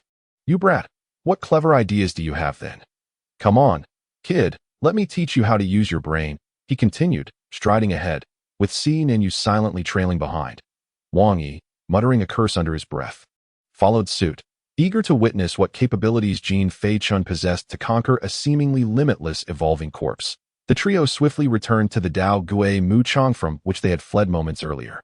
The ancient general awaited them, and upon hearing their approach, a glimmer of eerie light ignited in his dim eyes. He's coming. Speak quickly if you have a plan, Wang Yi said, his legs trembling involuntarily as he summoned the celestial artifact. Jin Feichen pointed towards a specific direction, declaring, lead the boss over there, and then watch me show off. With that, Jin Feichen shook his shoulders and soared into the sky, heading towards the indicated spot. Leaving Wang Yi and Si Nanyu exchanging glances. Let us trust him this time. Though his demeanor is somewhat lacking, lazy, and a bit cheeky, he still possesses a sharp mind, Wang Yi remarked, and with a flick of his long knife, he leapt down. Just a moment ago, we were ready to fight. How is it that we now place our faith in him? Quite peculiar indeed, Si Nanyu muttered, then promptly followed suit, descending alongside Wang Yi as they maneuvered the ancient general towards the distance. 10 minutes later, on the other side, crack. Surely they haven't perished. Why is it taking so long for them to arrive? Jin Feichen sat cross-legged atop a massive skeleton, idly munching on an apple. Just 3 seconds after uttering that, a cloud of dust suddenly billowed in the distance. Jin Feichen squinted, shaping his hands into a makeshift telescope before his eyes, and exclaimed, Wang Yi, you truly run fast. Before him, Wang Yi and Si Nanyu dashed forward, frantically swinging their arms and legs, with the ancient general trailing behind. Brandishing a long spear while mounted on his warhorse, Jin Feichen retracted his makeshift binoculars, stood up, dusted himself off, and, leaving behind a card, began to levitate in the distance. The long-distance runner Wang Yi immediately noticed the conspicuous Jin Feichen. He first surveyed his surroundings, then glanced at the enormous stone pillar above Jin Feichen. Quickly grasping his intention, so, he aims to trap the cunning corpse using the stone pillar. Humph. I had thought of that long ago, just momentarily forgotten. Wang Yi mused to himself, then accelerated sharply as the approaching corpse loomed closer. Jin Feichen summoned the Tianzhao gun, electric arcs crackling around him. Wang Yi and Si Nanyu also took note of this scene in the fleeting moment, mere meters from their target. Their gazes met, and simultaneously, they struck towards one another with a powerful palm. Bang! The tremendous recoil propelled both of their forms rapidly apart. In that brief instant, Jin Feichen transformed into a shooting star, hurtling from the heavens with precision, and crashed down upon the ancient general. Boom! The surrounding bones were shattered to pieces, and a cloud of white ash billowed upward. This strike successfully knocked the ancient general from his steed. Amidst the swirling smoke, Jin Feichen gripped the ancient general's neck from behind with one hand, while the other pressed against his arm, the overwhelming force causing both to tremble slightly. My friend, that will suffice. It's quite a journey of several thousand kilometers. Take a moment to rest. Comply, will you? Jean Fei-Chen remarked with a smile. Snap! A crisp sound echoed as an arrow, seemingly from nowhere, shot forth instantaneously, striking down a massive stalagmite overhead, sending it crashing downward. Bang! As the stalagmite fell, the entire battlefield seemed to tremble, petals scattered through the air, accompanied by falling stones, dozens of stalagmites, each several zhang long, descended, intertwining perfectly, ensnaring the ancient general tightly within their grasp, rendering him immobile as the stones ceased their descent. Wang Yi and Xinan Yu approached, covering their mouths and noses while frowning. Under their watchful gaze, the white ash gradually dispersed, revealing the outline of a small hill over 10 meters high. The ancient general lay trapped beneath, his body immobilized save for a single trembling finger, his expressionless face shaking as he attempted to free himself. Meanwhile, Jean Fei-Chen stood before the ancient general, occasionally delivering a playful tap to his head, chiding, "Rise now. This is no place for slumber." Wang Yi and Xinan Yu sighed in exasperation. Upon Jean Fei-Chen's awakening, they had both received news and dispatched someone to investigate. The reports indicated that Jean Fei-Chen was taciturn, rarely engaging in conversation, and was a rather aloof, handsome figure. However, it appeared that reality was far more complex than anticipated. Jean Fei-Chen, noticing the two's expressions of helplessness, waved cheerfully at them. "Oi, we're all alive. You are truly becoming increasingly enigmatic. One moment jesting, the next serious," Wang Yi remarked, shaking his head as he stepped forward. "You wouldn't understand. Transformation and changing faces are fundamental skills of a magician. Just watch." With that, Jean Fei-Chen raised a hand and waved it back and forth before his face that a white smiling mask and a black scowling mask alternated seamlessly, as if performing a magic trick. "Boring," Wang Yi scoffed, stating, "Let us hasten to seek the extreme martial opportunity. The eerie corpse will continuously adapt while trapped. This confinement cannot last long." Their banter, devoid of any trace of their earlier quarrel, left Xinan Yu utterly perplexed. "You two go ahead. I wish to converse with him a while longer." Jean Fei-Chen gestured dismissively. The two individuals ceased further conversation and turned to depart. For time is indeed precious. Once that eerie corpse bursts forth again, they will find themselves devoid of any means to counter it. After they had walked a considerable distance, Jean Fei-Chen turned to gaze at the spectral figure. He crouched down, cradling his chin in both hands, and with a smile reminiscent of a blooming flower, he remarked, "You must possess some wisdom. Shall we converse?" Chapter 57. Understanding the applause, a fleeting moment of rigidity crossed the expressionless face of the eerie corpse. Though it lasted but an instant, Jean Fei-Chen captured it with clarity. Maintaining his previous posture, he tilted his head and said, "It's just the two of us here. Don't you wish to engage in a discussion about topics that are both wild and uninhibited, reserved for adults?" In the next instant, under Jean Fei-Chen's cheerful gaze, the ostensibly mindless corpse unveiled a peculiar expression. This casual act alone was enough to make Mr. Wang exclaim in disbelief. "It must be noted that these corpses are remnants of humanity that perished hundreds, if not thousands, of years ago. Typically, they harbor deep-seated obsessions before their demise, ultimately transformed by the magnetic influence of the Tao Gui Mu Chang into beings of eternal life. Thoughtless entities, forever weary of ceaseless aggression and slaughter, condemned to never attain rebirth." Jean Fei-Chen displayed an understanding smile, then leered as he inquired, "This topic is quite audacious, don't you think? Which do you prefer, green apples or red apples?" The corpse's expression faltered, tinged with a hint of melancholy, before a voice, gravelly and weathered, escaped its throat. "How did you discern that I possess consciousness?" "Well," Jean Fei-Chen pondered, stroking his chin, "it was when I was close to you just now that you exhibited unmistakable astonishment." "What's this? Are you shy in the presence of such a handsome figure as myself?" As he spoke, he feigned bashfulness by covering his face. It was merely a momentary surprise due to the impending stalactite.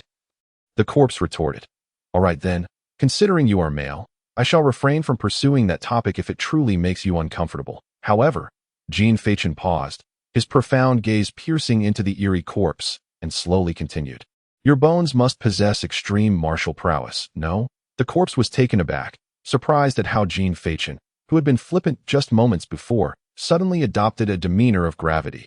After a prolonged silence, the corpse finally spoke. "Indeed, I do. Then why not just die for it? As a token of gratitude, I thank you." Jean Fei-Chen replied with an air of anticipation, his starry eyes blinking with excitement, but I am not that despicable. The corners of the corpse's mouth twitched with a semblance of humanity. Well, how miserly of you, Jean Fachin scoffed. Perhaps you should consider the implications of your own words. The corpse was on the verge of laughter, especially at the sight of Jean Fachin's nonchalant demeanor. It felt an urge to rush forward and tear that smirking face apart. Jean Fachin sighed. I had hoped you would be akin to the venerable seniors in novels, feeling at ease upon seeing a descendant like me, and then asking me to fulfill some long-held wish, ultimately selflessly imparting your extreme martial skills to me. That it appears it was all a ruse. Then tell me, if it is rather insufficient, isn't it? That would simply conclude the matter. The eerie figure chuckled coldly, declaring that he awaited a truly deserving individual, rather than someone of your ilk. Jean Fachin, perplexed, lit a cigarette and inquired, why do you say that? I feel quite exceptional. Indeed, a veritable protagonist from a fervent manga. With a dismissive smile, the eerie figure shook his head, his face resembling that of a malevolent specter, revealing a trace of indifference. I have lived a number of years that I can scarcely recall. The lives I have extinguished far exceed the multitude you have encountered. Point 1 can discern the essence of a person merely through conversation. With a sinister grin, he continued, you, my young friend, present an outwardly amiable facade, yet your heart harbors profound hypocrisy and cruelty. You appear innocent and untainted, your heart as clear as a polished mirror, yet you are deeply cunning and deceitful. Though you are young, your machinations run deep, and your very being is steeped in a tumultuous bloodlust. You, alas, are incapable and destined to achieve nothing of significance. Oh, come on, I'm just an innocent male university student. How could I be as wicked as you claim? Jean Fachin protested, covering his face. Yet, the moment his words fell, his tone turned somber, his hand withdrawing to reveal an expression devoid of emotion, tinged instead with a hint of nonchalance. You accuse me of hypocrisy and cruelty, yet I have never laid a hand upon the innocent. You label me as cunning and deceitful, yet all my actions are without reproach in the eyes of heaven and earth. You suggest I harbor too much scheming intent and lethal energy, yet I have never aspired to seize anything. You assert that I cannot achieve greatness, but have you ever considered that my very existence commands the world's attention? With a dismissive wave of his hand, Jean Fachin retorted, oh, spare me your antiquated wisdom. When you were in college, you couldn't even pilot an airplane. What do you know of being an elder? You speak of hypocrisy. Yet have you pondered that some may live a lifetime shrouded in pretense? Does that make them any less so? Your self-righteous judgments pale in comparison to the sound of a well-played wind instrument. There are myriad faces in the world. A magician possesses countless masks. Perhaps before my adversaries, I embody the very hypocrisy and cruelty you describe, but in the eyes of my friends, I am a charming figure. And to the audience, I am a magician who brings forth marvels. What you perceive is merely what I choose to reveal. With a dismissive chuckle, the eerie figure remarked, after all that, do you believe I shall alter my perception of you? You are mistaken. The person I await is not you, and the heavenly martial arts are beyond your grasp. Jean Fachin, shaking his head with a sigh, shrugged nonchalantly. Who cares for your opinion? You are hardly a beautiful and charming lady. As for your heavenly martial arts, do you truly think I covet them? Well, perhaps I do desire them. Why not grant them to me, if you please? With a swift change of demeanor, Jean Fachin blinked playfully. The eerie figure was taken aback by such unabashed audacity and chose to remain silent. So stingy, Jean Fachin muttered, turning away to approach the still and stoic warhorse, gently stroking its forehead. Witnessing this scene, the eerie figure's expression momentarily darkened, though Jean Fachin remained oblivious. Yet in the next instant, Jean Fachin's casual remark left the eerie figure utterly astounded. If my guess is correct, to kill you, one merely needs to strike this horse. Right? The eerie corpse's eyes flickered in disbelief as they turned towards Jean Fachin, yet the latter did not spare him a glance. Instead, he gently caressed the horse's head, as though he had already grasped the entirety of the situation. A confident smile gracing his lips. Do not be in haste to be astonished. You are not my audience, and emotional outbursts come at a price. Jean Fachin remarked. In truth, discovering this was rather simple.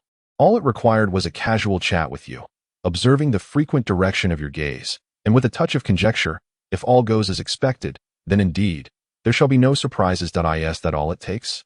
Jean Fachin nodded with a smile.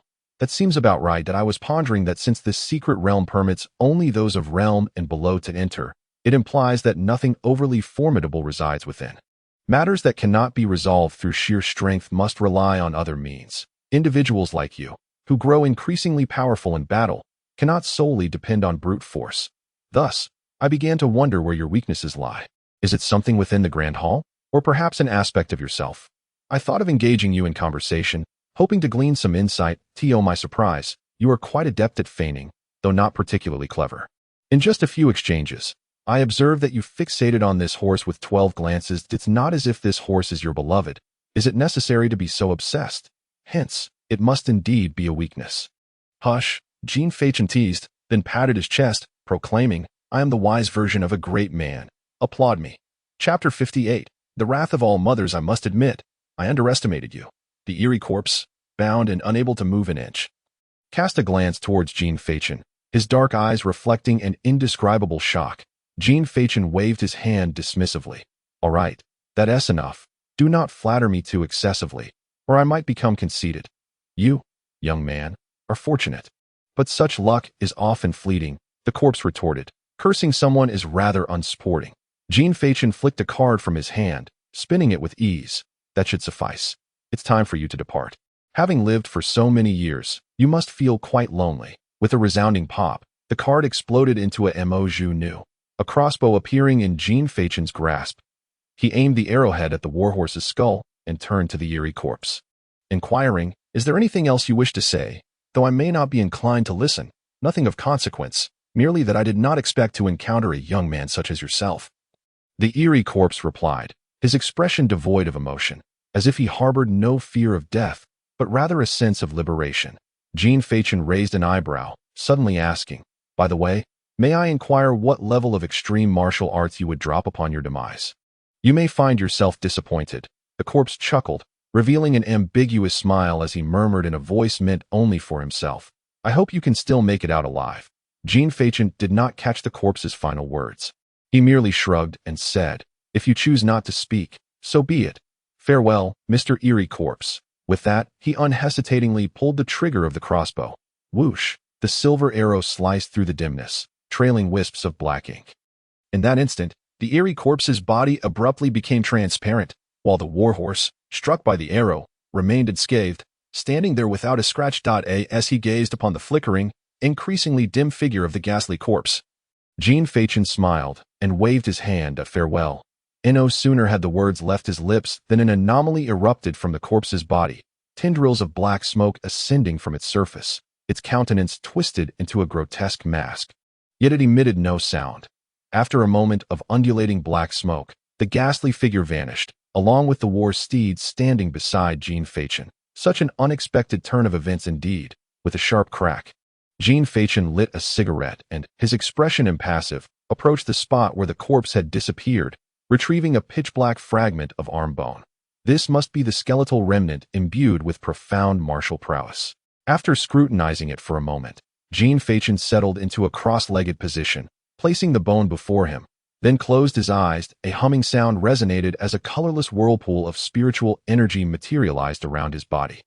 The energy swirling and lifting the bone, which now hovered before his gaze. A wisp of spiritual force flowed into the bone, and in Jean Fachin's mind, a faint glow magnified before him, causing his perspective to shift dramatically.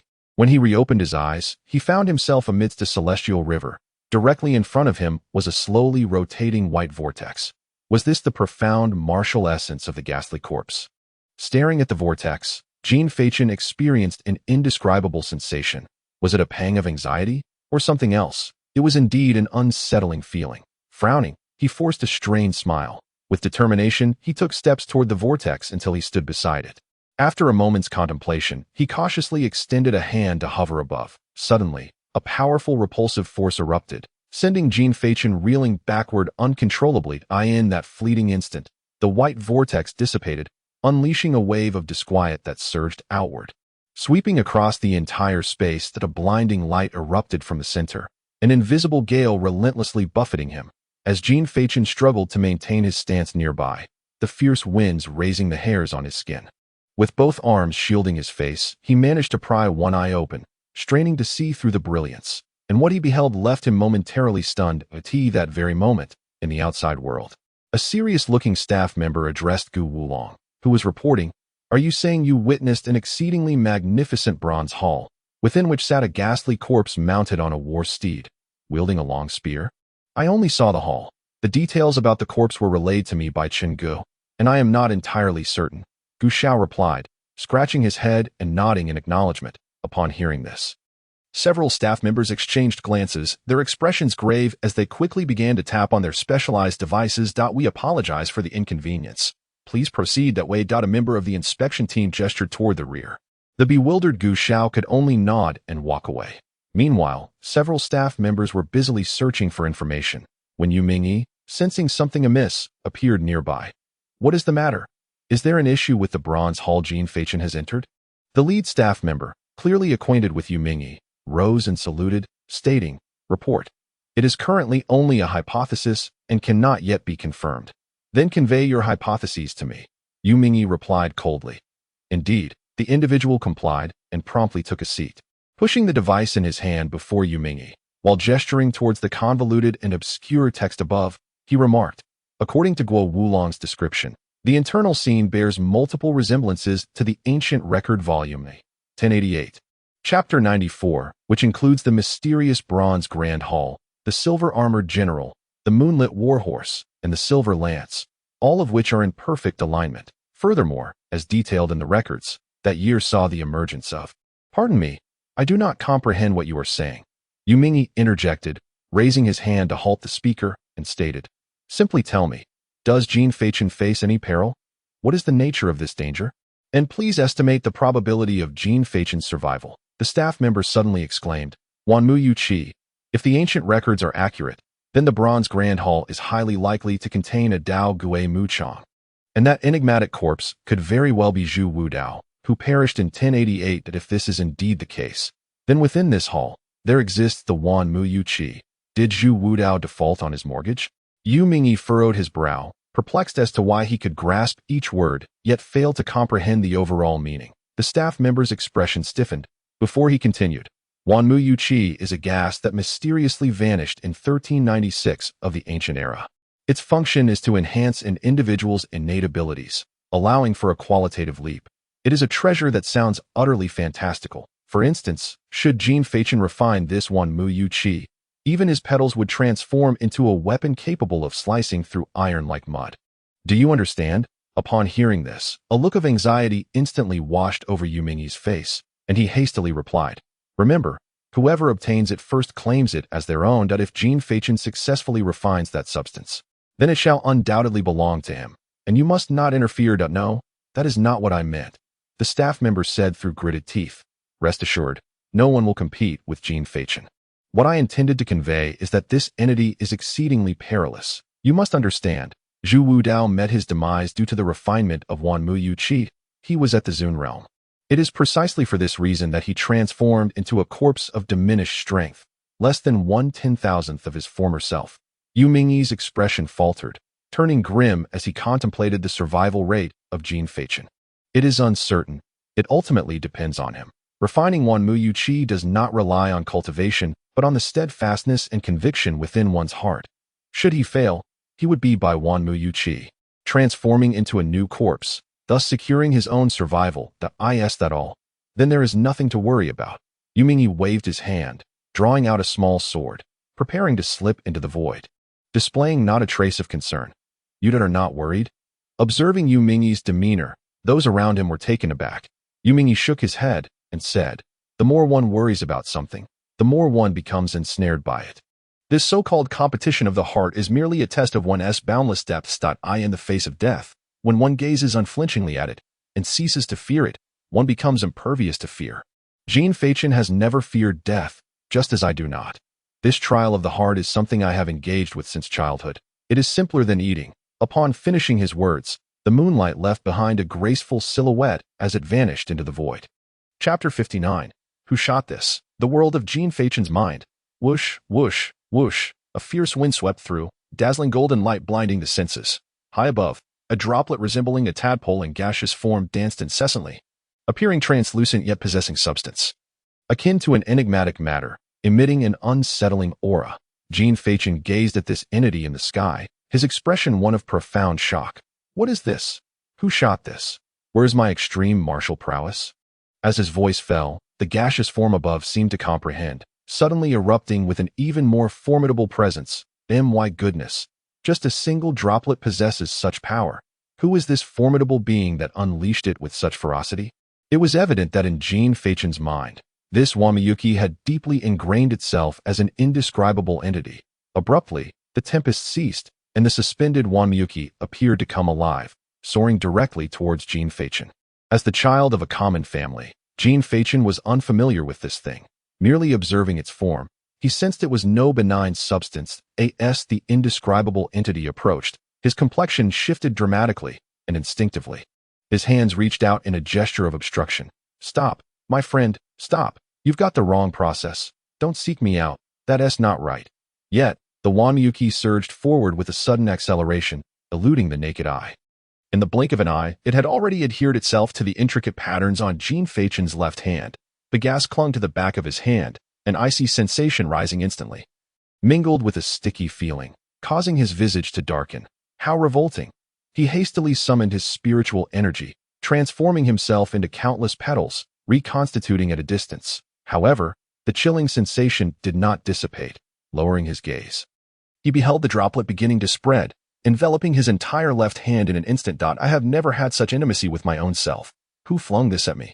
Jean Fachen gritted his teeth in exasperation, increasingly convinced that this droplet was an indescribable entity. Observing the spreading droplet, he clenched his jaw, closed his eyes, and covered it with his other hand, desperately attempting to wipe it away. As the sensation reached his right hand, his features nearly twisted into a knot. In the next moment, the viscous, watery gas began to wriggle rapidly, ascending swiftly along Jean Fachen's right arm. In the mere act of raising his hand, his entire chest was soon enveloped. Though he knew not what this substance was, he advised earnestly, I have people outside. Let go of me. No persuasion was needed. With a jolt of his shoulders, Jean Fachen activated the flames of his feathered wings to incinerate the substance in his grasp. Yet, the unknown matter exhibited no fear, its covering speed only accelerating. Calm Jean Fachen furrowed his brow, acutely aware that this layer of substance was siphoning away his vitality. His control over his lower body and arms was diminishing, rendering him nearly incapable of maintaining his stance. Consequently, he simply plopped down onto the ground, promptly retrieving a pair of chopsticks from his ring, followed by a green apple, likely indicative of his hunger. Jean Fachen clenched the chopsticks and skewered the apple, muttering to himself about the superfluity of such martial arts, which had nearly led him to his demise. In the face of imminent death, he exhibited no signs of panic. Rather, he felt a tinge of regret for not having completed a grand illusion. He chose to disregard the encroaching slime, focusing instead on his fruit that moment. The rapidly spreading slime suddenly halted, ceasing its upward advance. Jean Fachen, having just taken a bite of the apple, noticed this phenomenon. He stared at the sticky, ambiguous liquid enveloping him, momentarily lost in thought, though his chewing continued unabated. Thus, he chewed on the apple while vacantly observing his own body. After a brief interval, the layer of slime seemed to gradually recede. Blinking in surprise, Jean Fachen began to frantically shake the slime off his hands, internally wrestling with his thoughts. Just as he commenced his struggle, the slime began to stir once more, rapidly reclaiming the territory it had just relinquished. So that is how it is. Jean Fachen ceased his movements, his inner turmoil transforming from restlessness to a newfound calm. Sure enough, shortly after he halted, the rate of the slime's spread slowed, eventually coming to a standstill, and even began to retreat. Is it akin to the principles of a swamp? The more one struggles, the deeper one sinks. Jean Fachen lit a cigarette with a wry smile, reflecting on the cunning nature of the slime. Unlike a swamp, which is universally recognized for its dangers and means of self-rescue, this slime was different. Had it not been for Jean Fachen's fortitude and his carefree philosophy of whatever will be, he might never have discerned the means to navigate this predicament. No one would associate a mere drop of liquid with a swamp, nor would anyone conceive that this seemingly formidable substance could be so easily countered in this struggle between life and death. It often seems that those who wish to survive ultimately find themselves facing death. The interplay of life and death, the paradox of thriving in the face of mortality. But that phrase seems misapplied. Does it not? Lying on the ground, one hand scratching the back of his head while the other held the chopsticks skewering the apple, Jean Fachin munched away, bite after bite. Time flew by, and in an instant, the apple core had formed a small mound. Meanwhile, the layer of slime had completely receded, leaving only a trace on the back of his left hand, just as Jean Fachin stood up, awaiting the complete disappearance of the slime. Moreover, at this very moment, the internal organs and meridians, governed by the celestial forces, were engulfed in excruciating pain, as if countless silver needles were piercing through Dada. Jean Fachin could no longer contain himself. His usually expressionless or smiling visage contorted into a fierce grimace, as his veins seemed on the verge of bursting, starkly prominent beneath his pale skin. Damn it! What is happening? The overwhelming agony coursing through his body left Jean Fachin at a loss as to where to press for relief. He lay upon the ground. The surrounding starry sky turned into a blinding white haze at this moment. Jean Fachin was unaware that this gas was transforming the celestial forces, which preside over the internal organs and countless meridians. As the celestial forces altered, every part of the human body would be affected, enduring unimaginable suffering. Jean Fachin trembled uncontrollably, beads of sweat clinging to his hair, rendering him a picture of disarray. Damn it. What the hell? No one warned me I would have to endure this torment. His limited vocabulary spilled forth incessantly. Crack.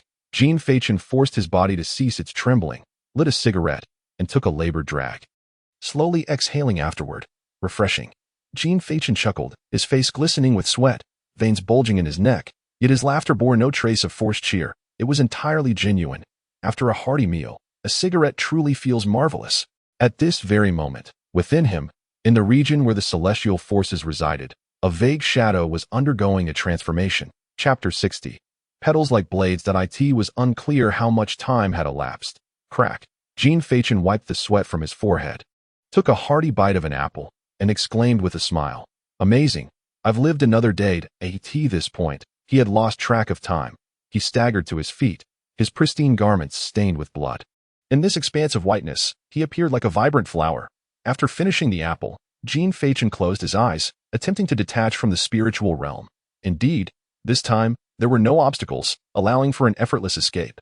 Buzz. In the outside world, Jean Fachin slowly opened his eyes, first surveying his blood-soaked attire.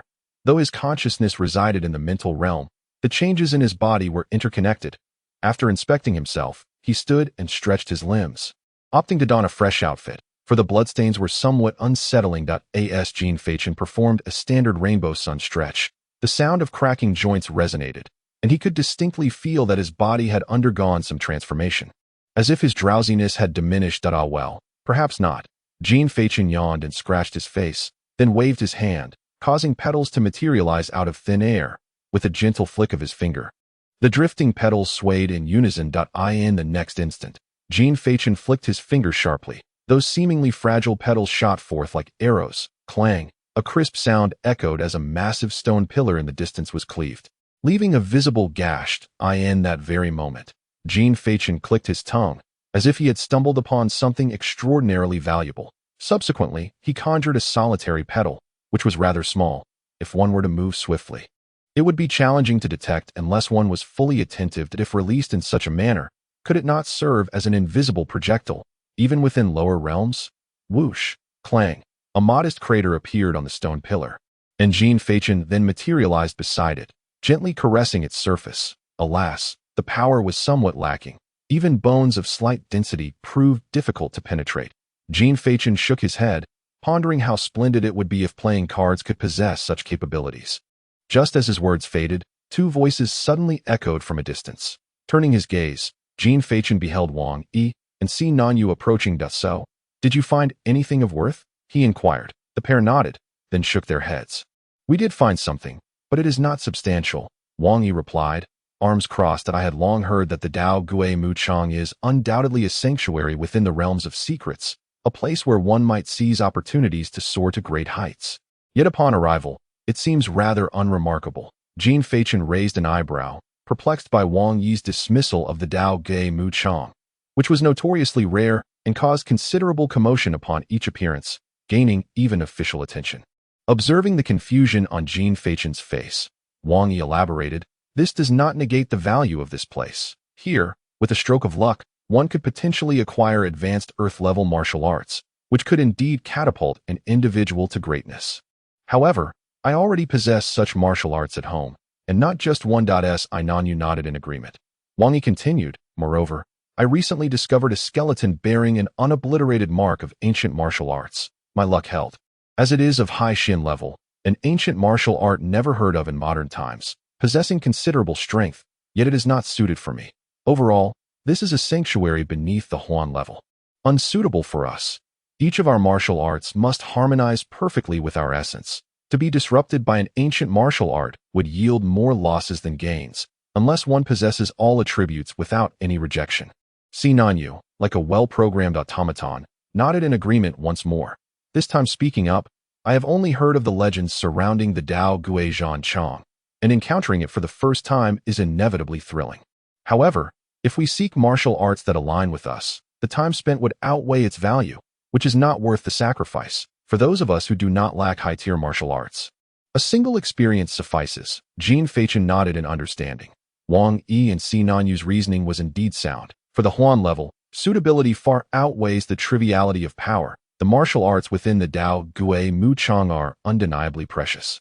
Being ancient forms, yet to squander time in pursuit of them would be imprudent, especially for those at the Huan level. Finding a high-tier martial art that perfectly aligns with oneself in such a vast sea would indeed be an egregious waste of time. Fortunately, his gains this time were indeed substantial. Not only was he empowered by the enigmatic Great Snot, but he also stumbled upon a mysterious skeleton, which might yield further discoveries if he were to consult Yu Mingyi upon his return. This journey was far from futile. What are your plans moving forward? Will you venture out, or remain here? Jin Feichen inquired, looking up at the two individuals that I have matters to attend to. This bronze hall was not part of my original itinerary. I merely came to investigate upon its sudden emergence, Wang Yi replied. Beside him, Si Nanyu nodded in agreement.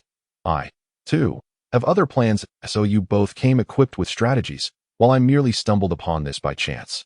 Jin Feichen remarked, his lips twitching slightly. He had assumed that this bronze hall was the primary objective for the pair in entering the secret realm, yet it turned out to be merely a detour.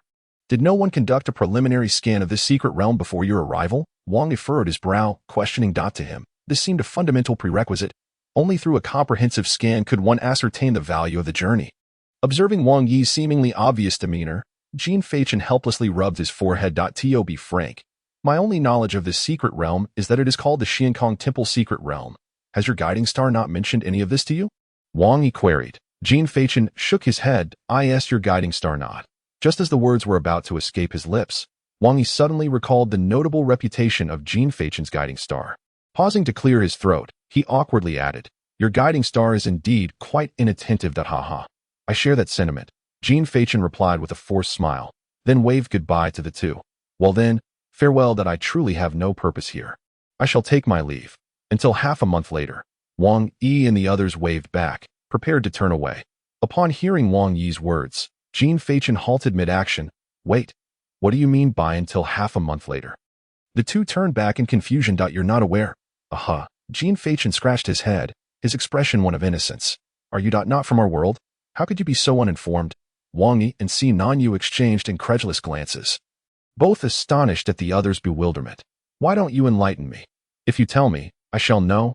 Half a month later, after the conclusion of the freshman competition across the 8 major academies, the various realms will convene at a designated campus to meet and understand one another.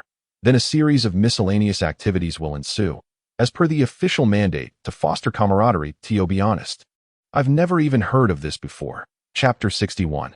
Under severe pressure, Jin Feichen, outside the Xiankong Temple Secret Realm, emerged from a swirling blue vortex, a cigarette dangling from his lips. Concurrently, the voice of Yu Mingyi resonated in his mind. You have refined the Wanmiyuki. What is this Wanmiyuki? Who is overdue? Is it about a mortgage? Jin Feichen pondered in bewilderment. After a brief silence, Yu Mingyi clarified. It means that your internal organs and meridians have become significantly stronger. As if you have absorbed something. Indeed, something akin to a large snot. That is precisely the Wanmiyuki. What a vexing predicament. It has caused me to ponder the 32-year car loan of Huzhu. Subsequently, Jin Feichen commenced the reporting process. When the other party inquired about the matter of Wanmu Chi, he casually adapted his report. Following this, a series of communications ensued with Yu Mingyi. As they entered the secret realm, It was still dusk. However, it had now transitioned to midday. Once Gene Fachin completed his report, he returned to his private parking lot, preparing to drive home with his small speaker in tow. Yet upon witnessing the scene before him, along with the ticket affixed to the tree nearby, Gene Fachin felt as though the sky had fallen upon him. Who has towed my car? An hour later, at the Traffic Enforcement Service Station in Hunching City, Shaanxi Province, Gene Fachin emerged with a scowl, clutching 2 tickets. The fines were sufficient to cover my parking fees, for heaven's sake. Upon returning to his long-lost beloved vehicle, Gene Fachin turned on the music and pressed the accelerator, shooting out with vigor. However, he had barely exited the traffic service station when he was halted once more. The music was deemed too loud, endangering safe driving, resulting in a 2-point deduction and a fine of 200. A small note was slapped onto Gene Fachin's stiff face. Thus, he lamented yet another loss of 2 points and 200 yuan. This time, before driving off, Gene Fachin mechanically exited the vehicle, awkwardly circumnavigating it. After re-entering, he adjusted his seat, checked the lights, gears, and handbrake, and finally buckled his seatbelt before starting the engine. Just as he was about to accelerate, a knock resounded on his window once more that a stern-faced officer from the Traffic Enforcement Unit remarked, "What on earth is going on? I have been observing you for quite some time. Now that you have your license, there's no need to circle the car like during the driving test. Come, step out and cooperate with the inspection. Why do you keep making mistakes?" With a robotic smile, Gene Fachin exited the car, internally communicating with Yumingyi. "Mr. Yu, could you leverage some connections to assist me? I feel utterly insignificant before the traffic unit." As dusk approached, within the confines of the traffic service station, the officer stated, "Consider this a warning. Remember, there are myriad roads, but safety is paramount at your age. One tends to relish speed, but do keep within the speed limits in the city center. Furthermore, refrain from parking in undesignated areas and avoid cranking the music too loudly. And for heaven's sake, do not circle your car every time you drive. That could be perilous on the road." Gene Fachin bowed deeply, expressing gratitude. "Thank you, sir. I understand, sir. It shall not happen again, sir. Your attitude is commendable. You seem somewhat familiar. I believe I have seen you on television." Gene Fachin bowed again. "Thank you, sir. I understand, sir.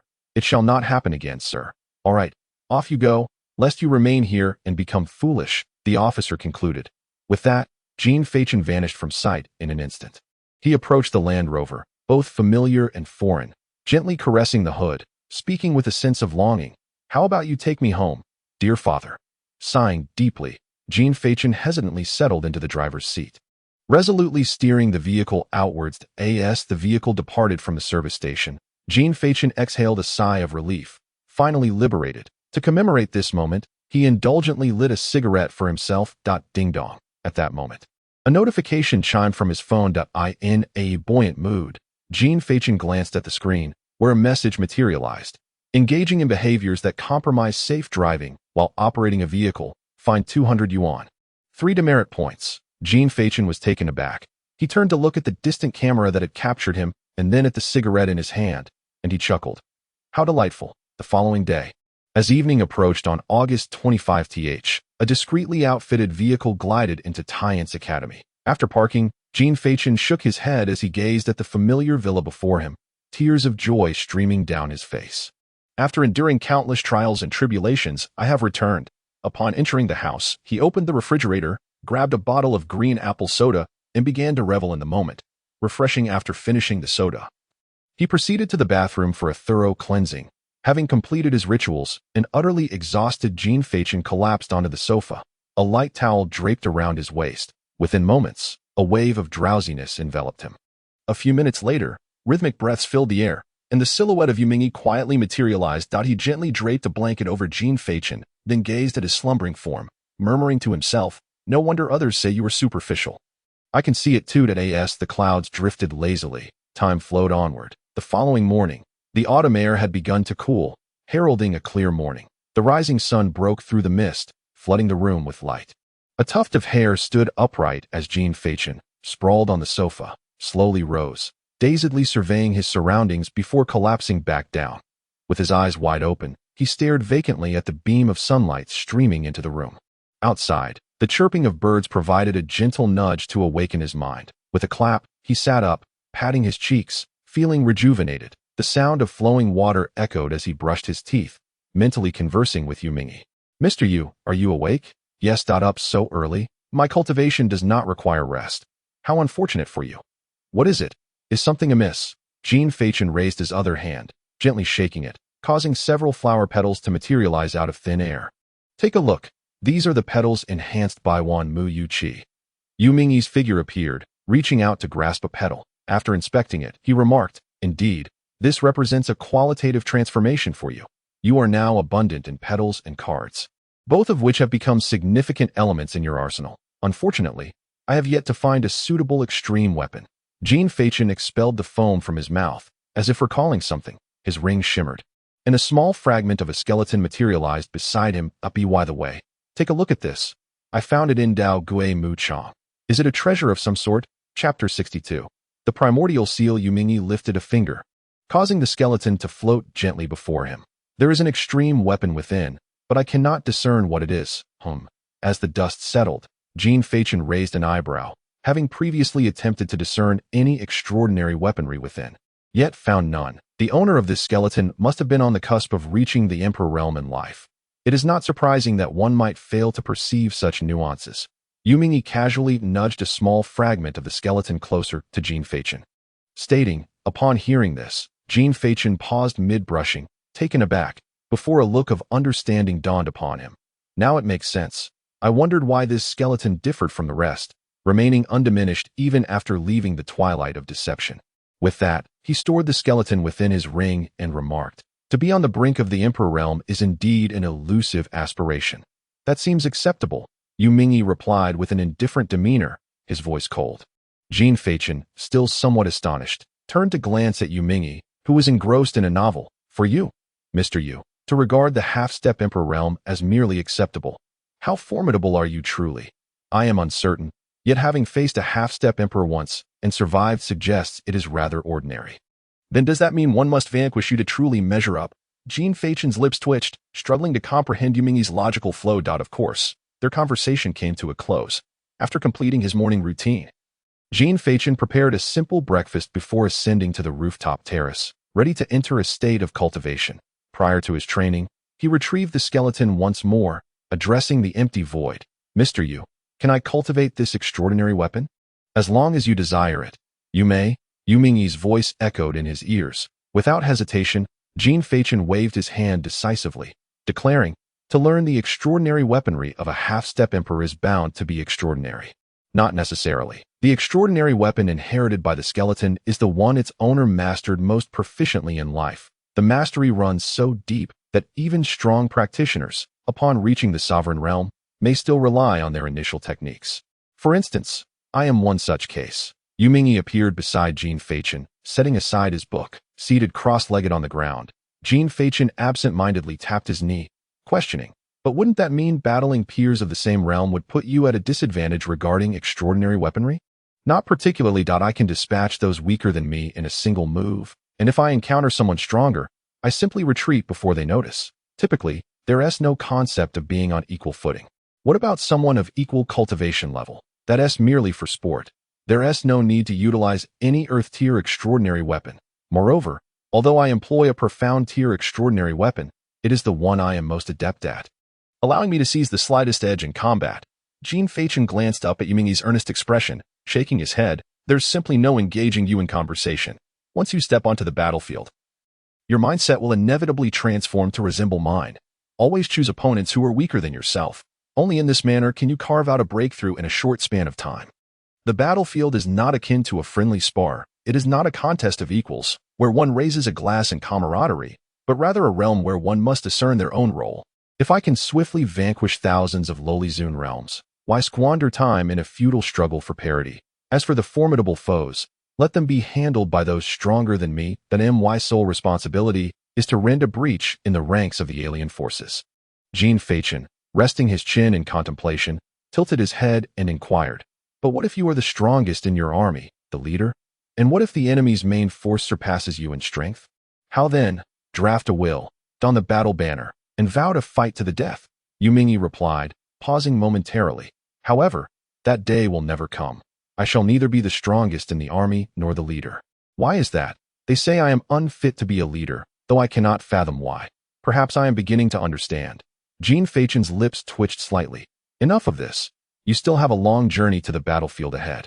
It is best you focus on honing your skills. Upon saying this, Yu Mingyi summoned the hidden remains to his hand and then closed his eyes, within mere seconds, under Jean Fachen's curious gaze. He returned the bones that I have extracted the concealed essence of martial prowess. You need only attune yourself to it, as so soon. Yu Mingyi nodded as if it were the most natural thing. How long should it take? It is merely the bones of a deceased. Even if he were present, I could force him to divulge his knowledge to Mr. Yu. From this day forth, I am a member of the Yu family army. Jean Fachen declared, raising his fist triumphantly above his head, exclaiming, with fervent blood, I shall fight for the glory of our Yu family army. A slight awkwardness ensued. Indeed, one could almost sense the tension in the air. As Jean Fachen scratched his head uncomfortably and accepted the remains, expressing his gratitude to Mr. Yu. With that, he hastened to enter a state of cultivation, while Yu Mingyi, feeling a chill run down his spine, sat nearby and picked up a novel. Suddenly, spirals of spiritual energy erupted around Jean Fachen's body, tendrils of ethereal essence enveloping the modest remains, lifting them gently. He then raised a hand, fingers forming seals before thrusting them toward the bones.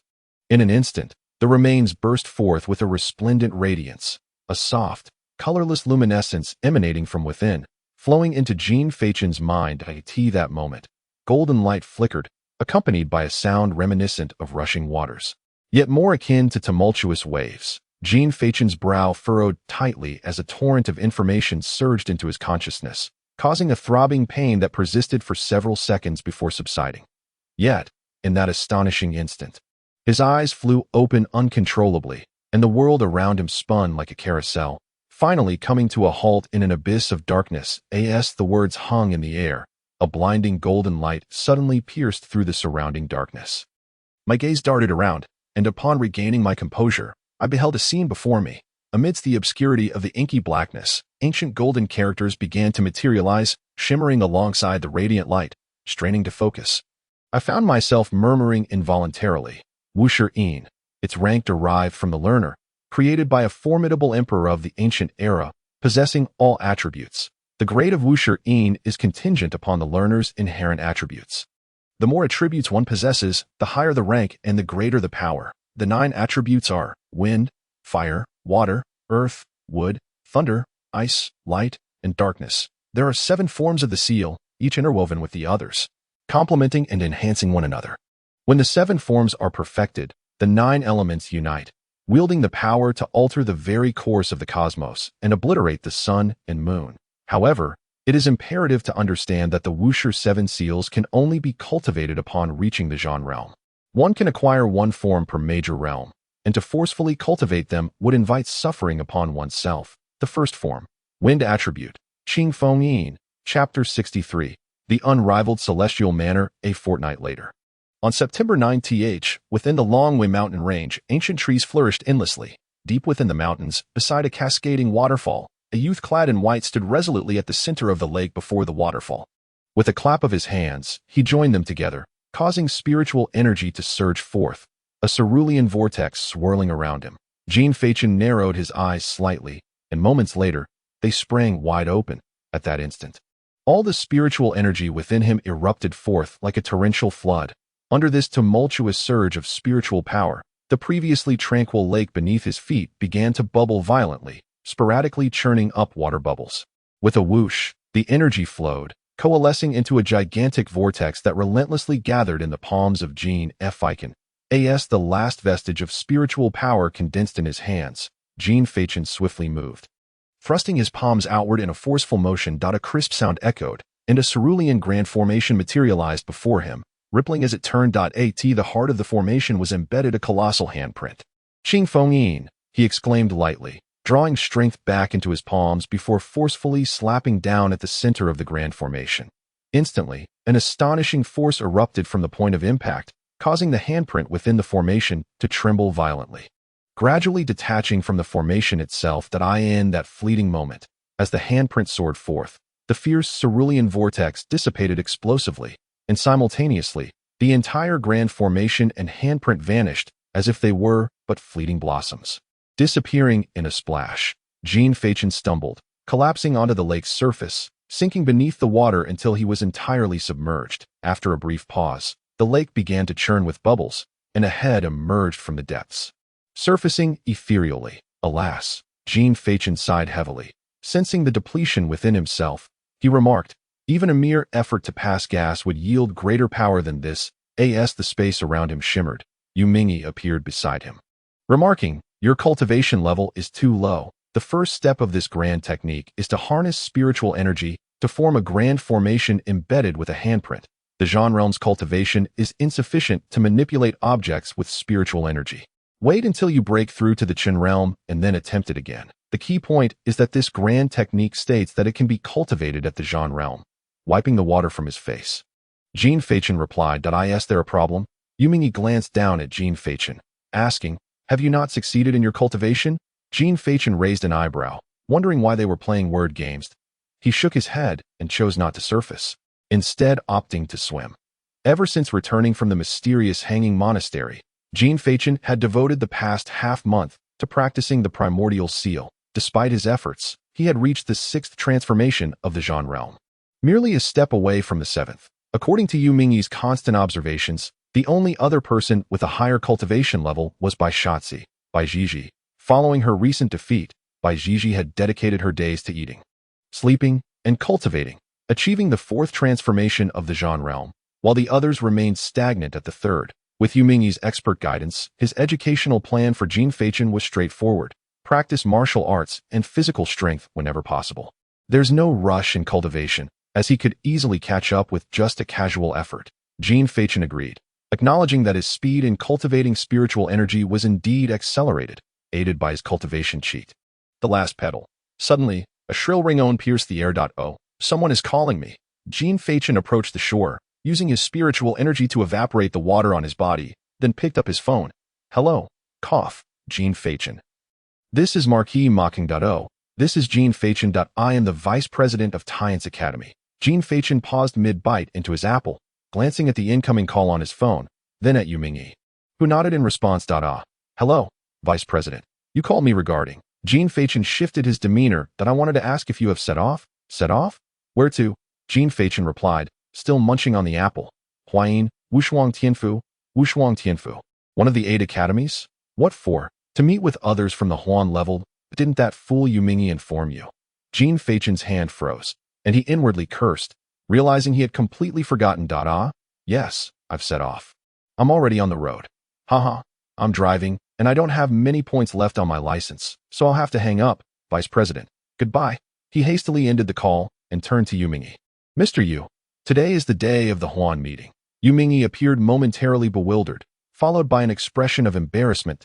He glanced at the time, pondering for a moment before stating, there's no way to make it by car.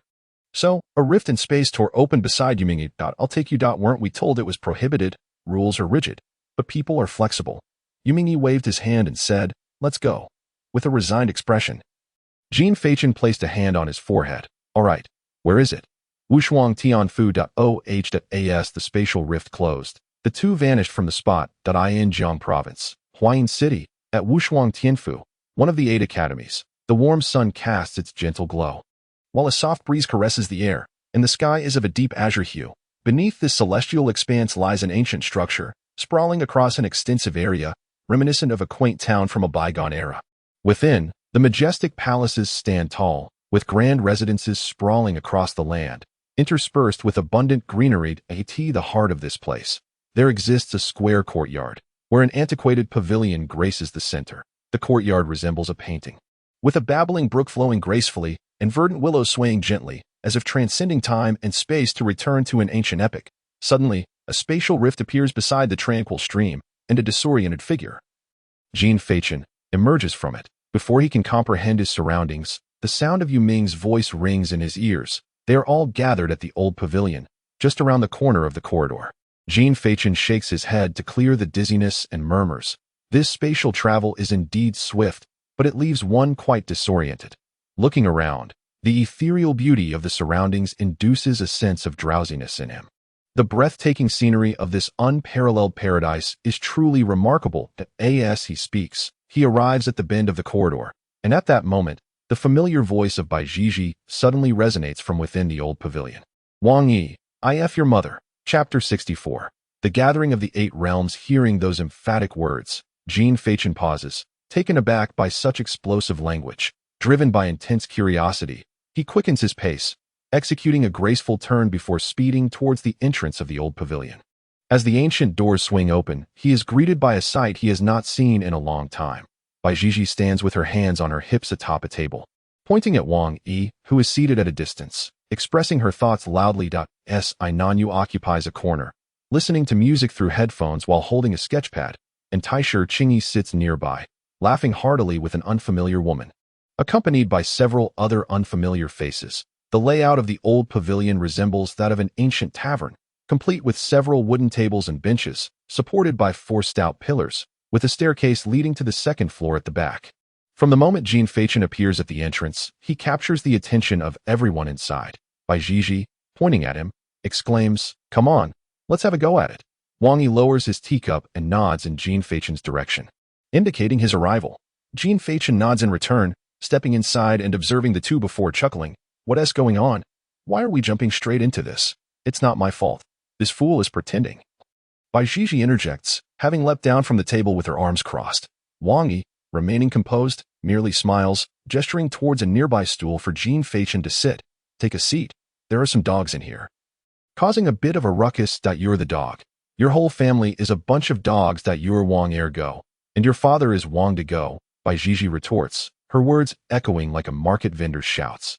Jin Feichen's eye twitches at her market-like banter, and he turns to Wang Yi, inquiring, "What's the matter with her? Why is she acting so childish?" Having uttered merely a couple of truths, the result was a frenzy akin to rabies. "You are the one truly afflicted with madness. If you possess any courage, step outside with me and demonstrate your prowess. Your mother has already confiscated your privileges." As Bai Jiji spoke, she strode towards Wang Yi with an exaggerated gait.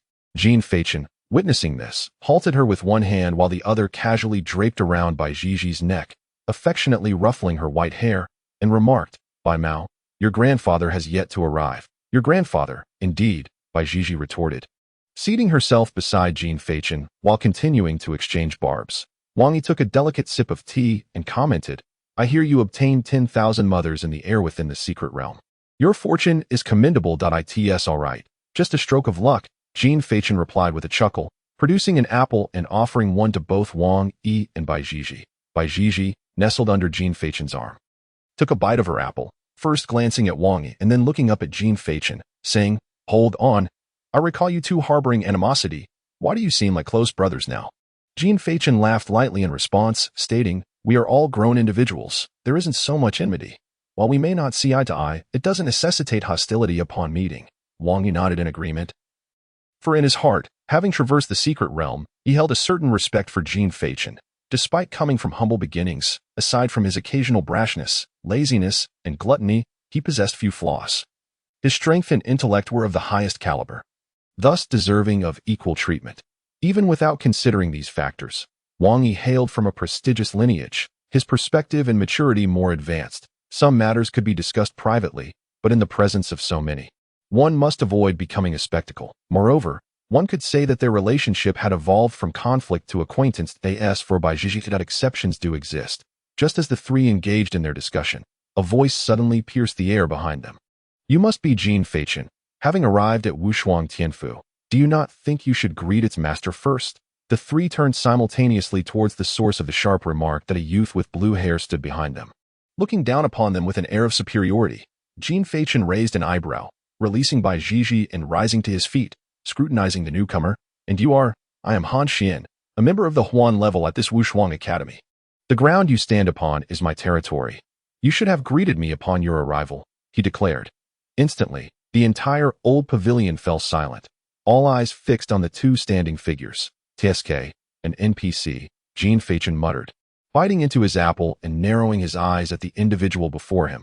Before he could finish his thought, Bai Jiji's voice rang out from behind. "What are you doing, Han Xian? Don't act all high and mighty here. Even if I were to simply stand here, what could you possibly do about it?" Bai Jiji and Wang Yi both rose, positioning themselves on either side of Jin Feichen. Wang Yi, hands clasped behind his back, surveyed Han Xian with indifferent eyes and remarked, Since when has the Wushuang Academy become the domain of your Han family? According to the laws of the Great Xia, families are not permitted to interfere in matters of the academies. What is this? Has your Han family ascended above the Great Xia? Your Han family is merely a bunch of fools, struggling even to pay respects to their ancestors. How could they ever presume to rise above the Great Xia? What a farce, Bai Jiji, munching on an apple, disdainfully remarked. The two engaged in a lively exchange, which promptly darkened Han Xian's countenance. Having grasped the situation, Jin Feichen swallowed the last bite of his apple, picked at his teeth, and addressed Han Xian. Would you be so kind as to extend your hand? Would he dare? Even stretching out a finger would be a Herculean task for him. Just as Han Xian was about to refuse, he heard Bai Jiji's words. Cursing inwardly, he reluctantly extended a hand, coldly retorting, I've done it. What will you do about it? Excellent. Thank you. Jin Feichen cheerfully placed the apple core in Han Xian's palm. Han Xian began to speak, but Jin Feichen suddenly sprang into action, delivering a swift kick. Bang! Caught completely off guard, Han Xian was sent flying through the open door, crashing into the center of the lake. A colossal plume of water erupted, soaring skyward before cascading down in countless droplets. Oh, they really think I'm a pushover, he muttered to himself, lighting a cigarette before turning to wrap an arm around the astonished Bai Jiji. Addressing Wang Yi, let us continue our conversation. This unforeseen turn of events left everyone momentarily stunned. No one anticipated Jin Feichen would take such direct action. Furthermore, the force of that kick clearly indicated a significant enhancement in his strength. It seemed that his extreme martial arts and Wan Miyuki were exceptionally compatible. Now that he had attained such prowess, he likely felt aggrieved and sought to provoke a confrontation. Normally, he wouldn't act so recklessly. Wang Yi resumed his seat, crossed his legs, adjusted his suit, and immediately exuded an air of dominance. Bai Jiji hesitated before looking at Jin Feichen and said, Could you spare me another apple? They're quite delicious. Jin Feichen, not one to be stingy, promptly produced a handful of apples and stuffed them into Bai Jiji's embrace. Here, indulge yourself, you glutton. Chapter 65. Jin Feichen's profile book character.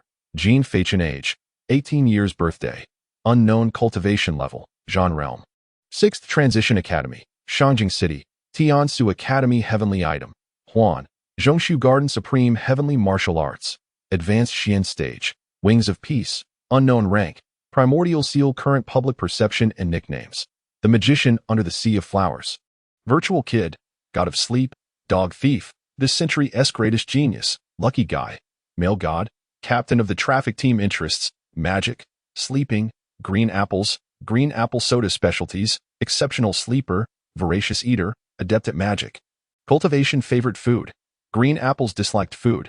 Bitter Melon. Source of Stress. Lack of Sleep. QA Session. Why do you enjoy eating green apples? Jin Feichen stroked his chin, feigning contemplation as he replied. Initially, it was simply because it was the only option. Later, I was captivated by the flavor. It's absolutely delightful. How many apples do you actually have in your ring? Since I always buy a plethora upon returning to the academy, I'd say it's impossible to count, Jin Feichen remarked while inspecting his ring. Do you prefer your father or your mother? Jin Feichen felt a twitch at the corner of his eye. He had neither, and questioned the motive behind such an inquiry. Are you a living Yama? What constitutes a true magic performance? Jin Feichen organized his thoughts and replied slowly. This is the essence of a genuine magic show. You think Yu Lao is truly foolish? Jin Feichen sighed in exasperation, pressing his forehead. What kind of question is that? If I must answer, then perhaps just a drop of folly. How many petals have you transformed into?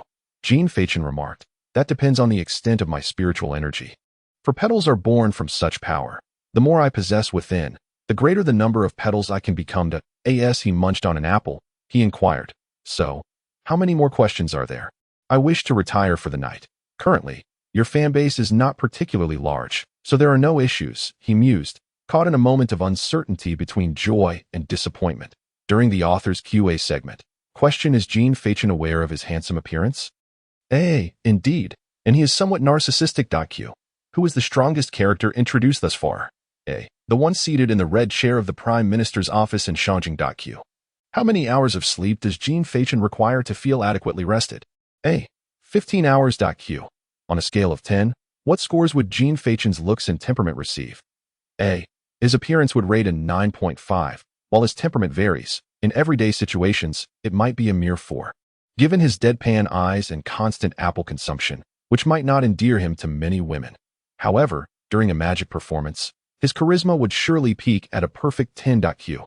Who coined the nickname Shuzai? A. By Gigi, who fervently popularized it on the forum, gaining public recognition. Q. Is by Gigi truly foolish? A. Not exactly. Rather, he is exceedingly naive. Akin to the protagonist of an exuberant manga. Albeit with a hint of folly. Question: has Jean Fachin ever harbored feelings for a girl? A. As of now, he has not. But if a girl were to emerge from a green apple, he might just fall for her. In the upcoming character selection, 1.Yumingi 2.Huju 3.By Gigi 4.Wangi 5.Taishir Chingi 6.Qing Ping with Chapter 66, the second-in-command of Shanjing at the Eight Great Courts, the unmatched heavenly mansion. In the old pavilion by the lake, the sky was clear, and a gentle breeze swept through, causing droplets from the lake to fall gracefully onto its surface, creating countless ripples. A hand emerged from beneath the lake, forcefully pressing against the water's surface, pulling its entire form up. Han Xian's expression darkened as he gritted his teeth and murmured, Jean Fachin, you seek death. No sooner had he spoken than a glimmer appeared in his eyes.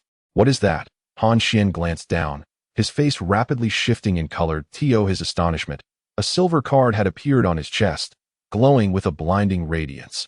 Being of the same level, he had thoroughly investigated Jean Fachin's abilities beforehand. And the current circumstances were indeed the prelude to the activation of extreme martial arts. Bang. Once again, a deafening explosion resonated in the heart of the lake, followed swiftly by a towering column of water, rising several times higher than before. The droplets that burst forth scattered like a torrential downpour. Within the confines of the room, Jean Fachin instinctively shifted, taking refuge behind Bai Gigi. Unaware of the unfolding chaos, Bai Gigi turned to investigate the source of the explosion, muttering to herself, what on earth is going on? Han Xian has plunged into the lake. Yet, all that met her gaze was a vast expanse of water. With a resounding splash, the remaining occupants of the room hastily summoned their spiritual energy for protection, with the exception of Bai Gigi, who remained oblivious. Suddenly, with a loud splash, a torrent of lake water surged into the room. Only to recede just as quickly. Caught unprepared, Bai Gigi found herself unexpectedly drenched, and as the water withdrew, two small fish flopped about in her mouth. Ugh, get off me. Damn it, Han Xian. I swear I'll make you pay for this. Bai Gigi exclaimed, spitting the fish out and tossing them cautiously back into the lake, before turning her ire towards the submerged Han Xian. As Bai Gigi stood by the railing, shaking her fist and shouting in outrage. A kindly old man approached, waving his hand at her. All right now, young Bai, you should head inside. I can hear your cursing from quite a distance, he said with a gentle smile, upon recognizing the elder's visage. Bai Gigi quickly quelled her outburst, bowing respectfully. Old show. What brings you here? Haha. It's a wonder you still remember me. If I don't come, how will I keep you rascals in line? Old Show chuckled warmly, then gestured for her to enter. Let us talk inside. No need to linger at the door. All right. Bai Gigi replied obediently, following closely behind Old Show as they entered the pavilion. Upon seeing the elder enter, everyone in the room, including Wang Yi, promptly stood, bowing and greeting Old Show. Even Jean Fachin, who was yawning, quickly mimicked the others, though his intended greeting transformed into a yawn. Ah. Old Show smiled kindly at Jean Fachin before making his way to a seat at the far end of the room. Settling down with a wave of his hand. Don't be formal. Please, have a seat. As the group sat down, Jean Fachin eyed the unusually compliant Bai Gigi with suspicion and quietly inquired, Bai Mao, who is this person that has you so well behaved? With an unchanging smile, Bai Gigi leaned closer to Jean Fachin and whispered, he asked the second-in-command of the Prime Minister's office in the capital. Zhou Huadong. A truly formidable individual. Not only do I behave myself, but my father is also respectful to him, not daring to utter a single word out of line. Oh, quite the distinguished figure, Jean Fachin exclaimed. Taken aback, he had assumed today's meeting was merely casual, never expecting the second-in-command of the Prime Minister's office to be present. From another perspective, this meant he was the second-in-command of the entire Great Xia, which was quite intimidating. No wonder Wang Yi was so deferential. Wang Yi glanced at Jean Fachin, his expression unreadable, and remarked, though Bai Gigi's words may seem coarse, they hold truth, and my father is always respectful in his presence. This individual deserves the reverence of all in Great Xia, both for his strength and contributions. Jean Fachin nodded knowingly, suddenly reminded that Yu Mingyi also hailed from the general administration in the capital. Thus, he began a silent communication in his mind. Mr. Yu, do you recognize this person? Are you aware of the purpose of their visit? We've crossed paths in the past. Who haven't you encountered? I lack such fortune. The conversation proved futile, prompting Jean Fachin to sever the topic abruptly. At that moment, the venerable Zhou Lao seated in front spoke up. It seems we are one short, aren't we? They're soaking in the water. Claiming it's refreshing, Jean Fachin interjected. This weather is quite agreeable. The youth are indeed brimming with vigor, Zhou Lao remarked, casting a glance skyward. Following his words, his weathered fingers gently tapped the table, and instantly, an invisible force surged forth. Han Xian, who was struggling to ascend from the depths of the lake, was lifted by this power and drawn directly into the old pavilion. Initially bewildered, Han Xian surveyed his surroundings, and upon spotting Zhou Lao, he hurriedly bowed and clasped his hands in gratitude. Thank you, Zhou Lao. Zhou Lao nodded, smiling as he said, I shan't assist you in drying off. A bit of moisture will keep you cool. Please, take a seat. Cool? What do you mean by cool? Though Han Xian's mind brimmed with confusion, he refrained from inquiring further and obediently took his place. During this time, when he glanced at Jean Fachin, his eyes blazed with fury. Seeing that all 8 individuals had gathered, Zhou Lao nodded in satisfaction and announced, Children, I am Zhou Huadong, and it is I who summoned you here. As Zhou Lao commenced his address, Jean Fachin began to feel drowsy. Isn't this akin to a lecture? Indeed, it is a lecture, Bai Zhiji whispered. Are you not aware? Every year, the Huan level convenes, and a representative is dispatched from above to maintain order and discuss the essence of true strength. The intention is to prevent internal strife and mortal enmities among us, which is what the authorities dread most. Consequently, such discussions are treated with utmost seriousness. Goodness, no wonder it induces sleepiness, Jean Fachin yawned, his understanding dawning. Nevertheless, in such a setting, it would be inappropriate to doze off immediately. One must show respect and listen for a while before succumbing to slumber, with nothing else to occupy his mind. Jean Fachin began to idly survey the room, glancing left, right, up, and down, absorbing the scene without paying heed to a single word spoken. Eventually, with boredom creeping in, he started to scrutinize the unfamiliar faces present. First was Han Xian, with blue hair and clad in high-end fashion, an enigmatic figure. Next was a girl playfully engaging with Tai Shichingi, sporting chestnut-colored hair styled in a high ponytail, exuding a youthful radiance. As for the final Huan-level individual, they had remained silent throughout, quietly seated in the corner, with long black hair tied back, their identity equally unknown. The rest were familiar acquaintances, the naive Bai Zhiji, the domineering Wang Yi, the robotic Sinan Yu, and the fierce Tai Shichingi. Adding to his own slumber, Jean Fachin found himself utterly bored after perusing Chapter 67, titled New Plans. Despite the elder above him passionately expounding on grand ideals, the greater good, and unity, Jean Fachin could no longer suppress a tremendous yawn, preparing to indulge in a much-needed nap. The child yawning must be Jean Fachin, he thought, just as he was about to close his eyes. A voice interrupted.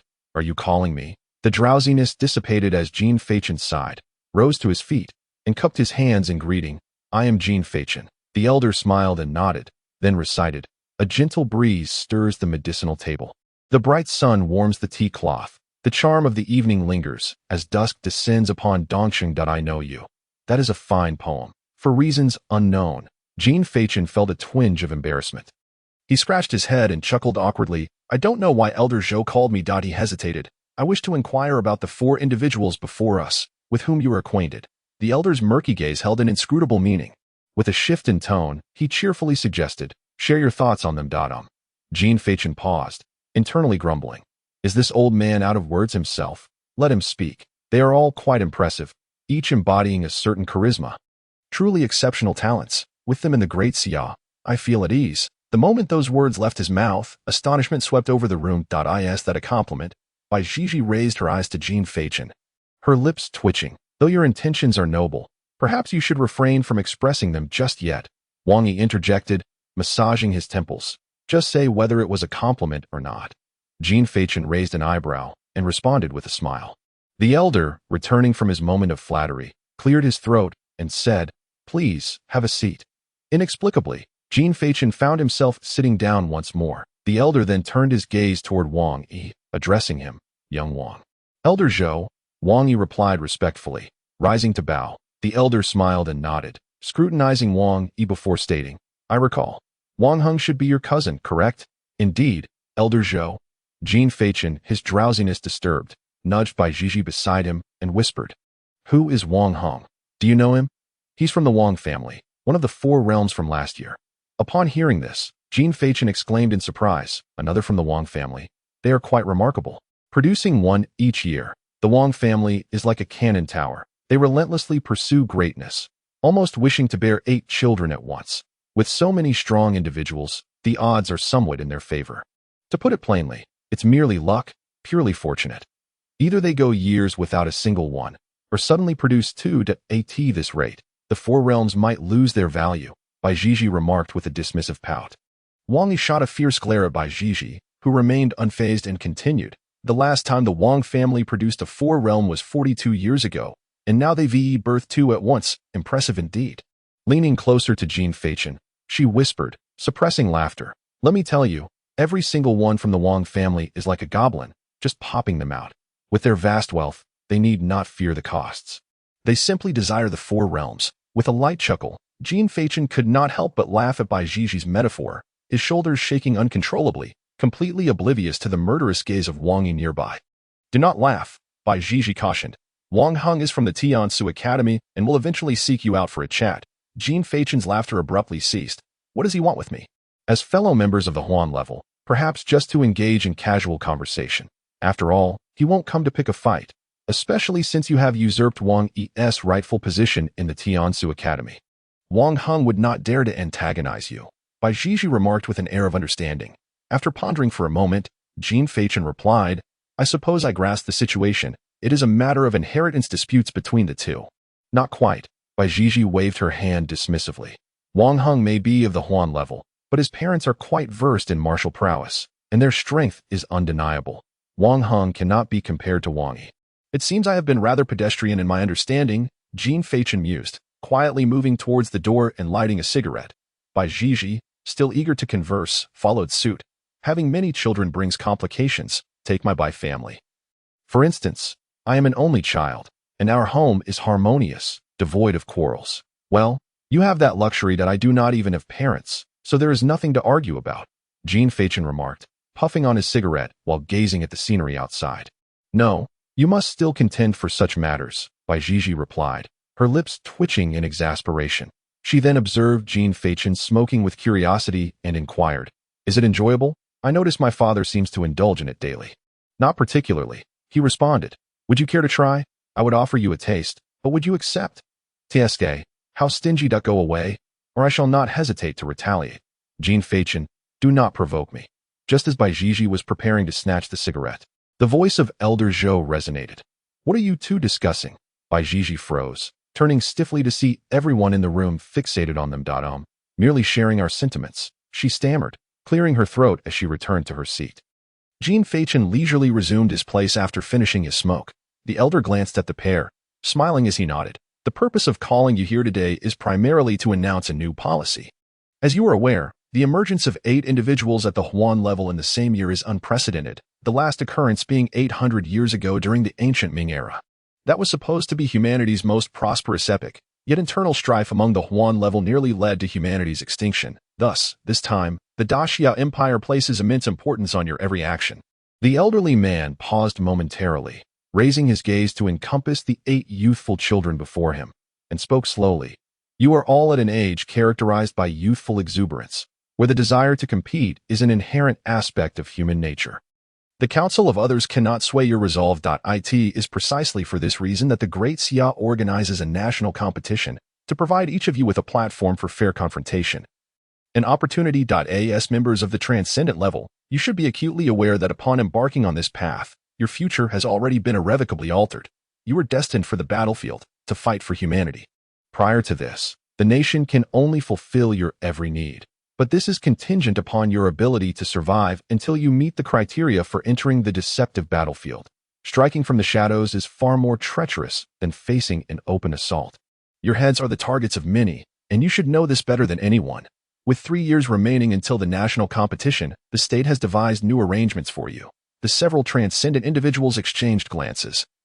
And even Jin Feichen listened intently, Curious about the nation's so-called protective measures for the transcendent level, he was eager to see what changes could potentially erase the animosities that existed among them. Half an hour later, in the capital, at the Council of Ministers. In the office, Zhou Huadong was reporting to the elderly man seated across from him. The old man, perched on the red chair, gently tapped the desk and couldn't help but chuckle upon hearing the report. These little rascals, he mused. It is perplexing how, despite being compatriots, they harbor grudges and engage in conflicts more fiercely than those from rival tribes. Inevitably, these children, still in their Navi years, have basked in the world's greatest accolades. Some may find their perspectives altered during this process. Ultimately, each one of them develops a mindset more formidable than that of kings, perpetually consumed by the urge to compete. Zhou Huadong couldn't help but laugh at the remark. We have all walked this path. In the end, it was our teacher who assigned us an impossible task that tempered our arrogance. Don't they relish in competition, especially those two prideful youngsters from the Han and Wang families? Let them go at it. I shall see who proves competent. The old man snorted lightly before inquiring, how goes the investigation into Nan? We're close to uncovering the truth, came the reply. Cease for now, the elder waved his hand, instructing the youngsters to split into two groups, ensuring neither remained idle. Whoever discovers the truth first will be rewarded with the only celestial-level martial arts manual in the Great Xia, and I shall personally guide them through it. Let us see if they still have the inclination for internal strife. Zhou Huadong shook his head with a wry smile. What a grand scheme.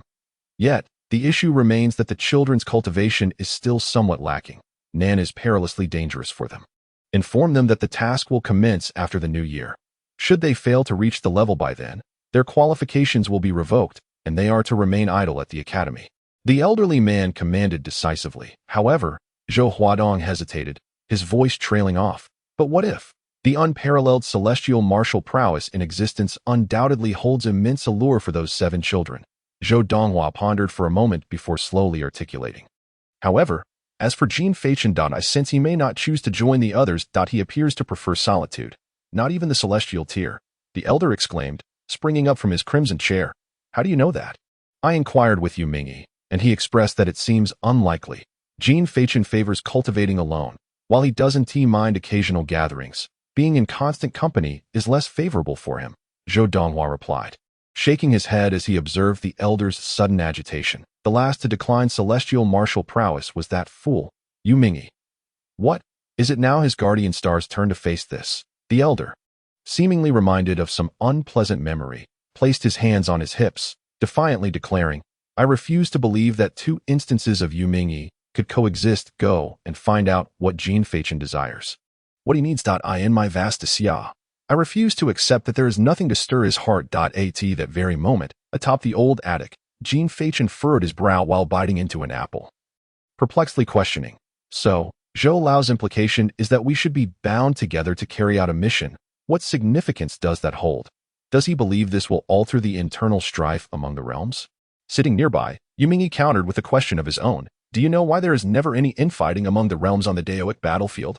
Lying on the roof, Jean Feichen absent-mindedly tapped his fingers and replied, Is it because they have witnessed the true horrors of war and recognized their own naivety? Upon finishing, his fingers paused. Then he continued, No, you must mean that fighting together, facing challenges, fosters a sense of camaraderie akin to that of comrades in arms? I disagree, Jean Feichen stated, shaking a finger as he gazed into the clear sky. If we are bound together, then those bound alongside us will also have their interests at stake. Internal strife is ultimately just that, internal strife. Not a centuries-old enmity between races. Internal conflict merely arises from a fundamental discord in interest on the battlefield. The primary objective for all humanity is the annihilation of foreign races. Thus, incidents of internal strife are exceedingly rare, if not entirely non-existent. But here, what could possibly unite 8 beings of the celestial tier, compelling them to set aside grievances for a common cause? With a stoic expression, Jean Feichen stared at the apple in his hand, his mind racing. Celestial martial prowess, particularly the precious kind that exists only within these esteemed families, could indeed captivate those of profound backgrounds. Suddenly, Jean Feichen blurted out a thought, quickly turning to the reading Yu Mingyi and inquired, If I am not mistaken, does the official possess a superlative celestial martial art, perhaps at the celestial tier? After a moment of contemplation, Yu Mingyi replied, It seems there is indeed such a thing. Then I stand corrected. Jean Fachin chuckled softly and remarked, I believe I have discerned their intentions. Firstly, they aim to divide us 8 individuals into 2 factions, thus facilitating better observation and minimizing the intrigues that often arise.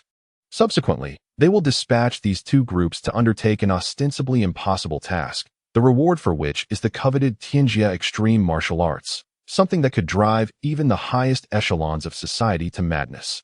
In this manner, everyone's goals will align, and since we are separated into 2 factions, there will be no time wasted in hindering one another. The allure of the Tianjia is simply irresistible. The trifles of personal grievances pale in comparison. The rationale behind selecting such an unattainable task is to ensure that the highest level remains preoccupied until the national competition commences. Throughout this period, they will be consumed with thoughts of the Tianjia, leaving no energy for internal strife over the top position. Ultimately, when the national competition begins, the highest level will find itself on the grandest of stages. Here, the objective returns to its inception. The initial aspiration of achieving the foremost rank will be fulfilled under official auspices. Once concluded, the rankings will be fixed. The victors will devote themselves to diligent training to maintain their supremacy, while the vanquished will toil relentlessly. Consequently, all at the highest level will settle down, and the so-called internal conflicts will dissipate. Yet, the very Tianjia extreme martial arts that prompted this cessation of strife remains in the hands of the authorities, awaiting its role as the reward for the next mission, thereby completing the overall cycle. As a cigarette burned down to its end, Jean Fachin's conjecture reached its conclusion. Why not simply engage in a contest to determine the victor now? He mused, shaking his head. The notion of being first must resonate on a global stage, not merely in one's own perception. Only the national competition bears such merit. Having become a form of validation. It is an incomprehensible mindset. Such is human nature. Being human engenders such thoughts. Put simply, humanity is merely a matter of strokes and dots. 2 strokes, 2 fools. Chapter 69. The task. Ding dong. A message chimed from the phone, prompting Yu Mingyi to pick it up and check. Oh, so you can operate a smartphone? Jean Fachin reclined on the rooftop, legs crossed, hands propped behind his head, squinting against the encroaching drowsiness. Yu Mingyi glanced at the message on the screen and replied, I have a basic understanding. I occasionally browse e-books. It is from the Prime Minister's office, instructing me to inform you that the final task has been determined. The 8 individuals at the highest level will form teams of 4, and those who complete the task first will qualify to learn the Tianjia extreme martial arts. Personally taught by a distinguished individual, the task will commence on the 8th day of the Lunar New Year next year, with the codename 0. Upon finishing, Yu Mingyi turned to the drowsy Jean Fachin and said, You were correct. Unfortunately, it's a no-reward wager. Jean Fachin smiled faintly and replied, TD, kindly decline on my behalf. An impossible task holds no value whatsoever. Ding dong. Another message arrived, and upon reading its contents, Yu Mingyi paused in surprise. It's another message from the Prime Minister's office. They state that if you accept the task, you will receive an additional 500 boxes of exclusive cigarettes, along with 2,000 kilograms of specially supplied Qilin fruit. Qing? Fruit? What on earth is that? Jean Fachin sat upright, intrigued by the inquiry that a specially cultivated green apple, when consumed, can restore both spiritual and physical strength, truly providing a sense of satiety. Yu Ming contemplated for a moment and remarked, It is astonishing that such a treasure exists in this world. Jean Fachin's eyes sparkled with an unprecedented brilliance as he inquired, Can it be purchased in the market? Indeed, but the flavor will differ significantly from the specially supplied ones. There are many varieties of these spiritual fruits, primarily intended for frontline personnel who relish them. They are meticulously cultivated by the state, and in terms of both taste and efficacy, they far surpass what is available on the market. Never mind. I suppose I don't crave it that much. Jean Fachin turned over, scratching his rear end as he spoke. Very well. I shall decline on your behalf. Yu Ming nodded in agreement. Might I have a taste first? In the capital city, within the Prime Minister's office, Jean Fachin consented. Zhou Huadong paused for a moment, then stipulated a condition. The elder across from him responded with mild surprise, asking, What condition? Anything excessive would be unacceptable. The demand was to elevate the supply of special cigarettes to 700 boxes and the spiritual fruits to 5,000 kilograms. The elder frowned at these words, casting a skeptical glance at Zhou Huadong. Is that truly all? Indeed, those are the exact words. Zhou Huadong replied with a wry smile, clearly taken aback by Jean Fachin's request. This child must have been an apple tree in a past life. A tree that smokes at that.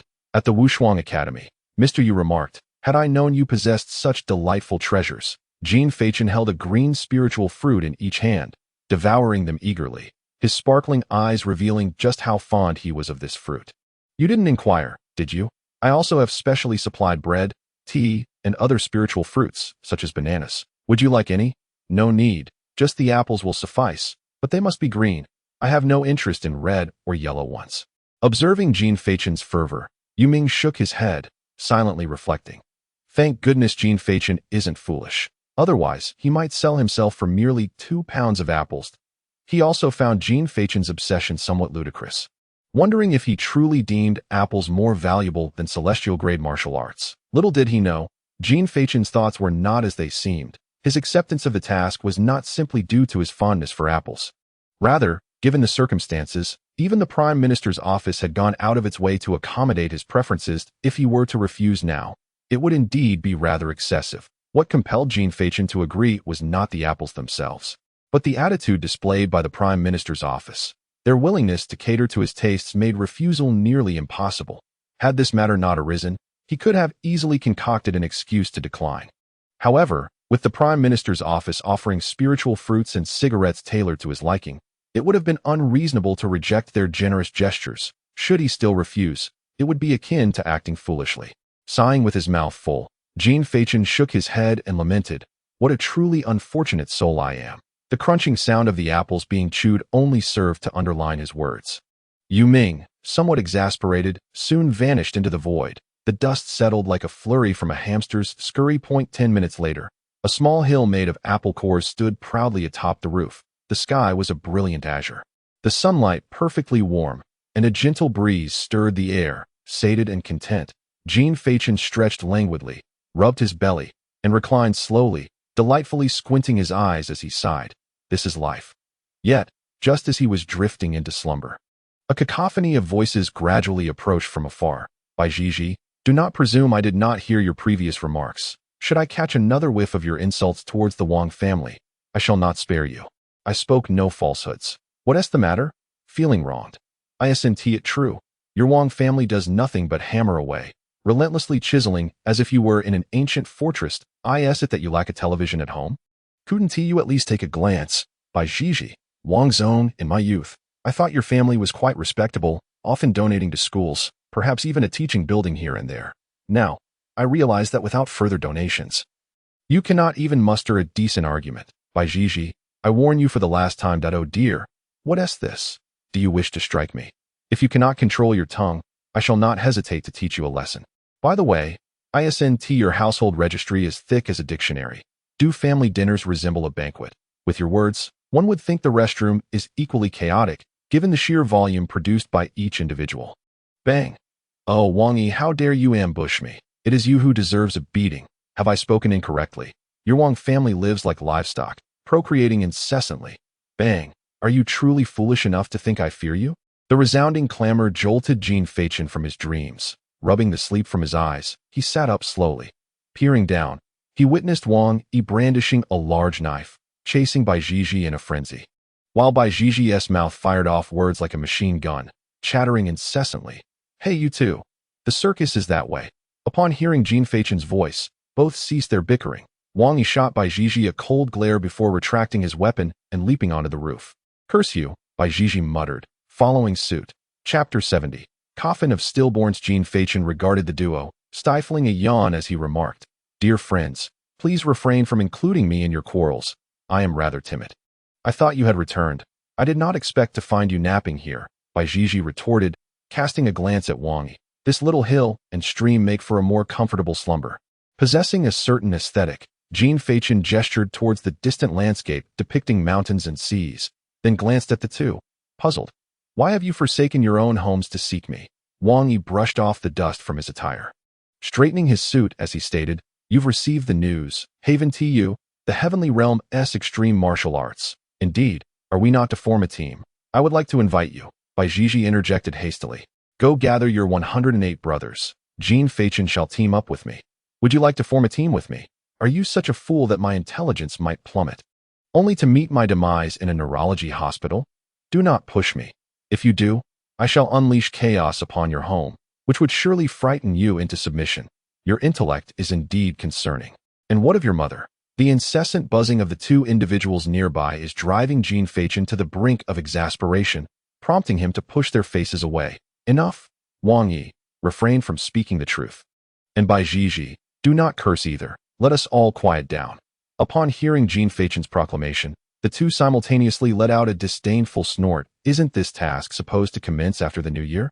It is only September. Why the haste? Wang Yi interjected. If we report ahead of time, the higher-ups will arrange tasks based on personnel, and it is my habit to plan future matters in advance. And what of you? Do you also possess the habit of planning for the future? Jean Fachin turned his gaze towards Bai Gigi. The latter scratched his white hair. I don't know, but when I saw Wang Yi arriving, I sensed this fellow had no good intentions, so I followed him. So your aim is not to form a team. Not initially, but now it is. Among these UN-level individuals, I find you most agreeable. You do not put on airs, so I simply wish to team up with you. Bai Gigi replied candidly. Very well. Jean Fachin produced 2 ordinary green apples, handing one to each of them. Then let the 3 of us form a team. I am somewhat familiar with both of you. Isn't the requirement 4 members? We still need 1 more. Choose wisely. Bai Gigi waved his hand in response. I'm fine with anyone, as long as it's not that fool Han Xian. The two entrusted the decision to Wang Yi. He straightened his suit and cleared his throat. I have 2 candidates for your consideration. The first is Si Nanyu, whose strengths lie in formidable power and exceptional speed. Though he is not very communicative, the second is Jiang Ziyi, the long-haired gentleman wielding the UN-level flowing ink celestial blade, a 2-meter-long miao knife. He possesses great strength and speed, but is also rather aloof and difficult to engage with. 8 UN levels, and 2 of them are taciturn. Jean Fachin chuckled. What about the others? What were your reasons for rejecting them? Wang Yi seemed to have anticipated everything, stating, Tai Shichingi has already teamed up with Gao Yu, the girl with the high ponytail. Among all, I most desired to team up with Gao Yu. You have taken a liking to her? Jean Fachin and Bai Gigi leaned against the wall, each holding an apple, their faces brimming with curiosity. Not precisely. It is due to her celestial artifact. Wang Yi shook his head, his expression turning serious. The UN-level coffin of life and death possesses no combat ability, yet it can absorb the souls of the deceased within a coffin. Nurturing an embryo anew, Gao Yu can utilize her own spiritual energy to nourish this embryo, allowing it to rapidly grow into a human to fight alongside her. Upon hearing this, Jean Fachin's expression turned solemn. It was indeed quite absurd. However, there exists a drawback. The energy provided for nourishment must come from cultivated spiritual energy, rather than the energy we typically employ, Wang Yi remarked. As far as I know, Gao Yu's cultivation is currently at the 3rd turn of the Ming realm, yet within her coffin lies an entity of the 7th turn in the Zhan realm and 2 others at the 3rd turn. Jean Fachin appeared somewhat astonished, pondering how this living dead could engage in combat. Was it manipulating celestial entities in battle? Wang Yi nodded, affirming. Indeed, all 3 of her living dead were once possessors of Te-grade celestial entities. While their combat prowess may not rival that of Huan-grade beings, their numbers and high cultivation levels compensate for it. Bai Gigi interjected, her nose pinched in disdain. With a single strike, I could shatter the coffin. If they dare oppose me, I'll simply stuff Gao Yu back into her coffin and bury her. The two exchanged knowing glances, choosing to ignore her. The fleeting image of the girl named Gao Yu crossed Jean Fachin's mind. He was taken aback to discover that the most vivacious among them was associated with such sinister celestial entities, a striking contrast indeed. Since she had already formed her team, there was no point in further contemplation. The final decision would rest upon her. Jean Fachin rose, brushing off his trousers and stretching his shoulders, stating, Are you leaving? Wang Yi and Bai Gigi also stood. Indeed, this place feels rather eerie.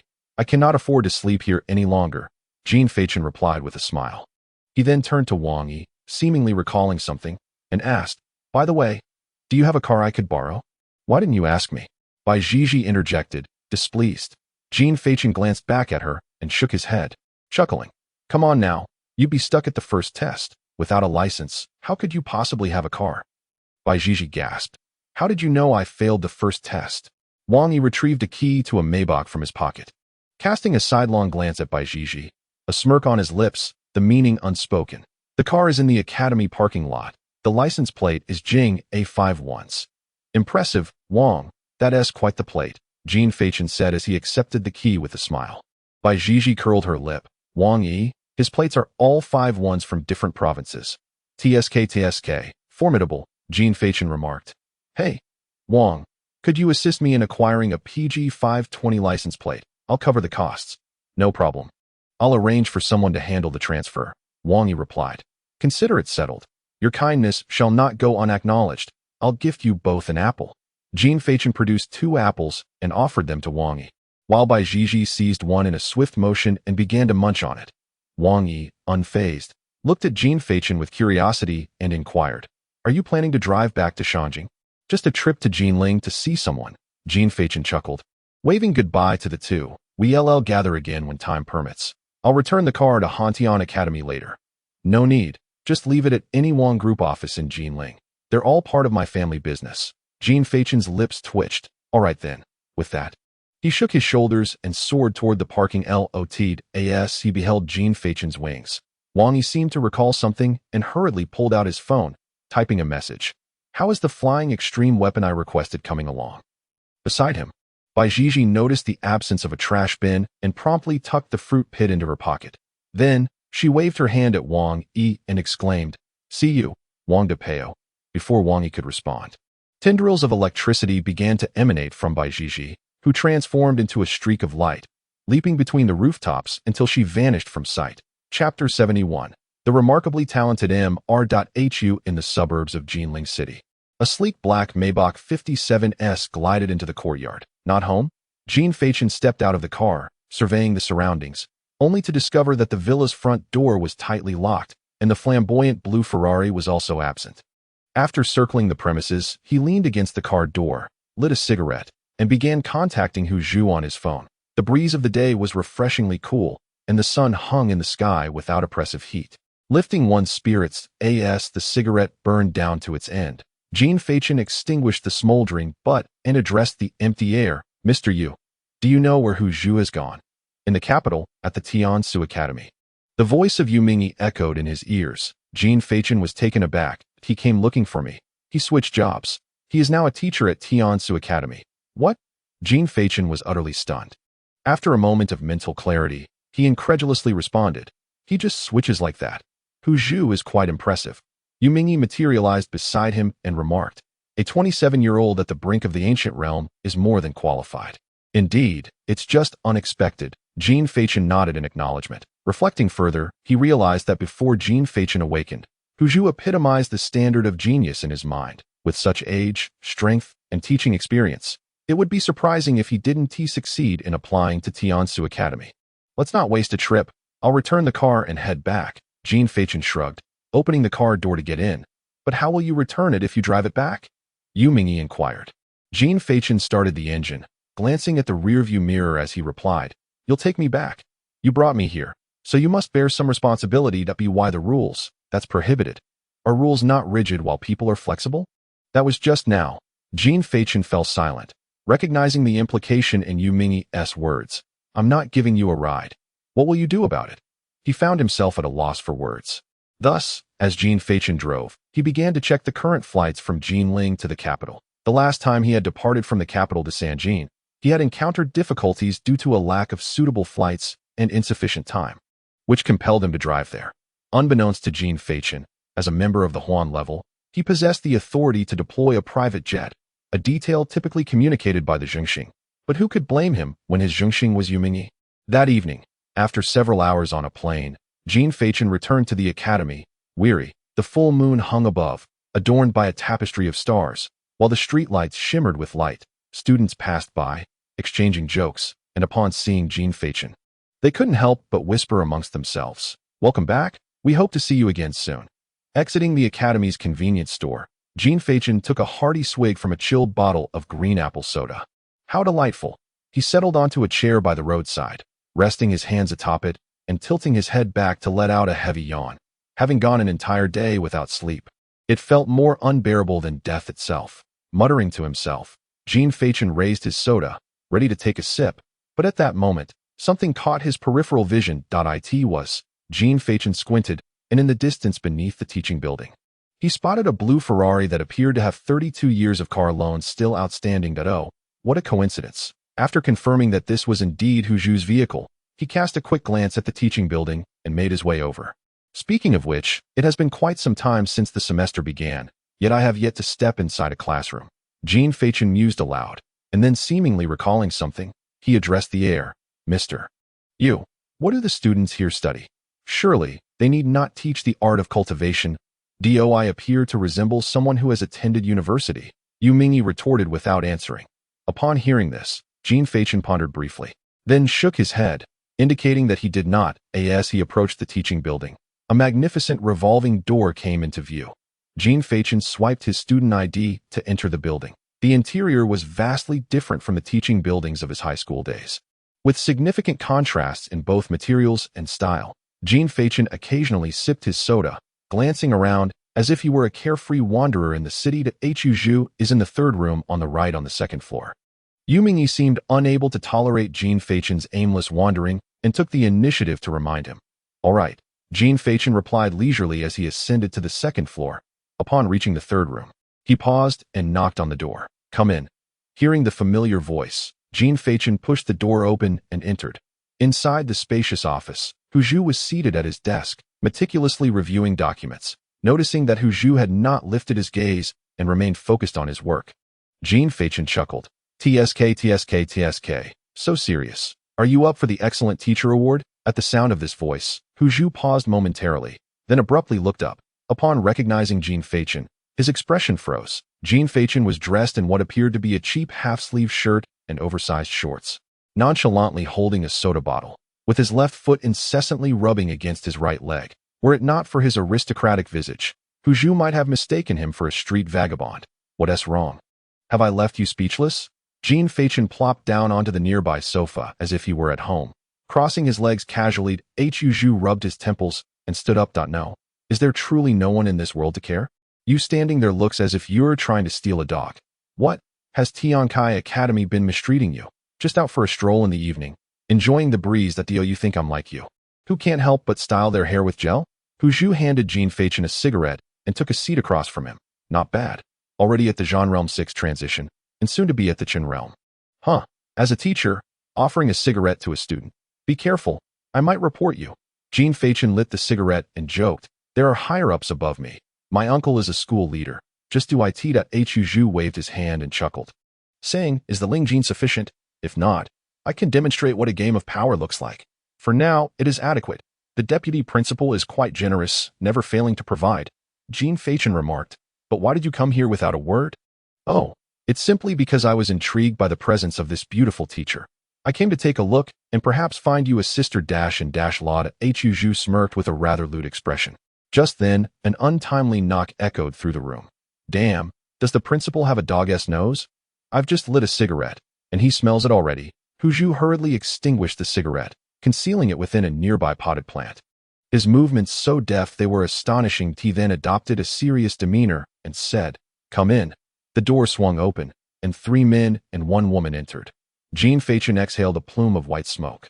Glancing over with curiosity, the leading man was tall and stern-faced, exuding a familiar aura of power. Turning back, Jean Fachin looked down at the can in his hand, tapping his fingers lightly, contemplating.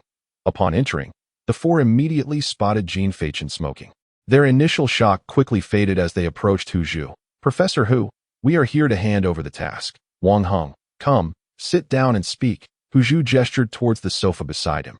Upon hearing this name, Jean Fachin raised an eyebrow, thinking to himself, so this is the resonance between celestial beings. No wonder it feels so familiar. However, to encounter him in such a context is truly surprising. Junior, could you please extinguish that cigarette?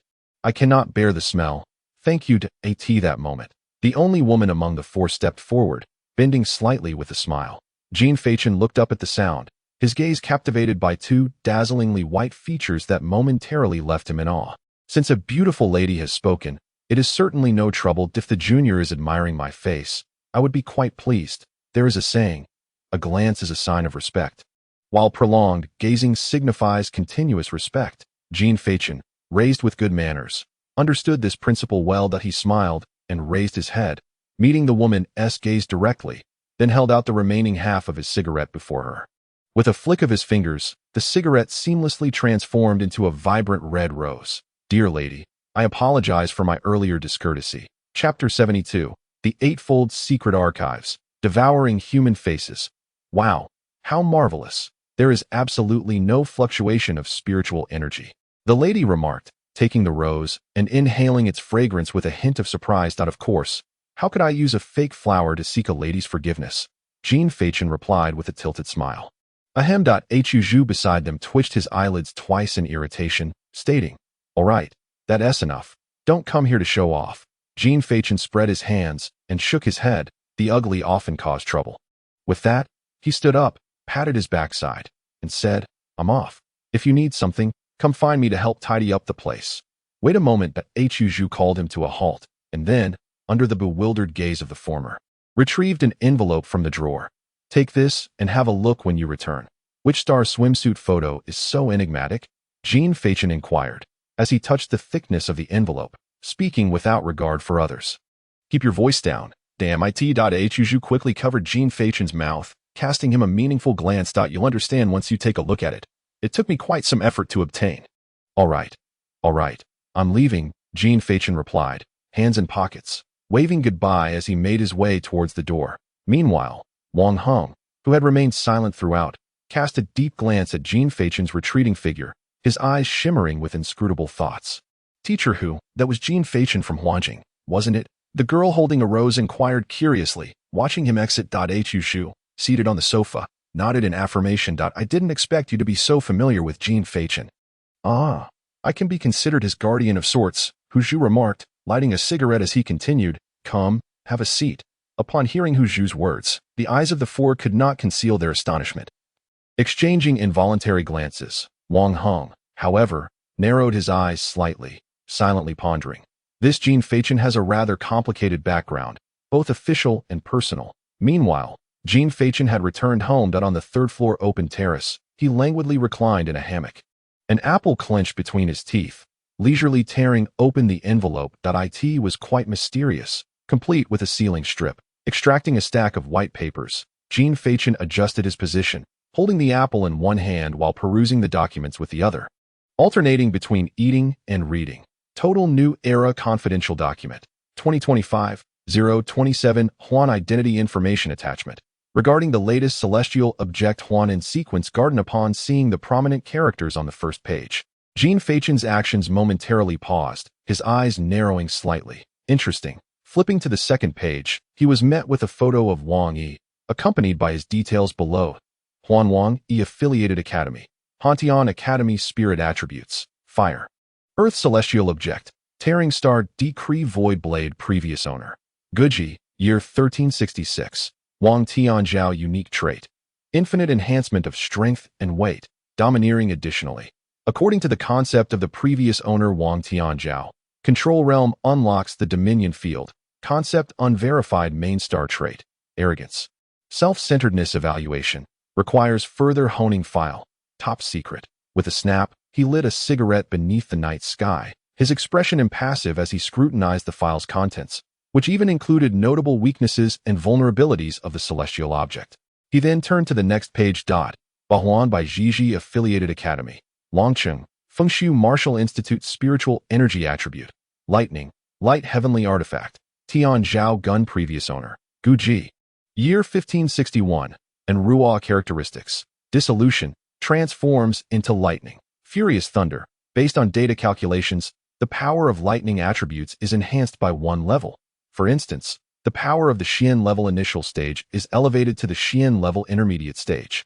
Adaptation. Through cultivation, immunity to all lightning attribute attacks can be achieved. Primary star characteristics. Frankness, innocence, outspokenness evaluation, prone to manipulation, likely to attract trouble. File status. Top secret. Upon seeing by Jiji, Jean Fachin's face broke into a paternal smile. After observing the primary star characteristics, he couldn't help but shake his head and chuckle, remarking how accurate it was. Next. Bahuan Taisher Qingyi Affiliated Academy. Fengtian, Liangyu Academy Spiritual Force Attributes. Wind. Fire. Ice Heavenly Artifact. Falling Sunset Illusory Blade Previous Owner. Guji. Year 1112. Morse Aroia Characteristics. Divine Oversight. Provides an unobstructed field of vision within the blade's reach. Transformation. The primary star possesses 3 forms, allowing for seamless transitions between wind, fire, and ice, with spiritual force restored to its peak state. Additionally, upon transformation, hair color and blade color will also change, enabling strategic adjustments during combat. Primary star characteristics: passionate, relentless evaluation, resolute yet inexperienced. Easily exploited. File status: top secret. Upon witnessing this, Jean Fachin raised an eyebrow. Little magic fairy. It seems she didn't exert her full strength last time. Next. Bahuan Sinan use spiritual energy attribute. Darkness affiliated academy. Linen, Wuan Palace heavenly artifact. Fu Jiazi Wu Zhan previous owner. Gu Ji. Year 1878. Yi Luo characteristics. Shadowy presence. Significantly enhances speed. Merging with darkness. Murderous wound. Inflicted injuries become difficult to heal. Without professional treatment, they are fatal. Primary star characteristics: innocent, adoring fairy tales. Anime, virtual worlds, and painting, yet decisive and unyielding in actions. Evaluation: a killer with a longing for fairy tales, difficult to manipulate. File status: top secret. How detailed indeed. It seems someone has been peering through the window. Jean Fachin glanced at the small print below, noting the combat habits and weaknesses, as if they were about to disclose the individual's undergarments. 5th. Bahuan Gao Yu affiliated academy. Yin stream. Gongyi academy spiritual energy attributes. Darkness. Ice heavenly artifact. Zong Tai Si Shinkafan previous owner. Gu Ji. Year 1189. Wei Yuan characteristics. Mother of beings. Consumes the souls of the deceased, granting them new life.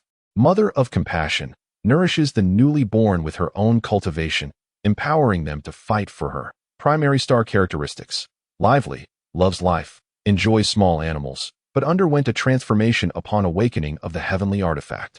Evaluation: emotionally fragile, easily misled, requires caution. File status: top secret. 6th. 8 Realms Han Xian affiliated academy. Huayin City. Wushuang Tianfu spiritual attribute. None heavenly object. Human eating mask previous owner. Ancient Chronicle year 1888. Gongbin Tianqing unique trait. Human eating. Capable of assimilating the abilities of a consumed individual by devouring their flesh and blood. Utilizing the powers of the devoured while wearing the mask. Note: does not include cultivation level or special secret arts. Can only assimilate one individual at a time, and cannot be altered. According to the records of the Ancient Chronicle, the human eating mask can refine 10,000 mothers' chi, breaking the limitation of assimilation to 2 individuals. Main star trait: feigned emotions, difficult to open one's heart, possesses considerable cunning. Evaluation: requires taming after enduring harsh trials to achieve stability. Confidential file. Upon reading this, Jean Fachin understood. No wonder Han Xian looked down upon him. How disdainful indeed. Chapter 73. The South reappears, thanks to the great author, enjoying silky smoothness for the divine certification. Immense gratitude, hence an additional update, for updates today. Jean Fachin smirked mischievously, then turned to the next page. Oh, the aloof 1. 8 Realms Jiangzi affiliated academy. Anan, Wuching Hall spiritual attribute. Water heavenly object. Flowing ink heavenly blade previous owner. Ancient Chronicle year 1787. Zhou Yang unique trait. Ink as blade. The main star, like water and ink, is free-spirited. Main star trait: taciturn, lacking hobbies. Evaluation: a jack of all trades. Confidential file. You're speaking in vain. Jean Fachin, munching on an apple, chuckled and remarked, Jiangzi not only speaks little himself, but also has little to say about him. Saying this, he pulled out the last blank sheet of paper along with the so-called attachment, squinting at it. This last one must be about me. Let me see how it describes me. 8 Realms Jean Fachin affiliated academy. Shangjing City, Tian's academy spiritual attribute.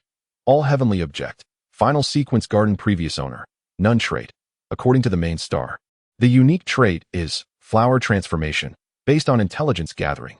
Capable of transforming oneself and items created from spiritual power into petals. Other items require physical contact to detonate. Other unknowns.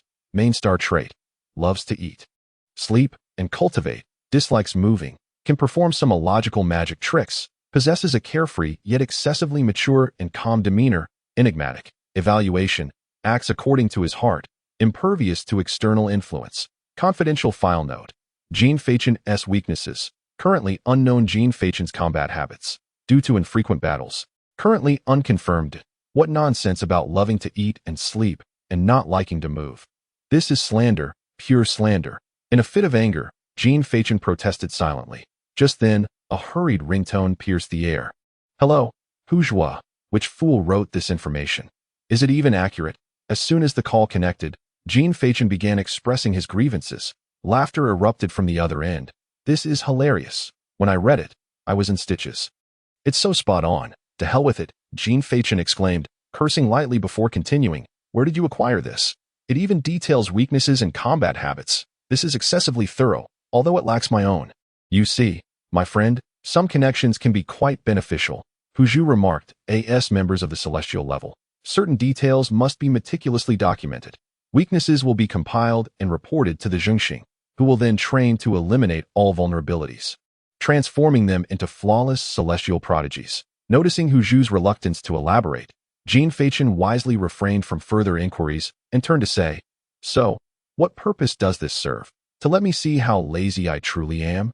Ha ha ha. Huzhu burst into a hearty laugh before replying. Isn't it meant to familiarize you with the capabilities of other celestials? In case of any future conflicts, you can thoroughly trounce them. That won't be necessary. I haven't even glanced at their weaknesses, Jean Fachin said as he shifted into a more comfortable position, gazing up at the full moon.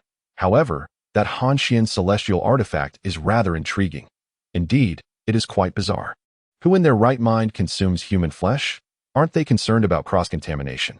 If one were to ingest flesh from someone with an infectious disease, that would be disastrous, he chuckled. By the way, do you think consuming dog meat could turn him into a dog? Why not suggest he drinks gasoline and transforms into a bumblebee instead? Well, that's amusing. Let us take a break then, he laughed. Oh, by the way, come to class tomorrow. I have an extraordinary task for you, Huzhu suddenly declared. Jean Fachin's smile faltered. Not going. I'm busy. Come on, this task is incredibly prestigious, with some underlying intrigue. I wouldn't let you miss out on the chance to benefit, Huzhu insisted earnestly. Raising an eyebrow at Huzhu's serious tone, Jean Fachin replied, All right, enlighten me. This task was just assigned by the Prime Minister's office this morning, and I snagged it right away. There has been some commotion along the Nanzhao province border. A rather inept gang is still lingering within the province. Your objective is to eliminate them all and bring back their heads. I asked at all. Surely it can't be that simple. Wait a moment while I check the details. As his words fell, the rapid clattering of a keyboard echoed in the background. After a brief pause, Huzhu's voice returned. Recently, a rumor surfaced within the Great Xia regarding a Nan, seemingly linked to an alien race. This Nan is lavishly spending to establish numerous small gangs brimming with spiritual gold within the territory to divert attention and facilitate their escape. Point one of these gangs is the target of your mission. If you dispatch those weaklings, the spoils or spiritual gold they possess, well, you understand, right? Wang Heng just came by seeking this task, but I reserved it for you. Jean Fachin felt a spark of interest. Although not particularly materialistic, he relished the thrill of opportunistic gains. So you're suggesting the authorities are unaware of these developments? Oh, they are certainly aware. But they regard this minor spiritual gold as inconsequential. Merely a trivial bonus. Huzhu smiled faintly and asked, So, will you take it or not? Of course, my good brother. Once I achieve success, I shall find you a sister-in-law, replied Jean Fachin. That he then inquired with a grin. What time should I come tomorrow? At 8:30 in the morning. Just come directly to my office, Huzhu instructed. All right then, Jean Fachin responded. Now you should rest. I still need to prepare for my lessons. It's been a busy day. Very well, you focus on your work. We'll talk tomorrow, Jean Fachin affirmed. Great. After hanging up the phone, Jean Fachin jumped down from the swing chair and stretched lazily. Suddenly, as if a thought had struck him, he hurriedly took out his phone. I must book the tickets early. Nanzhao province is quite far, and driving there would surely leave me exhausted. After a series of operations, he looked at the successful ticket purchase page on his phone and smiled. Everything is ready, all is well. Just as he uttered these words, his right eyelid began to twitch uncontrollably. Left eye twitches wealth. Right eye twitches. What was that again? Never mind. I won't dwell on it.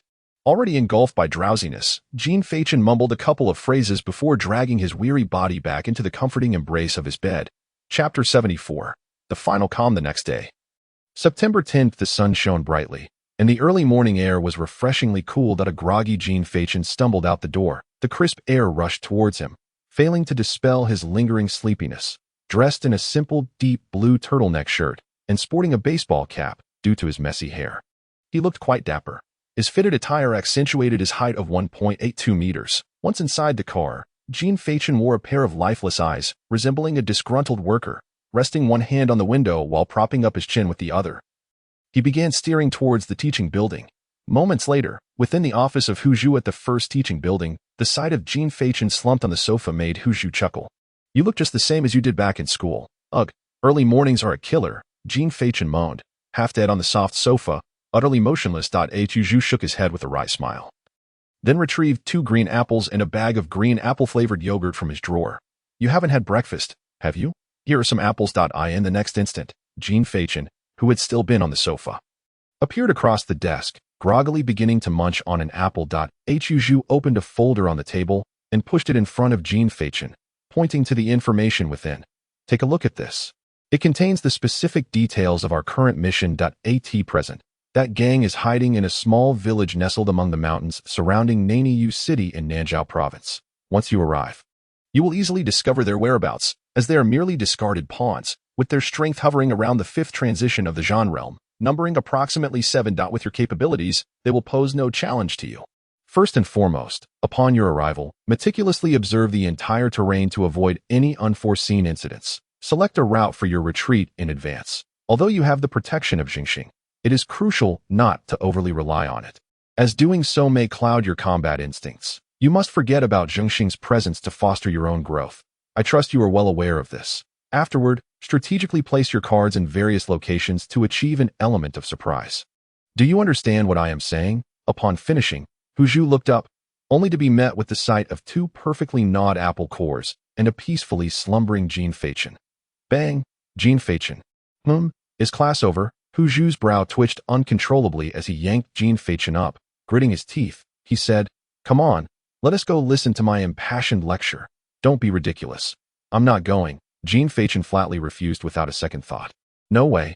I found you such an excellent task. You must attend." "Why should I? I'm not paying you to listen." "Believe it or not, they actually do pay here based on attendance.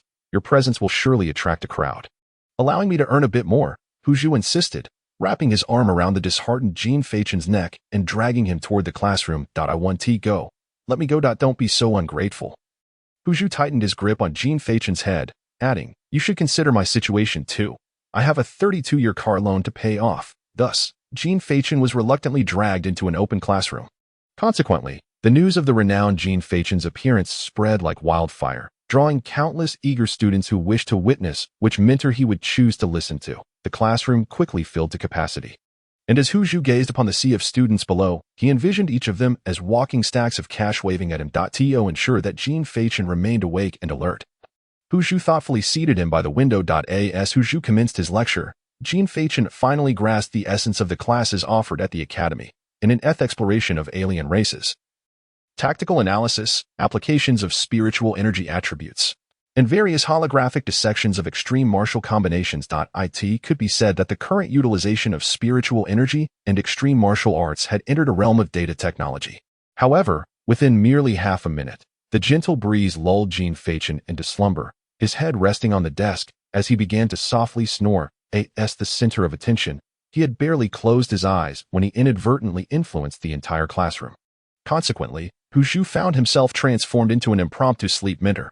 Yet, to avoid waking Jean Fachin and prompting him to abandon the lecture, Hu Zhu stifled the urge to strike him and continued to speak to himself. After an extensive explanation lasting a full hour, the class finally approached its conclusion. Numerous students navigated past the slumbering Jean Fachin, who had succumbed to deep sleep over his desk, making their way outside. As they passed, some even seized the opportunity to capture a few photographs. It seemed as if they possessed an innate sense of the class's end. Barely had the lesson concluded when Jean Fachin groggily arose. Gazing at the myriad of three-dimensional data on the podium, stretching languidly, he remarked, "What a thoroughly invigorating lecture. I am utterly exhausted." The students still lingering nearby felt a wave of embarrassment upon hearing his words. Upon observing Jean Fachin's demeanor, Hu Zhu, whose voice had grown hoarse from speaking, felt a surge of irritation that he seized a book and flung it in Jean Fachin's direction, exclaiming, "I can't believe you were sleeping." Jean Fachin effortlessly sidestepped, adjusting his cap in the process, and then proceeded toward the exit, stating he had a flight to catch. "Damn it, Jean Fachin, Do you truly not regard me as a person? Hu Zhu shouted, leaping toward him, attempting to encircle his neck with an arm. Jean Fachin tilted his head to evade the grasp, deftly extracting a half-pack of cigarettes from Hu Zhu's pocket. Shaking it at him with a smirk. Thanks. Damn it. That was all I had left. Give it back. Hu Zhu exclaimed, feeling his pocket and realizing it was empty. His expression shifted as he lunged at Jean Fachin, who nimbly jumped and landed at the window. Peering outside, Jean Fachin offered a slight smile to Hu Zhu and bid farewell. Without further ado, he leaned out of the window. Suddenly, a flurry of petals soared upward, prompting all the students, including the irate Hu Zhu, to rush to the window. Below, Jean Fachin, donning sunglasses, sat in a familiar Ferrari, extending his arm out the window to wave at the crowd above, those attending the lecture. Remember to leave a negative review and write a few complaint letters. Farewell. As his words faded, the blue Ferrari shot off like an arrow released from a bow. Damn. Hu Zhu gasped, realizing his vehicle was being driven away. He patted his pockets, only to find the car keys were missing. Recalling the moment Jean Fachin had brushed past him, Hu Zhu thrust his head out the window, unleashing a torrent of curses. Jean Fachin, are you a thief? Chapter 75. The Anomaly. Silver wings sliced through the azure sky. 10 hours later, at 1921 Beijing time, in the southwestern region of the Great Xia, Yiwu City Airport in Nanzhou Province. Jean Fachin exited the airport and wandered to a secluded corner. Surveying his surroundings, he slowly extended his hand adorned with a ring. As he infused it with spiritual energy, a flash of white light illuminated the ring, and a Land Rover Defender materialized before him. This was a notion he had conceived upon his return. To his delight, it worked splendidly, and he couldn't help but commend his own cleverness. Once inside the vehicle, he began following the route that Hu Zhu had previously sent him. Throughout the journey, Jean Fachin remained silent, with no music playing, his gaze calmly fixed on the rapidly retreating scenery ahead. Mr. Yu, I'm here. Upon hearing that familiar voice resonate in his ear, Jean Fachin felt an inexplicable sense of relief. From the moment he disembarked from the plane, or rather, from the instant he accepted this task, an inexplicable sense of trepidation took root in his heart. The last time he experienced such a feeling was on the day of his demise.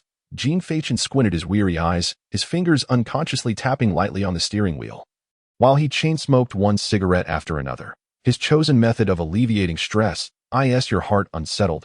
Has something occurred? Yu Mingyi suddenly appeared in the passenger seat. Jean Fachin shook his head and replied, his expression impassive. I cannot quite articulate it. It's simply an unsettling sensation. Is it accurate? Is it causing you distress? The predictions of magic, the warnings of the mind, the signals from the heart, they all manifested simultaneously.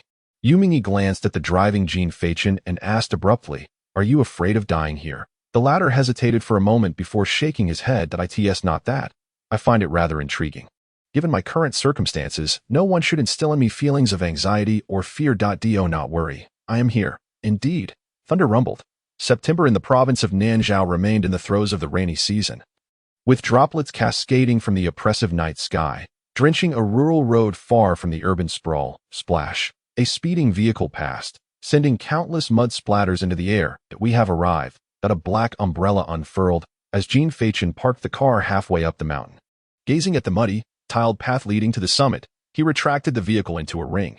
The engine's roar still echoed a little too loudly. Should he recklessly drive forward, it would easily alert any lurking dangers, thus revealing his presence. As Jean Fachin took a couple of steps, his body suddenly halted. He lowered his gaze to the soft, muddy path beneath his feet, furrowing his brow. What's wrong? Yu Mingyi's voice resonated in his ears. This path feels excessively soft, Jean Fachin remarked, surveying the trail. Notice how there are no weeds growing at the sides.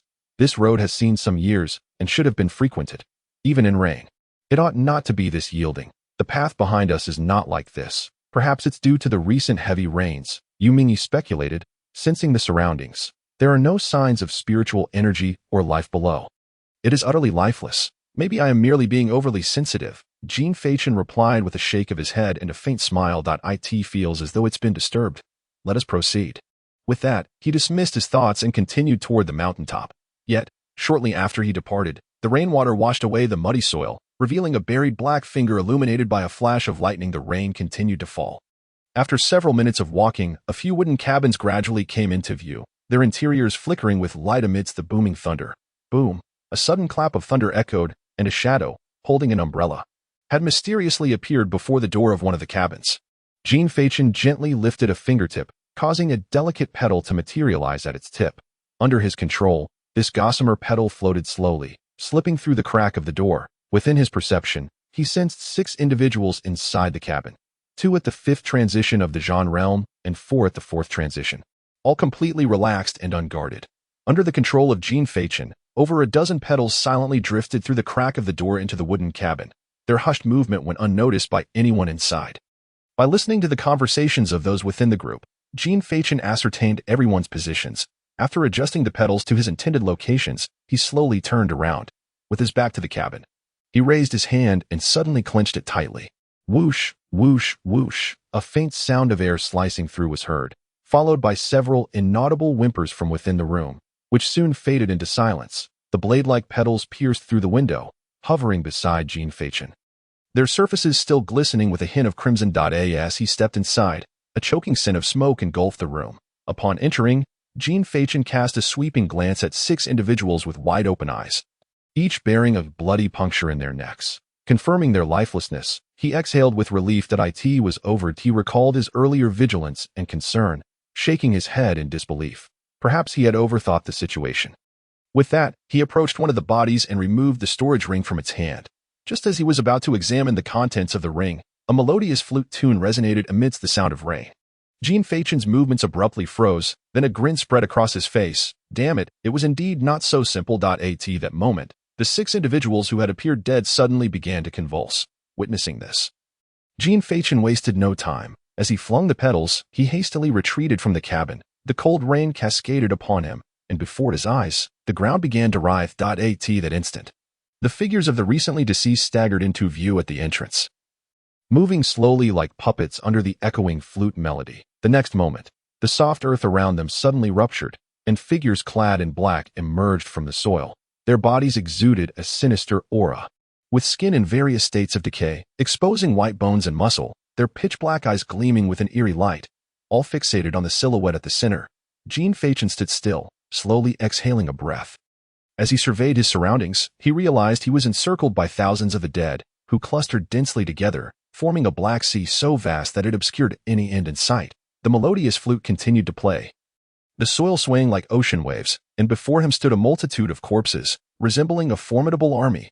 Picking up an umbrella, Jean Fachin leisurely lit a cigarette, then, with a click of his tongue, remarked, "What a spectacle. I must post this on social media first." Chapter 76. Ace of Spades. The sky lay in silence, dark clouds roiling overhead, illuminated only by the faint glow of the moon. A fierce wind howled, causing the surrounding forest to rustle incessantly. Heavy rain poured down, and on the ground, swaying heads resembled an endless expanse of wild grass. The flute's melody ceased at that moment, under Jean Fachin's tranquil gaze. 2 eerie, pale hands suddenly materialized above the mass of corpses. One hand rose while the other descended, grasping at the void, and then, astonishingly, they tore open a massive rift in space itself. Upon witnessing this scene, Jean Fachin's pupils constricted sharply, as if tearing through the very fabric of space. With the emergence of the rift, a nauseating stench assaulted his senses, and from within the fissure, a figure adorned with a grotesque smiling mask slowly drifted forth. With his hands clasped behind him, the long flute he held became faintly visible. The mask bore an eerie smile, while his silvery hair cascaded down to his waist, dancing in the wind with an imposing presence. "Ah, what a pleasure to meet you for the first time, little Jean Fachin," came a voice, sharp and peculiar, from behind the mask. "In truth, I was not particularly eager to encounter you." Jean Fachin's body tensed, his gaze fixed warily upon the hovering figure. "I never anticipated this. I have indeed caught a celestial-level fish." The masked man's fingers twitched uncontrollably, exclaiming with fervent delight, "And what a grand catch it is!" "Ha ha ha ha!" His bizarre laughter echoed beneath the night sky, yet suddenly he paused, casting his gaze over Jean Fachin's shoulder, his tone darkening as he said, "Though it is a fine catch, it is also the most difficult to tackle. It has been quite some time, hasn't it, revered Liu Yu?" A large hand rested upon Jean Fachin's shoulder, and Yu Mingyi stepped forward, his expression shifting as he glanced at the masked figure above, coldly stating, "3 breaths, leave. You remain as domineering as ever, esteemed revered one. Time's up." Bang, boom. In an instant, Yu Mingyi appeared before the masked man, and before he could regain his composure, he pivoted and unleashed a powerful kick. Bang! A tremendous force erupted, sending the masked figure hurtling towards the earth like a cannonball, creating an invisible shockwave. Yu Mingyi followed closely, as if a shadow, materializing above, casually flicking his hand back, summoning a multitude of drill-like projectiles shrouded in dark energy that coalesced in an instant. With a downward sweep of his palm, he unleashed a barrage upon the ground without distinction. In that moment, the very earth seemed to tremble on the brink of collapse, as thunderous roars erupted in quick succession. The terrifying shockwaves akin to those produced by a nuclear explosion, annihilating everything in their path. Jin Feichen braced against the gale, squinting up at Yu Mingyi's silhouette in the sky, inwardly marveling, though Mr. Yu may be somewhat unreliable in terms of combat prowess, he is undoubtedly the king among kings, a true champion. One segment surpasses 6. You should leave. This fellow hails from the Dao Guizhan Chong and possesses formidable strength. The ensuing shockwaves could easily obliterate you. Yu Mingyi's voice resonated in his mind, and upon hearing this, Jin Feichen's mouth twitched as he turned to depart without a second thought. Fine, I shall take my leave. Yet, just as he turned, the melodious sound of the flute echoed once more. Jin Feichen halted in his tracks, abruptly looking back. Something was amiss. There was a missing element. The masked man was currently being pummeled by Yu Mingyi and could not possibly play the flute. Moreover, if this were a meticulously orchestrated ambush, it seemed rather crude, lacking a certain finesse. As he pondered, the surrounding corpses surged forth. Animated by the haunting melody of the flute. As Jin Feichen prepared to soar into the heights. He felt a tremor in his shoulders, only to halt suddenly, drawing forth the celestial edict staff to confront the horde of corpses before him. While he retaliated, he simultaneously retreated, his mind racing with contemplation of the current predicament. From the words of the masked figure, he had learned that he was awaiting the cosmic level, signifying that this entire scenario was merely a trap set for him. At that moment, Jin Feichen's mind transformed into a high-speed computational device. In his thoughts, a card table unfolded. He assumed the perspective of the dealer, beginning to decode the intricacies of this game. Firstly, South was represented as the ace of spades, the official as the ace of diamonds. The feeble gang endowed with abundant spiritual gold as the 4 of clubs, and he himself as the ace of hearts. The 4 cards entered play sequentially. The ace of spades made its move first, attempting to exit the table. The ace of diamonds, however, would not permit this, advancing a step to pursue. The ace of spades played again, unleashing 3 4 of clubs while simultaneously flipping over the cards, disrupting the order. The ace of diamonds, firmly convinced that the ace of spades sought to leave the table, perceived the played 4 of clubs merely as a diversion to distract from the ace of spades. Thus, the ace of diamonds continued its pursuit of the ace of spades, while the already minimal 4 of clubs was handed over to the larger ace of hearts to expel from the table. Retracting the perspective, the current tableau revealed the ace of diamonds confronting the flipped ace of spades above. Below, the ace of hearts faced off against the flipped 4 of clubs. Now, as the flipped cards were turned over, the ace of spades remained the ace of spades, and the 4 of clubs retained its identity as well. Yet cards can deceive the eye. Next, focusing on the 4 of clubs, a gentle manipulation revealed another ace of spades concealed beneath it. The emergence of a second ace of spades raised questions. Why had a second one appeared, and when? Returning to the dealing phase on the table, there lay 1 ace of spades and 1 ace of diamonds. The ace of spades was not dealt by the dealer. It had always been present, never revealing how many existed, merely that one was visible to the eye. If one were to gently peel it away, would it reveal 1? Or perhaps 2? No, it was 3 aces of spades. Why 3? As the cards were retracted and redealt, 3 aces of spades appeared above, while below lay 1 ace of diamonds and 1 ace of hearts. Yet everyone knew that the ace of hearts was a double card. Upon a gentle push, it revealed a joker behind it, representing the moonlit one, shifting the perspective back to the present situation. The joker had entered the fray, now confronting the second ace of spades to prevent the ace of hearts from quietly exiting the game and to disrupt the true intent of the ace of spades. A third ace of spades needed to intervene. When would this third ace of spades enter the game? Quite simply, it would emerge at the moment the ace of hearts prepared to withdraw. That moment was now. Jin Feichen's gaze pierced through the flowing sea of blossoms, one hand gripping the celestial edict staff, the other clutching a card. And just as his words echoed in the air, space tore open, and the second masked figure entered the scene. Chapter 77. The touch of petals and cards. In the realm of a painted scroll, thunderous roars erupted from the distance, the blinding light flashed. And beside the ruins of the wooden house, Two figures stood in confrontation. On the left stands a mysterious figure clad in bizarre attire, adorned with a mask depicting a weeping face. On the right is Jean Fachin, drenched to the bone, yet exuding an air of tranquility. Kid, your composure and demeanor are commendable, but your strength leaves much to be desired. Upon seeing me, are you not yet begging for mercy on your knees? Taunted the mask-wearer with a mocking tone. Jean Fachin swiftly removed his baseball cap and tossed it aside. As the fierce wind whipped around him, his dark hair danced wildly, and a smile suddenly graced his features as he remarked, "Big brother, how much do you earn in a month to be working so hard?" "Humph, you are indeed, as the rumors suggest, full of hot air. The only thing worthy of praise is your calmness. But your intellect is somewhat lacking, D. Oh, you really believe that only you can draw upon the energy of the moonlight? Why not?" A sudden, unfamiliar voice resonated from behind the weeping figure, followed by an overwhelming force capable of obliterating all.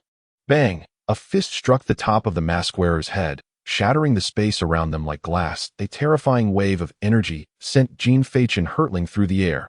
Before he could regain his footing, a streak of light suddenly sliced through from the right, as the mask-wearing figure wielded a colossal scythe that tore through the fabric of reality. Observing this, Jean Fachin hastily summoned his wings, fervently burning his spiritual energy to ascend into the sky. Indeed, it was as he suspected. The flute player was merely a fade. The true master of controlling the corpses was that individual.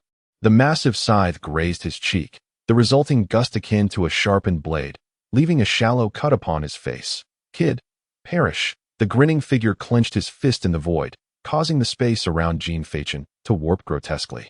As if an invisible hand was ruthlessly toying with it, a suffocating sensation surged within his heart.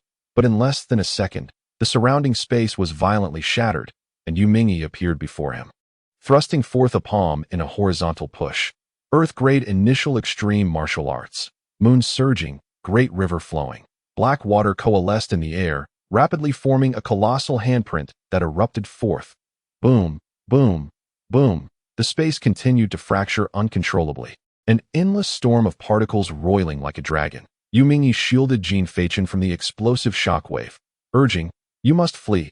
I will take care of these two. Wait, shouldn't you first help me escape?"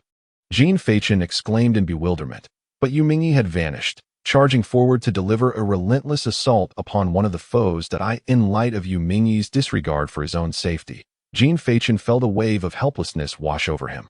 Just as he prepared to make his own escape, the grinning mask-wearer lunged at him once more.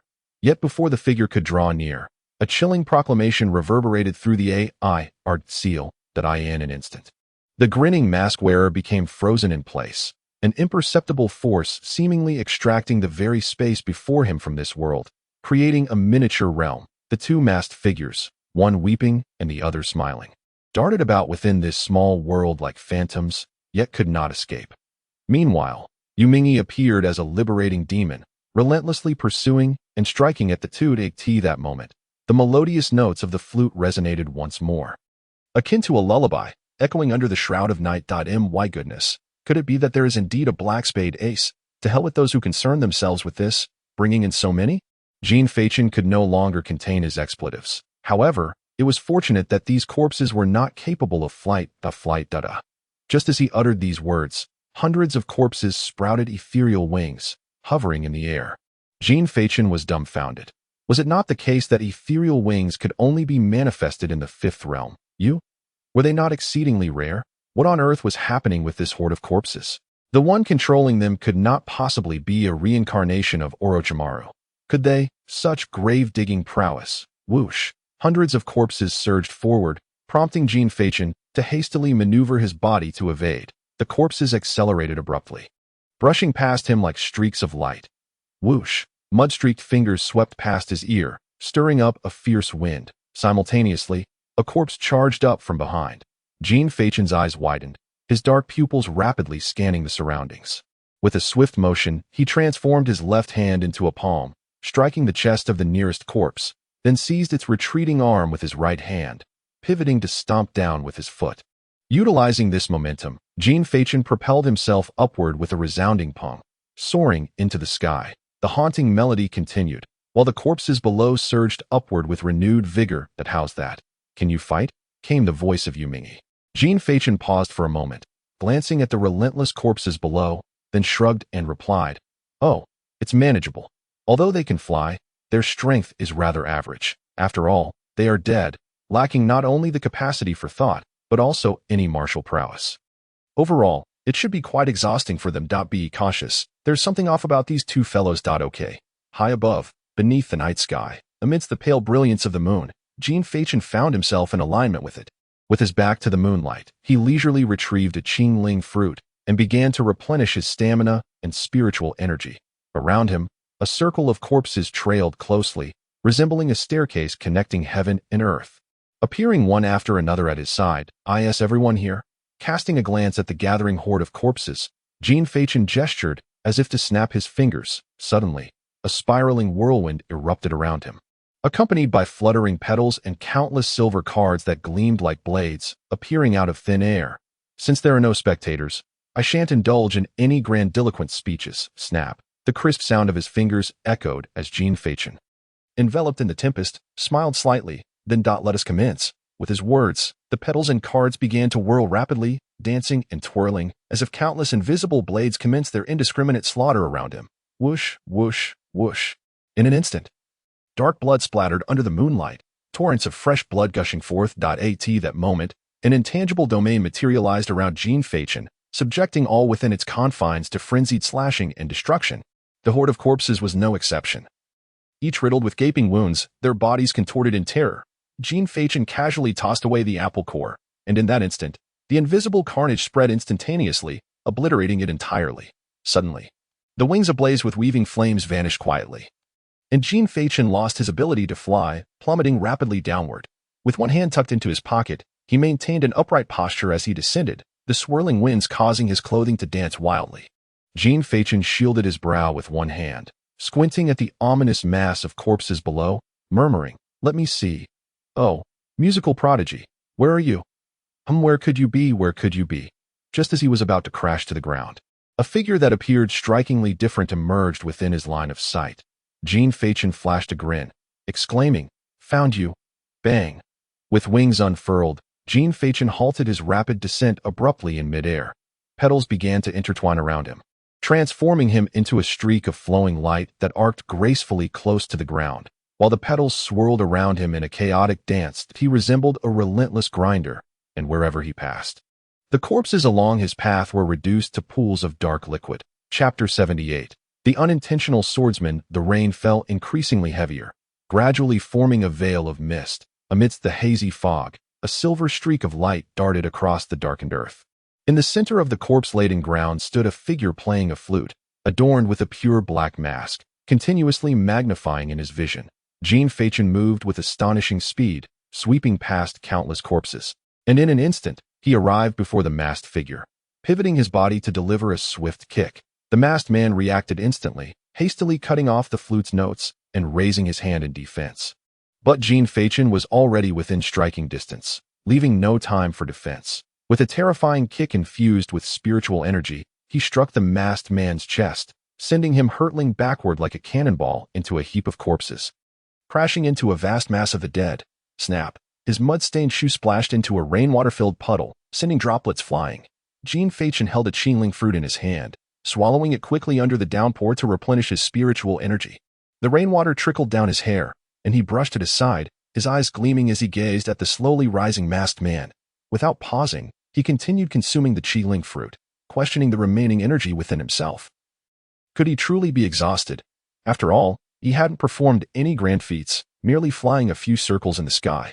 How could he be running on empty? Hiss. The masked man moved his body in an eerie manner, an insatiable bloodthirst emanating from him. Tilting his head to regard Jean Fachin, a raspy voice emerging from beneath the mask. "Ah, so you were Jean Fachin, possessing the celestial artifact of the first emergence. Indeed, a perilous individual." Heh!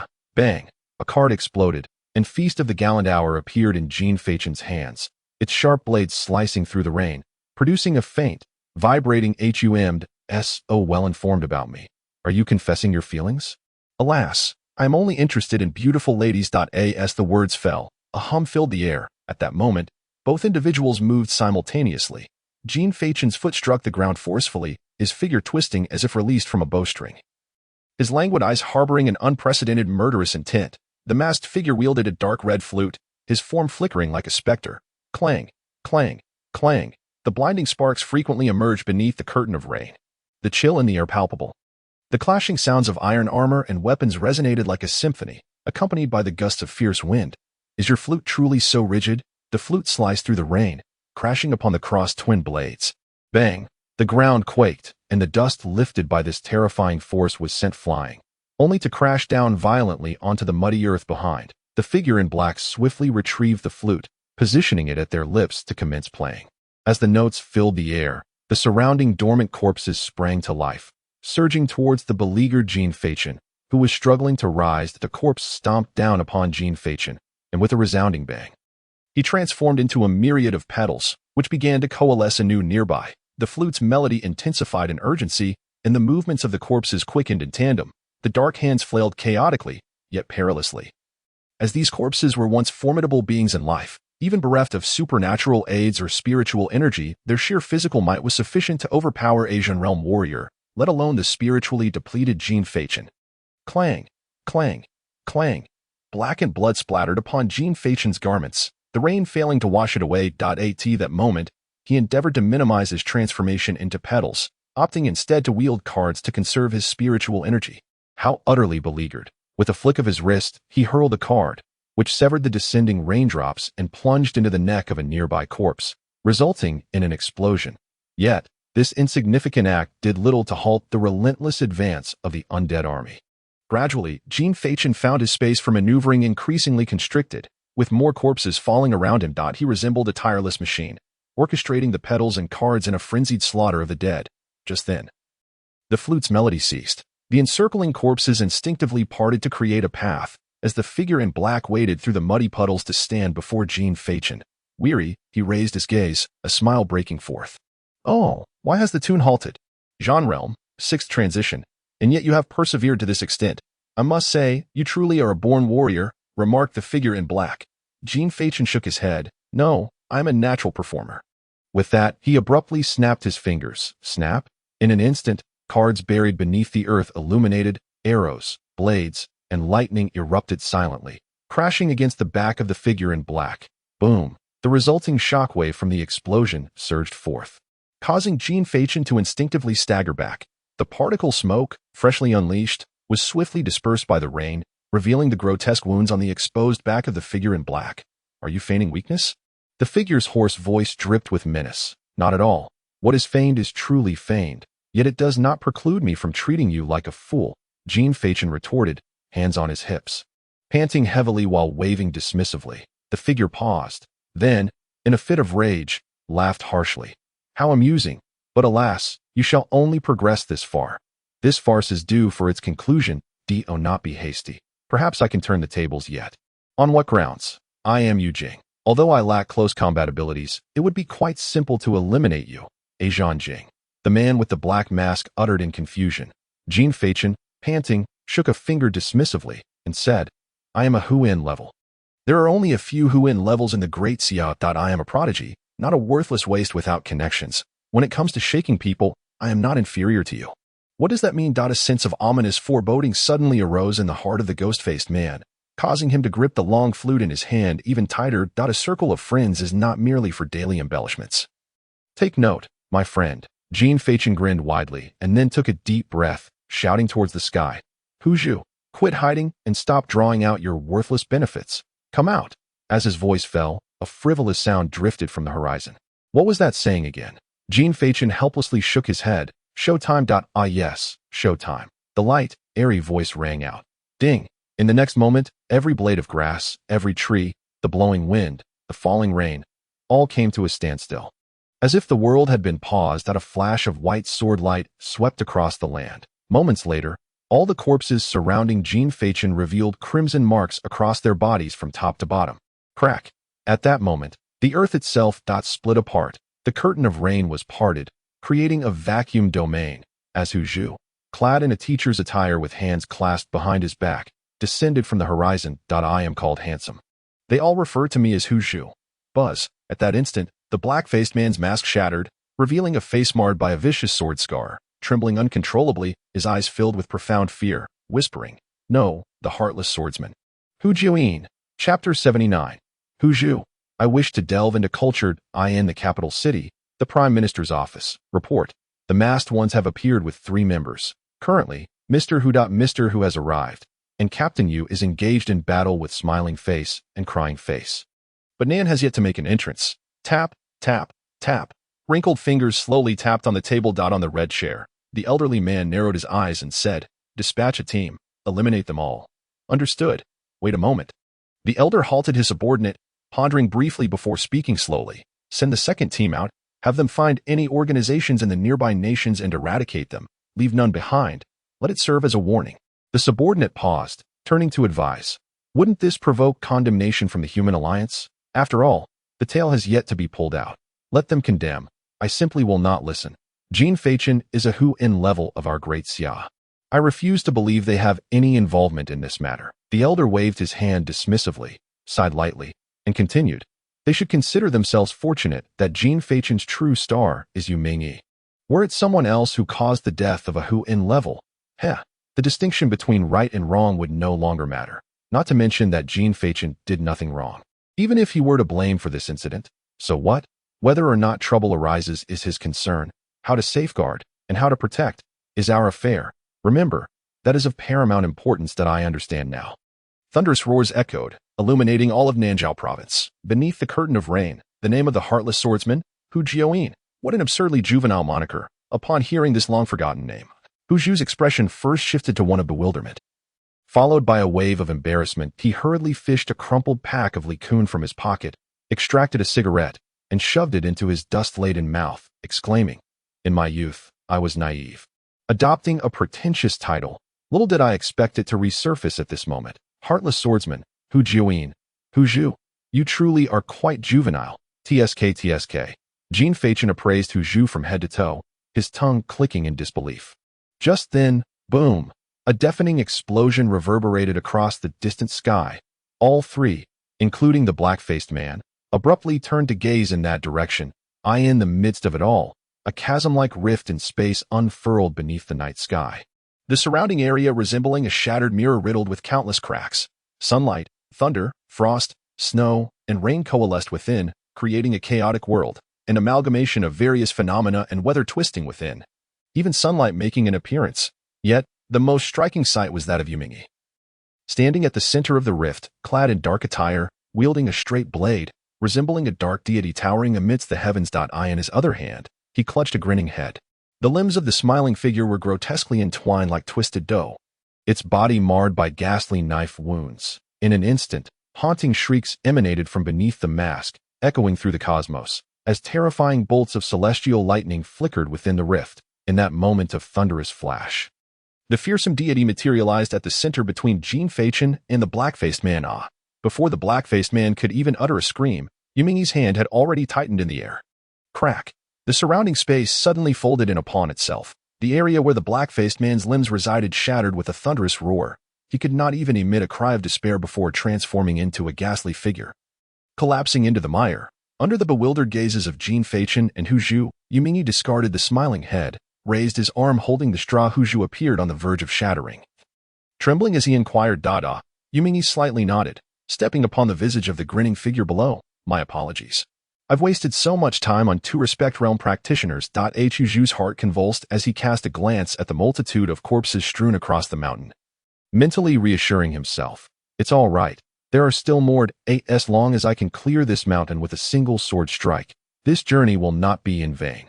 With a slight lift of his blade, Yu Mingyi unleashed a blade aura that radiated like ripples, annihilating the dense throng of corpses in that instant, dispersing them into the void. Hu Zhu silently shattered. Meanwhile, Jin Feichen wore a look of bewilderment, inwardly muttering, had I known you possessed such strength, I wouldn't have been so perturbed. After all, a crying face fled, yet I managed to deliver a blow. Death is not far off. Yu Mingyi sheathed his long knife and turned to Jin Feichen, stating, prepare to depart. The local authorities have been waiting on the periphery for quite some time. How did this crisis escalate and then dissipate so rapidly? Jin Feichen scratched his head, surveying his muddy attire before glancing at Yu Mingyi's slightly soiled garments, feeling an unsettling dissonance within. This was far from over. The true mastermind, Nan, had yet to reveal himself. However, it was fortunate that his appearance would likely prove troublesome. Would we lose? That seemed unlikely, though it might be somewhat exhausting that I shouldn't ask Mr. Yu. Is there truly a necessity for my efforts? Why not? Perhaps I should consider becoming a civil servant instead. Could you assist me in that regard? You must remember, there are no true victors in this world. Those you encounter here are merely failures, culled by the Tao's deceptive battlefield. You do not belong here. You belong to the Tao's deceptive battlefield. Failures? Does that include you? The rain continued to fall. The shattered Huzhu vanished into the void. While Yu Mingyi retreated into the shadows, the night resumed its silence, as if nothing had transpired. Traversing puddles, Jin Feichen discovered 6 rings beneath the ruins of a collapsed structure. The biting cold wind howled, striking his face with painful intensity. Standing atop the mountain, he surveyed the ravaged sky and the scarred earth, inhaling deeply before exhaling slowly. Such individuals are merely failures at Tao's deceptive battlefield. I shall venture there. Simultaneously, a resolute thought echoed within his heart. This magical tour, I must traverse the entire world, without fail. This world grows increasingly tantalizing as the dawn's light descended, enveloping Jin Feichen in its embrace. His weary eyes gradually cleared, and gazing at the pale light on the horizon, he broke into a smile. Chapter 80. The Great Dog Thief. Hey, Yumingyi. In the Prime Minister's office, the elder held a red landline phone. Lightly tapping his fingers, with a supply of anti-hypertensive medication prepared at the side. Hello, Yumingyi, you are quite impressive, taking on 2 respect realm practitioners and even slaying 1. Upon hearing the praise, Yumingyi's cold expression revealed no hint of emotion. Are you so idle as to call and discuss this matter? Ahem. It seems you believe you have the right to lecture me. The person opposite coughed slightly and remarked, I heard you tossed aside Jin Feichen and thoroughly enjoyed yourself. Thankfully, after such a long period of inactivity, I didn't experience the thrill I had hoped for. Yumingyi, you must be a fool, aren't you? You are the main star, not some reckless squad member. Next time you encounter such a situation, could you at least take the lead star with you? The elder, irate, struck the table and exclaimed, You tossed Jin Feichen aside, huffing and puffing to establish a guardian realm, exhausting the child for no reason. That guardian realm is feeble. There's no possibility of an instant kill on Jin Feichen, and he is not as weak as you imagine. What do you mean by not as weak as I think? Enough of this. The novel has been updated. Beep, beep, beep. Listening to the call disconnect, the elder chuckled and shook his head, then leisurely reached for a bottle of anti-hypertensive medication and gulped it down. Yumingyi ended the call, positioned himself at the horizon, glanced at the scenery below, and began to read the novel. Below, in Jianan Province, near Irai Lake in Yeyu City, on the panoramic balcony of a high-end inn second floor, the sun shone brightly with not a cloud in sight, accompanied by the sound of crashing waves and the cries of seagulls. Jin Feichen and Huzhu lay on lounge chairs, each clad in a pair of shorts. On the table between them rested 2 bottles of chilled beer and iced green apple soda, each adorned with a straw. You should be setting off after the new year, right? Huzhu remarked, lighting a cigarette as he gazed at the shimmering surface of the water. Jin Feichen cast a surprised glance at Huzhu, chuckling as he replied, How do you know everything? Impressive. Well, who doesn't have a few connections? Huzhu said with a mysterious grin. So, have you assembled your team? It should be ready. Jin Feichen replied uncertainly. Currently, it's Wang Yi and Bai Jiji. The 4th member is still undecided. That's good. I know a bit about your mission this time. Investigating the Nan incident. Huzhu stated, referring to the individuals behind the recent assassination. Jin Feichen looked puzzled. Nan, are you joking? We, a bunch of insignificant players, are going to confront the Zun realm. What do you expect us to do? Merely rattle the main star and engage in some fantastical battle? There's no rush. It's still early. Focus on your training, or next time you find yourself in a pretentious situation, you'll only be left in tears. Huzhu waved his hand dismissively and continued, however, this Nan is your adversary. If it weren't for Mr. Yu, you'd surely be in trouble this time. How do you feel about that? If I'm not as strong as him, what can I say? I can only avoid drawing attention. Jin Feichen shrugged. But what if you were stronger? In that case, I should be raiding his home right now. Jin Feichen replied casually that you'd be invincible. Likewise, if you were stronger, you would have already gone abroad to hunt him down. I should be raiding his home as well. Haha. The 2 exchanged smiles and gently clinked their glasses. Jin Feichen slightly turned, observing Huzhu, who wore sunglasses and bore a smile, and curiously asked, Hey, may I ask you something? Go ahead. What on earth is the heartless swordsman? Hu Zhu's expression momentarily faltered, recalling an old moniker. Jean Fachin raised an eyebrow, intrigued. Is there a story behind it? A rather unfortunate tale, Hu Zhu replied, turning his head to observe Jean Fachin's curious demeanor. A wry smile escaping his lips. What? Are you interested in hearing it? To say I'm not would be disingenuous, Jean Fachin stated candidly. After all, my knowledge of you is limited to your impressive prowess and a 32-year car loan. Then do share. It's not something that must remain unspoken. Hu Zhu pondered for a moment before slowly articulating. This happened quite some time ago. Far too long. In fact, I was 22, at the peak of my looks. Utterly striking. Every morning, I would be taken aback by my own reflection, lamenting how cruel fate was to bestow such handsomeness upon me, leaving others wondering how they were to live. Enough of that. Let's get to the point. Jean Fachin interjected hastily that I had a wife, but she passed away. That I did not seek vengeance, and thus I acquired the name Heartless. Jean Fachin's movements froze momentarily as he turned to Hu Zhu, whose sunglasses obscured his eyes, yet the strained smile betrayed a hint of self-mockery. My wife was named Xu Qingqing, from Jinling. We were childhood sweethearts. I was a special grade. She was a second grade. My family disapproved of our union due to our differing statuses, not just my family, but hers as well, who believed she was unworthy of me. Yet, I indulged their prejudices, and so we eloped, wandering the world together, utterly in love. We enjoyed our time domestically before venturing abroad. The latter part of the story follows a rather cliché trajectory, ultimately culminating in her demise, while I, owing to my special status, managed to survive.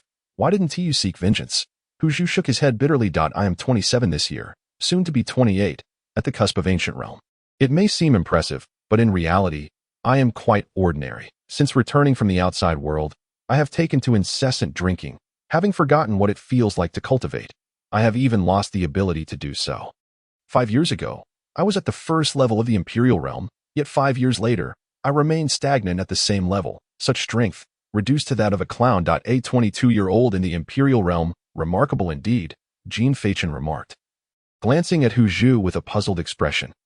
Though I may appear as I do now, I was once a veritable genius, even referred to as a universal quality inspector, Hu Zhu said, adjusting his sunglasses and forcing a smile. Feigning nonchalance. What do you think? Can you tell I'm a man who has been married once? From the current perspective, I am the dream lover of billions of young women, an extraordinarily handsome youth. Would you like me to help you seek vengeance? Jean Fachin inquired, lighting a cigarette and regarding Hu Zhu with a grin. Please, do not even suggest it.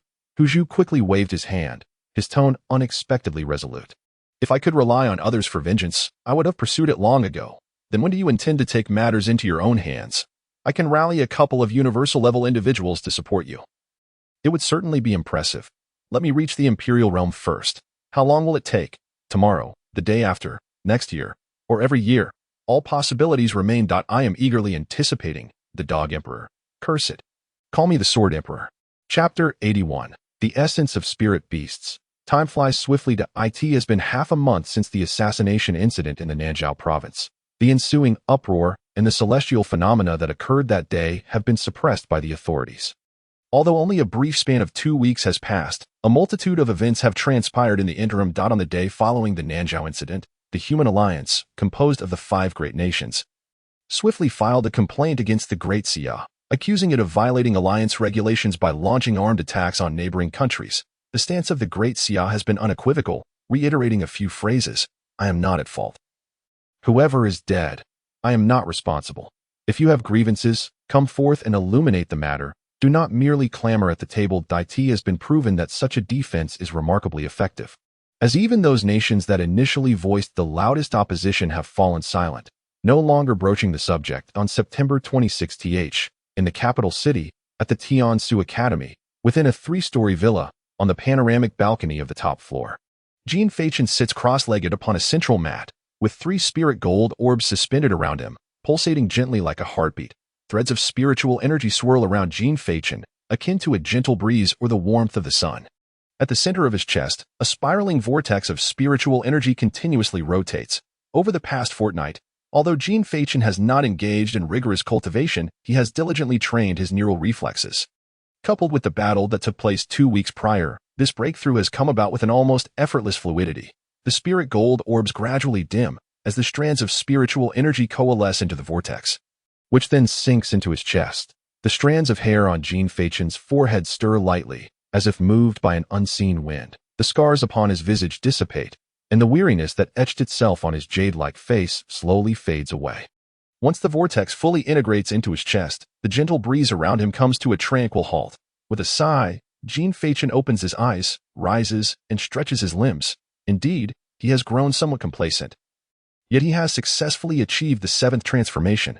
Should Bai Zhizhi, who resides far in another province, hear this, she would likely feel a quiet sense of despair.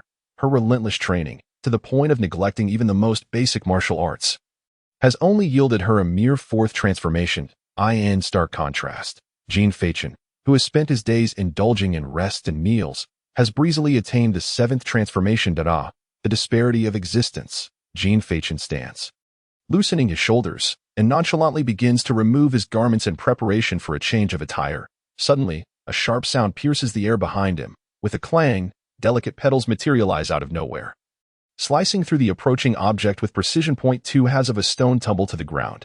Jean Faichen dons a half-sleeved garment, lifting his gaze toward the figure of Yumingi, who is seated on the adjacent rooftop, and remarks, "Mr. Yu, you truly are unafraid of giving me a hole in my head."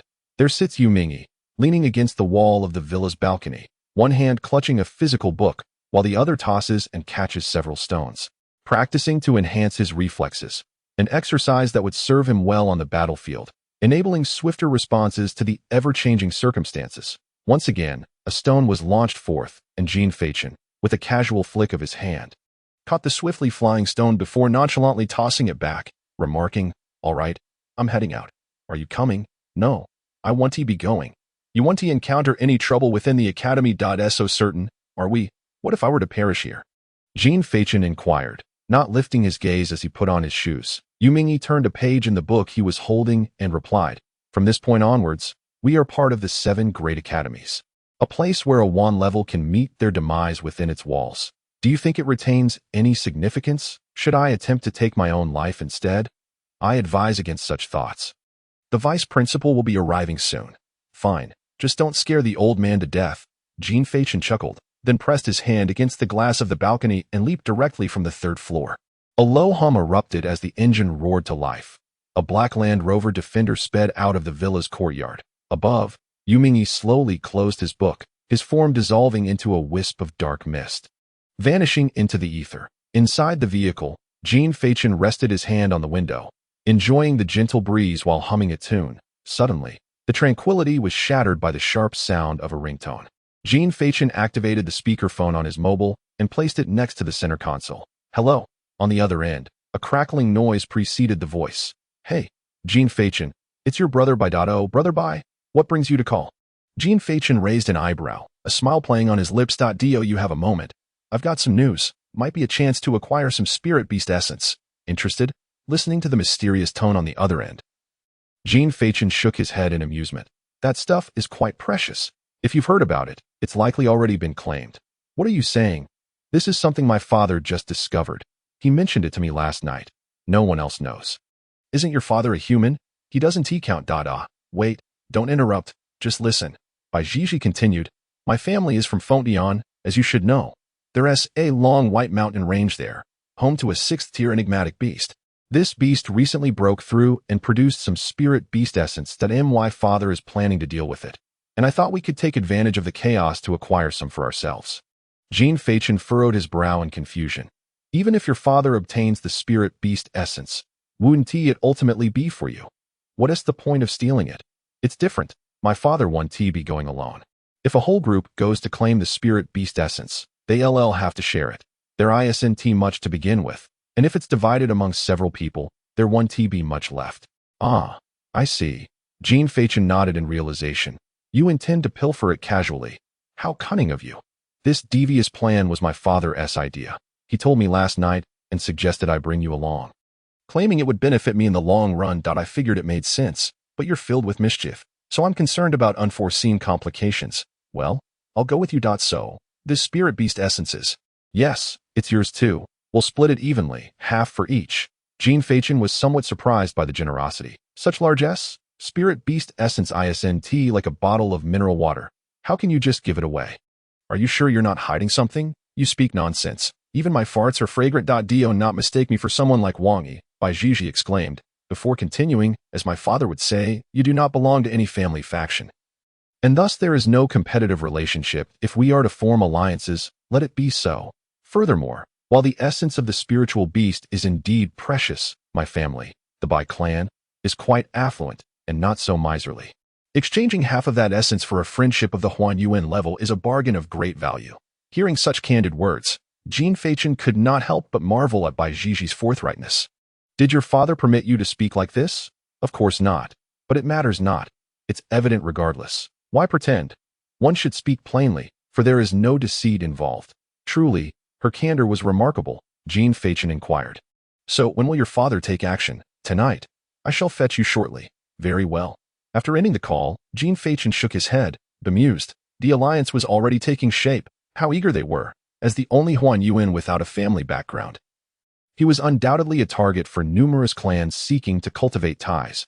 Although outwardly everyone appeared harmonious, behind the scenes, they were all vying for supremacy, such is humanity, even in the face of external threats. They can never relinquish their internal competition and scheming. Hypocrisy. A green apple remains pure. It is either tart or sweet, never masquerading as sweet while being bitter. Chapter 82, by Ling in the heart of Fengtian. Within a grand courtyard, Bai Jiji, after hanging up the phone, shrugged at the middle-aged man seated across from her. Oik. This man was none other than Bai Jiji's father, Bai Shan, the head of the Bai family in Fengtian. Dressed in casual attire, his meticulously combed white hair was slicked back, and his resolute expression exuded an air of authority and intimidation. Yet, in that moment, he appeared less like a formidable patriarch and more like a concerned father. No, how did I convey that to you? Only for it to transform into something else in your mouth? Bai Shan gazed at his somewhat foolish daughter, feeling a fleeting sense of melancholy. It suffices to convey the essence.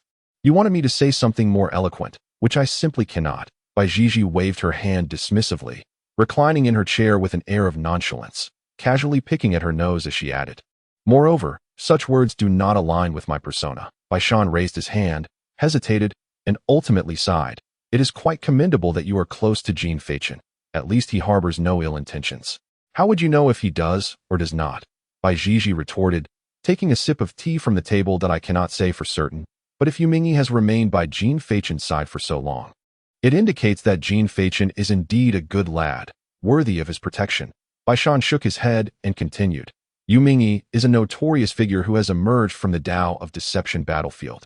Even I must address him with respect, calling him Mr. Your Venerable Lu Yu. For someone of his caliber to willingly protect a youth speaks volumes about Jin Feichen's talent, character, and moral integrity. With an expression of bewilderment, Bai Jiji turned to her father and questioned, It's not Bai Shan. So have you become infatuated with Jin Feichen? Are you planning to join the Jin family's army? I've never heard you praise me like this. Mind your manners. I am your father, Bai Shan retorted, glaring at Bai Jiji. He continued, It's not that I am praising him. Consider what Jin Feichen has accomplished since his emergence. Can you name a single feat that does not deserve commendation? He dealt your brother a sound thrashing. Is that not impressive? It reflects his capabilities, and if you were capable, you could have done the same to him. Not that I have noticed. How could you? Wait. I understand your eagerness, but hold your horses. Sensing that Bai Jiji was about to retort, Bai Shan quickly raised his hand to interrupt and gestured for her to be silent. Let me speak. Clearing his throat, Bai Shan resumed, I have witnessed that boy's battles, and not merely once. Particularly, during the freshman competition when he faced dozens of opponents single-handedly, his combat strategy and battlefield control were nothing short of exceptional. Coupled with his perplexing pedals and cards, he remains utterly unpredictable, consistently delivering unforeseen surprises. That is what one might call magic. Bai Jiji idly picked at her nails. She interjected, Don't interrupt me. Setting aside his strength and cultivation, just his intellect and that air of maturity, there's no way you could even begin to compare. He treated you like a mere plaything. When he had the Taisher family's girl convey a message, a single ambiguous phrase diffused the conflict between him and Wang Yi, ultimately turning enemies into friends. This raises an intriguing question. Was everything orchestrated by him? Bai Shan's demeanor grew serious, his tone unconsciously heavy. For heaven's sake, stop overthinking. He is not as extraordinary as you claim. He is barely 20 years old, and likely overwhelmed by it all. Would you dare say he wouldn't flinch at your words? Unable to bear it any longer, Bai Gigi downed her tea in one gulp, stood up, waved her hand dismissively, and strolled nonchalantly toward the exit with her hands in her pockets. Child, stop being so frivolous and start being more discerning. You might not even realize when someone sells you out. Watching his daughter's indifferent demeanor, Bai Shan let out a deep sigh. Bai Gigi, don't you ever think about such matters? A cheerful disposition brings good fortune. Heaven does not forsake the virtuous, especially not someone as charming as me. Bai Shan shook his head, gazing at the blazing sun outside, murmuring with a tone of resignation, in these times, it is the good people who suffer the most. Just as Bai Gigi stepped outside, an enchanting voice called out, "What a rare visitor! Our big fool has returned." Turning toward the sound, she beheld a silver-haired maiden seated on a swing hanging from an old tree in the courtyard. Quietly perusing a book, Bai Gigi cast a sidelong glance and scoffed, "Get lost. I'm your brother. Show some respect. When you dare to address our father so casually, why do you not speak of such respect?" The girl replied without lifting her gaze, her tone cold. "Are you truly capable of understanding the bond between my brother and me, little sister?" Bai Gigi turned around and raised her middle finger, snorting lightly as she remarked, "Humph, what a crude person. Being your sister is truly a punishment from the heavens that it's not Bai Ling. You need to prepare for your postgraduate entrance exam. Is it that Northeast dialect cannot convey your meaning? Such a petty girl, speaking with such maturity." Bai Ling gracefully descended from the swing, her white dress blooming with elegance as she approached Bai Gigi. With a skeptical gaze, she scrutinized her up and down, ultimately brushing past her while leaving behind a parting remark, "Those who cannot even pass their driving test should refrain from making grandiose claims. It's laughable. Indeed. Damn it. Bai Ling, come back here, if you're not convinced. Let us settle it. I swear I'll bury your head in the ground." Bai Gigi's face visibly darkened, and she summoned her Heaven's Edict staff, launching into a tirade. "Gigi, how can you speak to your sister like that? Is that how one ought to address their sibling?" A stately woman emerged in response, holding a tablet that was streaming a drama, scolding without even lifting her head. "It's not mom." Bai Ling started it. "I've been scolding you for over a decade. What say a couple more sentences?" "Oh, never mind. I'm off to find Jean if I can. In utter exasperation, Bai Gigi waved her hand and walked away. Yet, barely 2 steps out, her phone in her pocket rang. Shielding herself from the sunlight, she glanced at it before answering. "Hello?" Upon hearing a barrage of words from the other end, Bai Gigi's expression brightened. "Hey, just wait. I'm coming to get you." After hanging up, she dashed out. Bai Mu, witnessing this, hurriedly called out, "Hey, where are you going? You still need to head to Beijing." "No need. Jean Feichen is already here." "What?" Bai Gigi jogged to the underground parking lot, approached a large SUV, and rode out her electric scooter. Chapter 83. The Bai family of Fengtian. After an exhilarating ride on her scooter, Bai Gigi finally arrived at the entrance of a school. Just as she parked, she spotted Jean Feichen, who was attracting the attention of a group of girls. "Hey, I'm over here." Jean Feichen first searched among the line of luxury cars, ultimately locating the most eye-catching presence in the most unassuming spot. Approaching her, he glanced at Bai Gigi's ride and scratched his head. "You are quite low-key." "TSK," Bai Gigi replied, patting the headlight of her scooter. "Don't let its appearance fool you. It can move like the wind." Can little electric donkey and speeding like the wind really go together? Jean Feichen was left in a state of confusion. "Stop dawdling. Hop on. I'll take you for a ride and show you the sights of our grand Fengtian," Bai Gigi urged, patting the back seat. Thus, the two individuals, who could drive the world into a frenzy, sat one behind the other on the scooter and set off boldly. "How did you get here? Didn't you say you wouldn't come for me?" Along the way, Bai Gigi twisted the throttle and shouted, "Actually, you don't need to be so loud. We're not going that fast. I can hear you just fine." Observing the bicycle surpassing him, Jean Feichen's lips twitched as he replied, "Is that so? Haha. Puju arrived to meet an online acquaintance, and I happened to come along." Jean Feichen leaned against the backrest of the electric bike, arms crossed as he gazed at the surrounding scenery and spoke. Although Bai Gigi was unaware of who Hu Zhu was, she nodded in acknowledgement with an expression that suggested she understood, and then smiled as she said, "How fortuitous. My mother is making dumplings soon. After we finish our meal, I'll take you out for a stroll to help with digestion." "That sounds delightful. It's been ages since I've had authentic Northeastern dumplings." "I thought you were from Jinling. Haven't you had them before?" "Oh, I had them in a past life." "Well, we're somewhat alike then. I've had them in this lifetime." "All right then, you should ride on. I'll take a little nap." The cool breeze is making me drowsy, Jean Fachin remarked before closing his eyes, employing his unique talent of dozing off while seated. After approximately 5 minutes, the vehicle gradually came to a halt. That was quick, Jean Fachin yawned, rubbing his head. However, what awaited him was not the by-family courtyard, but by Gigi's rather awkward expression. Ahem, it's been a while since I rode, and the battery's dead.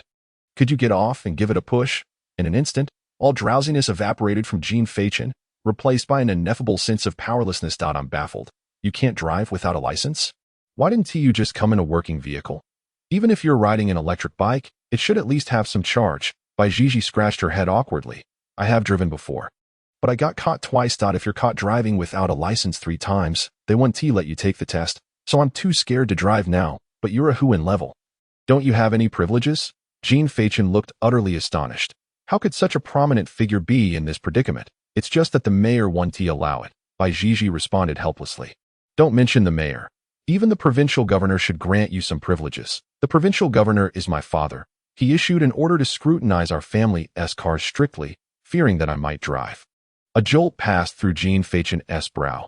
The notion of parental authority was indeed not baseless. After a moment of silence, he lit a cigarette named Despair and said, So what do we do now? You push, and I'll steer. Are you foolish? Gigi, I traveled a great distance just to push your vehicle. Then should I push? Damn it. Do you believe I could run faster than this piece of junk? Oh, right. Gigi realized suddenly. We are both capable of running. We could certainly outrun this. And you can even fly, which is even quicker, just as the two stood in the middle of the road. Deliberating, a series of honks resounded. They looked up to see a white Mercedes-Benz G-Class parked nearby, with Bai Ling, wearing sunglasses, waving at them from the driver's seat. Get in. Jean Fachin gazed at the familiar silver strands and turned to Gigi. Do you know her? She is my younger sister. Come on, let us get in. Gigi hoisted her small electric stove and called into the car. Bai Ling, open the trunk. I need to stow my prized possession. After securing her belongings, the two took their seats in the back row, one on the left and the other on the right. Bai Ling cast a fleeting glance before deftly maneuvering the steering wheel, causing the vehicle to drift gracefully in place and change direction. Inside the car, Gigi turned to Bai Ling and inquired, Did Dad send you? No, I surmised that your car had run out of battery. Bai Ling replied, That doesn't add up. Gigi retorted, If Dad didn't permit you, how is it that you managed to drive without being caught? You don't even have a license. Bai Ling frowned slightly, questioning, Why on earth would I be apprehended?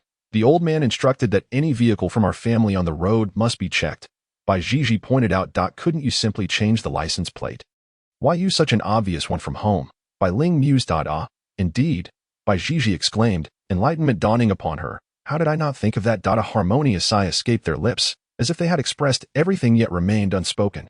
After a series of twists and turns, Jean Fachin finally arrived at Gigi's residence. It was a newly constructed Sihiyuan, built with the utmost quality materials and craftsmanship, exuding an air of understated elegance and sophistication. Upon entering the courtyard, a babbling brook came into view, with koi gracefully swimming within. Nearby stood a robust ancient tree, adorned with a swing, creating an idyllic setting reminiscent of a hidden paradise. The ambience radiated grace and warmth. Devoid of any ostentation typically associated with affluent families, it was hard to fathom that someone like Gigi could emerge from such an enchanting environment. Leading Jean Fachin into the main hall, Gigi found Bai Shan seated at the head, a smile illuminating his face as he regarded the approaching duo. Uncle, I apologize for the unannounced visit, Jean Fachin said, bowing respectfully. He then produced 2 packages of premium tea and 2 special cigarettes, placing them on the table as a small token of appreciation, hoping Uncle would not take offense. Please, have a seat. No need for such formality, Bai Shan replied with a beaming smile. Jean Fachin inclined his head once more and took a seat beside Gigi. From now on, I shall call you Xiao Chun, Bai Shan remarked, casting a sidelong glance at the cigarettes on the table, unable to suppress his amusement. Xiao Chun, our Gigi has been under your care lately. Ah, enough of this banter. Are you two performing a play? Let us get to the point and then have a meal before we retire for the night, Gigi interjected, cutting through their pretentious pleasantries.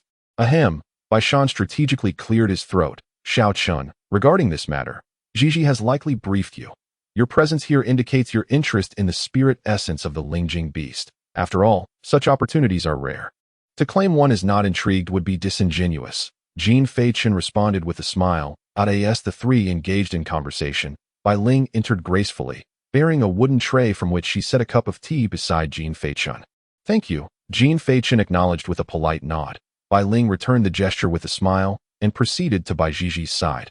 However, before she could place the tea down, Bai Jiji swiftly lifted a cup, downing its contents in one gulp. After swirling it in her mouth and rinsing, she audaciously spat it back out amidst the astonished gazes of the others, then proceeded to finish a third cup in one go. Once she completed this spectacle, she leaned back in her chair, nonchalantly gesturing to Bai Ling as if she were a lord addressing a servant. Bai Ling walked stiffly to Bai Shan's side. Gazing at the last cup of imported tea still trembling on the tray, and tentatively inquired, "Father, would you like some more? Perhaps it's best to forego it." Upon receiving a response, Bai Ling placed the tray aside and quietly stood behind Bai Shan. The essence of spirit beasts, I trust you, Xiao Qian, are aware that whenever a peculiar beast undergoes metamorphosis or breakthrough, there exists a minuscule probability of producing the most refined essence, which can be immensely beneficial to you, who have only just embarked on the path of cultivation. Bai Shan elaborated. Before retrieving a scroll of map from his ring, Bai Ling accepted it and approached Jean Fei-Chen, handing it over. It was a rough map of the Changbai mountain range, with markings indicating the caves of the peculiar beasts and several nearby paths. Jean Fei-Chen unfurled the map, examining the detailed annotations above, and nodded. "Uncle, may I inquire which peculiar beast this is?" "6th rank, Scarlet Venom Ice Emperor Scorpion." Jean Fei-Chen was taken aback, exclaiming, "Goodness, such a formidable creature exists. No wonder no one dares to challenge it after all these years." The Scarlet Venom Ice Emperor Scorpion is an exceptionally noble peculiar beast, true to its name, residing only in frigid regions, wielding tremendously powerful ice attributes. Yet, what is even more fearsome is its tail. As massive as an anchor, which harbors a highly potent venom. Once contaminated, there is no remedy. This toxin manifests every decade, unable to be retained, only residing within the tail of the Scarlet Venom Ice Emperor Scorpion. Otherwise, it is likely that such toxins would abound in the market today. The 6th rank corresponds to humanity's 6th realm, the ancient realm. Given the inherent physical prowess and strength of peculiar beasts, humans find it exceedingly challenging to triumph at equivalent levels, let alone against the 6th rank Scarlet Venom Ice Emperor Scorpion, which could potentially engage in cross-rank combat. Moreover, if cornered, it would unleash a torrent of venom, ensuring that any afflicted would meet a dire fate. In that moment, Jean Fei-Chen comprehended why Bai Jiji's father had allied with the clan. Should he engage alone, a moment's inattention could render Bai Jiji an orphan. That I never anticipated such a peculiar beast could thrive here, Jean Fei-Chen remarked, somewhat astonished. Bai Shan nodded. Indeed, who would have thought? Such beings are exceedingly rare. Even if they exist, they should reside in the far north. I wonder how it came to be here. He then turned to Jean Fei-Chen, asking, "Have you reviewed the map? Is there anything you do not understand?" "I have grasped the general context. There are no issues." "Good," Bai Shan acknowledged. Seemingly recalling something, he suddenly added, "By the way, the other individuals joining me in confronting the Scarlet Venom Ice Emperor Scorpion may very well send their juniors as well. You all must exercise caution." Jean Fei-Chen couldn't help but chuckle at this familial gathering, thinking it was a case of black eating black. "Should we cover our faces?" Without a moment's hesitation, Bai Shan waved his hand dismissively. "No use. With Shiji around, it makes no difference whether you conceal yourselves or not. She could easily reveal you." "Very well, that might be the case." After exchanging a few more words, mealtime soon arrived. After indulging in food and drink, Jean Fei-Chen and Bai Jiji made their way to the back courtyard, where one of them found a lounge chair in the shade and promptly fell into a deep slumber.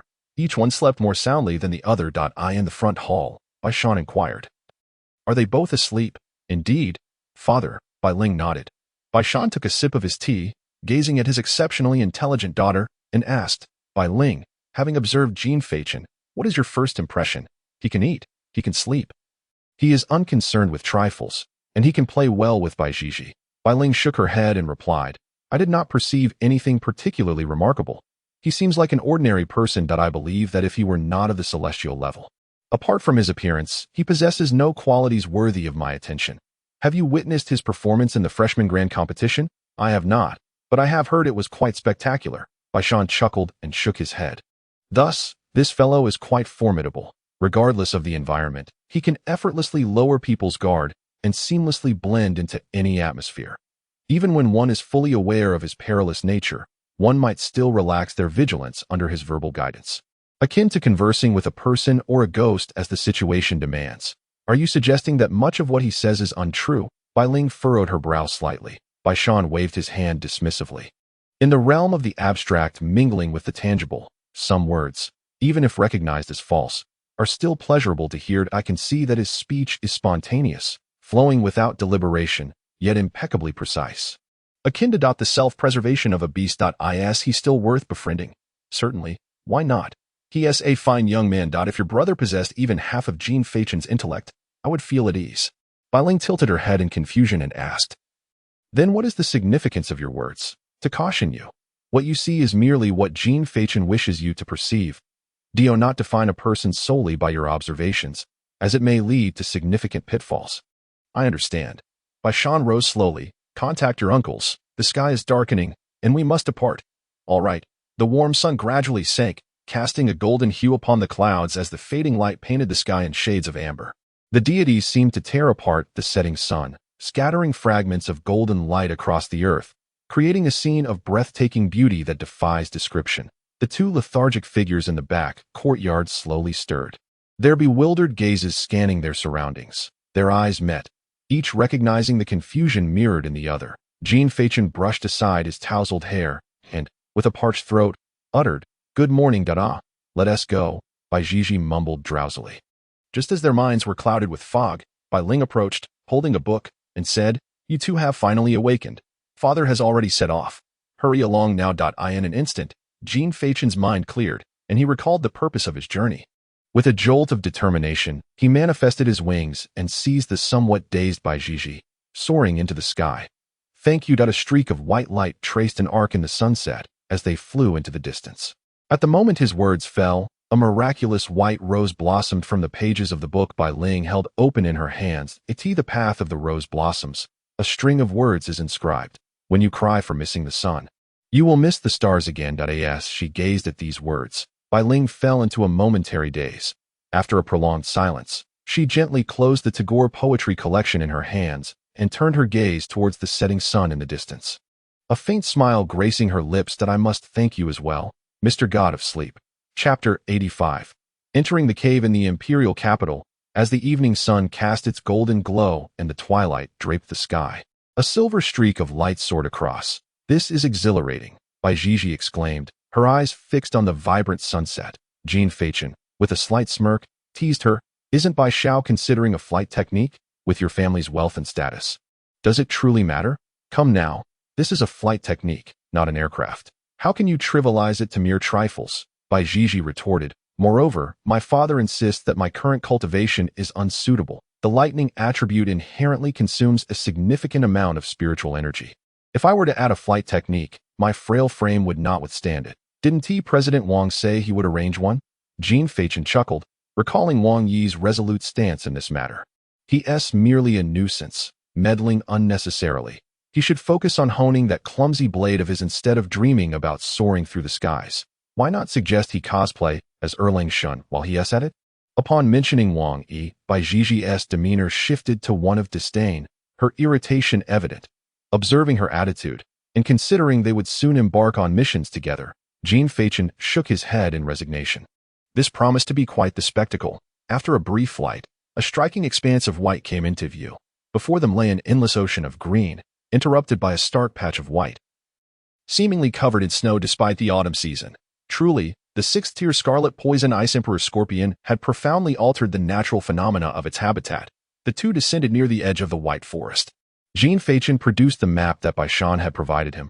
Checking their current location, we arrived at the route your father had previously charted. He tucked the map away and, with a glance towards the sun's impending descent, remarked, Now, we await the sunset, when your father and the others will commence their actions. With that, Jean Feichen moved to a nearby tree, assessed its sturdiness, and in a flash, appeared on a branch above, reclining comfortably. He pulled out a Qingling fruit and began to eat. Goodness, you climb trees with such ease, Bai Jiji exclaimed in astonishment. Watching his fluid movements, he shot her a sidelong glance, then fell silent, quietly savoring his apple as they awaited the last rays of sunlight to fade. At long last, as Jean Fachin was on the brink of slumber, a thunderous explosion reverberated through the heart of the white forest. Boom! Startled, both individuals abruptly lifted their heads, only to behold 3 violet beams of light swiftly darting from within the forest towards the horizon. Waves of shock waves erupted across the heavens, and trailing behind was a streak of white light moving at an even more astonishing speed, piercing through the air in an instant. A terrifying aura pervaded the atmosphere. As the 2 distinct colors of light surged skyward, soon clashing ferociously at an altitude of 1,000 meters, the forceful gusts emanating from the collision rippled through the forest below, causing it to tremble and rustle incessantly. "We must leave." Jean Fachin's drowsiness dissipated entirely. He beckoned Bai Gigi and sprang into action, deftly navigating the branches. Bai Gigi tucked her phone into her pocket, her entire being radiating with electric energy. Transforming into a streak of light as she sprinted across the ground, the duo hastened onward, soon entering a vast expanse of white forest. As they delved deeper into the thicket, a pungent scent of blood grew increasingly intense. Emerging from the white thicket, they were met with the sight of an enormous cavern, its surroundings adorned with angular ice crystals. Simultaneously, they uncovered the source of the sanguine aroma. Upon entering the cave, they were greeted by the grotesque remnants of various monstrous beasts, their remains scattered about, while copious amounts of blood had congealed into ice, forming a natural floor, a mesmerizing tapestry of icy blue interwoven with crimson. As they stepped further into the cavern, a chilling aura enveloped them. Raising their eyes, they discovered that the cave was not shrouded in darkness as they had anticipated, but rather illuminated by the soft glow of the surrounding blue ice crystals. Casting light upon everything nearby, Bai Gigi shivered, gazing at the otherworldly cave, and remarked, "This place seems to be quite indulgent. It is evidently lavishly adorned. Let us hurry, that creature could return at any moment." Jean Fachin cast a cautious glance around before striding deeper into the cave. The 2 moved in tandem, swiftly reaching the innermost recesses of the cavern. In the vast, profound space, ice crystals adorned the walls alongside stark white bones. Surprisingly, in this frigid domain, there existed a substantial hollow at the far corner of the cave. Peering down through the opening revealed a shimmering azure lake below. What could possibly be the essence of spirit beasts here? Perhaps the crimson venom ice emperor scorpion devoured it. Bai Gigi surveyed her surroundings, wandering aimlessly yet yielding no discoveries. Jean Fachin shook his head, asserting that is implausible. The essence of spirit beasts is akin to excess energy expelled from their own bodies. Unless they are driven by starvation, they would never consume it. Yet, there is nothing here, she replied. Jean Fachin pointed towards the icy waters below, pondering, could it be possible that it lies beneath? Isn't the essence of spirit beast a liquid? Can it exist underwater? Bai Gigi scratched her head, harboring doubts. Shall I take a look? I fear the water. You should go instead. Bai Gigi shuddered at the sight of the icy lake below. Very well. Keep an eye out for me while I investigate. Jean Fachin remained silent, yet readily acquiesced, for he firmly believed that such a place must harbor treasures, as dictated by the eternal laws of the novel. All right, leave it to me, Bai Gigi declared, patting her chest. Observing her demeanor, Jean Fachin nodded and promptly leapt into the opening. Splash! Chilly water erupted, prompting Bai Gigi to hastily step back. As she watched Jean Fachin's figure vanish, she clicked her tongue in admiration. What a fierce individual! Beneath the water, a biting cold enveloped Jean Fachin's entire being, causing him to furrow his brow. The underwater realm was astonishingly clear, through the crystalline ice above. He could discern his surroundings with clarity. He exerted his spiritual energy to shield himself from the frigid onslaught. His gaze darted about until a glimmer in the depths of the lake caught his attention. Indeed, he had found something. With a swift motion of his arm, Jean Fachin swam adjacent to the source of the light. To his astonishment, he beheld 2 ice orbs that resembled pearls, enveloping his hands with spiritual energy. He carefully lifted one, and upon closer inspection, he discovered it contained a small amount of liquid within. A smile graced Jean Fachin's lips as he gently brushed his fingers over the ice orbs and stored them in his ring. Having completed this task, he had no intention of surfacing just yet. Instead, he continued to explore the lake's depths, searching for any other treasures. After a thorough search, however, he found nothing of value. Slightly disheartened, he shook his head and sighed internally. Recalling a friend surnamed Xiao who seemed to effortlessly find treasures upon arrival at such places. Why, then, did he struggle so much, despite his efforts? Such was fate, lamentable indeed. Muttering to himself, Jean Fachin abandoned his quest for serendipity and prepared to swim upwards. Just then, an intense chill surged from the lake's depths. Chapter 86. The Source of Extreme Ice Crack. The biting cold began to crystallize at his feet, swiftly encasing both of his legs in ice. This was dire. Jean Fachin reacted promptly, harnessing his celestial power to transform into a sea of flowers, dissipating from the ice and reappearing elsewhere. Swish! A slender ice crystal shot forth from the murky lake bottom, grazing Jean Fachin's neck and leaving a layer of frost in its wake. Swish! The ice crystal changed direction and hurtled towards him with alarming speed. Jean Fachin swiftly slashed his hand, unleashing razor-sharp petals to intercept the incoming threat.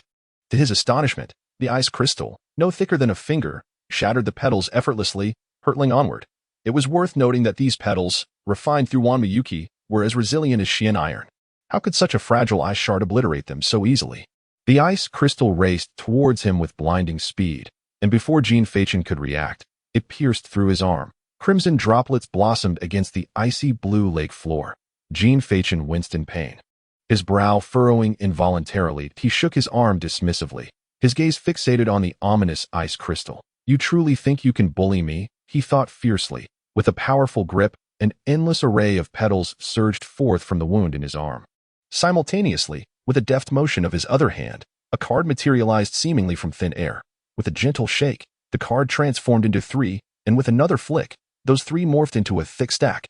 He then waved his hand, unleashing an innumerable array of cards and petals that cascaded throughout the lake's depths, creating a dazzling spectacle akin to a blooming flower's core. Amidst this enchanting scene stood Jean Fachin. At the center of it all, resembling a conductor orchestrating the entire display, the petals danced freely, while the cards incessantly collided with the ice crystal, seemingly maneuvering its position as if intent on directing it elsewhere. Jean Fachin squinted at the unfolding spectacle, his fingers unconsciously tapping against his thigh, as though awaiting some pivotal moment. Suddenly, his eyes shot open, and in an instant, he exploded into a flurry of petals. In the blink of an eye, a hand coalesced abruptly ahead, grasping the swiftly darting ice crystal. Spirit magic appeared as the petals flowed. A segment of his arm began to extend and solidify amidst the fluttering petals.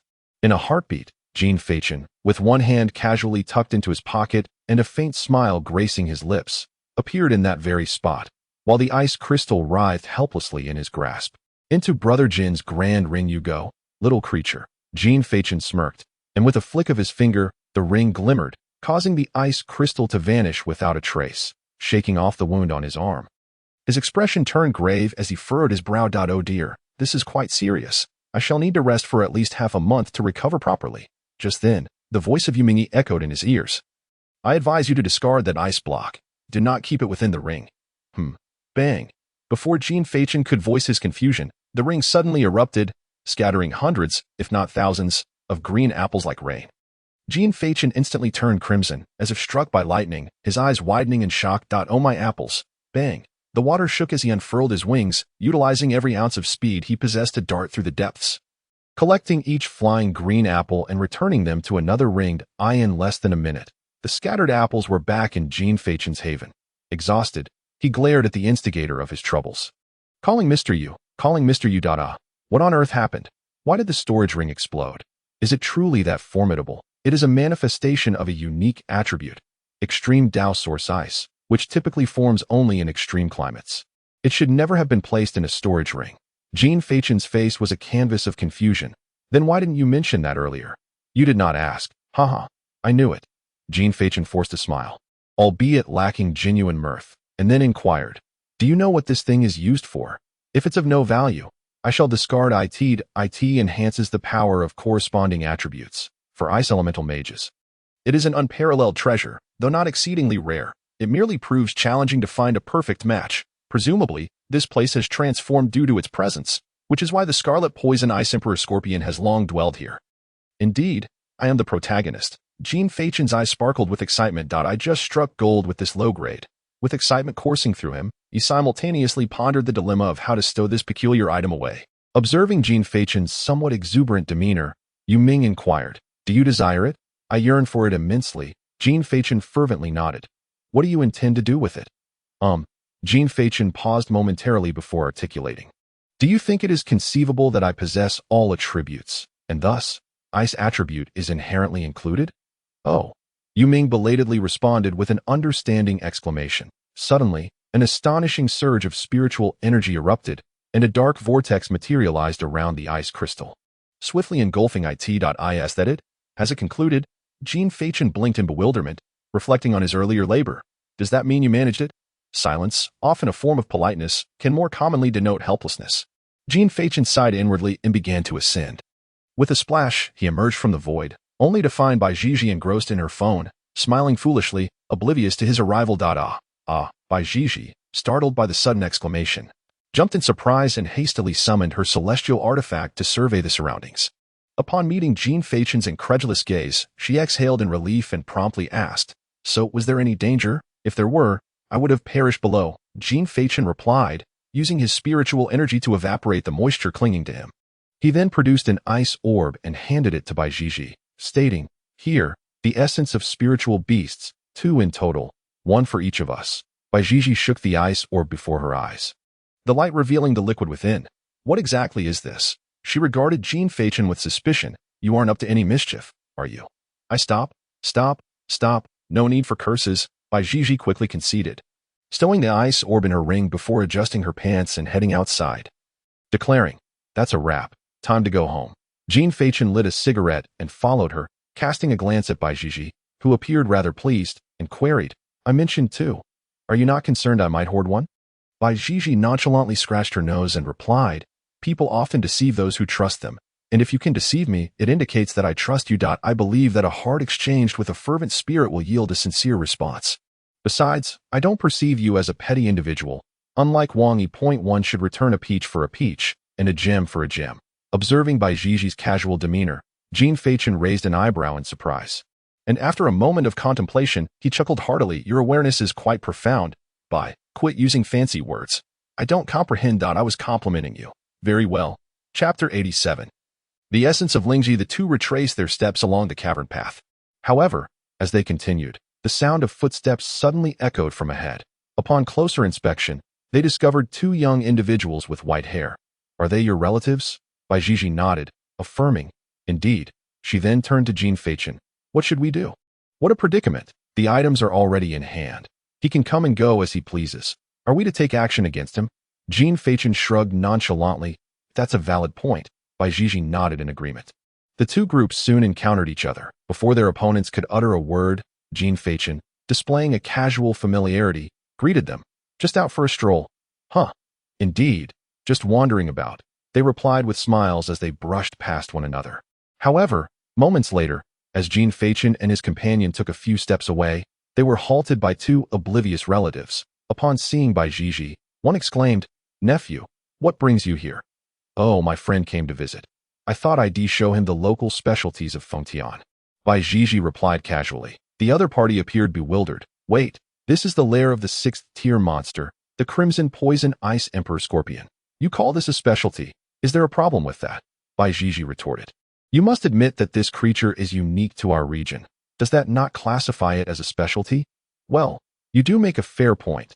The other pondered, scratching his chin, momentarily taken aback. One of his companions nudged him on the head and narrowed his eyes, saying, "Bai Gigi, let us not pretend to be oblivious. You know very well why we have crossed paths."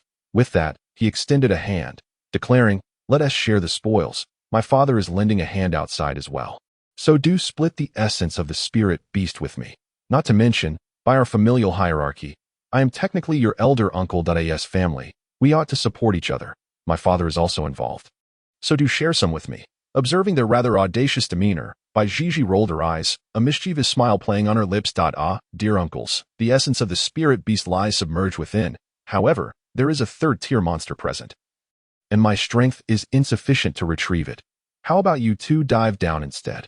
"Really?" The 2 exchanged skeptical glances. "Absolutely. Come on over." Bai Gigi beckoned them towards the cavern, pointing to the icy waters below.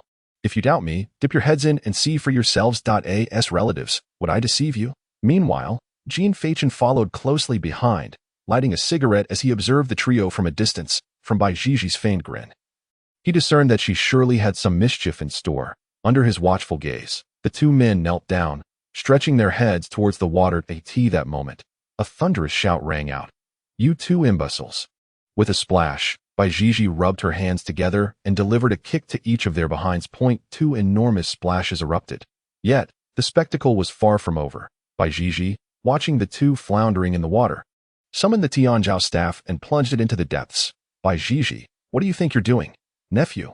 With a wicked grin, Bai Zhizhi unleashed her spiritual energy, summoning forth a crackling surge of electricity. Crackling and popping echoed as arcs of electricity met the splashing water, and the two relatives succumbed to brief convulsions before sinking beneath the lake's surface, after being struck by a bolt of enlightenment. Jean Feichen stepped forward, his demeanor reminiscent of a spectator relishing a spectacle, and remarked with a click of his tongue, "One must say, we are indeed like family. This initiation truly lacks any semblance of decorum." The two, sharing a thunderous affinity, would likely only succumb to temporary unconsciousness, their lives spared. Bai Zhizhi waved her hand dismissively and promptly began to loosen her belt. Jean Feichen, taken aback by this, felt his lips twitch involuntarily. Muttering, "Surely, it cannot come to this." Lacking the essence of the spirit beast's marrow, he suggested they partake in some precious spirit mushroom essence. With a delightful arch of her brow, Bai Zhizhi then produced a sound reminiscent of cascading water. After a refreshing moment, she shuddered and exclaimed, "Oh, how invigorating!" Upon completing her actions, she beckoned Jean Feichen, who was exasperatedly rubbing his forehead. "Hurry, they will awaken soon." The two hastily departed, with Jean Feichen, observing Bai Zhizhi's gleeful expression, inquired with a hint of confusion, "Do you harbor a grudge against those two? In my youth, they frequently bullied me, leveraging their age advantage of merely a year. It wasn't until my awakening of the Huan level that they ceased their antics, only to then resort to familial ties to justify their behavior. Would you not agree they are rather foolish? Perhaps they have indulged too much in tales of moral obligation. I have reached Huan level. And what do I care for their trivialities? As long as I do not extinguish their lives, who dares to accuse me? Even their father would likely attribute my actions to mere irritation. Claiming my urine appears a tad yellow due to my rising temper, Bai Zhizhi scoffed disdainfully. Jean Feichen shook his head with a wry smile, acknowledging, "This child truly embodies the adage of a gentleman's revenge being best served after a decade."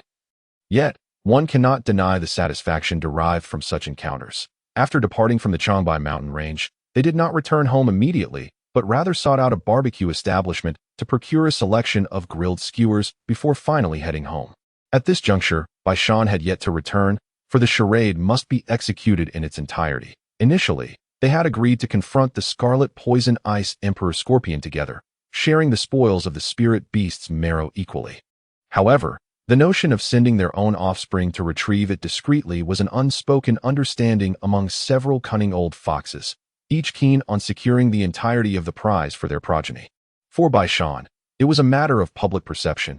He wanted to appear fair while ensuring that Bai Zhizhi, being of Huan level, received the lion's share of the spirit beast's essence. Others would have no choice but to acquiesce, given Bai Zhizhi's remarkable talent. Yet, he refrained from making this explicit, as he preferred to maintain a faade of fairness, knowing full well that he could ultimately secure what was rightfully his. When the time came to claim it, he would not hesitate to assert his entitlement, for what was destined to be his would always remain so. Chapter 88. Absorbing the source of extreme ice as the sun dipped below the horizon and the full moon ascended. Its pallid light illuminated the earth. The water in the swimming pool rippled gently in the caress of the evening breeze. A golden bonfire flickered softly. In the backyard of the Fengtian residence. Beside the outdoor pool, Jean Feichen and Bai Zhizhi reclined on separate lounge chairs. Before them danced the flames of the bonfire, and a small table nestled between them bore a selection of steaming grilled skewers alongside a chilled box of green apple soda. A refreshing evening breeze swept through, prompting Jean Feichen to stretch contentedly, his lips curving into a blissful grin as he exclaimed, "This, my dear, is what it means to truly live. Come, little Bai, indulge in some grilled kidneys." As Jean Feichen casually handed over a skewer of kidneys, he cast a sidelong glance and noticed Bai Zhizhi lost in thought, her gaze fixated on Bai Ling, who was engrossed in a book not far away. What could possibly hold her attention so thoroughly? When Bai Zhizhi snapped back to reality, she took a bite of the kidney and murmured, "What is so fascinating about books? Bai Ling seems to enter a trance every time she picks one up. In books like Golden Houses and Beautiful Visages, reading is indeed advantageous. It can lead to a civil service position where one can enjoy a comfortable life," Jean Feichen remarked with a light chuckle. In this era, who isn't reliant on their capabilities? What value does extensive reading hold? Bai Zhizhi replied, scratching her head in confusion. Her. This complicated world was simply a matter of seniors and juniors, those who could fight and those who could not. Jean Feichen shook his finger and said, The purpose of studying is to broaden one's horizons. The transmission of culture relies on words and knowledge. You may choose not to learn, but one should always uphold respect that we are all ordinary people. Let us not delve into lofty principles. Consider something closer to home. If you fancy a girl, you can't just declare, my father is a powerful figure. I'm incredibly impressive. Let us be together and conquer the world together. Baijiji pondered for a moment. That does make a bit of sense. However, during my school days, I was too busy playing League of Legends and never encountered a girl I liked. Just because you haven't found someone now doesn't mean you won in the future. Think about it. Once we embark on our missions, we'll be traveling the world. What if you fall for a foreign girl? That won't do. My family line must remain pure, of the Desya descent. Why are you so stubborn? I was merely using it as a metaphor. Baijiji scratched his head, feeling his CPU overloading. No, don't lecture me. We're both high school graduates now. I've heard you've also played a lot of League of Legends. And you've even ranked in the top 10 of the national server. How can you criticize me when you're not exactly an intellectual yourself? Do you truly think I'm foolish? Forget it. Let us not discuss this. Who knows when our time will run out? Jean Fachin waved his hand, unwilling to pursue a conversation that required much thought. You can face your fate alone. I, as a good person, am destined to live for 1,000 years. Jean Fachin chuckled and shook his head, savoring the comfort of their current lives. A sigh escaped him as he mused aloud. It seems we have only a few months left of this tranquil existence. What's the matter? Are you reluctant to leave? I can't wait for the missions to commence. I spend my days idling away, even treating bathroom breaks as significant events. Baijiji's mouth was covered in grease, his anticipation evident in his words. By the way, has the last participant been decided? As if recalling something, Jean Fachin suddenly inquired. Baijiji paused mid-bite. I think it's Jiang Zi. She was mentioned by my friend Zhengxing. Jean Fachin was taken aback, about to express his surprise at not knowing, but then he remembered that Zhengxing was Yumingyi. And thus he let it go. How about that cool guy? What's his skill level? Do you have any insights? Baijiji nodded. He is quite formidable. His entire family is skilled with blades. Jiang Zi has been training since childhood and seems to have even created her own extreme martial art. Oh, a true master. With a startling exclamation, Jean Fachin sensed that this mission might be more manageable, especially with the presence of these three formidable experts. He thought it best to cheer them on. Undoubtedly, with me around, what are Haimun and Han Xian but mere supplicants? Baijiji proclaimed with spirited enthusiasm. Upon hearing the name Han Xian, Jean Fachin recalled this NPC who harbored resentment against him. And after a moment's contemplation, he remarked, Han Xian, his celestial artifact is indeed intriguing. Quite so, Baijiji replied. Though that fellow may not be particularly likable, his strength is commendable. Ever since he awakened that celestial artifact, he has been diligently mastering various weapons, swords, spears, staves, and more. Moreover, his father has leveraged connections to acquire the physical forms of several high-level individuals, allowing him to transform multiple times during a single battle.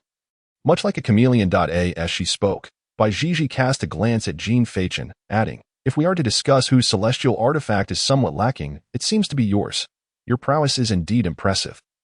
Yet your artifact appears to offer little beyond transformation.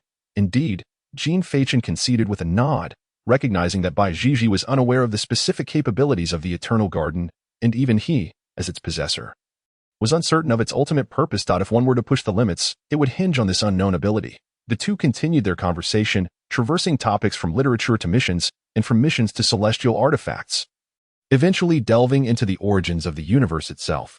Time slipped by swiftly, and after indulging in refreshments, Baijiji patted her belly contentedly before returning to rest, advising Jean Fachin on the location of his sleeping quarters.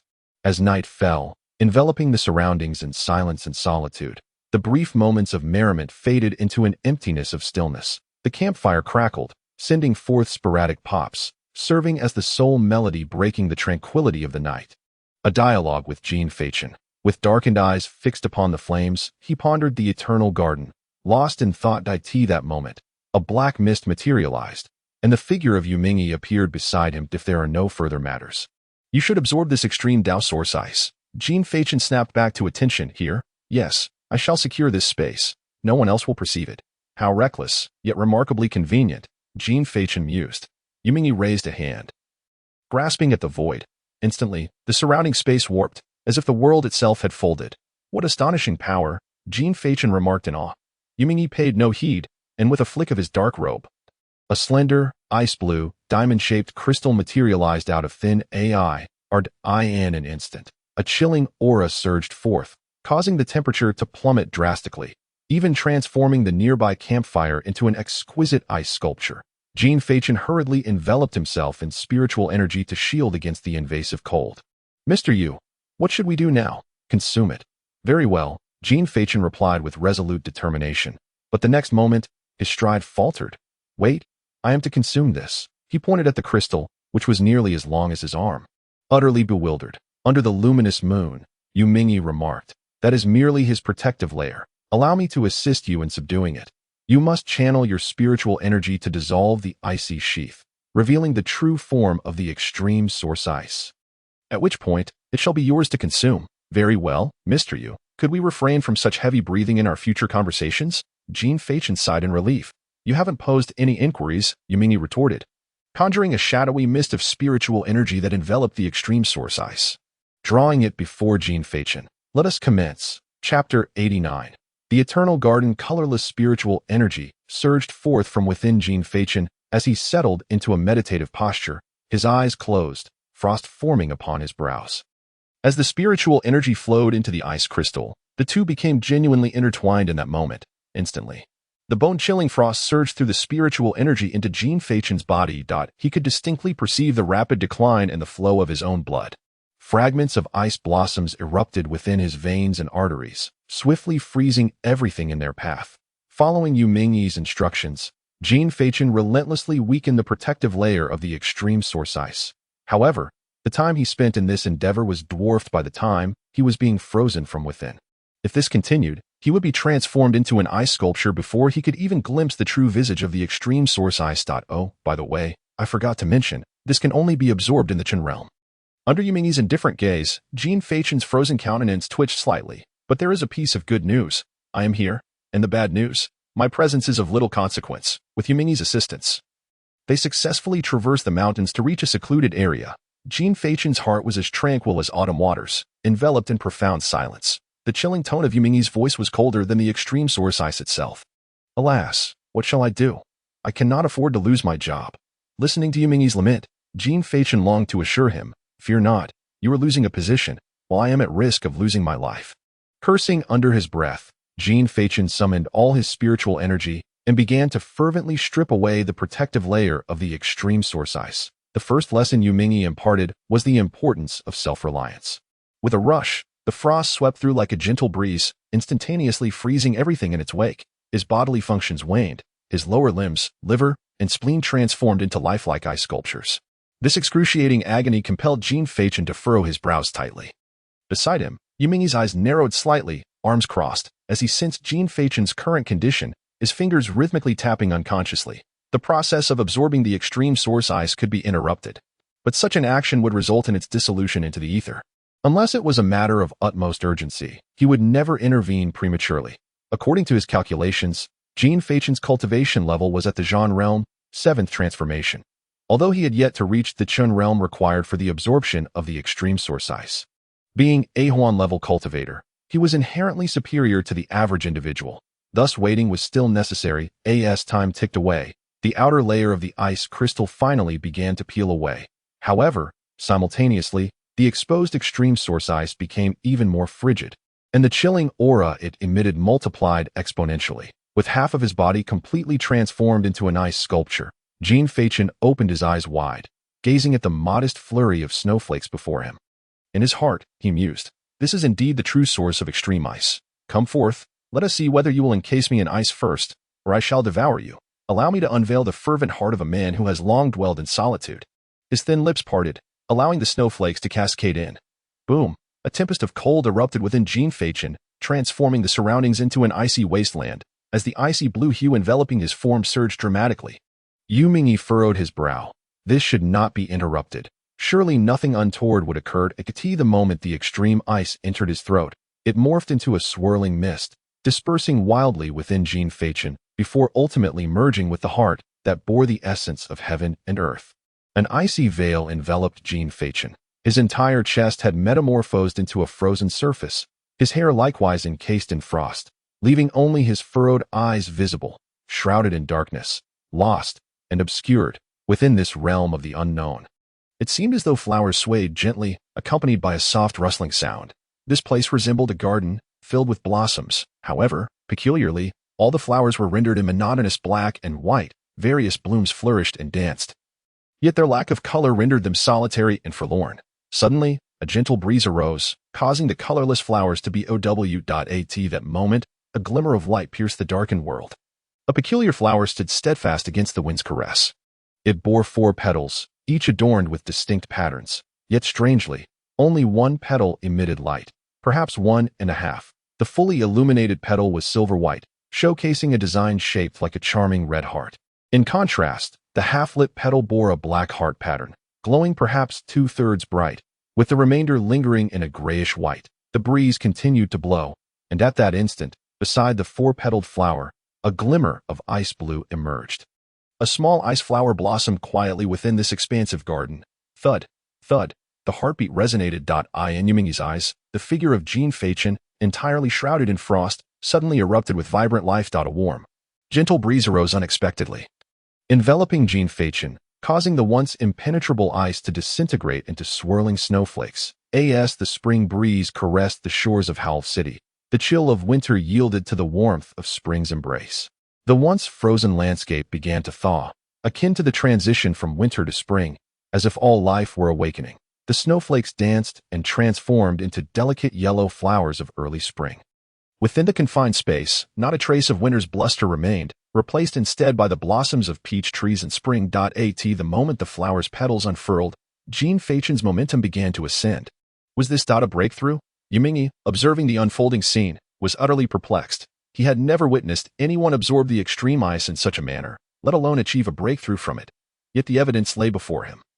His expression turned grave as he slowly raised the book titled Devour My Cultivation. I reverently acknowledge him as my master, nodding solemnly. Indeed, novels do not deceive. Within their pages lies a treasure trove of wisdom. How splendid!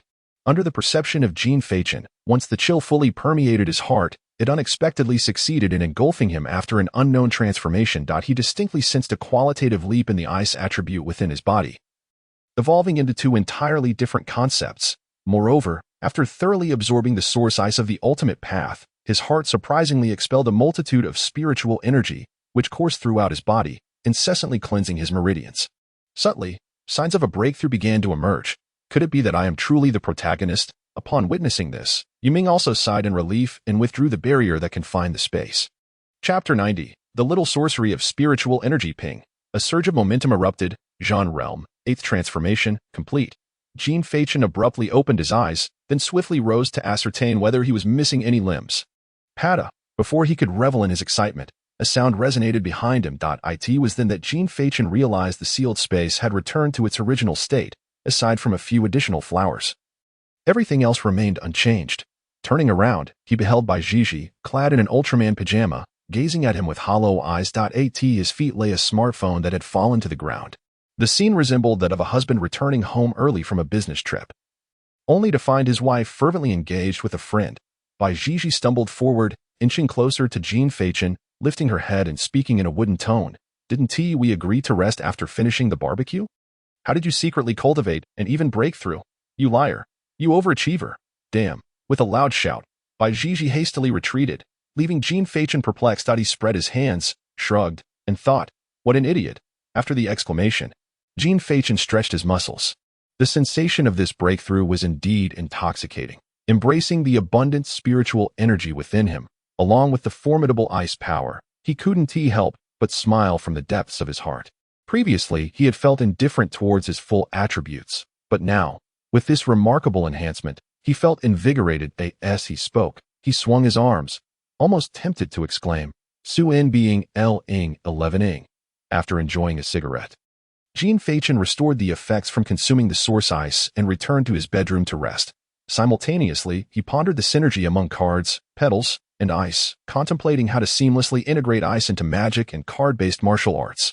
Perhaps he should learn a couple of ice attribute martial arts. Otherwise, it would be somewhat of a waste of this ice attribute. Time swiftly passed, and before long, it was October 1 SD, marking the eagerly anticipated 7-day holiday.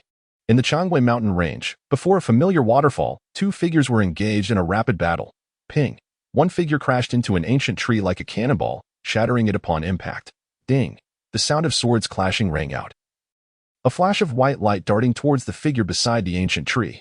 Jean Fachin transformed into a swirling sea of blossoms, quietly coalescing in the air nearby. Swish, swish, swish, as Jean Fachin concentrated his spiritual energy.